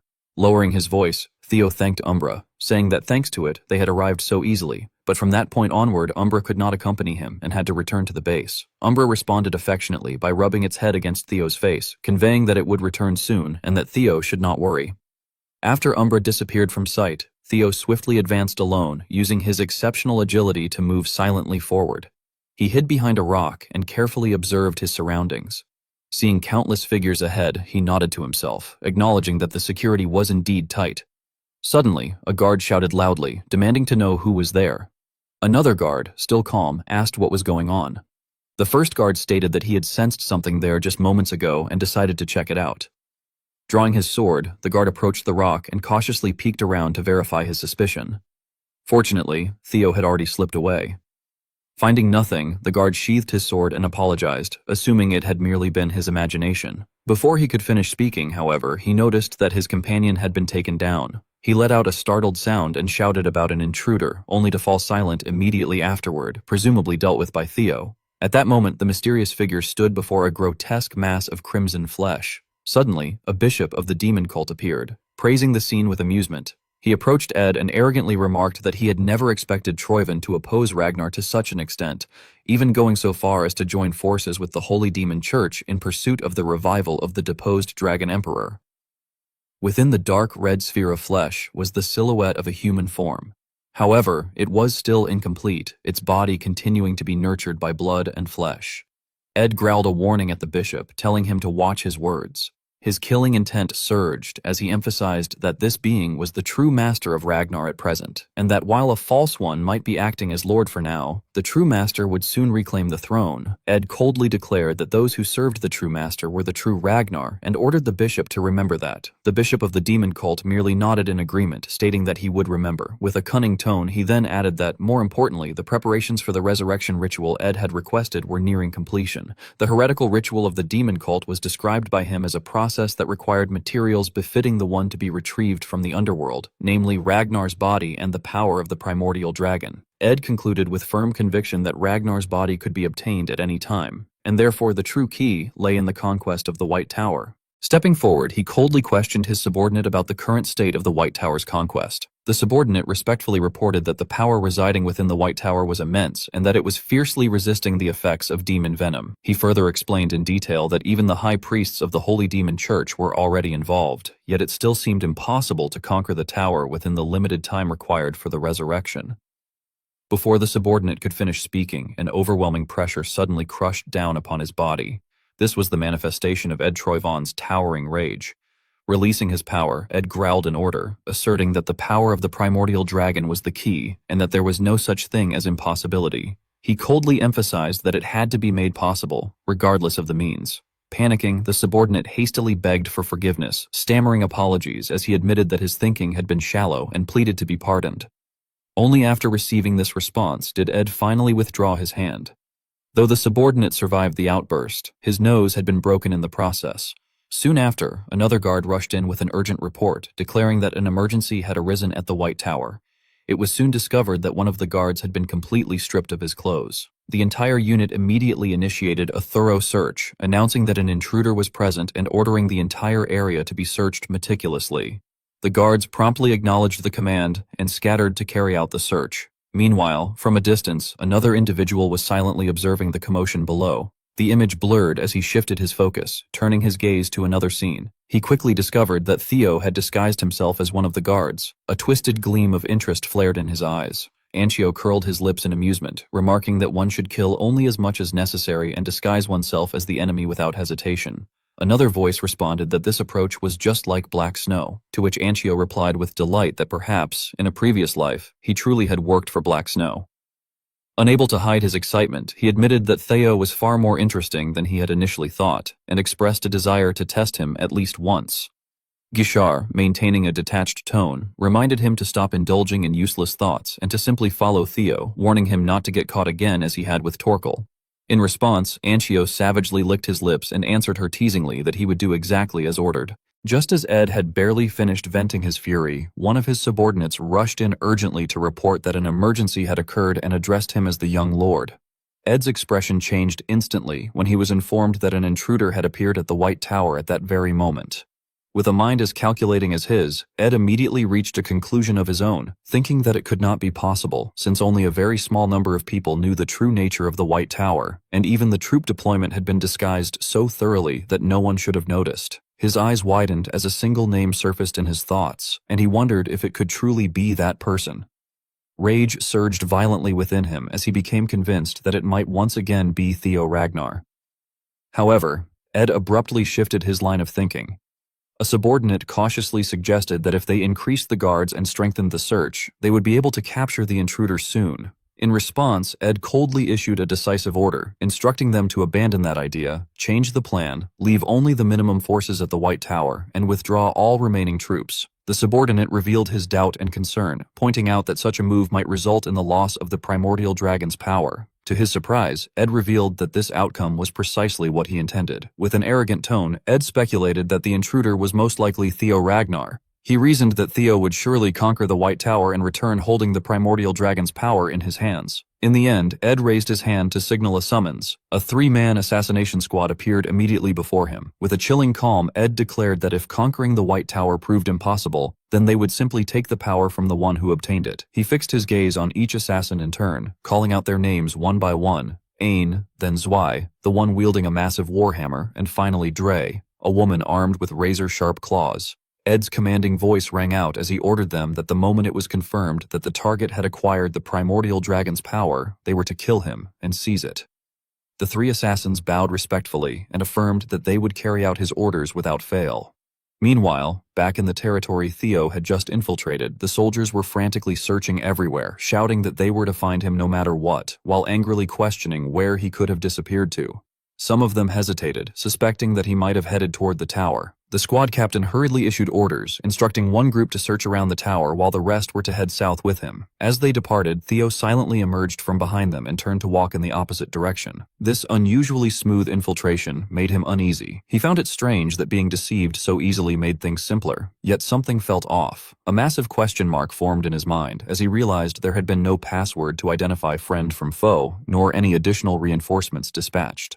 Relying on his sharp instincts, Theo quickly grasped the core of the issue, realizing that, from the very beginning, the security itself had become looser than before. By now, he had reached the domain of the White Tower. A sudden suspicion struck him, as if they were deliberately trying to lure him there. At that very moment, the system displayed a confirmation message announcing that the primordial dragon relic, the White Tower, had been discovered. Standing alone before the towering structure, Theo concluded that even so, it did not matter. He raised his hand and placed it against the wall of the White Tower. Theo had already steeled his resolve early on.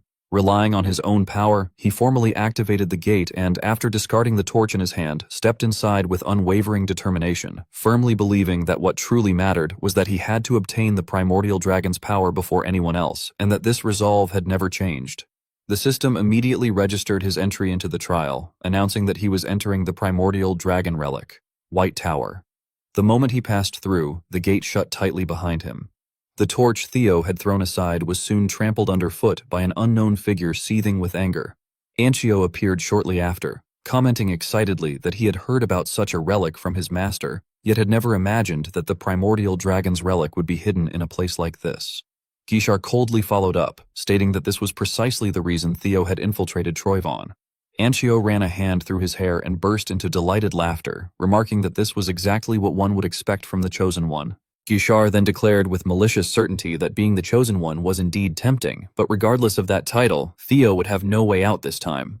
Fixating on the cloak she was holding, Anchio responded with disappointed sarcasm, noting that while they had secured Theo's uniform as evidence, it had been left far too conspicuously, making it seem as though Theo was deliberately trying to bait them, especially since he had not even been wearing it in the first place. Guichard dismissed his remarks outright, stating that it did not matter what Theo was truly aiming for, as they only needed a justification. She decisively turned away, telling Anchio that they should return and prepare the stage before Theo came back. Suddenly, Anchio flatly refused. Drawing his sword, he concluded with a chilling grin that he would wait for Theo to come out of the relic. His reckless arrogance visibly irritated Guichard, who reacted in disbelief. By then, however, Anchio cared about only one thing. He asked whether she was not curious about what kind of expression Theo would make when he died, his face twisting into a grotesque grin as he fixated on that thought alone. Back inside the relic, Theo was suddenly bathed in a blinding light. He hurriedly raised a hand to shield his eyes and clicked his tongue in irritation. The scenery within completely overwhelmed him, leaving him momentarily stunned by the sheer scale of the place. Quickly regaining his composure, Theo decisively drew his sword, warning himself not to let his guard down, as the being within was the one who had received the greatest portion of the primordial dragon's power. Fixing his gaze on the archway opposite him, he cautiously reasoned that such an enemy must be enormous and ferocious. At that moment, a pair of blazing eyes appeared from within. Bracing himself for combat, Theo tightened his grip on his sword in extreme tension. To his shock, however, what emerged was a small dragon, which enthusiastically greeted him, declaring that the chosen one had finally arrived. The little dragon immediately began complaining, tearfully explaining that a short while ago some strange individuals had attempted to inject it with demon poison, and that it had been extremely irritated while blocking them. Its whining left Theo momentarily dumbfounded. He began to seriously question the creature's identity, wondering whether this small being could truly be the guardian with the greatest power. Ignoring the incredulous look on Theo's face, the little dragon continued chattering non-stop. In a state of confusion, Theo even summoned the fairy dragon and Umbra to confirm his doubts, asking whether this was really the being they had been referring to, as it looked far too underwhelming. The sea serpent immediately snapped at him, warning him not to judge by appearances and addressing him as the chosen one. Although the sea serpent itself was trembling, it still stubbornly talked back, mockingly pointing out that Theo looked like a pretty boy himself while constantly bragging about being a successor. Finding this unbearable, Theo directly shut the sea serpent up and pointed out that it had previously claimed that all guardians feared this being. The little dragon, meanwhile, excitedly wagged its tail and suddenly realized that it had forgotten to introduce itself. It proudly proclaimed to Theo's group that it was Keratosuchus, the most loyal subordinate of the great primordial dragon, the one who had inherited the greatest power, and the guardian protecting the gate of the pantheon that connected different worlds, casually instructing them to call it Karato. Theo immediately latched onto a particular term and questioned the mention of the pantheon. Karato cheerfully confirmed that it was indeed the pantheon, explaining that it was the place where the gods resided. It then elaborated in detail that the primordial dragon's relics were fragments of his power, and that in the past, the primordial dragon had held many responsibilities. With pride, Karato explained that guarding the gate connecting the pantheon and the mortal world had been one of the primordial dragon's roles, and that the one who inherited that duty was none other than the primordial dragon's most loyal subordinate, the upright retainer who had fully preserved his power, Keratosuchus itself. Theo openly voiced his skepticism, stating that he had only ever seen gods mentioned in old books and asking whether they truly existed. The little dragon responded with a prolonged silence before mechanically repeating its own exalted name. Left with no choice, Theo awkwardly attempted to pronounce it as well. Upon hearing its full name spoken correctly, Karato's eyes lit up with excitement as it enthusiastically acknowledged the call. Theo rubbed his aching head inwardly, thinking that this creature did not seem entirely sane either, especially since it had said to address it casually. He then repeated his earlier question, directly asking Keratosuchus whether gods truly existed. Karato affirmed this without hesitation, asserting that of course they did, and asked whether Theo did not find it familiar as well. It then prompted him to recall something specific, asking whether the mention of messages that only Theo could see did not bring something to mind. Karato's expression shifted drastically as it emphasized what it meant. Through the events he had experienced in his life, Theo gradually realized that Karato's words were entirely true. It was referring to a message that had been sent to him by a god. Outside the central plateau, Ragnar War Council Hall, the atmosphere was oppressively gloomy, with guards stationed on both sides. Inside the hall, Robert stood at the front with a stern expression and asked whether everyone understood why they had been gathered at the front line. Opposite him, numerous figures listened in silence. Using a long spike to point at the map, Robert explained that the war had been dragged out due to the emergence of Troyban's 9 enforcers, which had forced even the 9 dragons to engage in direct military operations. After pausing briefly, he frowned and emphasized that this was an important briefing regarding the current war, adding that questions and suggestions would be taken later, before addressing the Overlord Dragon directly. At that moment, Dante suddenly spoke up in opposition, stating that such an approach was unacceptable and that the matter at hand was just as important as the war itself. Turning toward the door, he gestured with his hand and ordered that they be let in.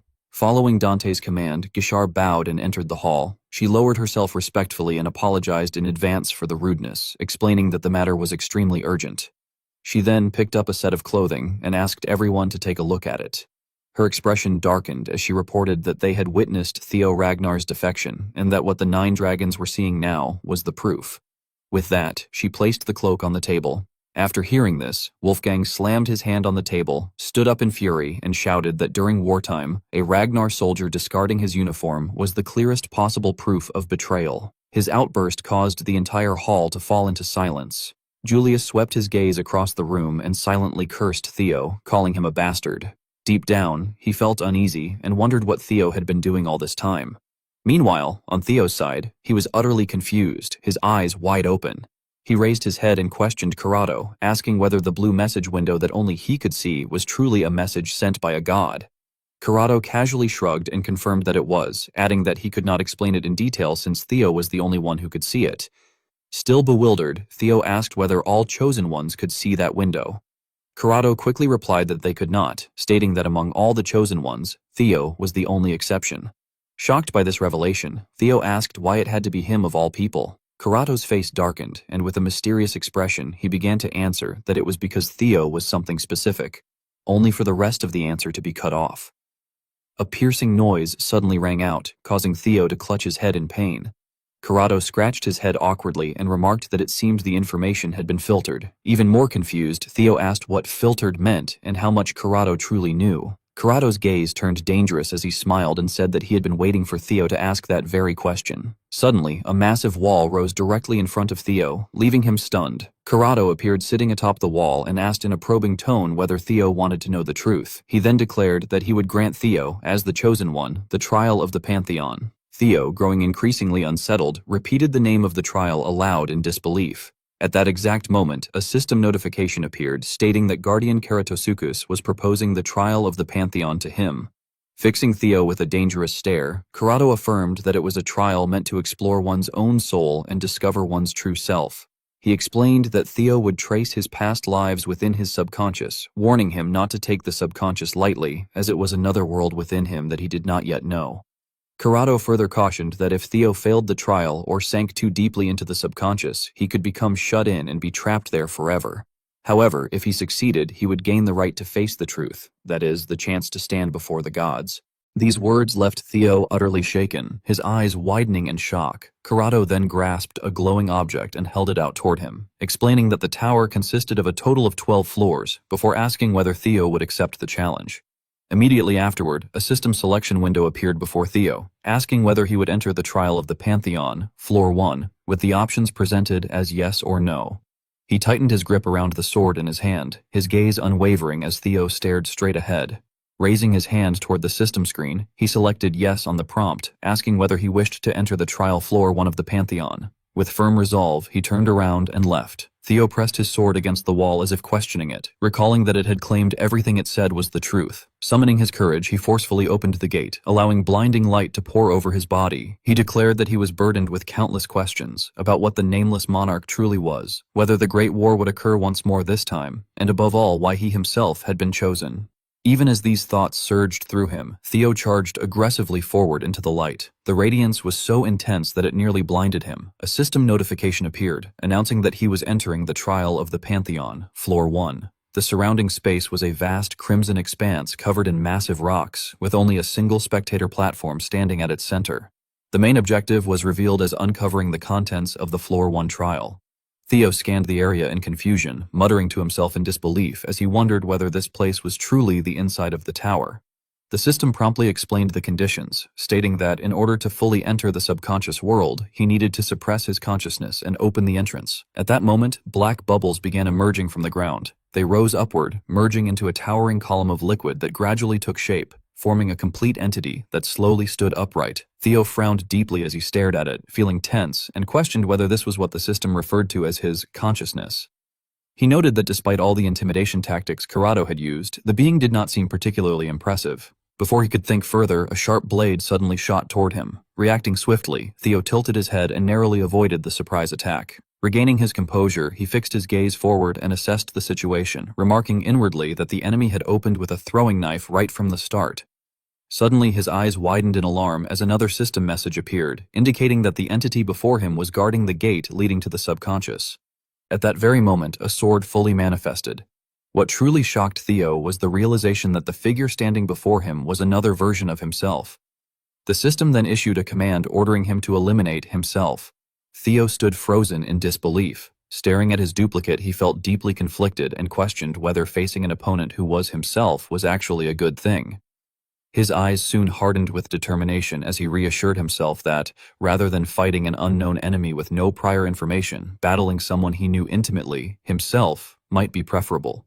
A powerful surge of energy suddenly erupted around him, leaving him shaken. The duplicate Theo swung his arm, gathering energy before unleashing a barrage of lightning bolts toward him. Theo was caught off guard and recognized the technique as the Thunder Dragon Inner Art. Nevertheless, he quickly regained control, continuously evading the attacks and countering them in rapid succession. The instant Theo landed, he sensed imminent danger from behind. Numerous sharp blades came flying toward him once again. He leaped high into the air, his eyes sharp and focused, as 5 swords before him shot forward simultaneously. He unleashed Dragon's 5 claws, an attack of immense destructive power that tore the ground apart. A massive crater formed as dust and smoke billowed in all directions. Planting his sword into the ground, Theo panted heavily, releasing a breath of relief. His pupils suddenly contracted once more. Then, unexpectedly, Theo broke into a smile, raised his sword into a guard stance, and murmured with amusement. At that moment, the duplicate Theo swung his sword through the air and charged straight at him. Meeting the murderous intent in his opponent's eyes, Theo calmly assessed the situation and concluded that he truly had become much stronger than before. A pillar of energy erupted and tore through the ground. Theo stood amid the ruined battlefield, sweat dripping as he regained his breath. His gaze suddenly tensed as he sensed his opponent. He bared a grim smile, lowered his voice, and remarked that it seemed things were getting interesting. From the opposite side, the white-haired clone of Theo silently observed him with a calm yet intrigued expression. Theo smirked and stated that it looked like he had truly become much stronger. The clone then turned, preparing to launch the next attack. It swung its arm and readied a downward sword strike, the weapon in its hand dragging along a dazzling stream of blue light. The air was torn apart along the blade's path as it unleashed what it called Dragon's 5 claws, Dragon Flash. The enormous wave of sword energy slammed into the ground, violently shaking the surrounding space. Theo looked ahead and saw the path torn apart by the lingering shockwaves, smoke still rising, and the trace of the attack stretching onward, but the target had vanished. Startled, he exclaimed that it had disappeared. Suddenly, a figure dropped from above into a vortex of pressure. Theo snapped his head back and stiffened in immediate alert, shouting in surprise that it was coming from above. The clone flipped in midair, its blade flashing as it struck down with overwhelming force, again executing Dragon's 5 claws. A burst of blue energy exploded in the sky as it unleashed Rampage Strike. The surging blue power clashed violently, and the ground exploded in blinding light. Theo charged through the smoke, lowering his body while locking his gaze onto his opponent. The two closed in, their swords colliding repeatedly, sparks scattering at an extremely close distance. Their exchange of blows continued in the blink of an eye, their figures intertwining, each strike carrying devastating weight. The ground cracked into a spiderweb pattern as both were forced downward into the epicenter of the shock. Their blades clashed again, sparks and flashes bursting during the tense close-quarters combat. Pressing in on his opponent, Theo observed every minute movement with icy precision. He reflected that they had said this was a fight against himself, yet from the sword paths to even the smallest habits, the resemblance was terrifyingly identical. The clone twisted its body to defend at the last possible moment, its movements and breathing nearly perfectly synchronized with his own. Theo observed that it dodged most attacks effortlessly, and even nullified major techniques with the same techniques. He retreated into the rubble, breathing heavily, but keeping his eyes locked onto his opponent. He thought that, unlike himself, that figure did not appear to tire, and he wondered how he was supposed to deal with something like that. Theo suddenly froze, his eyes flashing as though he had realized something. Just then, a pillar of energy exploded before him, light tearing through the night while he was still deep in thought. He reasoned that if the clone truly was the same as him, then there had to be a pattern.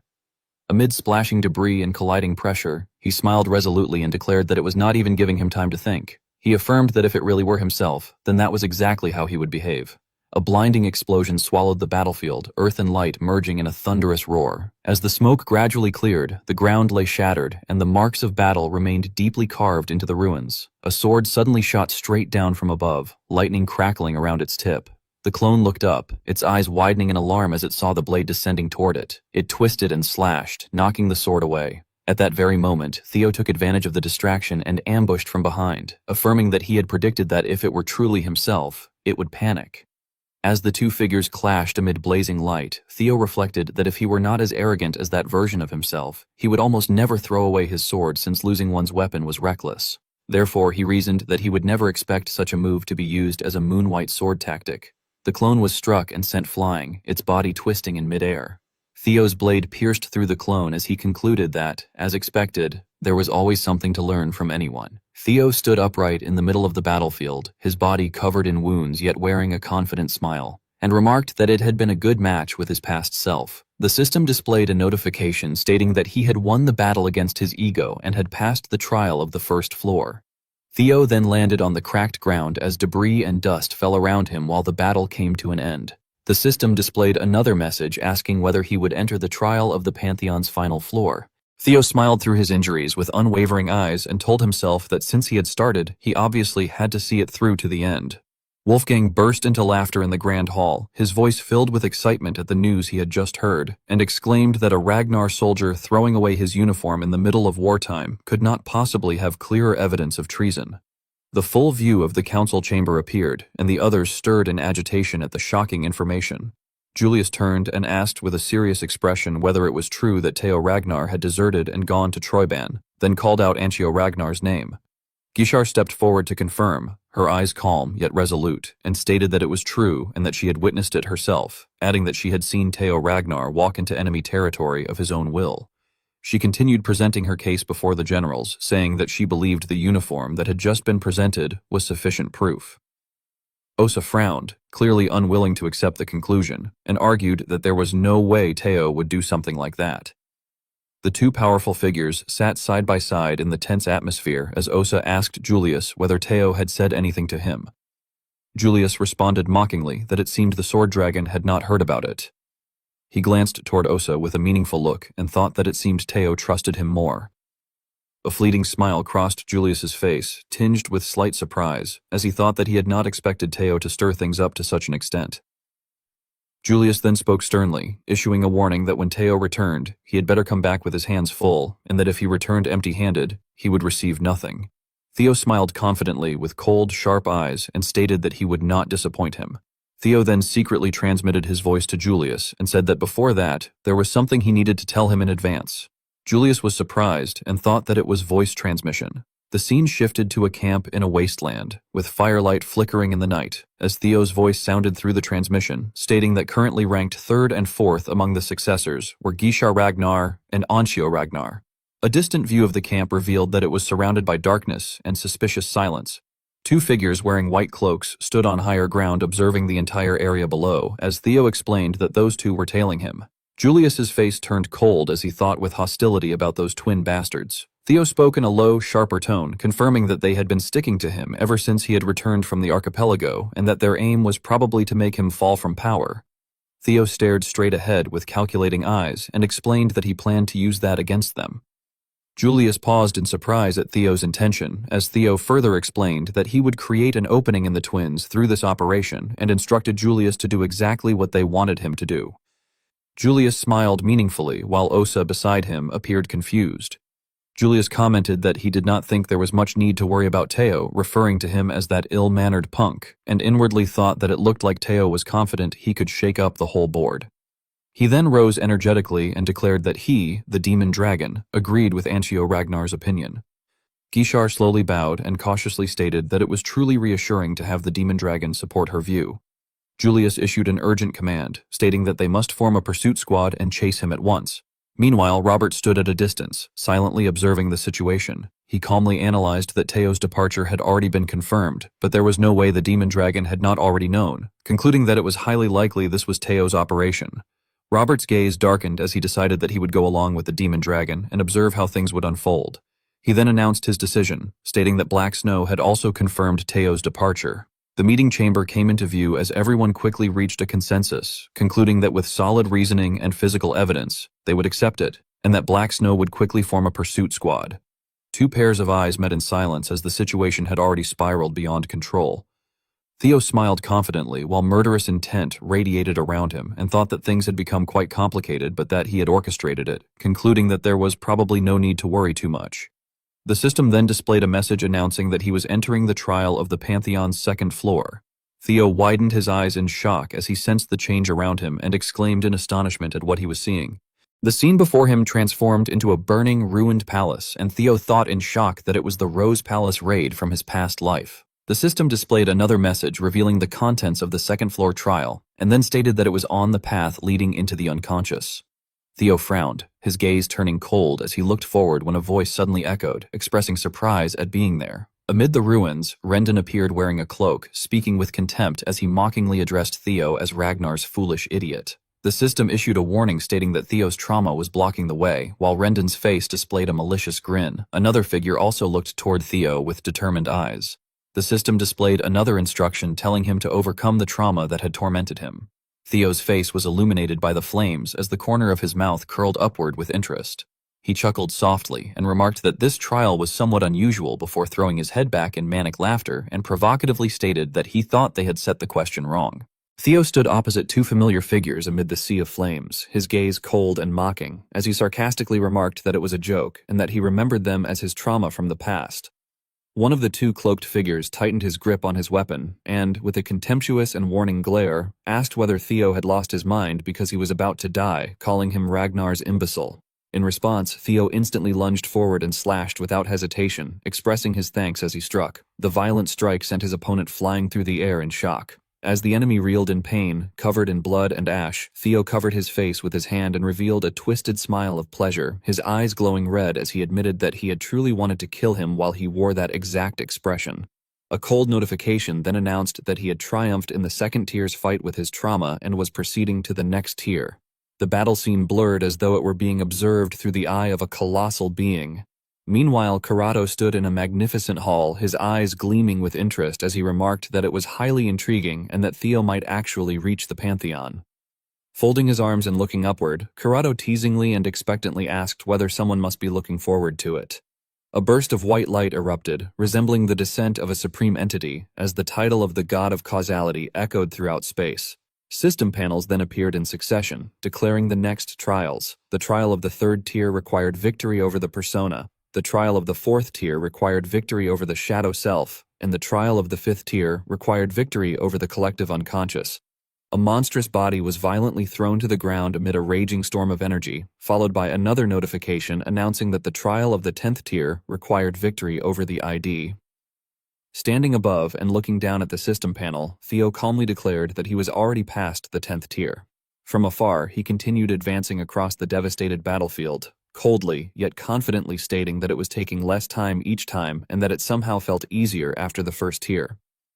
As he placed his hand on a stone door, he growled suspiciously, telling Karatosikus not to say that it would end like that.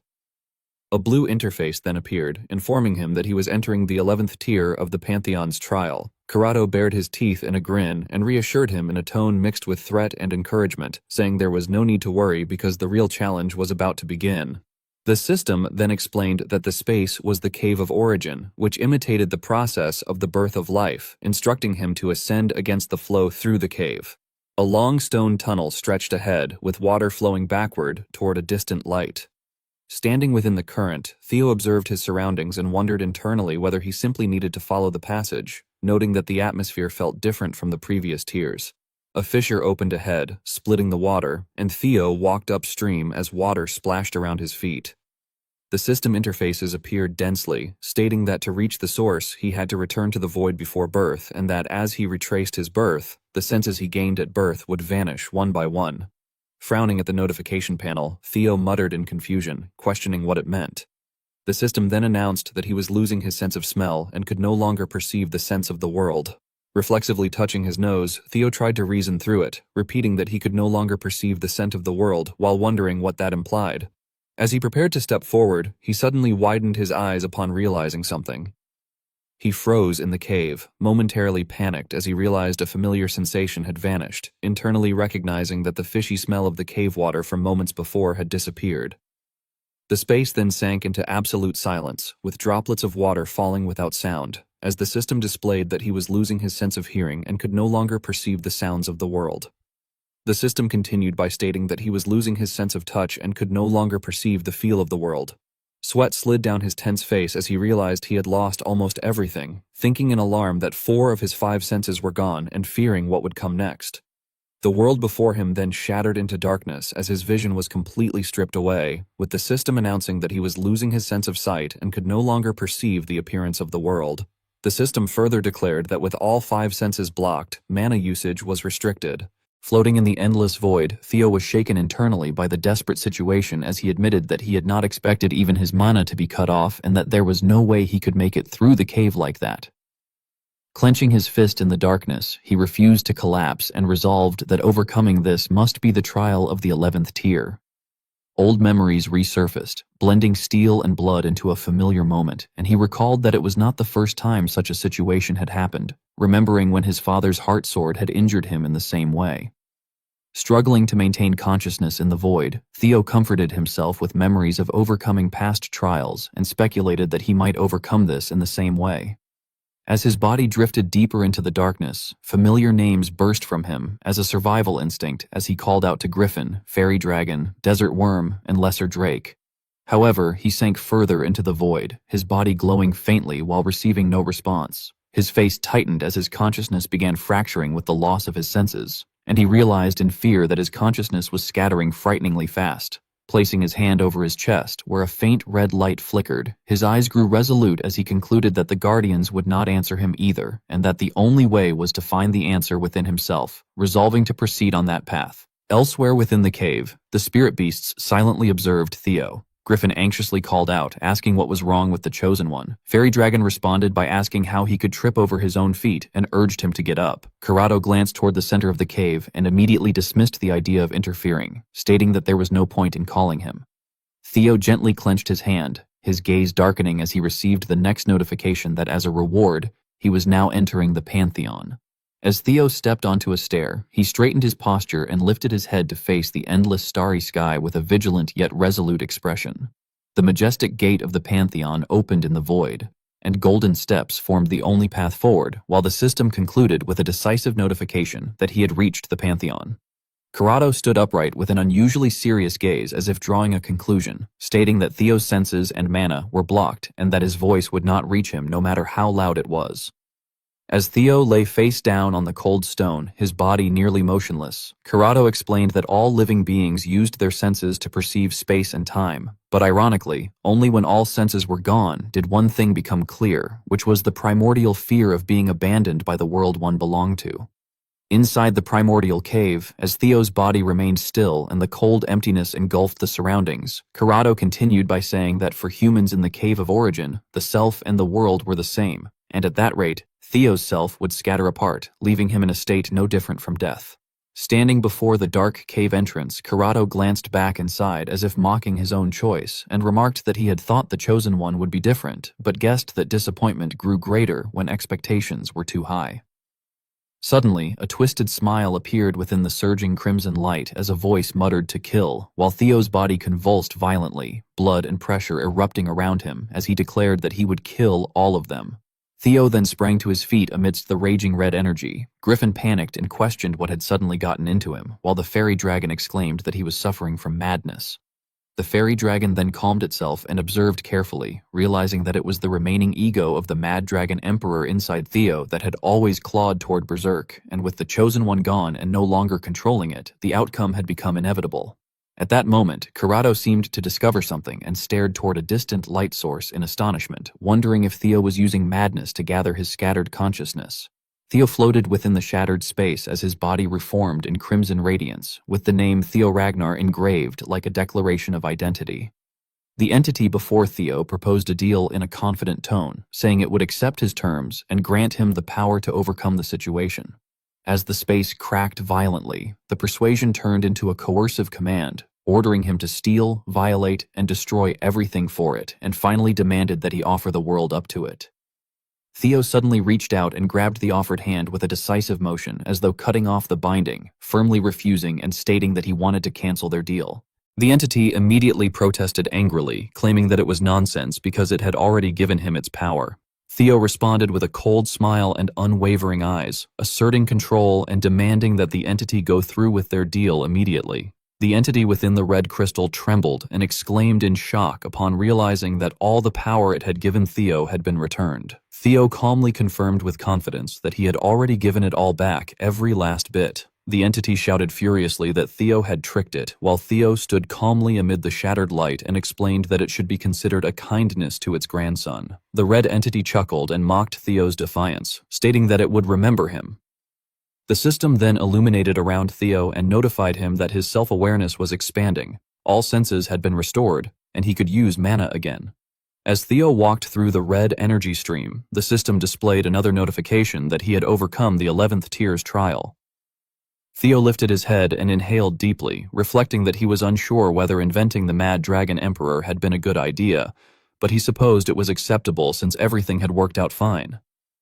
Suddenly, a voice called out to the Chosen One, interrupting Theo's thoughts. Startled, Theo turned back in confusion as he saw everyone gathered unexpectedly. When he collapsed to the ground, he anxiously demanded to know why they were all acting that way. The four creatures surrounded him as the desert worm reassured him that it had been worried, while the lesser drake joyfully said it was glad he was fine. Griffin glanced at him with a warning and said that if Theo was going to behave like an idiot, he should hand over his body, and the fairy dragon added that he should stop making them worry. Theo stood frozen, his eyes wavering before the unexpected warmth, unable to utter a word. Turning toward the end of the cave where a white light opened into an escape path, he held his breath slightly. Supporting himself against the ground, Theo struggled to lift his body after the harsh ordeal. As he sat leaning against the rock wall while the creatures gathered around him and the path ahead fully opened, he let out a relieved sigh and remarked that it was finally the end. A notification echoed as the scenery distorted, and Theo raised his head cautiously as the system announced that he was entering the 12th tier of the Pantheon's trial. Theo's bare feet touched an unfamiliar floor, causing him to pause at the surprisingly vivid sensation. Standing inside a closed room, he scanned the strangely familiar space and hesitantly wondered if it was a bedroom. As Theo looked into the mirror before him, an indescribable feeling rose within him, and he pondered that although it was clearly his first time there, the place still felt familiar. Reaching out to touch the mirror's surface, his fingertips trembled slightly as if brushing against an old memory. He raised his eyes to his reflection and cautiously questioned who it was, asking why it kept appearing before him, adding that he had first experienced that strange dream earlier, and now this. Theo's face twisted in dizziness as his breathing became rapid while his consciousness was violently pulled away. Finally, the system delivered its cold verdict that he had cleared the 12th tier's trial and conquered the primordial dragon's relic, White Tower. The system announced that, as a conquest reward for the primordial dragon relic, White Tower, the Thundergate had been strengthened. Against the silent, star-filled sky, an indistinct voice remarked that he had finally reached that place. Amid the sea of stars, Lodbrok floated with her black skirt swirling in pale golden light, and she smiled softly as she addressed him as her companion. Theo froze and exclaimed in shock, asking if it was Lodbrok. Gripping the hilt of his sword and fixing her with a sharp gaze, he demanded to know how she had gotten there, reminding her that the last time she had said she could not leave her nest. Tilting her head with a meaningful curve to her lips, Lodbrok explained slowly that, strictly speaking, it was not truly her who was there but merely her thought form.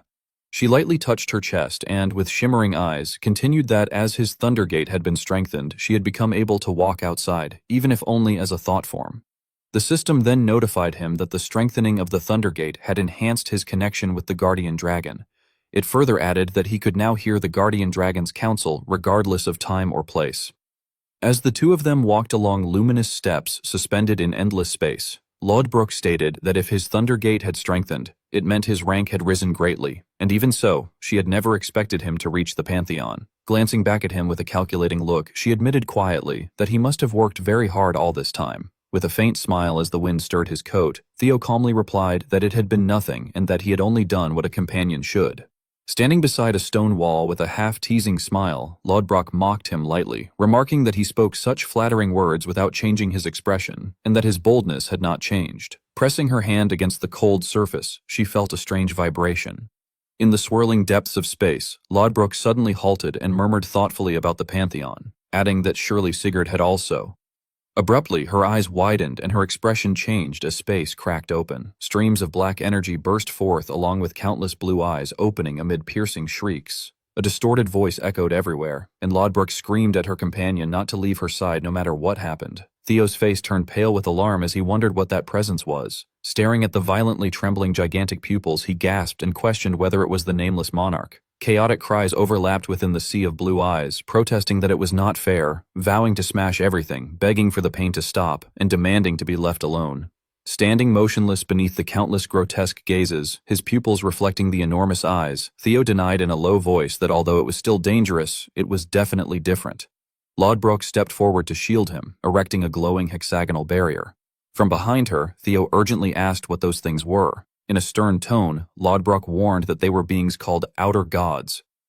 Gritting her teeth as sweat ran down her temple and the hexagonal barrier cracked behind her, she insisted that explanations would come later and that for now they had to leave that place first. Suddenly, a streak of light appeared behind Lodbrok, prompting her to turn in surprise. A pillar of light exploded amid the sea of blue eyes, tearing space apart with a deafening roar. At the end of the radiant stairway, a golden gate emerged in midair. Lodbrok stood stunned, her pupils shrinking. From beyond the gate, a low voice greeted her, saying that it had been a long time since they had seen each other. She stiffened and spun around, her violet hair swaying, as a man stepped out of the light, cloaked in white fur and standing firm like a statue. In shock, she called out his name, Sigurd. Seeing this, Theo wondered if that meant the man was Sigurd, and, therefore, the founder of Ragnar.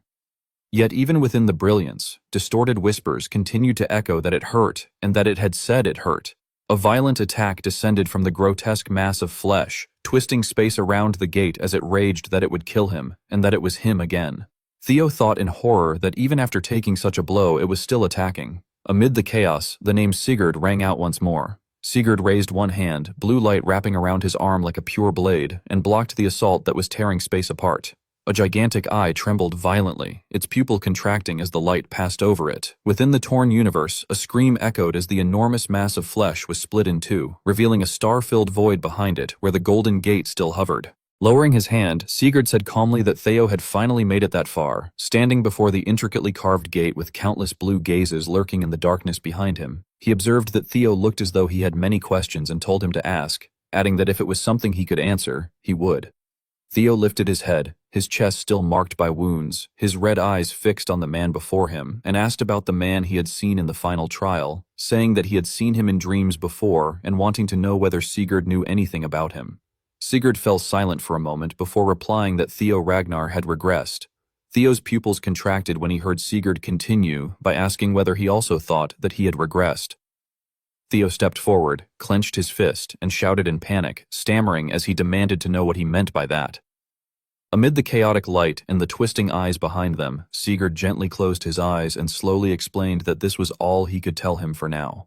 However, he gathered energy into the hand before his chest. Instantly, numerous great golden swords condensed in the air, their tips pointing downward like a falling meteor shower. They plunged down, their light piercing through layers of writhing flesh and pinning the screaming blue eyes in place, while distorted shrieks echoed across the cosmos.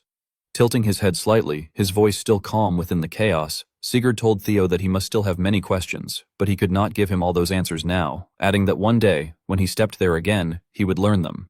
Lodbrok ground her teeth and rushed forward a step, shouting at Sigurd and demanding to know where he was going, accusing him of leaving her without a single word again. Suddenly, the space behind Sigurd split apart and a gigantic, pale hand carrying an irrationally cold aura reached down. Lodbrok froze. Seeing this, she panicked inwardly, realizing that it was the god of causality. Sigurd turned his back as radiant golden patterns blossomed behind him like a divine seal, and he left behind a final apology to Lodbrok, saying that he was sorry and that this was not yet a place she could come. The gate gradually closed, and the blue eyes behind it hissed in fury as Sigurd was dragged back into the distorted void. When the door slammed shut, Lodbrok stood alone in the silent expanse, starlight wind blowing through her purple hair, and she screamed his name, her voice breaking apart in the emptiness. A deep blue eye opened within the universe, its pupils spiraling as though devouring the galaxy, and a glowing notification appeared stating that the god of causality had noticed him. Theo flinched, his red eyes shrinking. The massive gate before him closed completely, and the stairway of light faded. System notifications rang out one after another, congratulating him on successfully completing scenario quest number 7. Theo looked around, still breathing heavily, and asked Lodbrok what all of this was. Turning her back to the now closed gate, she explained that those monsters, like the nameless monarch, were beings from outside this world. She continued by telling him that they were also what he would face in the future. The scene shifted to a small image of Earth in space, surrounded by distorted entities and countless blue eyes, and it was explained that they were beings to whom this world's rules did not apply and who constantly sought to destroy it.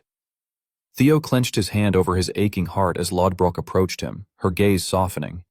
She gently told him to go and become stronger, then smiled faintly and added that he must do so to protect the world he loved. New notifications appeared, blue light flickering among the stars, announcing that additional rewards were granted for witnessing the Pantheon.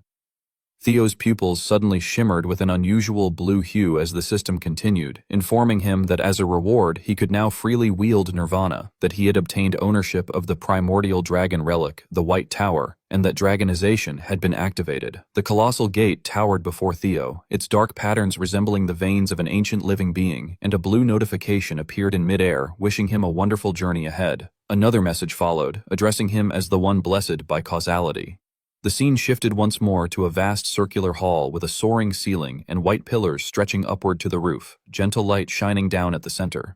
A familiar voice welcomed him back, addressing him as the Chosen One. Corrado, small and round, floated in the air with sparkling eyes as he remarked that it seemed Theo was pleased with his new abilities. Theo frowned slightly and asked what he meant. He then raised his hand to his chest and realized that his skin was no longer the same as before. Glossy black armor fragments like dragon scales covered his shoulders and arms, and his fingernails had lengthened into sharp metallic claws gleaming with a cold sheen. Theo stared intently at his hand, which had transformed with black scales, and muttered that then it meant so. He expressed astonishment at the change in his appearance under the influence of the new skill, wondering if he had changed like that because of dragonization. At that moment, Corrado hovered beside him and excitedly explained that it was indeed so, adding that thanks to all the primordial dragon relics he had steadily collected, his dragon blood talent had suddenly powered up. Theo clenched his fist, feeling the surging strength within him, and confidently stated that his stamina and physical strength had definitely increased after transforming, adding that it felt as if he had been reborn. Closing his eyes to sense the flow of energy within his body, he further observed that his magical power had increased as well, and that controlling mana had become as natural as breathing. To verify his control, he gently adjusted his dragonized state and affirmed that he could adjust it freely too. After grasping the extent of his physical power, he decided to test the next skill, saying that the next thing to check was Nirvana, which he had obtained along with it. As soon as he activated it, a system notification appeared before his eyes asking whether he would like to use Nirvana. Theo did not hesitate and declared that he was using Nirvana, upon which the mental domain expanded. Within the expanded state of consciousness, Theo observed all things from above and marveled that the expansion of the mental domain was something else entirely, remarking that it felt as though the entire area was sitting in the palm of his hand. Nevertheless, he remained calm and reminded himself that he would need more practice to use it properly, though he should at least think about how to utilize it. In a stream of recollection, Theo was stunned as he witnessed the radiance of his forefather and exclaimed in amazement that the legend that the founder Sigurd had reached the realm of the gods and ascended had always been well known, but he had never thought it was actually true. Standing within the sacred space, Sigurd calmly told him that he must still have many questions, but he could not give him all those answers now, and that one day, when he stepped there again, he would learn them. Theo pondered the trials ahead in order to uncover the truth, wondering whether solving those mysteries ultimately meant that he himself had to ascend as a god of the Pantheon. He ran a hand through his hair in confusion at the tangled connections and questioned why the god of causality had been there with his ancestors. Returning to the present, Theo reasoned about the nature of this world and concluded that Ragnar was not merely the ruler of the north, but something like a great force protecting the world. Corrado circled around him and nodded in confirmation, saying that he had noticed, and that fighting to protect the world was Ragnar's duty, describing it as a noble sacrifice. Theo narrowed his eyes in suspicion, trying to connect the fragments of information, and wondered whether the reason a chosen one was born in Ragnar was to ascend and fight the outer gods alongside the god of causality. He then turned his gaze toward Karato to question further about what he had seen, asking whether the world where that mysterious man existed was also related, clarifying that he meant the trial of the 12th layer. Karato closed his eyes and replied vaguely that it had certainly been a strange sight, but he was not sure, though he did know that the world was connected to Theo's trial. Theo gave a faint, meaningful smile, as if he had found a direction, and remarked that it made sense. He then awkwardly noted to himself that even the Guardian did not know anything about it. Recalling the moment when he had stared pensively at his own reflection in the water, he wondered what on earth that place had been. Karato released a dark blue spiritual aura and declared firmly that he had given Theo everything he could for now, that it was time for him to leave, as he needed to clock out as well. However, he then lowered his voice to warn that there was an uninvited guest outside the tower. Theo's eyes widened in surprise, but he curled his lips in a knowing smile and admitted that, as expected, they had followed him. Cracking his knuckles, he calmly suggested that since it was rude to keep guests waiting, they should go greet them. Stepping out from the ancient tower into the snow-covered night, Theo, his body covered in scars and a black sword in hand, came into the sight of the stranger. Ancio, who had long been waiting, mocked that he had finally crawled his way out. Theo remained silent and observed his opponent. The man smiled wickedly and questioned whether it made sense for the elder brother to wait for the younger, suggesting that it should be the other way around and asking if he did not think so, addressing him as Theo. Gripping a massive weapon, Ancio growled as he called him his younger brother. Faced with such arrogance, Theo calmly lowered his head and apologized, saying that he had spoken out of turn without thinking and offering his apologies to Gishar, whom he addressed as Big Brother. The man looked briefly surprised yet pleased and remarked that Theo knew him, adding that not many people were still alive who could recognize his face. Theo's gaze dimmed as he reflected that, of course, he knew him. Once, in his previous life, he had seen him at a friendly sparring match between top successors. Recalling the past, Theo remembered someone stepping forward with a mocking voice, saying that the opponent was not even worth being faced. Another person beside him had nodded in agreement, saying that it was exactly so. The figure standing above the arena had swept a sharp gaze across the battleground, clenched his fist, and declared that even among successors, there were bound to be ranks. Looking down at his fallen opponent with cold eyes, the same person had continued that he had held high hopes for a newly risen top successor after so long, but that the opponent was not even worth drawing a sword for. Theo remembered that Axion from his previous life, Ancio, had stood beneath a darkened sky with 2 swords at his waist and, in a deep and contemptuous tone, had called the situation a disappointment. He had also recalled the younger Axion, the one who had subdued him barehanded. Returning to the present, Theo stepped into the center of the arena with resolute eyes and said that, of course, as fellow successors, he should know him. More importantly, he added that he would like to thank him first. Ancio paused in surprise and questioned what he meant. Holding his weapon with a stunned expression, he listened as Theo stated that Ancio had come all that way to save him, had he not. Standing opposite him, Ancio's gaze turned manic as he burst into laughter that echoed throughout the arena. With an overbearing presence and a disdainful tone, he commented that this successor brat certainly talked in a cute way. Muttering mockingly, he said that it was unlike that bastard local. Then he cut himself off and declared that he had come to kill Theo. Theo's eyes flashed when Ancio vanished in an instant and reappeared behind him. Unshaken, Theo replied in a low and challenging voice that he knew Ancio had come to kill him and suggested that they drop the pointless act. Staring at Theo, Ancio showed a hint of panic when Theo asked whether the traces he had left behind had helped him track him.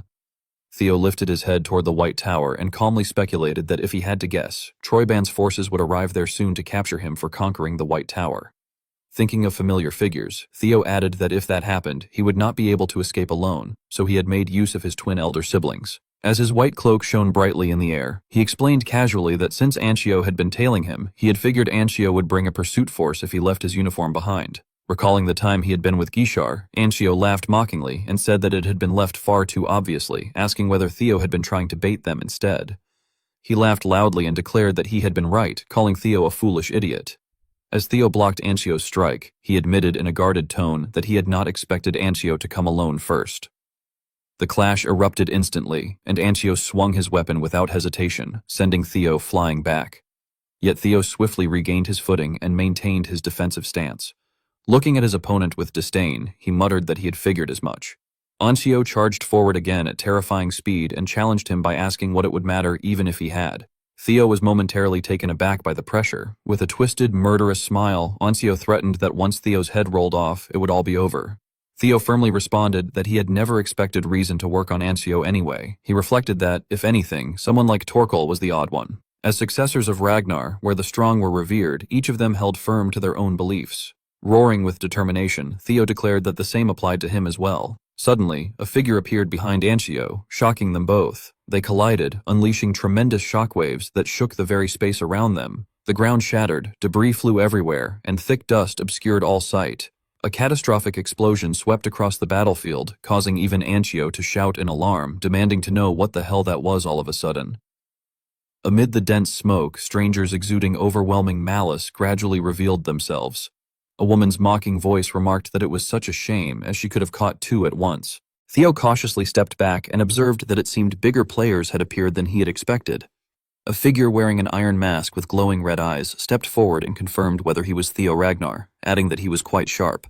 Looking at the devastated surroundings, she taunted that he had even noticed they had deliberately pulled their forces back, though she admitted it hurt her pride a little. As two more figures emerged behind her, she continued that he had believed he could face Troyban's 9 dukes with just the 2 of them. The woman was revealed to be Dre, the 3rd Duke of Troyban, and she disdainfully stated that he had thought so with only the 2 of them. Beside her stood a giant clad in full armor, Zwei, the 2nd Duke of Troyban. Dry appeared arrogantly in her black outfit and sharp gloves, and smugly remarked that they were pretty lucky since 2 successors had walked right to them on their own.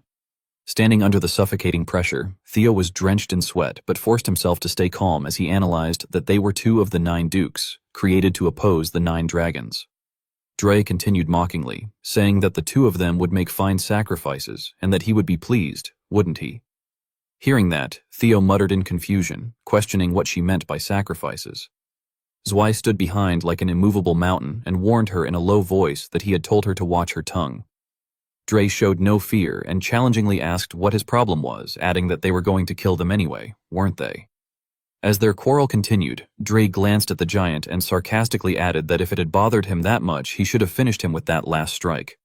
Zwei growled that she always knew how to get on his nerves. A deadly silence followed as Zwei hoisted his massive weapon onto his shoulder, clearly preparing for a true massacre. From behind Dre, the 2 sides stood facing each other on the desolate land. Noticing the rift between his opponents, Theo calculated inwardly that just from the pressure of their mana it was already this intense, and that fortunately they did not seem very cooperative with each other. He thought that if he made good use of this opening, he might stand a chance. Seizing that very moment, Dre suddenly shot forward like a black lightning bolt and cried out that then she would make her move. With terrifying speed, she launched a venomous opening attack and excitedly declared that it was first come, first served.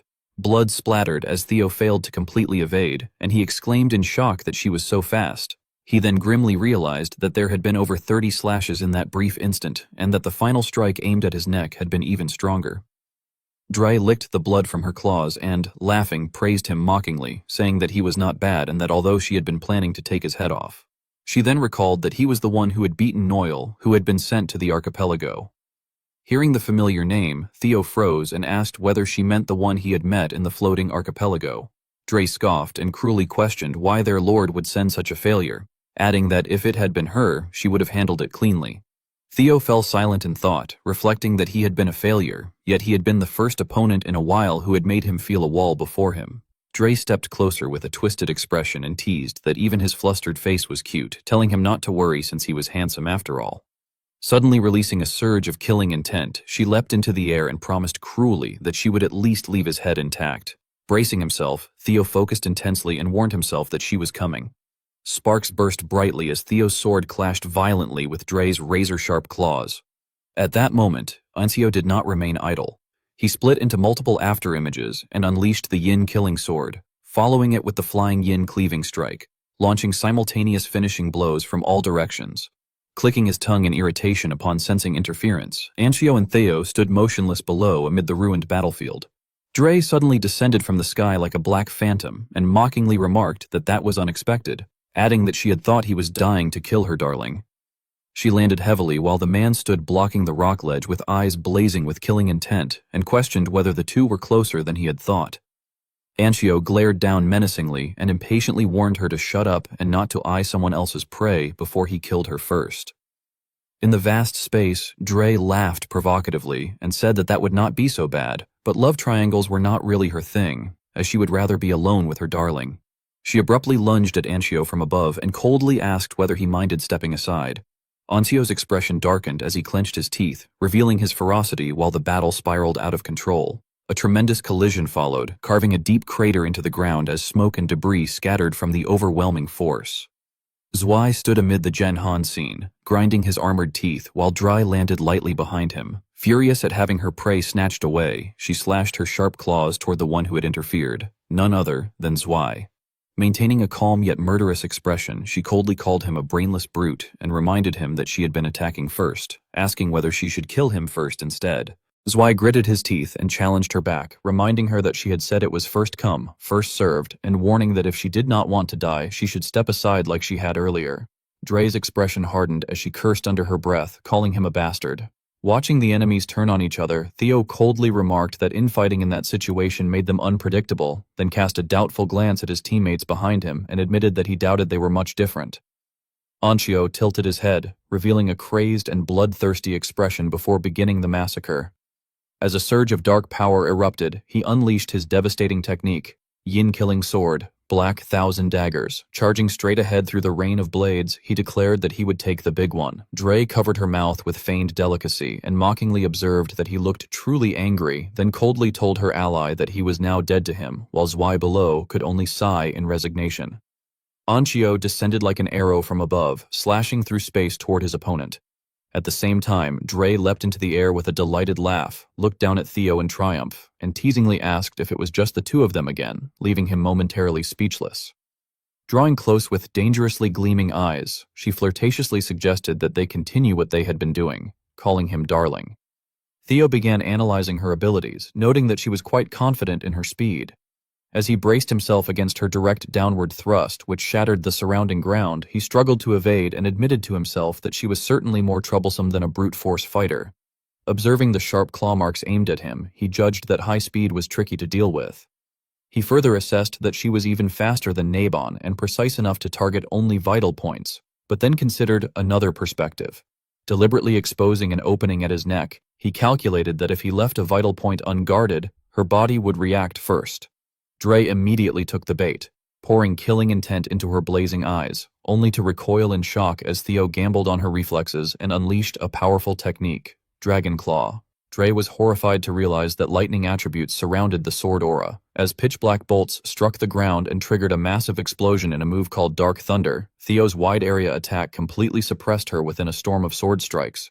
Paralyzed by the current, she trembled and realized in alarm that the sword aura had carried lightning attributes, which was why dodging had not worked. Gritting her teeth in astonishment, she found herself buried among the massive rocks destroyed by Theo's power. Surveying the devastated terrain, she mockingly remarked that he had even destroyed the landscape to restrict her swift legs, calling it a desperate move, but admitting it was not bad. Smiling behind her mask, she added that it was unfortunate. She then shot across the battlefield at tremendous speed, ravaging the air as her claws shredded everything in their path.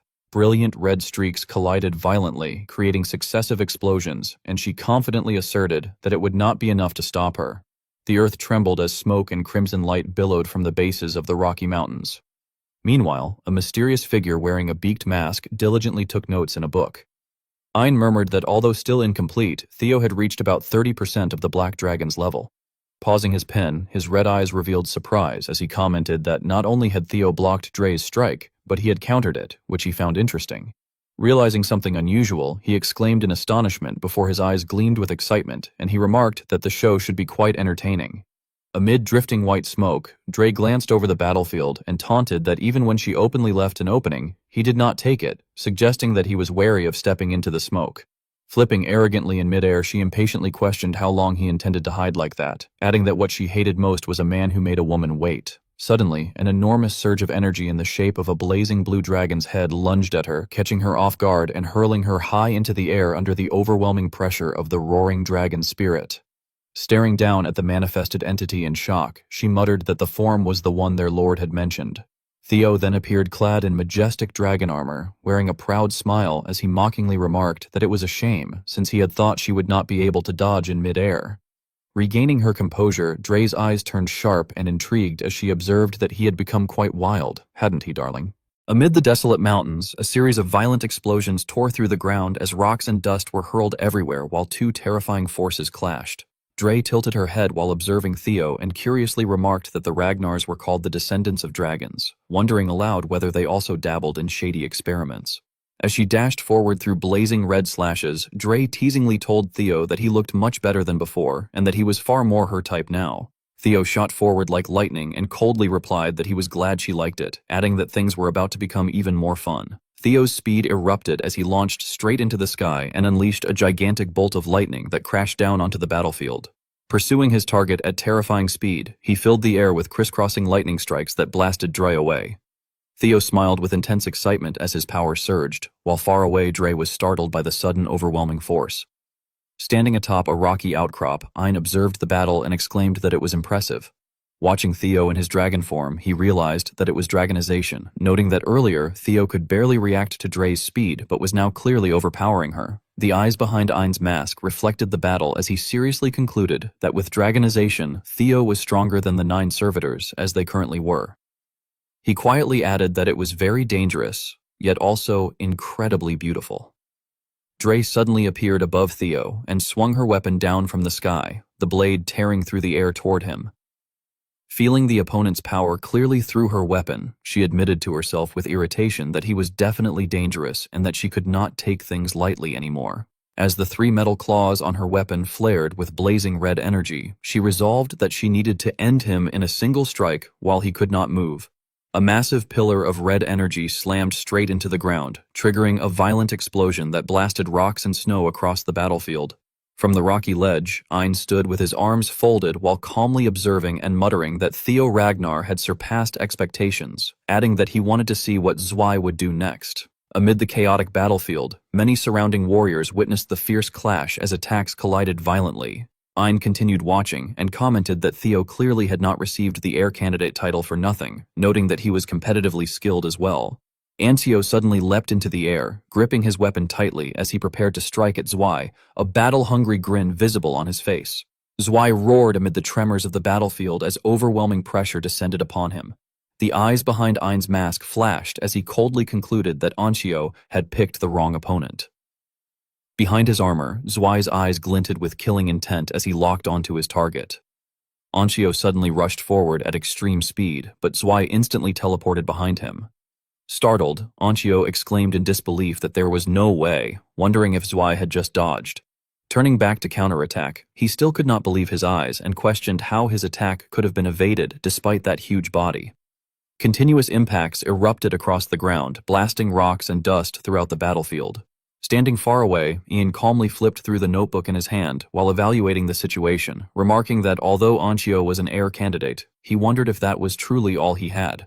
He then reasoned that Ancio had been created to fight the demon dragon, but was currently only at around 20% power, concluding that it could not be helped.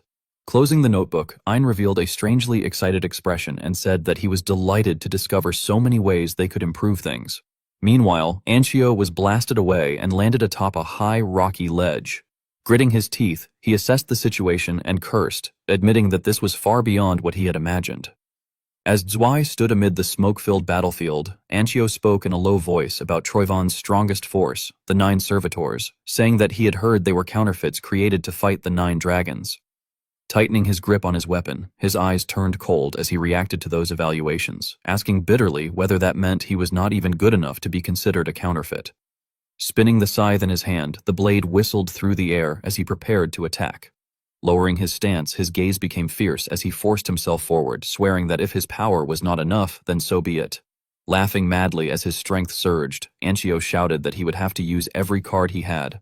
He then shot upward into the sky as enormous black sword trails spiraled across the heavens. Unleashing his ultimate technique, he declared Shadow Sword Slay, Ink Orchid, sending countless shadow blades crashing down towards Zwei and triggering a barrage of violent explosions across the battlefield.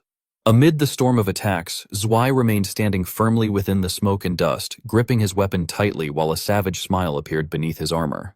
Tilting his head in contempt, he mockingly remarked that it was pathetic and asked whether that was all his opponent had. Ancio immediately reacted. As countless shadow chains erupted throughout the space, he shouted that there was no way and declared that the real attack was only starting now. The chains tightened around the battlefield, binding Zwei from every direction as Ancio controlled them to lock onto their target. The dark chains interwove across the sky like a gigantic net surrounding Zwei as Anshio unleashed his technique, announcing it as Shadow Sword Slay, Cosmic Web. Even while restrained within the web of black chains, Zwei still bared his fangs ferociously behind his helmet, his crimson eyes blazing with hostility. He laughed in disdain at the trap tightening around him and ridiculed his opponent, saying it was ridiculous and asking whether Anshio truly thought such a tiny toy web could stop him. In the distance, Anshio licked the blood from his face and smiled with calculation, explaining that he knew it could not stop Zwei, but that Zwei was not his actual target. Startled, Zwei exclaimed in confusion, asking what he meant. Immediately afterward, the ground trembled violently as enormous boulders were dragged upward by the chains. Realizing that he had been used as bait, Zwei roared in anger and lunged forward amid the chaos, beginning to curse Anshio's petty tricks. At that moment, the massive stones and the pressure from above crashed down onto the battlefield, creating a terrifying explosion that shattered the ground. Within the swirling dust, Theo appeared in a semi-draconic form, silently observing the battlefield with a calm expression. Standing opposite Dry amid the ruins while electricity still coursed across her body, Theo coldly declared that he would let her live for now, explaining that he had promised to return with full hands. Although her body was wrapped in electric chains, Dre gazed at Theo with fascination and teasingly admitted that he was both strong and sweet, playfully wondering whether she should fall for him. Theo glanced toward the distant battlefield and coldly wondered whether Gishar was still not finished. Suddenly, an armored arm thrust upward from the rubble, revealing that Zwei had not been defeated. Rising from the broken stones, his enormous figure stood firmly in the middle of the battlefield. From above, Anshio suddenly descended like lightning, aiming directly at the standing Zwei. Zwei tilted his head and observed him with a cold gaze behind his helmet as a savage smile slowly formed. Anshio unleashed a relentless barrage of fierce slashes, sword trails tearing through the air as he pressured Zwei. However, the strikes still failed to injure him due to the protection of his armor. Grinding his teeth, Anshio assessed the situation and muttered that he needed an attack capable of breaking that armor. Leaping high into the air, Anshio then came crashing down with a devastating strike aimed directly at Zwei. A violent explosion erupted across the battlefield, and clouds of dust surged everywhere. Amid the shockwave, Theo stood firm with his sword in hand and calmly stated that he had come to help. Anshio bent forward slightly and looked toward him with irritation, gruffly replying by calling him a cocky rascal and asking whether he had requested any help. Inwardly, however, he evaluated Theo, realizing that the dragonization meant he truly was the chosen one after all, and cursed under his breath. Anshio then challenged him openly, saying that Theo would be next after Zwei was finished. Theo responded with eager eyes that he would look forward to it. Standing side by side on the battlefield, covered in snow and shattered stone, Theo looked toward their enemies and suggested that they should deal with those traitors first. Anshio immediately showed annoyance and curtly replied that Theo should not order him around. Turning his back as he began to walk away, Anshio spoke in a cold voice that sounded like a warning, stating that Theo's complacency would get him killed and emphasizing that Zwei was on a completely different level from the opponent Theo had faced before. The final scene captured Anshio's tense gaze, the savage grin of Zwei behind his helmet at the center, and Theo's cold stare below as all three prepared themselves for the next battle. Thorkel led the cavalry through the darkness and advanced into the battlefield, where he solemnly declared that under the military law of Ragnar, he was moving to arrest Theo Ragnar on suspicion of treason. He then admitted that he did not believe Theo had betrayed Ragnar, but emphasized that the clan's law represented their father's will and that Theo's current actions went against both the clan and their father. He firmly warned that if Theo did not submit peacefully, immediate execution would be permitted under Ragnar's martial code, and he insisted that he would not allow that to happen. Raising his voice, he ordered the black-armed iron cavalry to follow him, prompting a thunderous response across the battlefield. The subordinates began to murmur anxiously, questioning whether Theo had truly committed treason and expressing disbelief that he could be doubted so easily after they had sworn loyalty to him.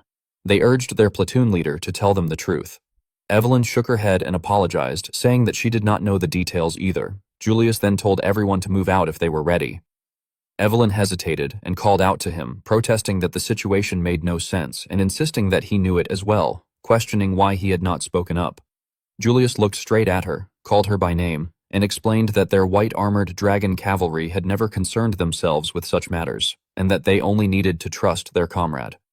As the full moon shone brightly in the sky, Julius set off first, stating that it was as always. Evelyn agreed, affirming that the commander was right and that she trusted young Master Theo. She then ordered everyone to follow the commander, and the warriors responded in unison with their affirmation. Elsewhere under the moonlit night, Dante stood silently observing the scene, which drew the attention of his subordinate. She asked what was wrong, and he frowned, replying that he did not like the situation at all. He analyzed that the man in question had broken the Elder Dragon's arm to protect his subordinate, yet was now accepting a treason charge and leading a pursuit squad over something as trivial as a uniform, concluding that it was absurd. The female subordinate inferred that this meant something deeper was happening, and Dante agreed that they were plotting something. Growing angry, he decided that he would step in personally and moved forward with determination. In another scene, beneath a sky filled with falling snow, Theo gripped his sword and decisively ordered that they should eliminate the traitors first. Standing behind him, Anchio planted his weapon into the ground and expressed his displeasure, telling Theo not to order him around. He glared at the distant opponent and warned that Theo's complacency would get him killed, adding that their enemy was on an entirely different level. When Theo calmly told him to just follow his plan, Anchio cut him off, shouting that he had already said not to order him around. Theo fell silent in surprise, and Anchio coldly threatened that Theo would be next after their opponent and told him to wait quietly. Theo smirked, thinking that the heir candidates truly were different and that he had worried for no reason, before agreeing to wait quietly. Anchio then began to gather power. As dark energy surged around his body, he dashed forward and unleashed a swift attack, executing a technique he called Shadow Sword Slay, followed by another move in which he released countless black daggers raining down on the opponent, which he named Thousand Ink Daggers. Zwei retaliated with a thunderous strike using his massive weapon, but Anchio narrowly evaded with remarkable agility. The battle intensified as rapid exchanges of blows followed. Standing firmly on the cracked ground, Zwei watched Anchio retreat, his eyes glowing as he declared that it was now his turn. He leapt into the air, preparing a decisive downward strike. Struggling to defend against Zwei's overwhelming strength, Anchio internally complained that it was unfair for such a massive opponent to be so fast. He realized that facing the attacks head-on was too dangerous and that merely deflecting would not be enough to win. Maintaining his focus, he resolved to wait for an opportunity, telling himself that his chance would come and that he would keep deflecting until Zwei lost balance, at which point he would strike back. As the fierce battle continued, Zwei unleashed another overwhelming attack, creating a powerful shockwave, and coldly stated that Anchio could no longer rely on his petty tricks. From behind, Anchio mocked him, telling him not to act cocky just because he had broken a weapon. Nearby, Theo thought to himself that the fight would take longer than expected, and that he should at least interrogate the servitor he had captured. Suddenly, a voice interrupted his thoughts, expressing fascination at seeing the scene up close. Ein appeared from a distance and continued analyzing that the thruma flowing through the daggers continuously restrained the target, and that the daggers resonated with one another to amplify the restricting force, calling it ingenious. Shocked, Theo wondered when Ein had arrived and concluded that he must be one of the 9 servitors, though something felt off. Ein's eyes gleamed with determination as he greeted Theo and addressed him by name. Theo, alarmed, realized that the real issue was not Ein's strength, but the overwhelmingly ominous and alien nature of his mana. Ein then declared that dragonization was indeed remarkable, and that even 30% of the Black Dragon had stood no chance. Startled, Theo demanded to know what he meant by 30% of the Black Dragon. Ein simply replied that it was exactly as he had said, and began to reveal that the modified humans he was developing were...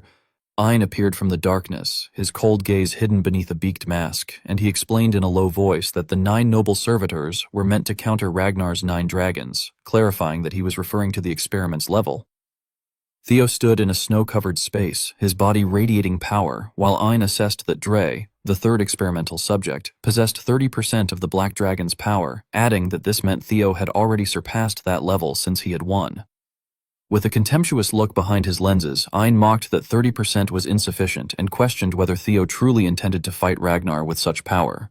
Raising a test tube filled with red liquid, Ein's eyes glinted with calculation as he silently prepared. In the next explosive moment, chains shot forward and tightly bound Dry's body, causing her to react violently in shock. Restrained amid cracked ground and covered in blood, Dry desperately begged Ein to stop, pleading that if he released her, she would fight again.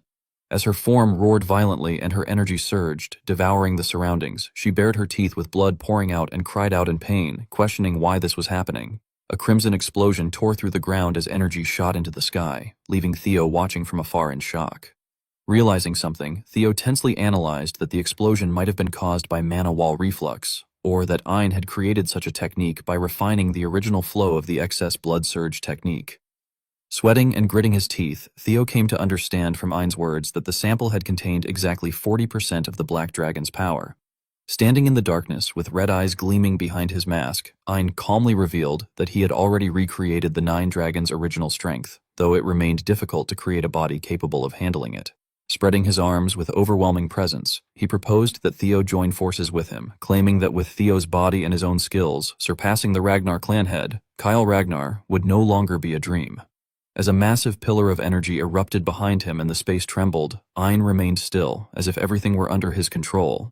Nearby, Zwei's muscular body lay motionless among the ruins, his mouth agape in unconsciousness, the scene drenched in death. Charging across the shattered battlefield, Anshio swung his sword confidently and scoffed that the servitors were not much after all. Ein, standing amid swirling red energy around the corpses, admitted calmly that, seeing this, he could not say Anshio was wrong.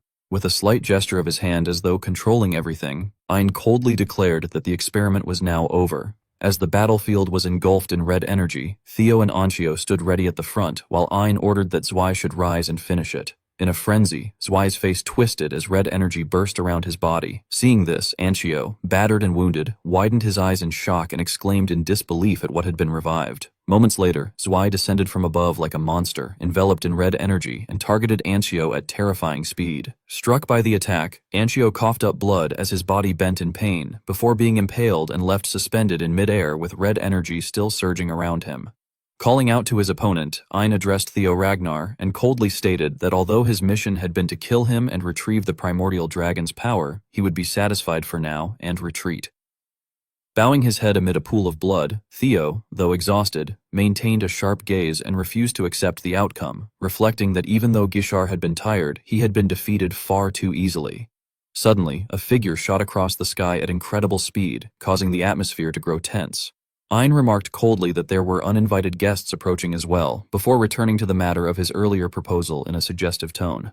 At that moment, Thorkel descended like a raging storm atop a ferocious beast, his overwhelming presence crushing everything in his path. The impact of his strike created a devastating shockwave, shattering the ground and spreading pressure throughout the space. As snow fell, Ein's form dissipated, yet his calm demeanor still carried a sense of threat as he stated that he hoped Theo would consider his proposal carefully. Furious, Theo shouted for him to wait and demanded that Gishar be returned. As the ruined surroundings fell silent, Theo stood alone among the wreckage and admitted in a low voice that he had lost them. When Thorkel appeared on horseback, Theo rushed forward and urgently reported that he had arrived just in time and that they needed a pursuit squad. However, Thorkel cut him off angrily, addressing him by name. Standing upright with a red aura surrounding him, Thorkel declared that Theo Ragnar was under arrest on charges of treason. Hearing this, Theo reacted in stunned disbelief.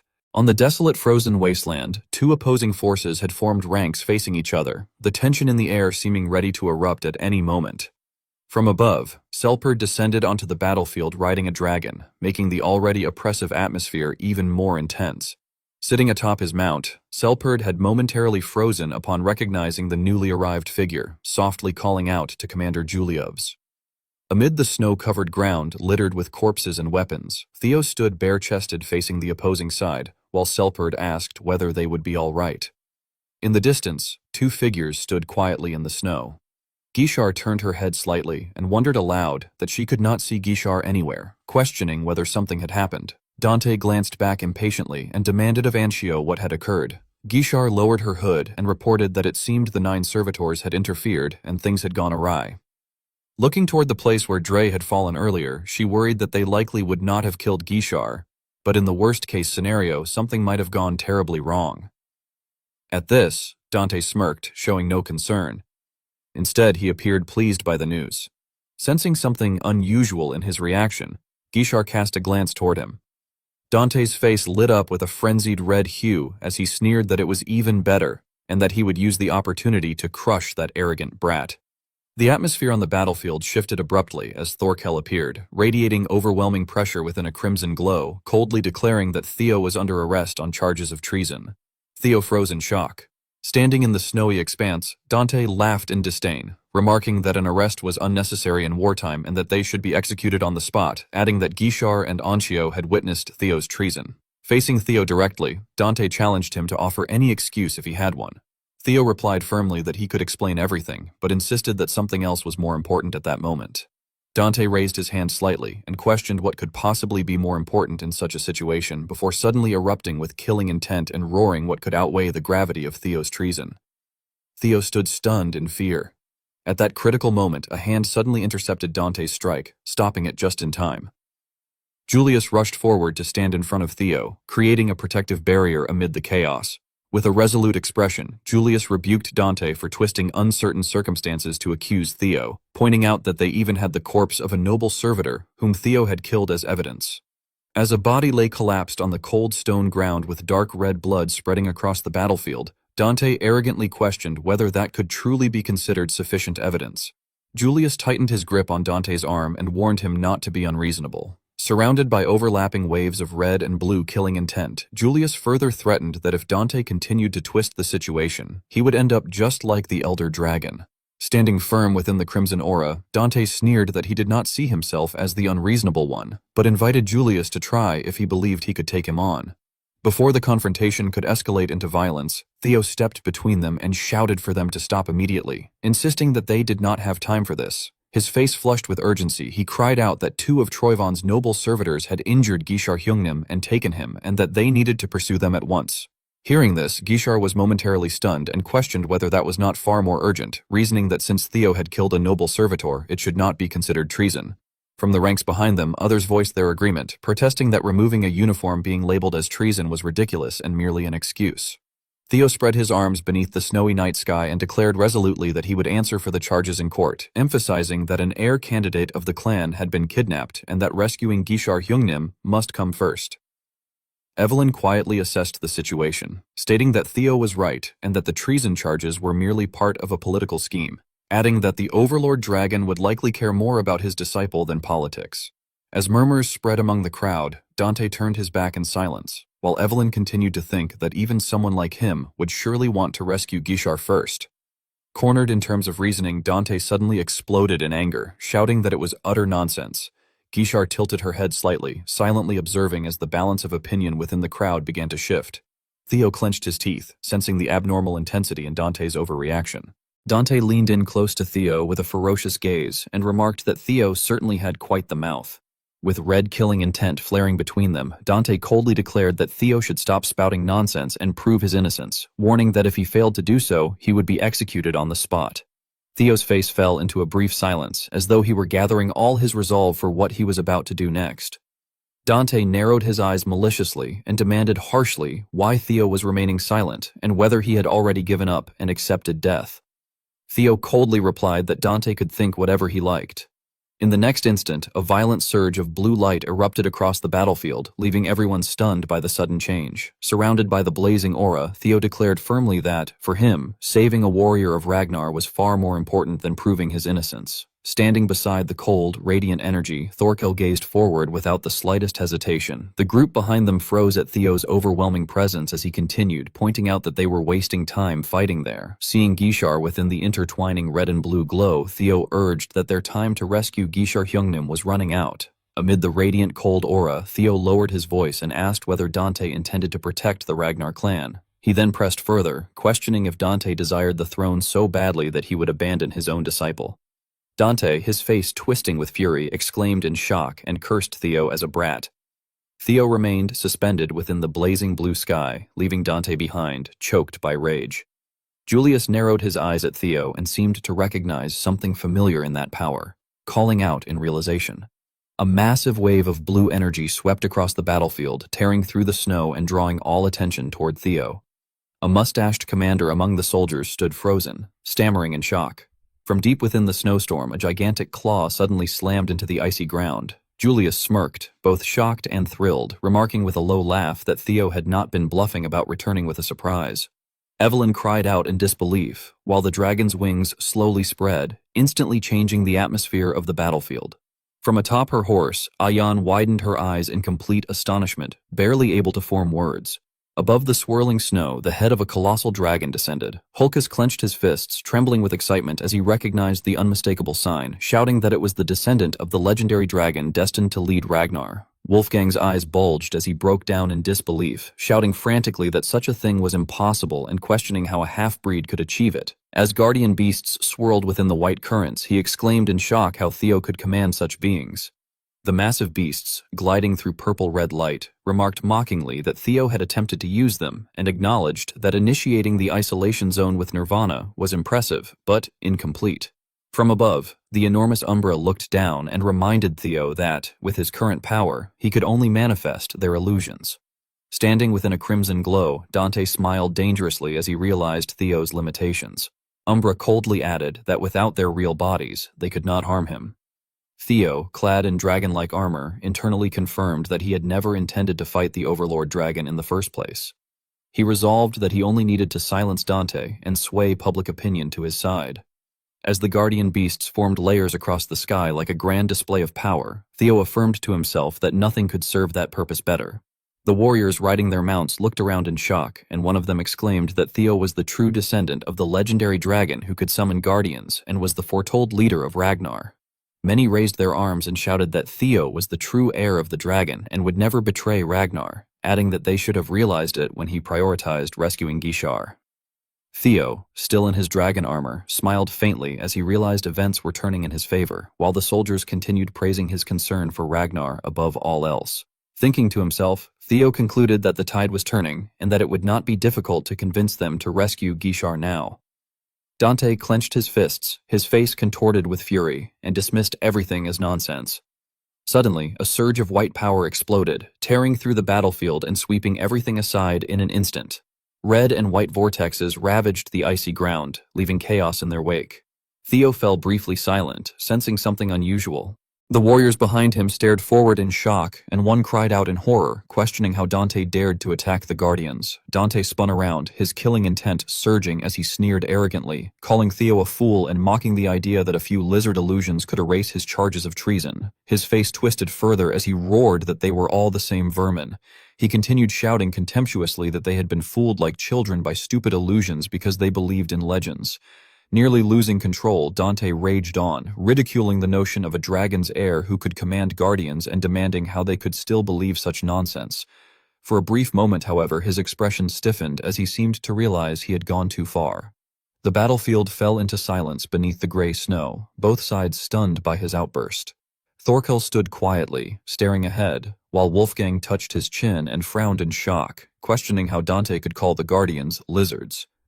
Julius stepped forward through the cold wind and, fixing his gaze on Dante, declared gravely that he had crossed the line as the Overlord Dragon.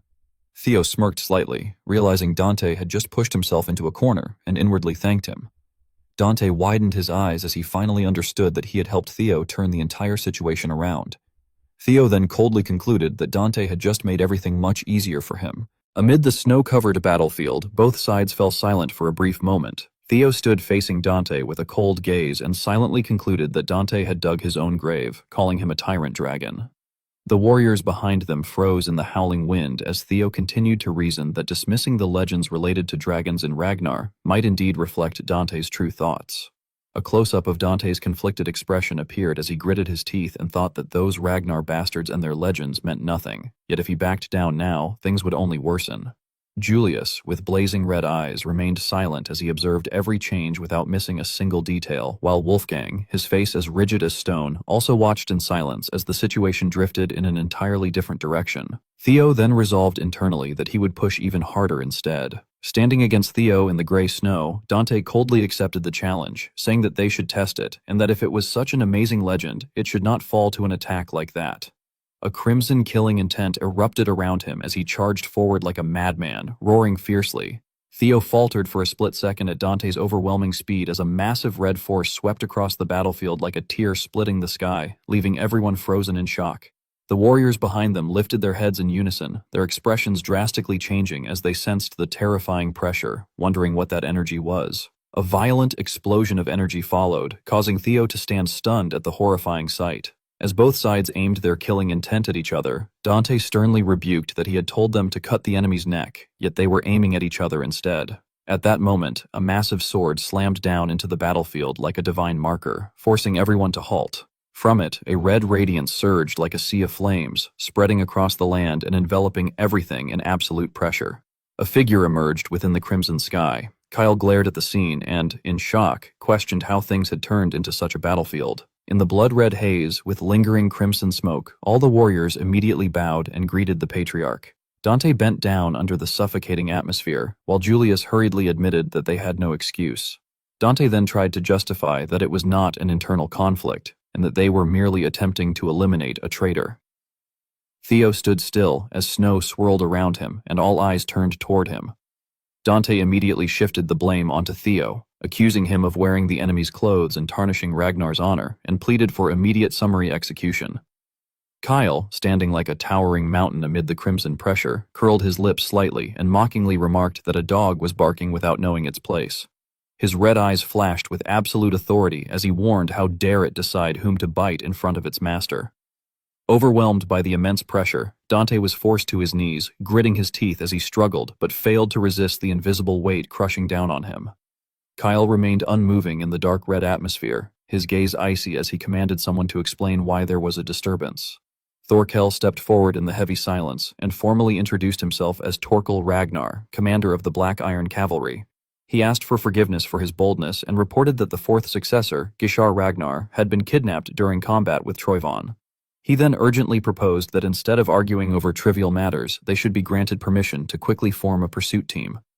Theo, in his half-human, half-dragon form, smiled faintly to himself and thought of his brother, while Dante, on the other side, angrily thought that Torkel was still swayed by sentiment. Kyle stood silently between them before coldly addressing the title of the commander of the Black Iron Cavalry.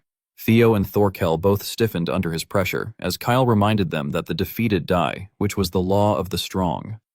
Thorkel suddenly raised his head and shouted in defiance that before being a loser, Gishar was his brother, and demanded how Kyle could speak of family after abandoning his own brother.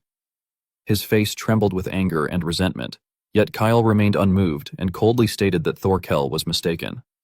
Appearing like a massive shadow against the red-black backdrop, Kyle concluded that a family was not a place for playing house. Thorkel's pupils shrank violently as he was too shaken to respond. Theo, however, did not step back and urgently insisted that they still had to save Gishar, not because he was family. With his face sinking into a cold blue shadow, Theo emphasized that if they did not save Gishar now, what they would lose would not be just one successor, but the honor and fear associated with the name Ragnar. The warriors behind them listened intently as Theo continued firmly that those who had touched a Ragnar warrior without permission. Gishar sat huddled beneath her cloak, her gaze trembling slightly as she listened to Theo declare toward the enemy that fear worse than death must be inflicted upon them. From within the ranks, the Ragnar warriors fell silent and exchanged glances as Theo continued in a voice like a verdict, stating that it was so they could never do it again, while Kyle stood motionless within the crimson glow and Theo's final words rang out decisively before all, that they would never dare challenge Ragnar again. Dante erupted in fury and shouted that such reasoning was mere sophistry and that what truly mattered at that moment was the charge of treason. With a single cold command, Kyle immediately crushed the surrounding momentum, ordering silence, causing Dante to choke in pain. As Kyle slowly grasped the hilt of his sword amid the red-violet light, he repeated in a low voice, remarking on Ragnar's honor. Standing tall beneath the dark red sky while Theo remained kneeling stiffly before him, Kyle cast a shadow over Theo's face beneath the blade as Theo shut his eyes tightly upon hearing the heavy judgment. Kyle then coldly corrected him, saying that Theo spoke as if he were the patriarch. Abruptly, Kyle sheathed his sword again, and with a calm expression amid the falling snow, he remarked that it was an interesting answer. Theo slightly raised his head, his gaze wavering briefly at the unexpected reaction. From the battlefield, Kyle immediately issued a firm command that all personnel present were to be organized into a rescue unit and that Gishar Ragnar was to be retrieved immediately. Everyone responded in unison that they understood, and the formation began to move, signaling a complete shift in the situation. Kyle softly called Theo's name against the cold snow, and Theo bowed his head slightly as if he had already anticipated what would follow. Turning his back to the battlefield, Kyle slowly informed him that he had something to discuss with his father.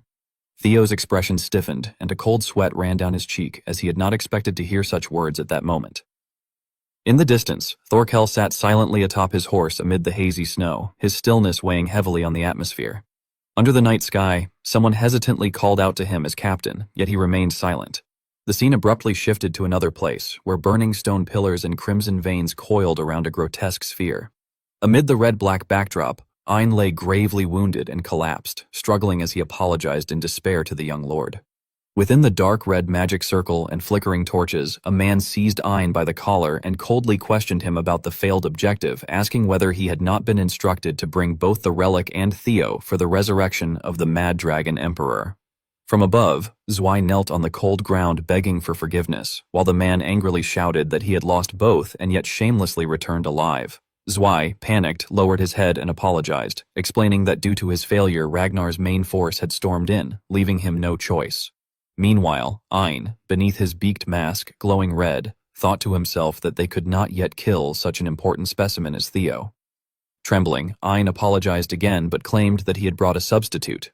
Nearby, Anshio lay drenched in blood on the ground, his body showing he had been dragged back as a sacrificial replacement.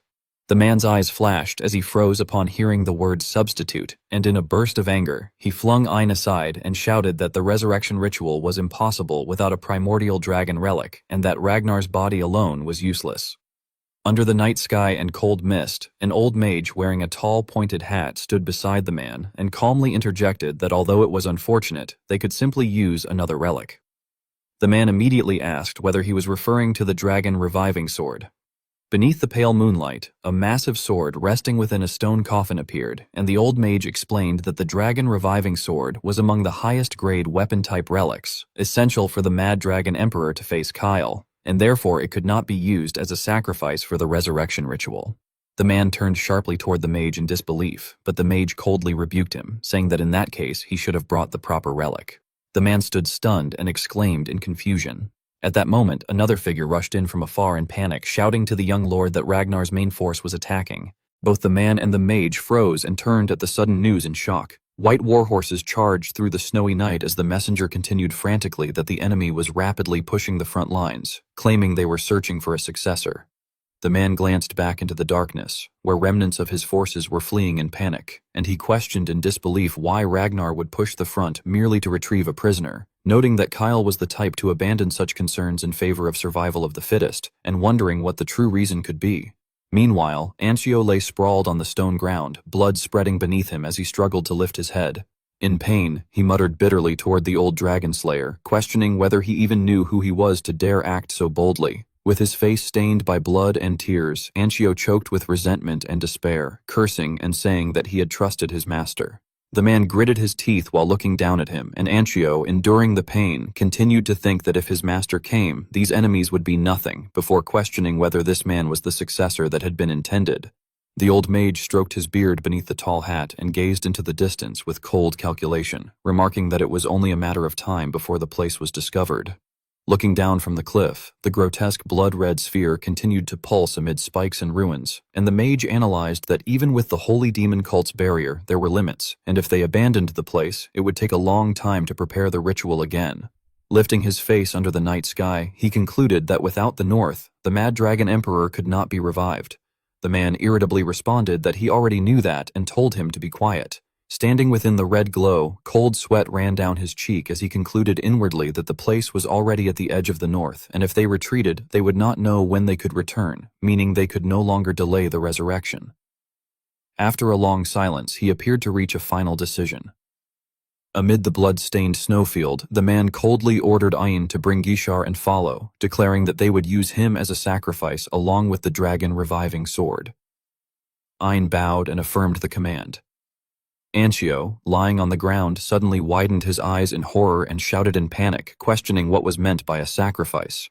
The old mage smiled coldly as the man urged haste, stating that they would complete the ritual before Ragnar arrived. The mage praised the decision as excellent. Dark red, flesh-like tendrils and layers of ice surrounding the altar began to tremble under the night sky. Anshio was bound within the grotesque mass, his body covered in blood and convulsing violently from unbearable pain. The entire magic formation appeared like a living organism, with crimson veins extending from the fleshy sphere and tightly binding Anshio. With eyes wide in fanatic madness, a voice proclaimed that on that very day, and as the crimson altar twisted amid mist and torchlight, it declared that with Ragnar's blood and relics, the Mad Dragon Emperor would be resurrected. Behind the tower under the night sky, a blazing red rift tore across space, with white cracks splintering around it like shattered glass. In that broken expanse, Kyle stood at the front while Theo stood behind him, and Theo quietly realized that it was something, trailing off in shock. Kyle, with his back turned, explained in a low voice that it was a fault line of space-time and a good place to talk quietly. Theo, astonished, wondered inwardly what a space-time fault line was. At that moment, Lodbrok appeared behind Theo within the chaotic void and calmly explained that it was literally a gap between time and space, though she added that it was truly absurd. Observing the scene, she admitted that not only had Kyle split space-time, but he had even created a space within that gap, questioning whether that could even be called swordsmanship, and adding that although she had known he was strong, no matter how she looked at it, he did not seem human. Theo silently concluded that Kyle was definitely beyond human level. Kyle suddenly turned around and coldly cut them off, asking if they were done talking. Theo and Lodbrok both froze. Kyle then declared in a heavy tone that he had brought them there to speak alone with his son, and that it was no place for relics of the old era. Fixing his gaze on Lodbrok, he invoked a technique, calling forth the guardian dragon. Immediately, the system announced that the Thundergate was being forcibly closed and that communication with Lodbrok was temporarily cut off. Elsewhere, Lodbrok was struck by electricity within a radiant golden palace, clutching her head in pain as the connection was abruptly severed. Pressing her forehead, she muttered with wary exhaustion that even the Thundergate was being interfered with, calling Kyle a monster. Meanwhile, Theo covered half his face and wondered to himself whether his father had blocked the Thundergate and just how far ahead he could see. Kyle's lips moved slightly before he asked in a low, weighty voice whether Theo had never resented him. Theo's red eyes widened as he froze upon hearing such a question from Kyle. Kyle continued, reminding him in a somber tone that he had left Theo and his mother behind, along with countless siblings and families, and concluded heavily that under the name of survival of the fittest, he had allowed them to slaughter their own blood. Theo stood motionless in the shattered void, his face stiffening as those words struck the deepest wound in his heart, and he fell into heavy silence. After a long pause between them, Kyle admitted with a faint smirk that he liked Theo's honesty, noting that he did not deny it even in confusion. With a casual sweep of his hand, a blue-white radiance cut across space as Kyle reiterated that the head of Ragnar must not look back at anything other than the absolute strength that sustains the world. Theo stood frozen in shock as fragments of memories surfaced, countless corpses and bloodshed from past battlefields. Kyle explained that one must sacrifice the small for the greater whole, stating that he had protected the world with that belief because Ragnar bore the duty to do so. More fragments of memory appeared, revealing piles of bodies and a lone figure standing atop blood and fire. Kyle continued that people said he had selectively killed only regressors, which he described as half true and half false, explaining that he had merely weeded out the rats that disturbed the family and shook the world, and that most regressors had simply been those rats. In a vivid red memory, Kyle roared in fury as he confessed that he had killed his own father, the insane Mad Dragon Emperor, and had purged the regressors corroding the family, insisting that all of it had been to protect that place, even if it meant staining his hands with blood. Standing with a golden radiance blooming behind him, Kyle went on to say that even after protecting the world in such a way, he had become far too strong. Theo realized in shock that the power must have come from the Pantheon. A brilliant golden aura like a sacred rainbow surrounded Kyle, and chains of light descended from it like the will of the divine. Grasping one of the glowing chains, Kyle admitted calmly yet wearily that the moment he wielded power beyond the human realm, a great calling from beyond had begun to pull him, a call to leave that world and go to a greater battlefield in a higher dimension. Lowering his head, Kyle confessed that he could not leave the family behind like that, and thus he had sealed his power. He explained that the more he revealed his strength, the tighter the chains of fate would pull him, adding that this was why fear had been necessary, so that the family would not collapse even if he did not personally wield the blade. He further admitted that he had to become a monster himself to protect that place. Then, half his face shrouded in shadow, Kyle declared that this was the weight of the patriarch and asked Theo whether he could break free from that burden. Theo hesitated, unable to answer immediately. Standing far away in the dark void while Kyle loomed ahead like a massive shadow, Theo finally admitted honestly that he was not sure and did not even know if the path he was taking was the right one. As the system activated Nirvana and expanded his mental domain for an instant, Theo reflected that the two paths his father had abandoned, the family, the calling, and even the world itself, still lay before him. Gradually transforming within a cold blue light, Theo reached a core decision. Standing beneath a bright blue sky over an endless expanse of water, he spread his arms wide and declared firmly that he would bear everything himself. Kyle's eyes widened in surprise as Theo boldly proclaimed that he would become a patriarch who surpassed him. Kyle threw his head back and laughed loudly under the blue sky, mocking him by saying that claiming he would bear everything without even knowing the answer was unbearably arrogant, even if he was his son. However, placing a hand on Theo's shoulder, his gaze softened slightly as he remarked that Theo's answer was always the same, and concluded that in that case, he would not leave just yet, and would tell that calling to wait a little longer. Kyle's face was shown in close-up, appearing stern, yet no longer as cold as before, as he slowly declared that Theo should show whether his answer was a bluff or sincerity, and whether he could truly endure the weight of that destiny, adding that he would watch it closely with his own eyes. Theo then appeared in close-up with bright blue eyes and a faint smirk, looking, for the first time, truly resolute before Kyle. Beneath the vast sky, as they stood facing each other, Kyle firmly instructed that Theo must prove that he was worthy to become the master of Ragnar. The scene shifted to a cavalry unit galloping across a snowy expanse, where Thorkel loudly asked how far those bastards had run.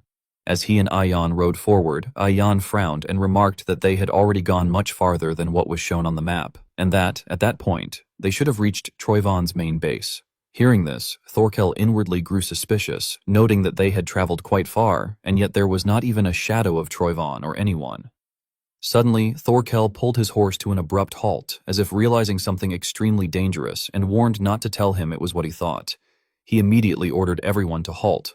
In a close-up, the black-haired captain rushed forward, his face tense, while Ayan, panicked, called out to him. Thorkel gritted his teeth in regret, wondering why he had not realized it sooner. The group stopped before towering snow-covered cliffs, all of them frozen in place. Thorkel swung his weapon toward the strange black vortices hanging against the cliff face. A red light flared around his spear as he slashed into the distorted space, concluding inwardly that it had been the holy demon cult's illusion barrier. The red-black barrier shattered before the tip of his spear, and Ayan exclaimed in shock that it was a barrier. She turned sharply toward Thorkel, her face pale, and shouted in alarm, asking what on earth that thing was.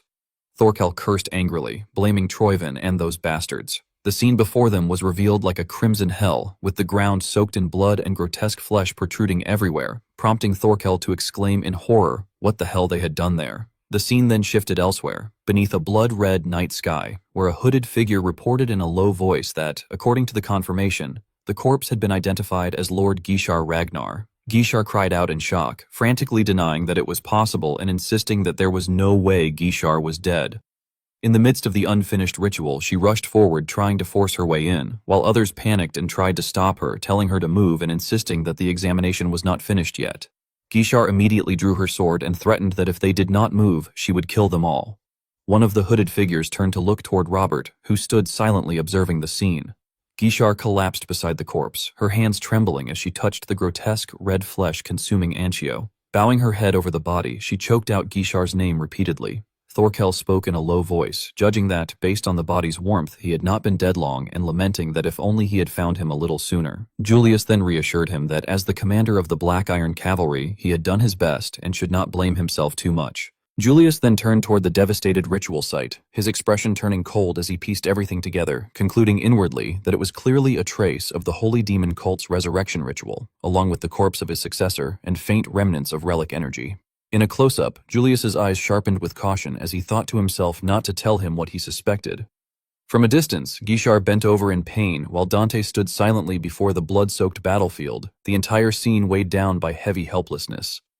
Gishar turned and called out to Dante with regret, saying that if they had set out faster to rescue Gishar, Dante cut her off in a low voice, telling her to be quiet as he had something to think about. Gishar's face trembled with tears as she lowered her head in silence, unable to bear the overwhelming scene. Dante stood above, silently looking down over the sea of blood and snow. In a close-up, Dante's face appeared in the darkness as he paused in a chilling moment of stillness. The corner of his mouth slowly curled upward, and a laugh escaped him as a distorted reaction to the tragedy. Lifting his head amid the falling snow, he sneered and remarked that Troyvon and those sons of bitches had done something quite interesting. Julius stood at the front while Theo approached from behind, both drawn into the increasingly corrupted crimson atmosphere around the ritual altar. In a close-up, Theo's eyes widened in shock as he exclaimed that energy. Beneath the blood-red sky, Julius stood firm and reproached that even in death, that person only caused trouble, asking whether having his head cut off by his own child had not been enough. Theo was left stunned, thinking that it could not be. A surge of bluish-purple magic erupted around Theo, while the ground beneath him trembled as if responding to what had just awakened. In a close-up, Theo appeared with blazing red eyes as Julius sternly asked whether he remembered what he had just said. Theo immediately replied that he did. In a close-up, half of Julius's face appeared within blue flames as he slowly warned that trials tended to come sooner than expected. Finally, in a chilling, overlapping image of Julius and Dante, the two simultaneously declared that the Mad Dragon Emperor had been resurrected. Troyvon stood amid a sea of blazing red energy, his body arched upward as if absorbing a sinister power, and it was said that Troyvon had started the war in order to resurrect Ragnar's former clan head, the Mad Dragon Emperor. A massive pillar of energy erupted, his silhouette looming like an embodiment of ancient might. Though Ragnar had not confirmed it directly, it was inferred that the traces left on the blood-soaked altar after the ritual revealed its success. As battles erupted across the land, it was stated that Ragnar had moved to end the war before Troyvon could draw upon the Emperor's power, launching an all-out offensive as the continent's strongest force. A blood-stained flag lay upon the battlefield, symbolizing heavy losses, yet Ragnar's army raised their banner of victory and pushed the enemy to the brink, with Troyvon losing most of his territory and becoming cornered. In a tense military camp under a cold rain, frustration broke out as someone slammed a hand on the table and cursed that even after a whole month, the Mad Dragon Emperor had yet to appear. During a secret meeting, Julius warned his brother that something felt off, reasoning that the enemy should have already used the Emperor to win the war, yet he was nowhere to be seen. Rising abruptly, Julius insisted that the enemy was practically giving up their land and concluded that there had to be another scheme. Dante, however, dismissed the concern with a confident and disdainful attitude, questioning why the 9 dragons were so worried.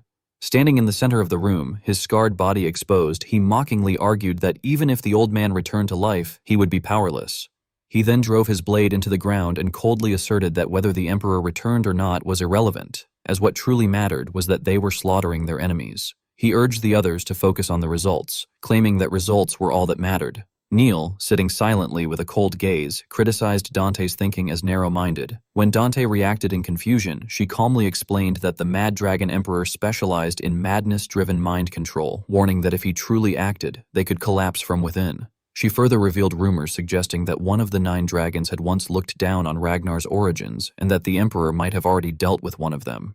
Dante scoffed at the warning, sarcastically asking whether she meant during Theo's pursuit, and mocked her for speaking nonsense, telling her instead to worry about weaklings like her daughter. At that moment, a hand slammed onto the table, and a commanding voice demanded silence. Robert stepped forward, his expression stern yet composed, and stated that the Overlord Dragon was not wrong, concluding that Ragnar was ultimately winning the war. Gesturing toward the battlefield map, he asserted that once they captured the enemy capital, it would be over for Troyvon. With a confident smirk, Dante concluded that there was only one answer, and eagerly declared that they should take the enemy capital. As preparations for the final campaign unfolded under the setting sun, Selperd and Aaron stood on the battlefield, still catching their breath after combat. Selperd calmly informed her that they would take the enemy capital in 3 days and that the war with Troyvon would finally come to an end. Aaron agreed with a sigh, acknowledging the situation. Noticing the low morale, Selperd tried to lift everyone's spirits, questioning why they seemed so down and encouraging them to finish the war quickly and return home. He jokingly added that Aaron should wear that strange dress again at the victory ceremony. Aaron, slightly tense, replied that the dress had been made by her mother. Realizing his mistake, Selperd laughed awkwardly and corrected himself by saying that it had been beautiful, which prompted Aaron to tease him for contradicting himself and accuse him of lying. Watching the group laugh together, Theo observed how the atmosphere had lightened after days of tension. However, as he stood silently behind them, he reflected that while it was good they were winning, the war seemed to be ending too easily. Walking through the camp, he analyzed the situation, recalling that in his past life the war had broken out 5 years later, and he wondered whether it was because the enemy had not yet built up enough strength. He quickly dismissed that thought and questioned why Troyvon would resurrect the Mad Dragon Emperor if that were the case. Realizing the implications, Theo concluded that he had changed the future too much. Looking up at the crimson sky, he reasoned that when things went too smoothly, unexpected variables were bound to appear, and he admitted that he must have overlooked something. He ultimately decided that he would have to go to her after all. At that moment, Thorkel approached and asked why Theo seemed lost in thought. Recognizing him, Theo greeted him as Brother Thorkel and then voiced his suspicion, asking whether something felt off and questioning how Troyvon could be retreating so quickly. Thorkel responded in a low, sharp tone, teasingly asking whether Theo was worrying about the enemy and implying that he might be a traitor.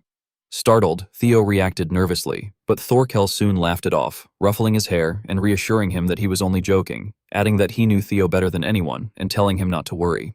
Feeling moved, Theo expressed his gratitude for everything Thorkel had done for him before. Thorkel slightly turned his face away and, lowering his voice, told Theo not to mention it and not to worry about the war. With a cold glint in his red eyes, he remarked that Brother Gishar might have tragically fallen to the enemy, but that was not enough to bring down Ragnar. Amid the bustling camp as soldiers prepared for the final battle under the sunset, he firmly emphasized that as long as they maintained unity, there would be no divisions. He then half-closed his eyes, his tension easing, and admitted that Theo was right, adding that there was no way Ragnar would fall. Falling silent, he seemed to ponder something deeper. Theo gently clenched his hand and, with a serious gaze, said that he wanted to ask one thing. Turning back to face him, Thorkel calmly but sharply questioned what kind of Ragnar Theo envisioned, further pressing him on whether his effort to save Brother Gishar had truly been for the clan's honor or not. Under the crimson sky, Theo expressed honestly that he did not want tyranny in Ragnar. Recalling a warm memory of people standing together without hierarchy, he admitted that his thoughts might sound naive, but what he wished to share with everyone was not an order built on fear, but trust that would allow them to bare their backs to one another. A faint smile formed on Thorkel's lips, as if he had received the answer he expected, and he acknowledged that it was a good answer.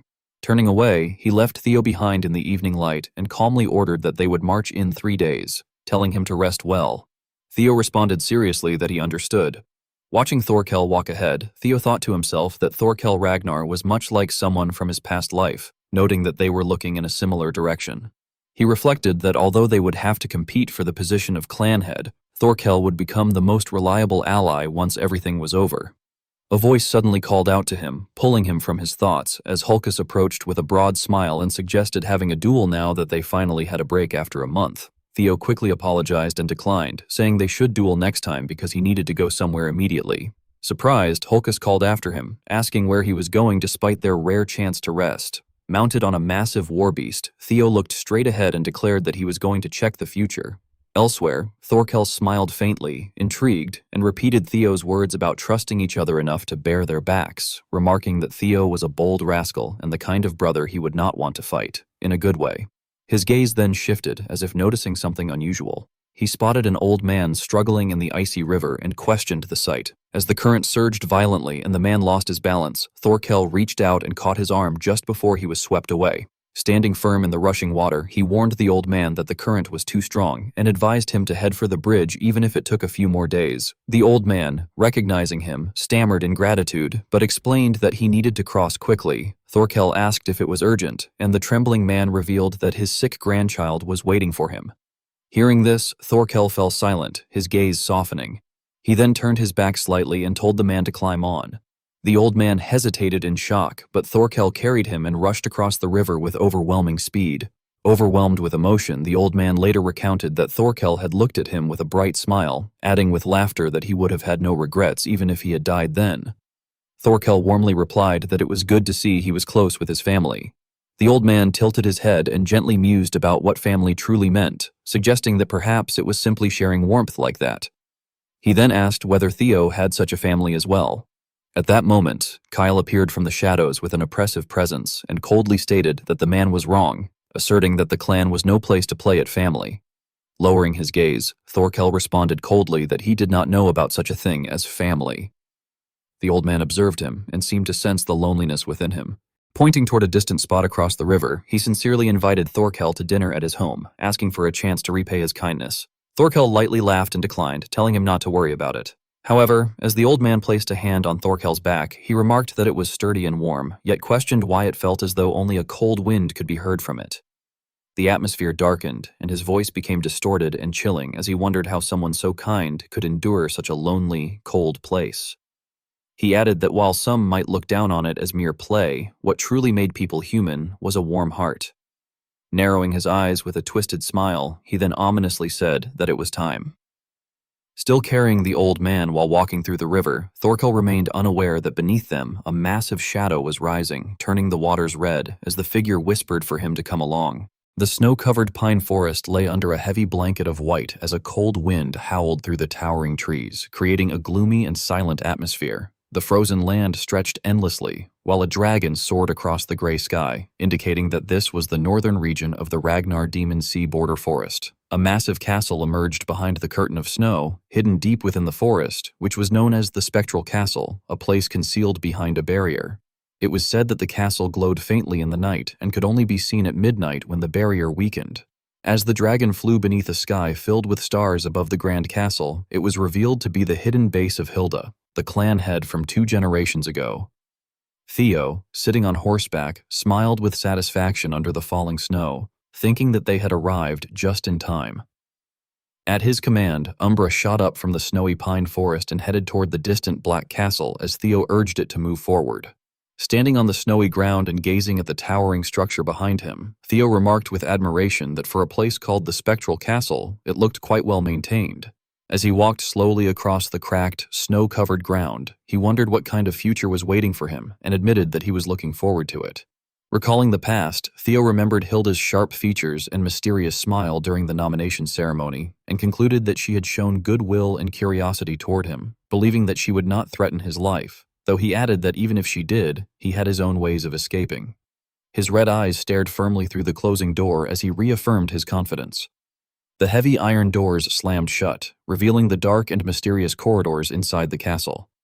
Theo walked steadily across the checkered floor, his cloak fluttering slightly as his solitary footsteps echoed through the grand hall. His reflection appeared in the golden-framed mirrors as he passed by, lost in silent memories. Suddenly he stopped, his red eyes widening in shock as he noticed a small figure ahead, murmuring in disbelief that it was a girl.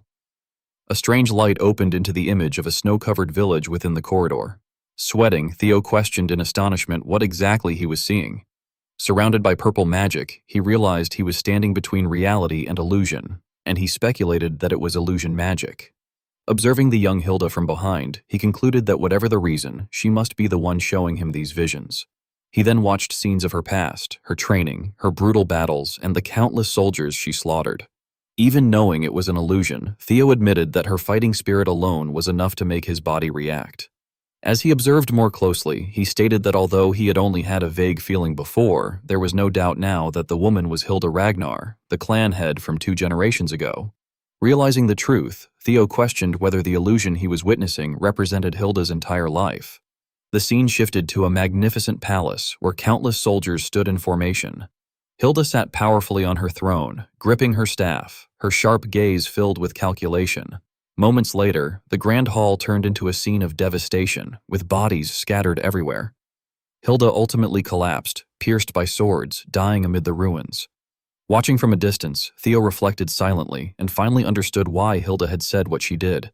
In his thoughts, he questioned whether she was a regressor and remarked that although he did not know what kind of life she had lived before, her acting was flawless. He added that there was no need for her to hide it, since he too was a regressor, though he noted bitterly that the cycles permitted to him had already ended. As more scenes unfolded, Theo concluded that what he had just witnessed was the life of Hilda, the regressor. He contemplated that when a regressor died, they returned to a specific point in time and wondered whether she had repeated this process over and over again. Another horrifying memory appeared, showing a ruined city with severed heads displayed on stakes. Hilda was seen calmly drinking wine on her throne until she suddenly realized something was wrong. Her glass fell and shattered as an assassin appeared behind her and stabbed her through the back. In pain, she questioned why her beloved had done such a thing, coughing as she spoke. Trainer, holding the sword, apologized sorrowfully and admitted that too many people had died because of her. He tearfully confessed that she had shed so much blood that he could no longer bear to look her in the eyes, and he told her to go first, promising that he would follow her soon. Left alone in her final moments, Hilda reflected regretfully that she should have been more considerate of him and resolved that next time she would ensure he would not have to look into her eyes. However, her expression twisted into madness as she declared that she would achieve that by crushing him under utter fear from the very beginning. Witnessing all of this, Theo's face distorted with anger and horror as the fragments of Hilda's memories shattered around him. Standing before an empty frame in a cold, dark hall, he realized bitterly that even after regressing countless times, Hilda's life had always ended in betrayal and ruin. Confused and shaken, he questioned why this kept happening and wondered what had driven her into madness. As he considered the endless cycles, Theo feared that repeated regression might cause one to lose their mind, and he trailed off, realizing that if he continued down the same path, he might end up just like them. At that moment, a surge of purple energy surrounded the frame, and a mysterious voice greeted him, saying that it had been a long time. Startled, Theo remained cautious as the voice continued, claiming that it had worked hard to prepare that greeting illusion. The grand hall appeared once more, vast and silent, with towering stone pillars. Hilda sat arrogantly on her throne in a black dress, smirking as she asked him whether he had enjoyed it. Theo, looking exhausted with beads of sweat forming on his forehead, bowed his head modestly and respectfully greeted Madame Hilda, while inwardly noting that Hilda had been the clan head 2 generations ago. As memories of Hilda's past authority on the throne surfaced, Theo recalled that they had spoken during the nomination ceremony and concluded that she was a regressor like him, meaning he could not afford to let his guard down. Hilda leaned in as if to whisper, smiling with hidden meaning as she reassured him that they had even shared their secrets and that he should relax. With a sharp snap of her black-gloved fingers, a piercing sound echoed through the space and the grand palace appeared, illuminated by a mysterious purple trail stretching from the throne to Theo. From afar, Pharrell remarked that he knew it was quite late. Theo looked upward with a probing and anxious gaze, sweat continuing to run down his tense face.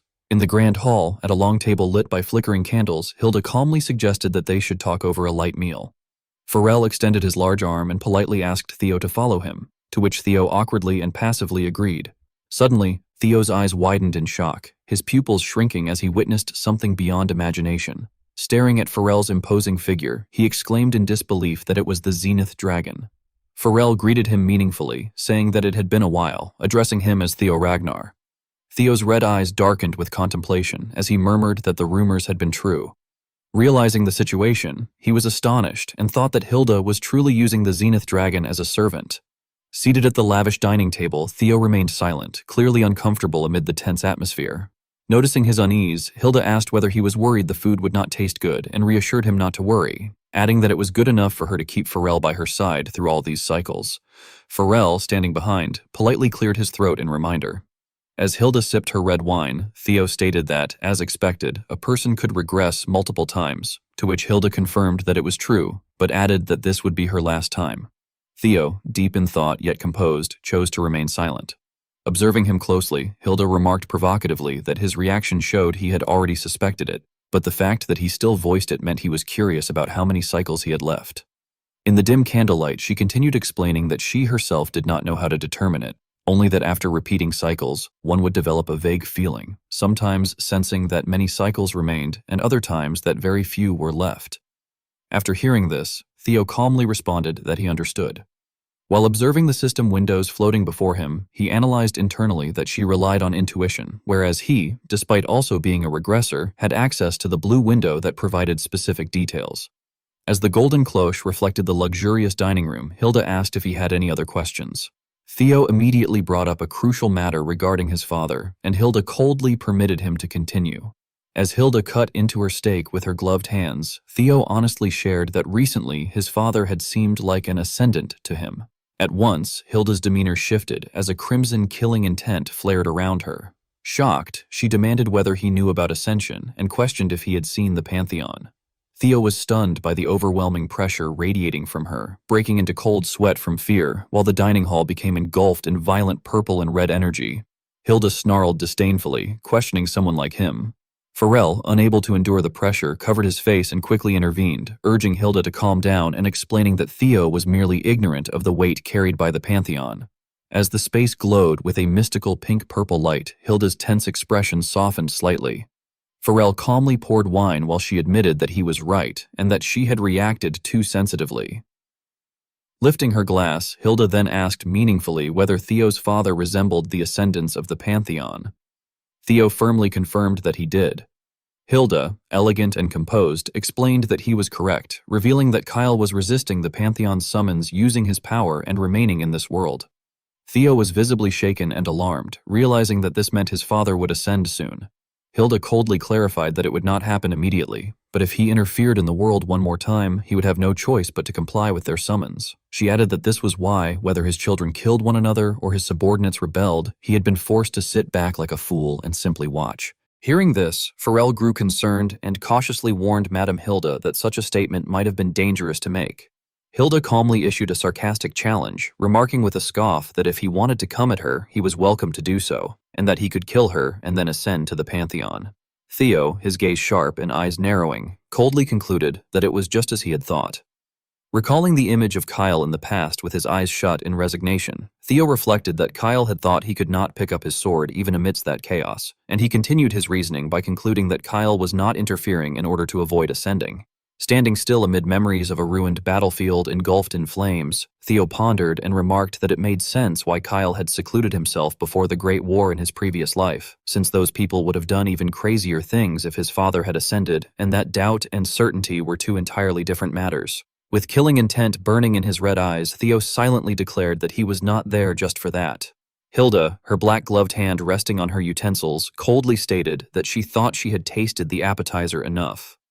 As she elegantly sat in the banquet hall and raised a glass of red wine, Theo suggested that they should now move on, and, smiling across the luxurious dining table, he proposed that they proceed to the main dish. Maintaining her composure, Hilda questioned whether, even if he was a novice, he was still a regressor.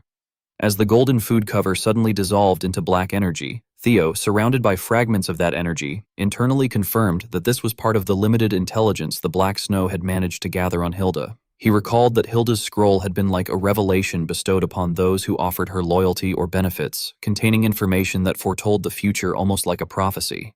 In a past memory, a younger Hilda had casually admitted that there was no need to hide it, and that she too was a regressor. Theo reflected that at the time he had his doubts, but after her admission, he now knew for a fact that it was true. He further realized that her scroll was a collection of information gathered over countless regressions, and, with his plan now ruined due to the resurrection of the Mad Dragon Emperor, he firmly concluded that he needed that scroll more than anything. Hilda evaluated the worth of her knowledge, stating that it was filled with information about the future that she had gained by burning through her lives, things not even the Black Dragon of Black Snow could imagine, and that the scrolls before him were only a fraction of it. Smiling sharply behind her wineglass, she added that those were merely the intelligence concerning the magic empress, Cassandra. Theo's gaze turned cold and calculating as he realized that she knew what he was after. He then cautiously remarked that he doubted she would hand it over for free. Hilda, pleased, replied that she was glad a fellow regressor understood so easily and said she would keep it short. With an arrogant air, she extended her armored hand and commanded that he become her disciple and give her all the information from his regression cycles, adding that in return she would make him the clan head. Theo, placing a hand over his chest while maintaining a firm gaze, politely but decisively refused. Hilda narrowed her sharp red eyes and questioned whether he could not trust her.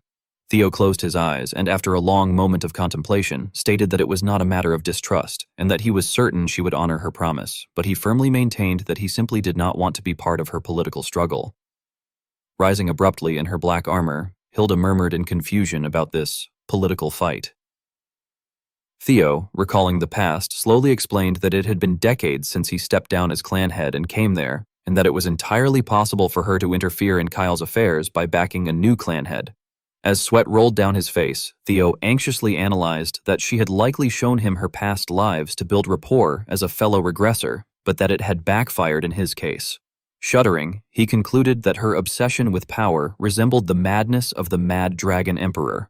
Hilda tightened her grip on her glass before draining it completely, the dark red liquid spilling like a waterfall, and she questioned herself, wondering if she had stayed there too long, and only now realized she had started off on the wrong foot, affirming that Ragnar was a land of the strong. As a thick, tar-like darkness engulfed the banquet hall, Theo stood in shock. From within the ominous void, Hilda's voice echoed as she said she would ask him one more time, and, seated regally upon her throne, she coldly declared that if he wished to live, he must become her disciple and tell her everything he knew. Surrounded in a black swamp where countless manifestations of Hilda closed in, Theo was stunned. Bound by black hands, he gritted his teeth and reassured himself that he had expected this, though he admitted he had not anticipated that she would form an isolation zone so quickly. Watching from afar, Hilda confidently asserted that she had always obtained everything she wanted, even if she had to crush it to pieces, and, with a sinister smile, she asked whether he truly thought he would be an exception. A gigantic sphere of energy filled with eerie purple light hovered at the far end of the long dining table while Hilda, standing in the distance, asked Pharrell how long it had been. Pharrell took out an exquisite pocket watch to check the time before calmly informing her that it had been exactly 1 minute. Resting her chin on one hand with a smug and arrogant smile, Hilda leisurely remarked that about an hour had likely passed in there already, and that she bet Theo had learned his place by now. Suddenly, cracks began spreading across the energy sphere as brilliant light burst through it. Hilda and Pharrell were both left speechless in shock. A violent explosion swept away everything nearby with dazzling blue and white flashes. Within the mystical space, the system notification announced that Nirvana and Dragonization had been activated, and that mental strength and perseverance had risen sharply. Meanwhile, Theo, now in an enhanced state with white hair, stood surrounded by shadowy entities. A close look at his cold and murderous eyes revealed the disgust in his growl as he cursed the creatures as creepy leeches. Theo swung his sword, producing devastating slashes that tore through space itself and annihilated the enemies around him. The shadow entities shattered apart, their bodies crumbling and falling into the pitch-black water below.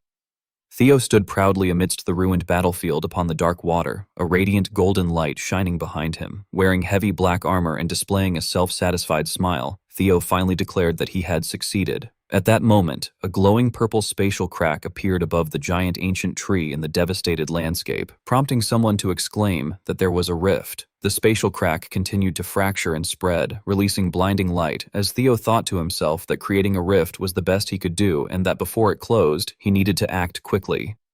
Theo dropped to one knee while the surrounding shadow entities stretched out their hands toward him.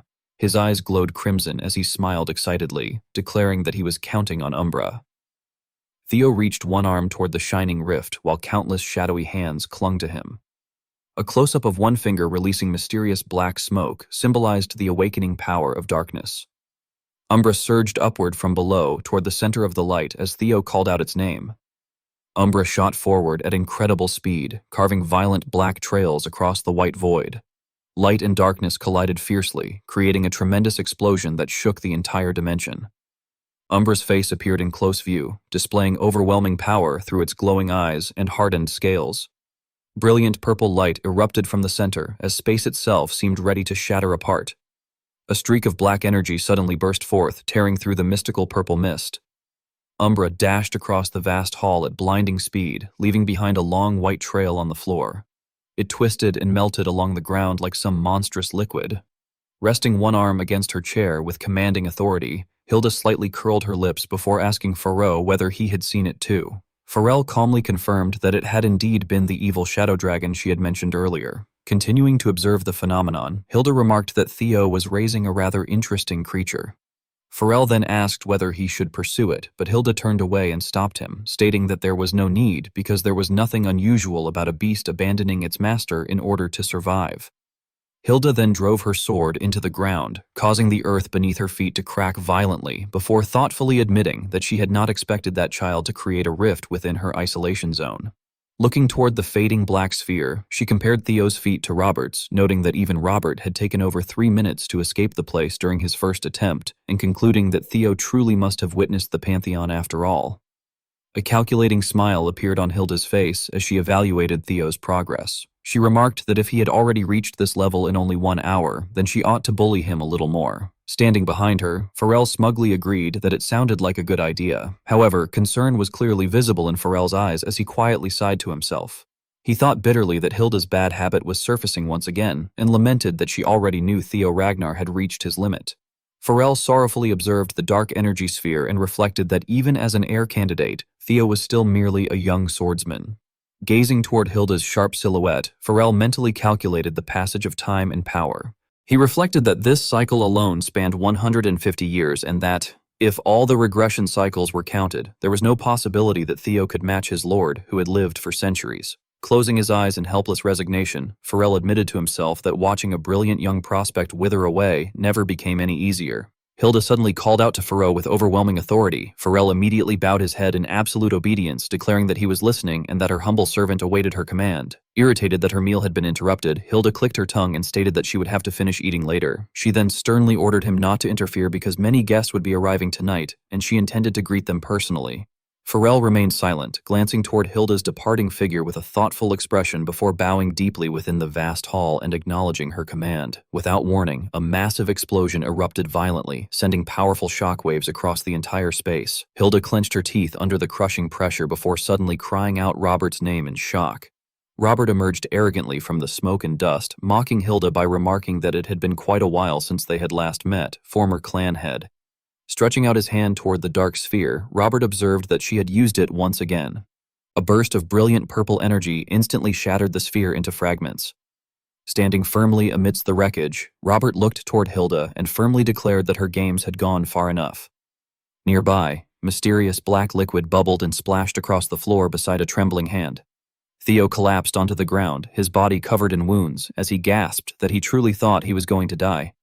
Despite his exhaustion, Theo still praised Umbra for its efforts before sincerely thanking it for saving him. Theo quietly reflected that he had known the Black Dragon had been following him ever since he met his father, and that it would have been stranger if he had failed to notice. He recalled that the dragon had been dropping obvious hints the entire time. Through Theo's thoughts appeared the image of Thorkel clad in heavy armor. Theo concluded that his father had probably assigned Thorkel to watch over him since he had been suspected of betrayal, after all. Amidst the drifting dust and smoke, Robert stood protectively in front, while Theo watched from behind. Theo realized that Robert's actions had seemed more like protection than surveillance. Feeling grateful for the rescue, Theo admitted that he had never expected the Black Dragon to come personally. Robert looked upward with a sharp gaze and accused the others of feigning ignorance before coldly asking whether he also had to open the door for them. Theo calmly replied that it was fine, and that although he appreciated the help, he at least had to escape on his own. Suddenly, Hilda swung her blade, unleashing a blazing stream of green energy that split through space itself. A violent explosion erupted, producing a blinding white flash while bricks and rubble scattered everywhere.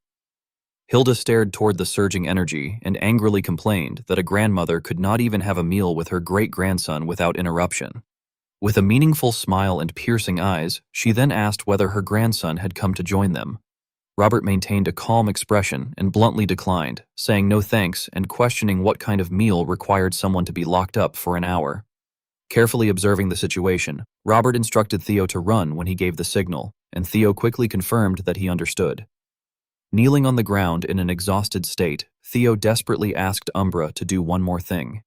Umbra's sharp eyes revealed confusion. At that moment, the ground shook violently under an invisible pressure as massive cracks spread across the earth. A gigantic green energy descended from the sky, prompting Robert to immediately give the signal and shout for Theo to run. Theo seized the opportunity and dashed forward through the ruins and blinding light with all his strength. Amid the thick smoke and chaos, Theo and Robert fought fiercely while making their escape. Hilda, filled with fury, swung her sword to block Robert's attack before roaring in anger and demanding to know how he dared to do such a thing. As their blades collided and sparks scattered, Robert coldly told the former clan head to stop this. He carefully defended himself behind his sword while his sharp eyes revealed calculated intent. Grinding her teeth in rage while being suppressed by the sharp blade, Hilda glared fiercely with crimson pupils filled with killing intent.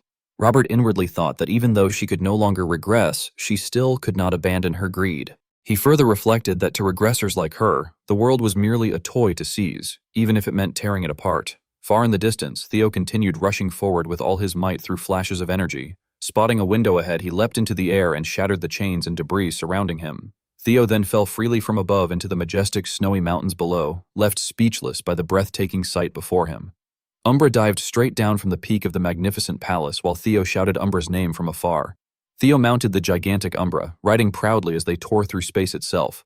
Umbra soared across the sky, creating spirals of white snow above the vast forest. Behind them, the great hall's window shattered completely, leaving only a ruined opening overlooking the cold night sky where Theo had vanished. Robert watched cautiously from a distance while Hilda ground her teeth in fury. Exhausted, Hilda stated that she needed to rest and told Pharrell that she would leave the rest to him. Pharrell respectfully bowed and acknowledged the order. Robert then questioned why no one was going after Theo. Hilda shrugged disdainfully and replied that Theo had jumped out the window and that she would rather die than go through that herself. Slowly walking toward the stone platform, Hilda quietly sheathed her sword with her black armored hands. Suddenly, she burst into mad laughter as she realized the bitter truth, calling Theo a brazen brat. Staring at the empty box in utter disbelief, Hilda wondered when exactly he had stolen it.